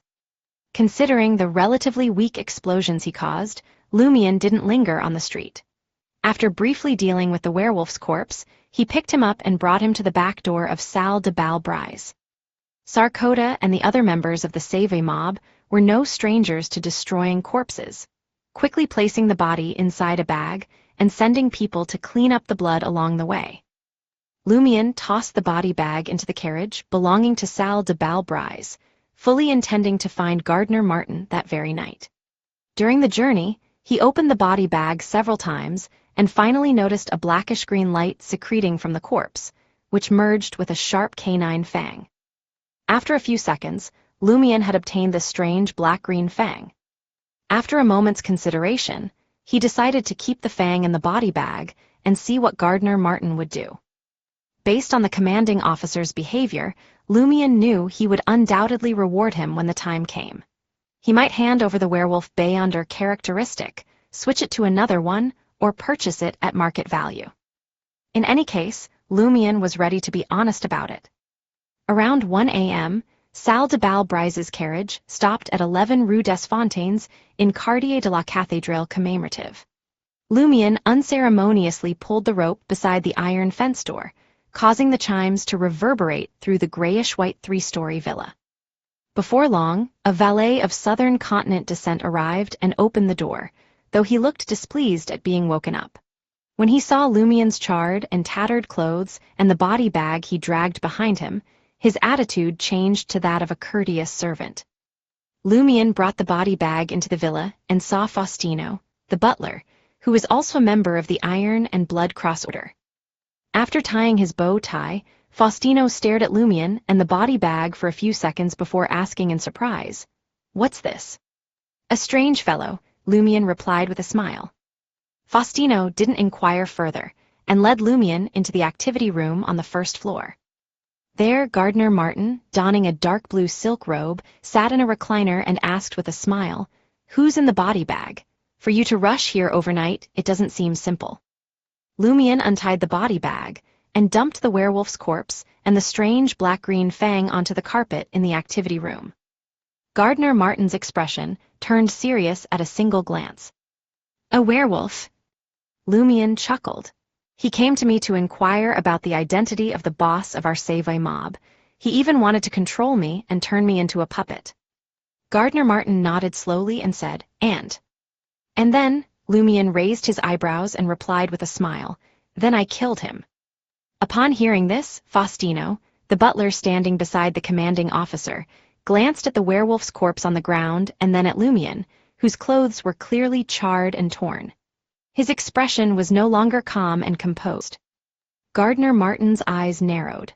After a few seconds of silence, he sighed and said, Unfortunately, you don't know how to channel spirits. We missed out on a lot of information. Lumion wanted to say, Perhaps I need a mystical item that can channel spirits. But he was worried that it would take up a portion of the reward and cause the shadow branch to lose its match. Gardner Martin continued, I'll arrange for follow-up investigations and responses. Don't worry about this for the time being. I'll inform you when you need to carry out your mission. What's he up to? He doesn't seem simple. Lumion glanced at the werewolf's corpse and deliberately expressed his confusion. Gardner Martin shook his head. I can't be sure yet. He then looked at Lumion and asked with a smile, Do you want this werewolf fang or something else? What are the choices? Lumion didn't hold back. Chapter 296, Request. Gardner Martin was well accustomed to Lumion's straightforwardness.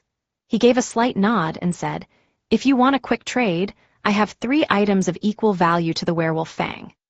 The first is the Shadow Bracelet, a mystical item that lets you conceal yourself within larger shadows. It can summon a shadow servant with a few special abilities and can bring shadows to life to restrain targets to some extent. It's a foreboding item. More than a third of those who have used it have gone mad, while another third mysteriously disappeared without it, never to be seen again.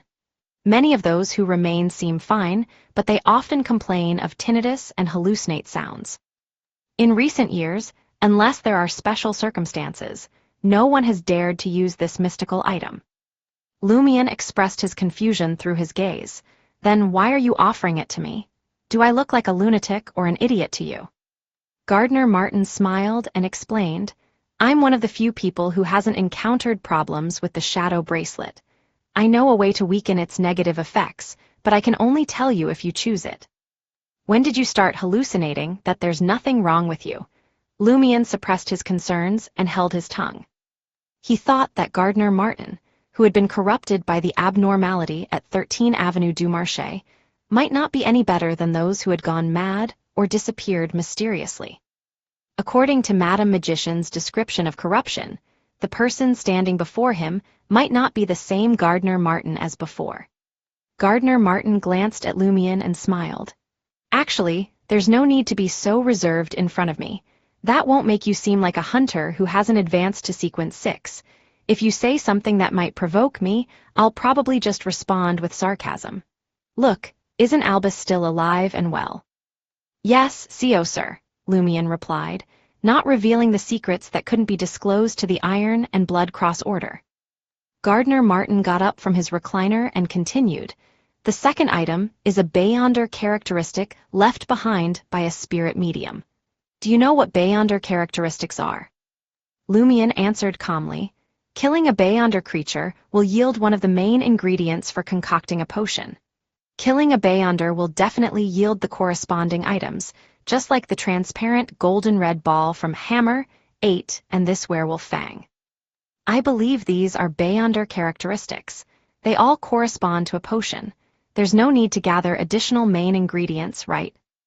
Gardner Martin nodded approvingly. That's right, your judgment is accurate.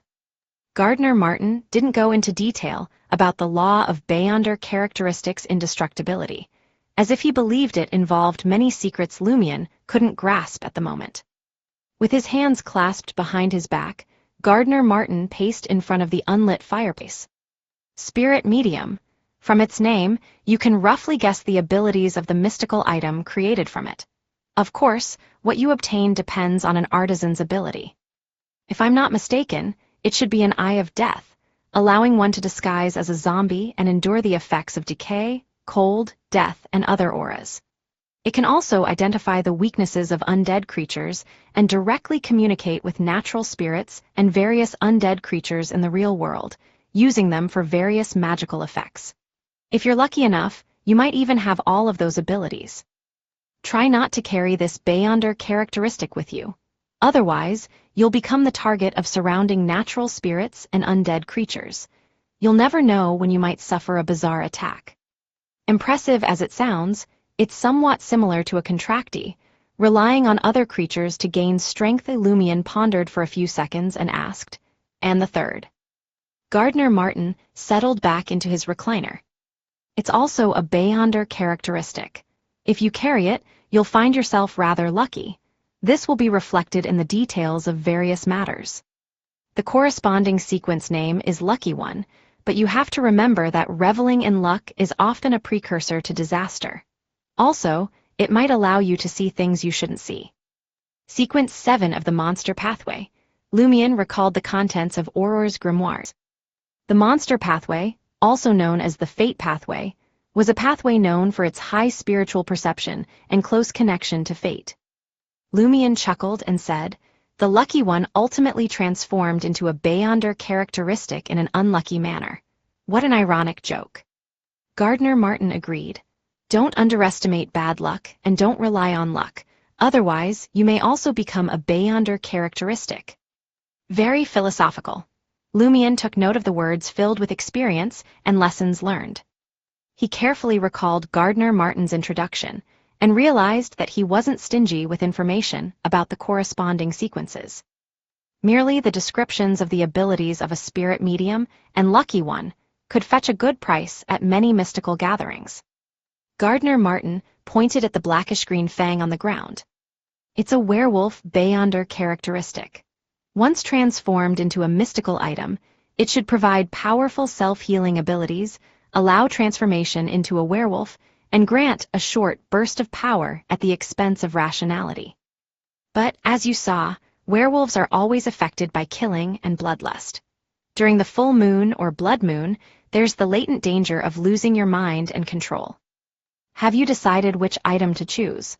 If you choose the Beyonder characteristics, I can help you contact an artisan and assist with the production fee.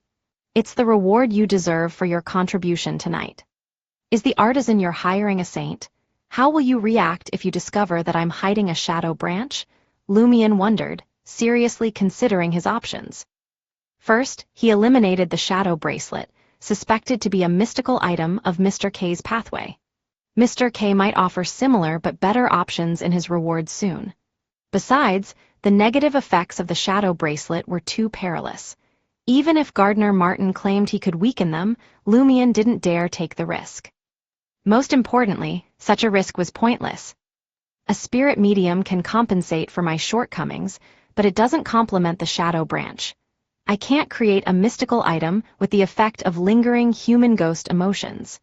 Yes, some characteristics overlap with a contractee. Lucky One can make the shadow branch always trigger suitable desires. The werewolf's rationality sacrifice and the influence of being murderous and bloodthirsty are quite compatible with the shadow branch. I wonder what kind of mystical item it would produce.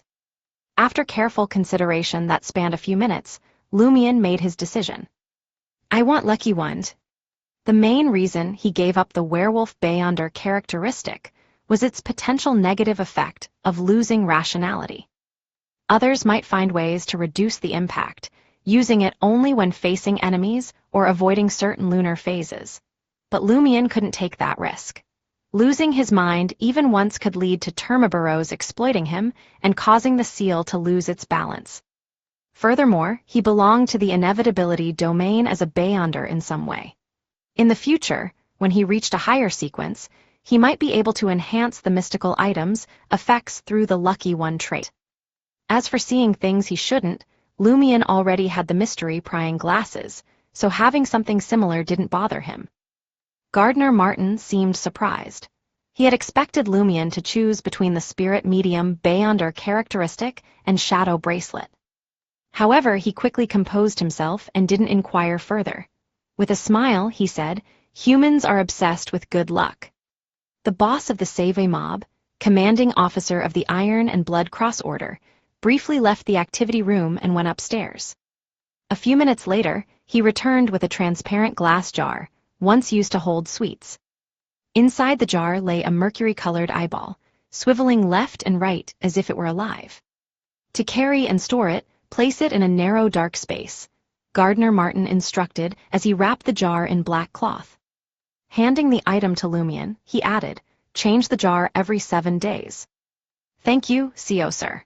Lumion put the glass jar containing the lucky 1 Beyonder characteristic into his pocket. Gardner Martin didn't wonder why Lumion didn't ask him to contact an artisan. The true effects of a mystical item were something the wielder wanted to keep as secret as possible. Seeking an unknown artisan was more conducive to secrecy. Just as these thoughts crossed his mind, Lumion brought up the matter himself. CO sir, I'd like to exchange the free artisan service for other rewards. Curious, Gardner Martin asked, what reward do you desire? A grin crept across Lumion's face. Help me find someone. Who? Gardner Martin had a hunch. Lumion's expression turned serious. Guillaume Bant. Since you know I'm from Cordoue, you must have seen the Padre's wanted poster. I've been tracking him, hoping to apprehend the heretic who caused disaster for me. I just received information that he might appear in Quartier de la Princesse Rouge next week. I'd like to request your assistance in locating him, CO sir. Gardner Martin burst into laughter. I thought you wanted to handle it yourself, enduring pain, tracking alone, and seeking revenge in secret. Nicely done. You've learned to leverage an organization's strength sooner than I expected. That's something a hunter must understand. I agree to your request. Chapter 297, Informant Contract. On his way back to the market district, Lumion leaned against the carriage wall, pondering the whole situation once more. He realized he had overlooked a problem. A Sequence 7 mysteriously vanishes during a relatively simple mission, and it is now suspected to be dead. Would the secret organization behind him just pretend that nothing had happened? Would they realize the truth tonight and launch an investigation? As a conspirer, there's no way the boss wouldn't have thought of this. Yet, he didn't warn me and allowed me to go home alone. Is he using me as bait? Yes, the secret organization behind the werewolf might not take action tonight. As long as they keep their wits about them, they should realize that their missing subordinate is a huge problem. It seems the Savoy mob is not as simple as it appears. If I were in their shoes, I'd hold back for a while until further events unfold. Then, I'd use the chaos to figure out the true situation of the Savoy mob. Of course, if they have an angel's protection and can get him to temporarily descend upon Salle de Balbrise, they can do whatever they want. Now that I think about it, although that werewolf was arrogant, he wasn't that stupid or reckless. He's just average. He must have captured some ordinary members of the Savoy mob beforehand and roughly figured out the situation of the few leaders before targeting the leader who recently joined the Savoy mob. Me. Logically speaking, I wouldn't have been involved in the Savoy mob's core matters. I wouldn't know many secrets, and I won't cause too many implications. Furthermore, ordinary members of the Savoy mob don't know that I've advanced to pyromaniac. Judging from my recent combat records, that fellow believes he can easily handle me. In close combat, a werewolf with stronger self-healing abilities, faster speed, greater strength, and nimble reactions, possessing claws equivalent to Beyonder weapons, is far superior to a provoker. By the time Lumion returned to Salle de Balbrise, he had already sorted out the situation. He touched Mr. K's finger in his pocket and entered the room on the second floor, seemingly oblivious. He washed up and went to bed. As the sun began to rise, Jenna hurriedly left 17 Rue Pasteur in Quartier du Jardin Botanique, a piece of toast in her mouth. Last night, she had returned to visit her brother. She tossed and turned in the bed that she had shared with her mother until midnight before finally falling asleep. She woke up early in the morning, not wanting to run into her neighbors who might inquire about the wanted criminal named Celia Bello. It was still dark, and the streets were mostly empty.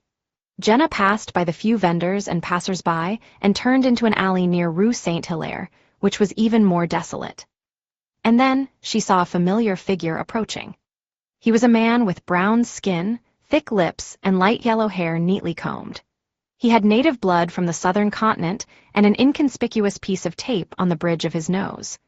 Wearing a light-colored shirt and a yellow vest, a golden sun's sacred emblem was pinned to his chest.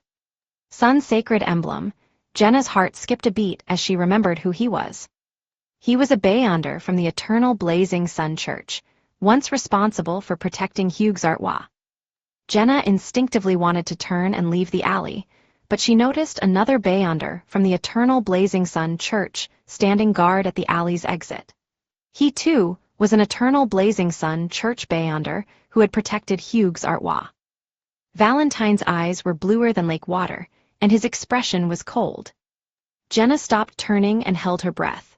Her right hand rested on her waist, ready to draw her hidden revolver and dagger in an instant.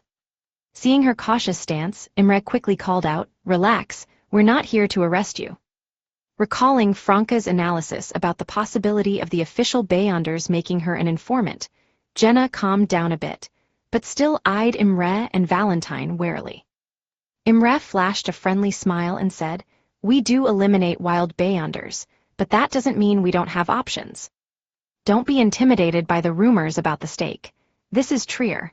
Wild Beyonders who aren't truly sinful won't face such a fate. Of course, similar cases happen in other provinces, villages, small cities and towns." Jenna grew more certain of the official Beyonder's intentions. She feigned inexperience and asked, "What do you want from me?" Imre smiled. "We hope you can cooperate with us. In fact, if we hadn't deliberately let you go, you would have been arrested long ago." Jenna pondered for a moment, thinking about how she managed to lead a peaceful life after assassinating Hugues-Artois. After a while she asked hesitantly, "Cooperate?" Imre smiled and nodded. "Let me introduce myself. I'm Imre, a purifier of the Eternal Blazing Sun Church's Inquisition. This is my colleague Valentine. Not every wild Beyonder earns our goodwill and the chance to cooperate. We've looked into your situation and confirmed that you're also a believer of God and haven't committed any serious offenses. Moreover, after gaining superpowers, you restrained yourself and didn't misuse your abilities, except for assassinating Hugues-Artois. We understand your hatred and your choice. After all, he's a heretic who deserves death. Anyone has the right to purify him on behalf of God. You must know that if we hadn't arranged it and deliberately turned a blind eye to your actions, you wouldn't have escaped from the Member of Parliament's office." Jenna nodded slowly, showing that she had realized it later. Imre continued, "Because you're a believer who inherently stays true to yourself and doesn't abuse your abilities, we want to invite you to be our informant and provide us with corresponding intel. Don't worry, we won't force you to betray your friends. We just want you to keep an eye out for anything that might bring disaster to the Market District and Trier. Stay true to myself and refrain from abusing my abilities. I used to be like that in the past, barely so in the present, but will I be in the future?" Jenna thought, mocking herself. She wanted to tell them that they had arrived too late, and she was no longer the same person. After a moment's hesitation, she said, "I also live in the Market District. I'd be glad to help resolve any issues that might harm this place through you." She tactfully expressed her willingness to cooperate. At that moment, Jenna felt inspired and blurted out, "I discovered something 2 days ago." "What?" Imre glanced at his teammate Valentine in surprise. They hadn't expected their newly hired informant to provide intel right away. Jenna recounted how she'd attended a mysterious gathering where she heard about the disappearance of the Deep Valley Cloister's gatekeeper. Upon accepting the corresponding commission, she described how she and her companion accidentally stumbled upon a cybernetic-eyed monk entering a nearby quarry and opening a secret cave filled with numerous human arms and legs. Throughout the process, she kept her companion's identity and name, as well as the time and location of the mysticism gathering, hidden. Imre and Valentine were a mix of joy and solemnity. They were delighted by the unexpected gain, but the peculiarity of the situation also troubled them. "Very good, that's the kind of cooperation we need," Imre praised Jenna after she finished speaking. Valentine nodded reluctantly. It wasn't that he didn't see the need for such an informant. The incident with Hugues-Artois had changed his perception of wild Beyonders significantly. However, he was a bit emotional as Imre could have convinced Celia Bello alone, yet he insisted on involving Valentine. After praising the morning sun, he could have gone home to rest and enjoy breakfast with his family. Nevertheless, Imre's reasoning was sound. According to the rules, it was best to have 2 purifiers present when developing informants, especially Beyonders who belong to a few pathways like Demoness. Imre explained that over the years, many purifiers had fallen into the trap of being seduced while developing demonesses as informants or pursuing them. This led them to fall in love, betray the church, and lose control amid the torment of faith. Hence, having 2 purifiers to supervise each other in such cases was essential. Though Jenna was still an assassin and had plenty to go before qualifying as a true demoness of pleasure, one couldn't be careless about such matters, especially with a rare female assassin. After the praise, Imre added, "Cooperation means both sides can benefit from this matter. We'll reward you accordingly based on the intel you provide. You can choose from money, materials, knowledge, weapons, and more." Jenna hesitated for a moment before asking, "Will there be a reward for what I just said?" "What do you want?" Imre inquired. "The main ingredient of the instigator potion," Jenna replied without hesitation. Having already received the potion formula from Franca. Imre wasn't surprised. He nodded and said, "We'll discuss it after we verify the authenticity and importance of this intel." "All right," Jenna replied, not too disappointed as she didn't hold out much hope. Imre produced an ordinary-looking piece of white paper with a few simple clauses written on it, outlining what he had just said. The terms didn't demand Jenna's faith to be constantly with the eternal blazing sun, but they required her not to believe in an evil god. Being experienced, Jenna read the terms over and over again until she confirmed that there were no issues, and then she readily signed her real name. She watched Imre take out a fountain pen made of pure gold and sign his name. He then quickly wrote a few bright red words in the notary position. A sun-like glow briefly enveloped the contract before vanishing. After bidding farewell to Imre and Valentine, Jenna headed towards Rue des Blouses Blanches. Apartment 601, 3 Rue des Blouses Blanches. Lumion roused Franca from her sleep at the crack of dawn, and faced her wrathful expression as he recounted the werewolf incident. Franca swiftly focused her mind and mumbled contemplatively, "If there's a follow-up investigation, the one you'll face will either be zombie or wraith. I'm more inclined to believe the latter." "Huh?" Lumion was bewildered. Franca explained matter-of-factly, "They are Sequence 6 and Sequence 5 of the prisoner pathway." Lumion sighed, still puzzled, and commented, "You seem to know this pathway quite well." "Of course," Franca chuckled. "In the whole world, besides a few prisoner pathway Beyonders, the rest belong to 2 factions. One is the Southern Continent's terrorist organization, the Rose School of Thought, that I mentioned earlier, and the other is..." At this point, she paused, teasing Lumion deliberately. After a few seconds, she revealed, "Mr. Fool's Church." Chapter 298, Rose School of Thought. Mr. Fool's Church. Lumion was both surprised and unsurprised by the answer. He hadn't expected the Church of the Fool to have a large number of Beyonders from the prisoner pathway, but he figured that, according to the Bible's description, it wasn't too surprising for anyone from any pathway to appear. Franca smiled and began to explain in detail. Actually, the prisoner pathway Beyonders of the Rose School of Thought and the prisoner pathway Beyonders of the Church of the Fool were originally one.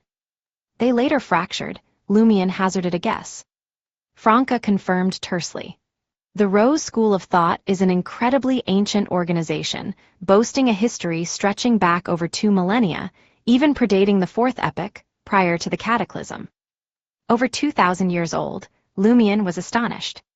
When he learned that the Iron and Blood Cross Order had been established only 200 to 300 years ago, he had considered it ancient.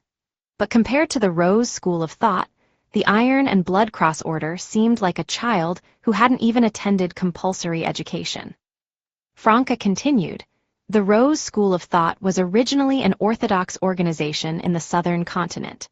It ruled the Paz Valley and Star Highlands, where the government and the church were one, until the invasion of the Northern Continent's countries. When the invasion occurred, they lost their country and went underground, becoming clandestine. On the one hand, they resisted the colonists and attempted to expel them from the southern continent. On the other hand, they frequently caused terrorist acts in the northern continent. Heh, this actually had no effect on their resistance to colonization. Instead, it incurred the hatred of the people of various countries. Of course, their primary goal might not be this. Perhaps it's purely for blood sacrifice and certain rituals. How did they fracture? Lumion was more concerned about this question. Franca leisurely paced 2 steps in the living room. The Rose school of thought has held different beliefs for ages. Their core principle revolves around the notion that willpower is born from diverse desires, capable of reshaping reality and achieving incredible feats. Yet, there's a divide in how they approach these desires. Some adhere to indulgence, embracing passionate cravings at all times, even resorting to bloody or primitive sacrificial rituals to bolster their willpower. On the other hand, the temperance faction, working from the potion's names, advocates for suppressing desires, keeping them pent up within their hearts, only unleashing them during critical moments to unleash formidable forces. Hence, one faction is known for indulgence, while the other is the temperance faction. Prisoner, Lumion silently echoed the name of Sequence 9 potion and pondered. I reckon the temperance faction has got it right. Any sensible person would think the same. After all, the body is like a cage for the heart, and the world is a cage for the body. Madness must be curbed, and desires must be reined in. Franca sneered, but there'll always be a few with a few screws loose. After indulgence, all that's left is madness. They'll barely be able to retain their basic faculties.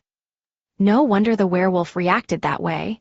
It seems he truly belongs to the Rose school of thought. If the others in their ranks share his mindset, it only confirms their strength.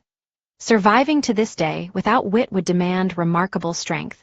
Lumion's thoughts carried both mockery and vigilance. Franca gazed out the window, watching the daylight grow brighter, and spoke. In the beginning, the indulgence faction and the temperance faction barely tolerated each other. If you ignore me, I won't meddle with you or the people you protect. But later, the indulgence faction started claiming that the chained god, whom both factions believe in, is actually the embodiment of some evil god. Some evil god, giving in to desires. Lumion's brow furrowed as he sought confirmation. Mother Tree of Desire. Yes, Franca smiled. Someone you know, or rather a deity you know. No, I don't want to know her at all. The Rose school of thought actually believes in the Mother Tree of Desire. The werewolf's investigation of the Savoy mob's information seems more complicated than I suspected. Does the Bliss Society have any connection to the Rose school of thought, or do they withhold such information? Lumion fell deep into thought. Franca sighed sincerely and said, powers related to desire can be quite useful, but why can't they be used for the right purpose? Blame it on the evil god, Lumion cautioned his companion. It's best if you don't try. Franca smiled sheepishly and said, I still know what I can try and what I shouldn't. I understand the dangers posed by evil gods better than you. Yes, later on, the Indulgence faction launched a surprise attack on the Temperance faction and inflicted severe injuries. The remaining members of the Temperance faction fled in a sorry state and were hunted down for a long time until they found protection under Mr. Fool. I've heard that Saint Sharon from Mr. Fool's church was once a member of the Temperance faction. Likewise for the Angel of the Holy Spirit beside Mr. Fool's throne. The Indulgence faction is terrifyingly powerful to be able to hunt down the angel-led Temperance faction and send them scurrying. There's no doubt they have angels, and not just one, and Mr. Fool's church can protect the Temperance faction. After hearing this, Lumion gained a rough understanding of the Rose school of thought's history. He grew more confident in the Church of the Fool's strength and associated some of the names from the Bible with significant figures in reality. Simultaneously, he understood why the Knight of Swords, the other holder of a minor Arcana card, intended to blow up the Rose School of Thought's weapons warehouse. Heh, should we stop calling it the Rose School of Thought? Can't we just call it the School of Indulgence? Lumion taunted. Franca replied in amusement, what a lame name. Do you think every secret organization is as uncreative as the Iron and Blood Cross Order? As they chatted, they heard Jenna's familiar gate approaching. Jenna opened the door and was taken aback to find Lumion standing there. Something happened to him last night, Franca explained. What happened? Jenna scrutinized Lumion, but found no signs of injury. Franca briefly recounted the werewolf and Rose school of thought, leaving out the deep connection that tied her, Lumion, and the Church of the Fool. The more Jenna listened, the more alarmed she became. She felt that a Sequence 9 was nothing in the world of mysticism. Her determination to become an instigator as soon as possible grew stronger. After the discussion, Franca added, I'll briefly explain the situation of Zombie and the Wraith so you don't rush forward without knowing anything or sense the abnormality without realizing it. Compared to werewolf, a zombie's greatest transformation is their steel-like sturdiness. They're unafraid of fire, bullets, or cannonballs. You need to hit the same spot more than 5 times in a row to break through their defenses. As zombies, as long as their heads remain intact, they are not in danger. They have also mastered decomposition, frost, and death-type spells that can awaken and control ghosts and corpses. A wraith can freely transform into a specter. They no longer have a physical body and are unafraid of physical damage. Their spellcasting abilities are significantly improved. They can even forcefully possess you, taking control of your body and making you kill yourself. After entering the wraith state, they can traverse different mirrors and use them to conceal themselves. Even if you activate your spirit vision, it's almost impossible to see them directly. If you encounter something similar to a poltergeist, you mustn't be careless. You have to consider the possibility of dealing with a true wraith. Lumion listened attentively and pondered before saying, Are attacks targeting the spirit more effective against zombies and wraiths? Yes, I recommend the abilities of the Sun domain, Franca said with a chuckle. However, I suggest that you run if you can when facing such an enemy. If you can't, seek help quickly. Lumion never found it embarrassing to ask for help. As he expressed his agreement, he proposed a new idea. They're all members of the Indulgence faction. Wouldn't it be better to deal with them, using an ability to influence desires? If that was the case, the mystical item made from Shadow Branch would come in handy. Lumion had yet to contact Madam Magician. He planned to wait for Mr. K to reward him before deciding which domain's beyond or characteristic to match the Shadow Branch. In theory, yes, but it might have the opposite effect, Franca warned him. After discussing the Rose school of thought, Jenna recounted how she had been recruited as an informant and provided information about the Deep Valley Cloister. Franca genuinely felt happy for her. That's right. This way you'll have a fixed source for resources, but the officials are very strict about key items. You can't rely on them completely. Lumion hadn't expected Valentine to be in the market district as well. He was concerned about his lack of necessary disguises. The mystery prying glasses could only be used at critical moments. After some thought, he said to Jenna, Showing your devotion to the eternal blazing sun in front of a purifier will yield unexpected gains. You seem very experienced. Jenna's eyes darted around, sensing that seal held many secrets. Leaving 3 Rue des Blouses Blanches, Lumion strolled back to Salle de Bal Brise. The more he delved into secret organizations, the more he sensed his lack of knowledge about mysticism. Lumion sipped a glass of absinthe and settled into his office. Just as he was about to find a more comfortable position, starlight oozed forth, forming a dazzling and dreamy door. The door swung open, and Madam Magician emerged. Today she sported a beige shirt, a brownish-yellow dress, and dark brown leather boots.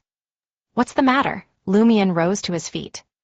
Madam Magician grinned and replied, The friend I mentioned earlier, the one who can help you decipher the symbolic elements, has finished his recent work and is on a short vacation. I'll take you to him now. Lumion responded with unusual excitement, All right. Chapter 299, Interpretation.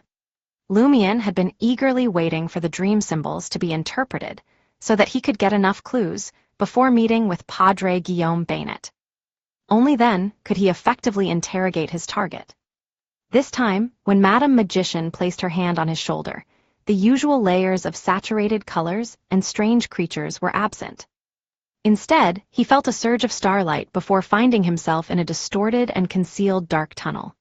His spirit and body seemed in chaos, unsure if he was moving forward, retreating, or simultaneously ascending and descending. The state lasted briefly, but Lumion couldn't grasp the duration accurately, as if time had slipped from his grasp temporarily. When he returned to his senses, he almost suspected that he was at Salle de Balbrise just a moment ago, and in the next instant, he had arrived at his destination. Before him lay a primitive forest, its dense canopy almost blotting out the sky. In an open space surrounded by towering trees stood a brownish-yellow hunter's hut. "Go in," Madame Magician's voice echoed, though he couldn't see the demigod. Following her instructions, Lumion stepped forward, treading on tumbling leeches and navigating through the dancing poisonous insects in the air and vegetation. He reached the hunter's hut and pushed open the unlatched wooden door. Inside, rows of bookshelves lined the walls, and a wooden table stood in the center, seemingly existing in a different world compared to the primitive forest outside. A figure sat behind the table, dressed in a white shirt and an open black coat, appearing somewhat obscured by a thick fog. Lumion could barely make out the clothes, facial features, and gender of the person, but not his face clearly. "Have a seat," the figure spoke with a slightly magnetic and ethereal voice. "Hello," Lumion greeted with a polite bow before taking a seat. "May I know how I should address you?" The figure pondered for a moment and replied, "Think of me as a poet." Poet? Lumion didn't fully grasp the significance of the code name, but he still chose to show respect. "Hello, Mr. Poet." The poet gave a small nod and said, "Magician has already shared the entire dream and related information with me, but I'd still like to hear you recount it in detail." Addressing her directly as Magician, is he also a member of the Tarot Club, a holder of a major Arcana card? Lumion sized up the poet opposite him with a guess. In the dense fog's outline, he got a clearer impression. His black hair was longer than usual, giving him an artistic appearance. His eyes were emerald green, not sharp but captivating. He had a slim face and a relaxed posture. The combination of these elements and the thick fog made the poet seem like he emerged from a dream. "All right," Lumion replied. He recounted Cordu's nightmare, supplemented by the various traces found in the ruins and the vast amount of information he gathered over the past month.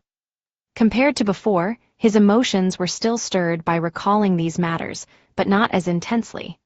Throughout the entire process, he only took a single deep breath.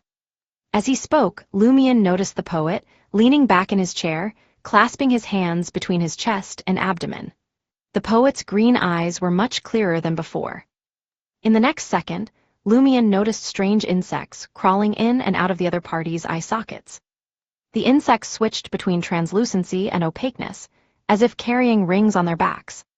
Such a scene nearly made Lumion forget to continue his recount. It was like facing the headless monster created by Supervisor Olsen. He couldn't help but feel shocked.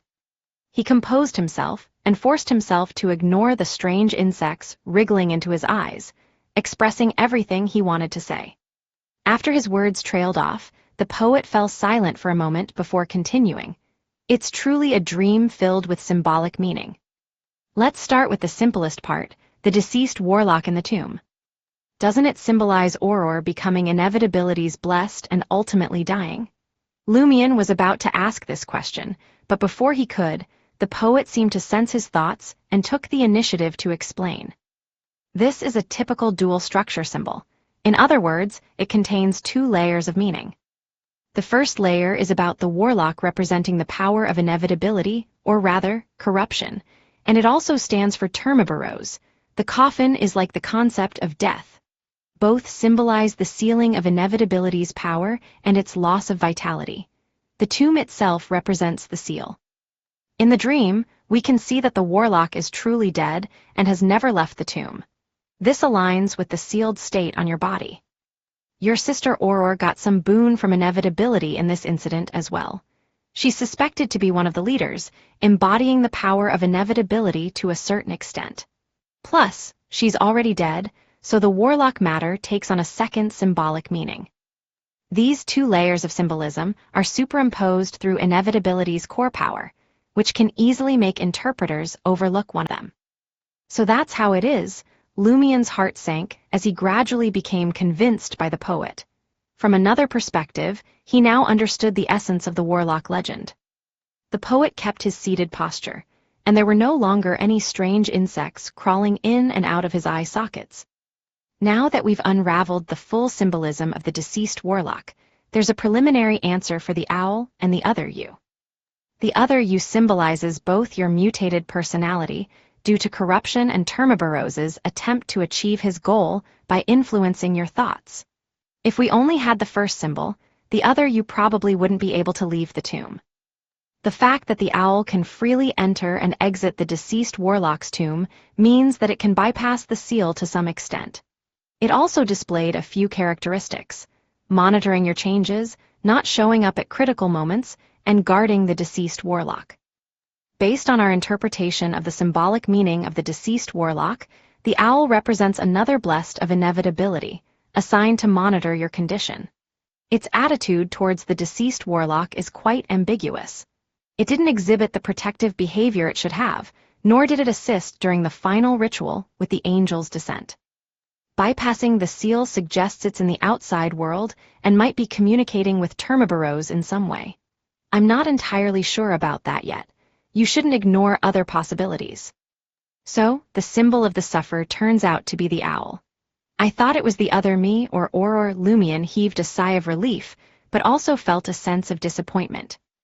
During the momentary pause in the poet's speech, he seized the opportunity to pose a question. The underground altar exists, but what does the suffer aura in the dream symbolize? The first layer symbolizes the previous appearance of the power of inevitability there, but only on this layer. It's unlikely that the symbolic elements will take the form of the suffer aura. The poet took a moment to interpret. As for the second layer, if the owl, the blessed of inevitability, who watches over you, is already a sufferer, it means it doesn't want others to come into contact with the altar of inevitability. It also symbolizes the power of inevitability. Furthermore, we observed that you suffered the least damage back then. This suggests that the sufferer isn't willing to kill you. It might even protect you to some extent. This is quite similar to the psychiatric treatment you experienced in Trier's Market District. So, from the beginning, that person was already eyeing Termaboros. Of course, before his intentions are fully revealed, he will cooperate with Termaboros to do something. Termaboros attempted to influence me several times, but without success. Could this be the reason?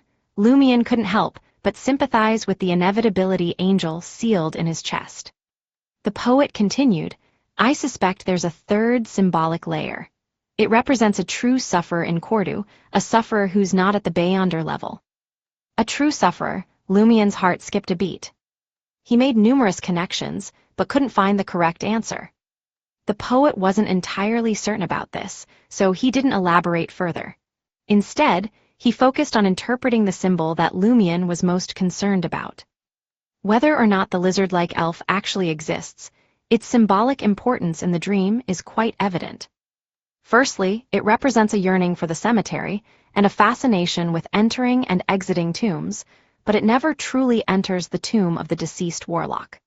This signifies its affiliation with another faction, linked to the power of inevitability, yet not exactly the same. It appears to be using this connection to seek and attain something related to inevitability. Another faction. Lumion recalled the diaphanous lizard present during the Tree of Shadow incident. The poet sat up straighter. Secondly, it symbolizes concealed corruption and unconscious alterations. In the entire dream, only 2 individuals had a lizard-like elf crawl out of their mouths. One was your sister Auror, and the other was the deputy padre, Mitchell Garrigue. What do you recall about him in reality? Lumion pondered for a moment and responded. He's somewhat similar to the dream, but not as exaggerated. He's a devoted follower of the eternal blazing sun. When he was shunned by Guillaume Bainet, he became fixated on giving sermons and hearing confessions. Later, his behavior became more and more apparent, neglecting all other matters. Suddenly, Lumion was startled. He thought of Auror, the other person from the dream who had a lizard-like elf emerge from their mouth. Hadn't she also neglected to ask Hela for help? Mr. Poet nodded. Your sister Auror should have exhibited similar behavior. Thirdly, the faction or deity represented by the lizard-like elf does not want to witness an angel of inevitability descending. It symbolizes the role of a saboteur. Seeing Lumien's confusion, the poet continued. If it hadn't been the person with the lizard-like elf crawling out of their mouth who knocked you out, brought you to the final sacrificial site, and turned you into a vessel, the descent ritual might have succeeded. Consider this. During the ritual, if someone else had stood in front of Auror instead of you, would she have gained a moment of clarity and pushed him off the altar? Chapter 300, Another Symbol. Upon hearing Mr. Poet's question, Lumien was caught off guard. A shiver ran up his spine and pierced his brain like an icy dagger. Whether it was Auror, who had knocked him out in the dream and led him to the sacrificial grounds, or the deputy padre, Mitchell Garrigue, who had done it in reality, they all had been secretly corrupted by the lizard-like elves, evident from them crawling out of their mouths. If Lumien hadn't become the vessel, forced onto the altar and stood before Auror, Termiborose's descent ritual might have succeeded. Auror wouldn't have pushed the vessel out the altar, ruining the rite, and Lumien's Mr. Fool mark wouldn't have been activated. This realization left Lumien's mind in chaos. He never imagined that the lizard-like elf was behind the sabotage of the ritual. They had insidiously corrupted Auror and the deputy padre, making them blind to important matters and missing their last chance to save themselves. What does it want? What's its true motive? Lumien asked, feeling a pang of pain. The poet's voice, veiled in mist, replied calmly, I'm just interpreting the symbolic meaning of your dream's elements. I can't fully reconstruct the truth. But I can offer some speculation. The faction represented by the lizard-like elves aims to use the large-scale sacrifice of the Inevitability believers to summon an angel for some hidden purpose. However, they don't want Termiborose to descend upon this land for real. There must be a conflict between them and the entity, known as Inevitability. Lumien nodded, finding it the most logical explanation. He couldn't help but furrow his brow. What hidden motives do they have? That's one of the paths for your subsequent investigation, the poet said with a smile. Decryption isn't divination or prophecy. You need enough information for deduction. You can't make wild guesses. Lumien nodded slightly, eager to catch the padre, Guillaume Bainet. The poet leaned forward, placing his elbows on the wooden table, hands still clasped together. I've already deciphered the more crucial symbolic elements. There's only one left. Your dream itself holds a strong symbolic meaning. The dream itself. Lumien pondered for a few seconds, but couldn't grasp the specific symbolism. The poet's voice deepened, no longer abnormally ethereal but more magnetic. It symbolizes protection. Back then, due to intense emotional upheavals, your mind was on the verge of collapse, and you fell into a deep slumber. If not for the comfort and hope brought about by the dream of reality, perhaps you would have collapsed completely. Driven by your self-destructive tendencies, you would have acted irrationally until your death. Moreover, we can confirm that you don't have the ability to produce a dream of reality, nor can you draw investigators into that dream. The sealed Termiborose can't do it either. In other words, the dream of reality is a result of external interference. We haven't grasped the specific abilities of the high-sequence Beyonder of the Inevitability pathway. We can't determine if it was done by the Inevitability blessed, symbolized by the owl, or if it was influenced by other factions. Given the previous interpretation and the situation in reality, all of them have sufficient motives. In short, besides the entity known as Inevitability, no one else wants to see Termiborose truly descend upon the land. Lumien instantly recalled the area around the blood-colored mountain peak in Cordu's ruins that induced slumber. Before he could bring up the subject, the poet added, considering that the area that forces others into sleep is around the sacrificial ground and not the house where you sleep, I'm inclined to believe that it's influenced by other factions. Their main purpose is to disrupt the ritual, and pacifying you just comes with it. If it was done by the Inevitability blessed symbolized by the owl, the location of the abnormal area would be completely opposite. The faction represented by the lizard-like elf did it, or someone else did. Is there another faction?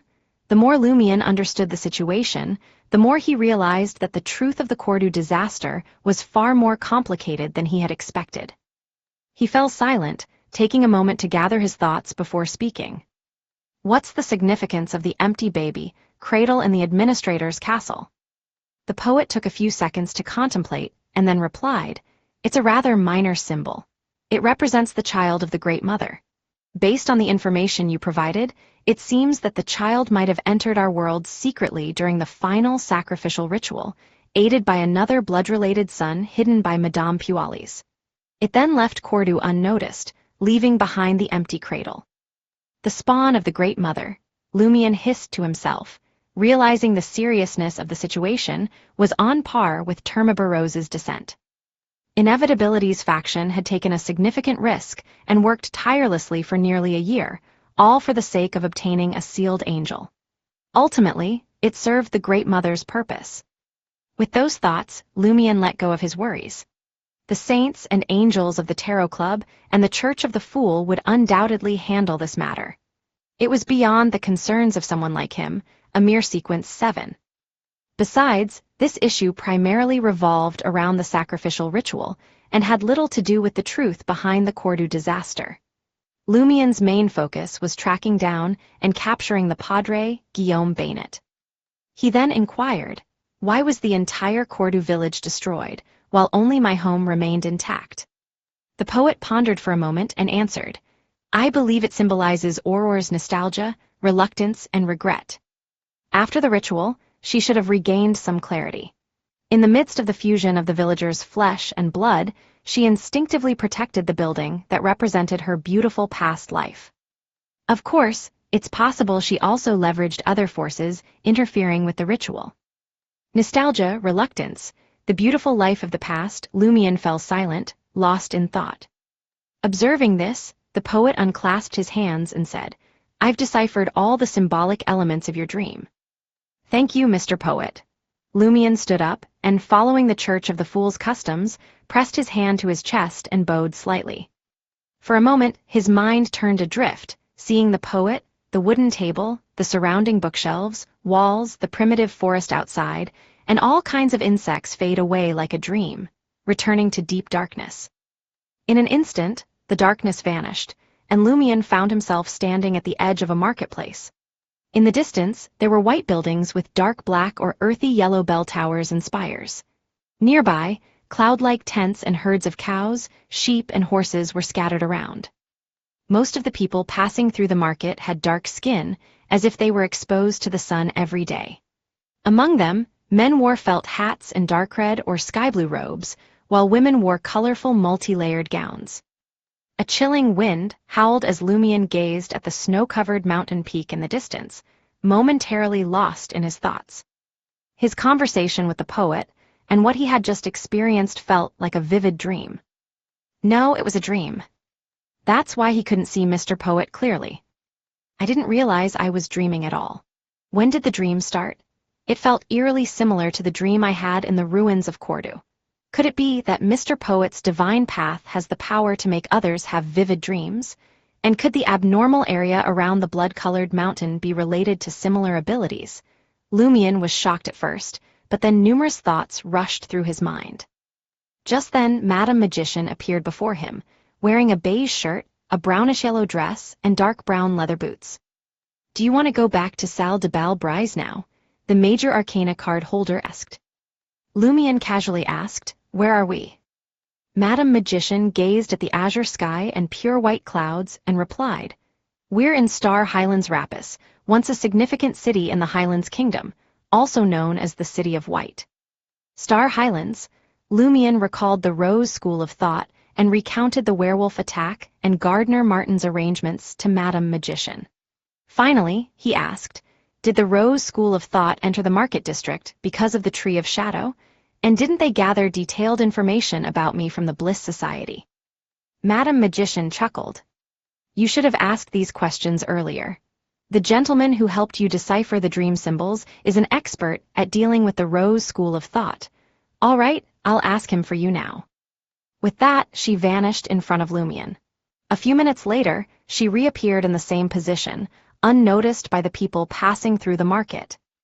Madame Magician smiled at Lumion and said, Based on that gentleman's experience, Although the Mother Tree of Desire and its worshipping organizations show clear purpose, sufficient decisiveness, accurate foresight of the future, and excellent planning on a higher level and at the macro scale when it comes to specific events, they often appear chaotic, disorderly, and even mad. It reflects the nature of the evil god itself. In simpler terms, the organizations worshipping the Mother Tree of Desire don't cooperate or communicate well. They sometimes act erratically and unpredictably. It's a common situation. However, in the past year or two, that gentleman noticed some rudimentary cooperation among these organizations. Some members of the devil families are even involved. Devil families? Lumion had never heard of such a term. Madam Magician casually explained, the families that control the devil pathway, the criminal pathway. Some of them show signs of worshipping the Mother Tree of Desire. You've reached the end of the book.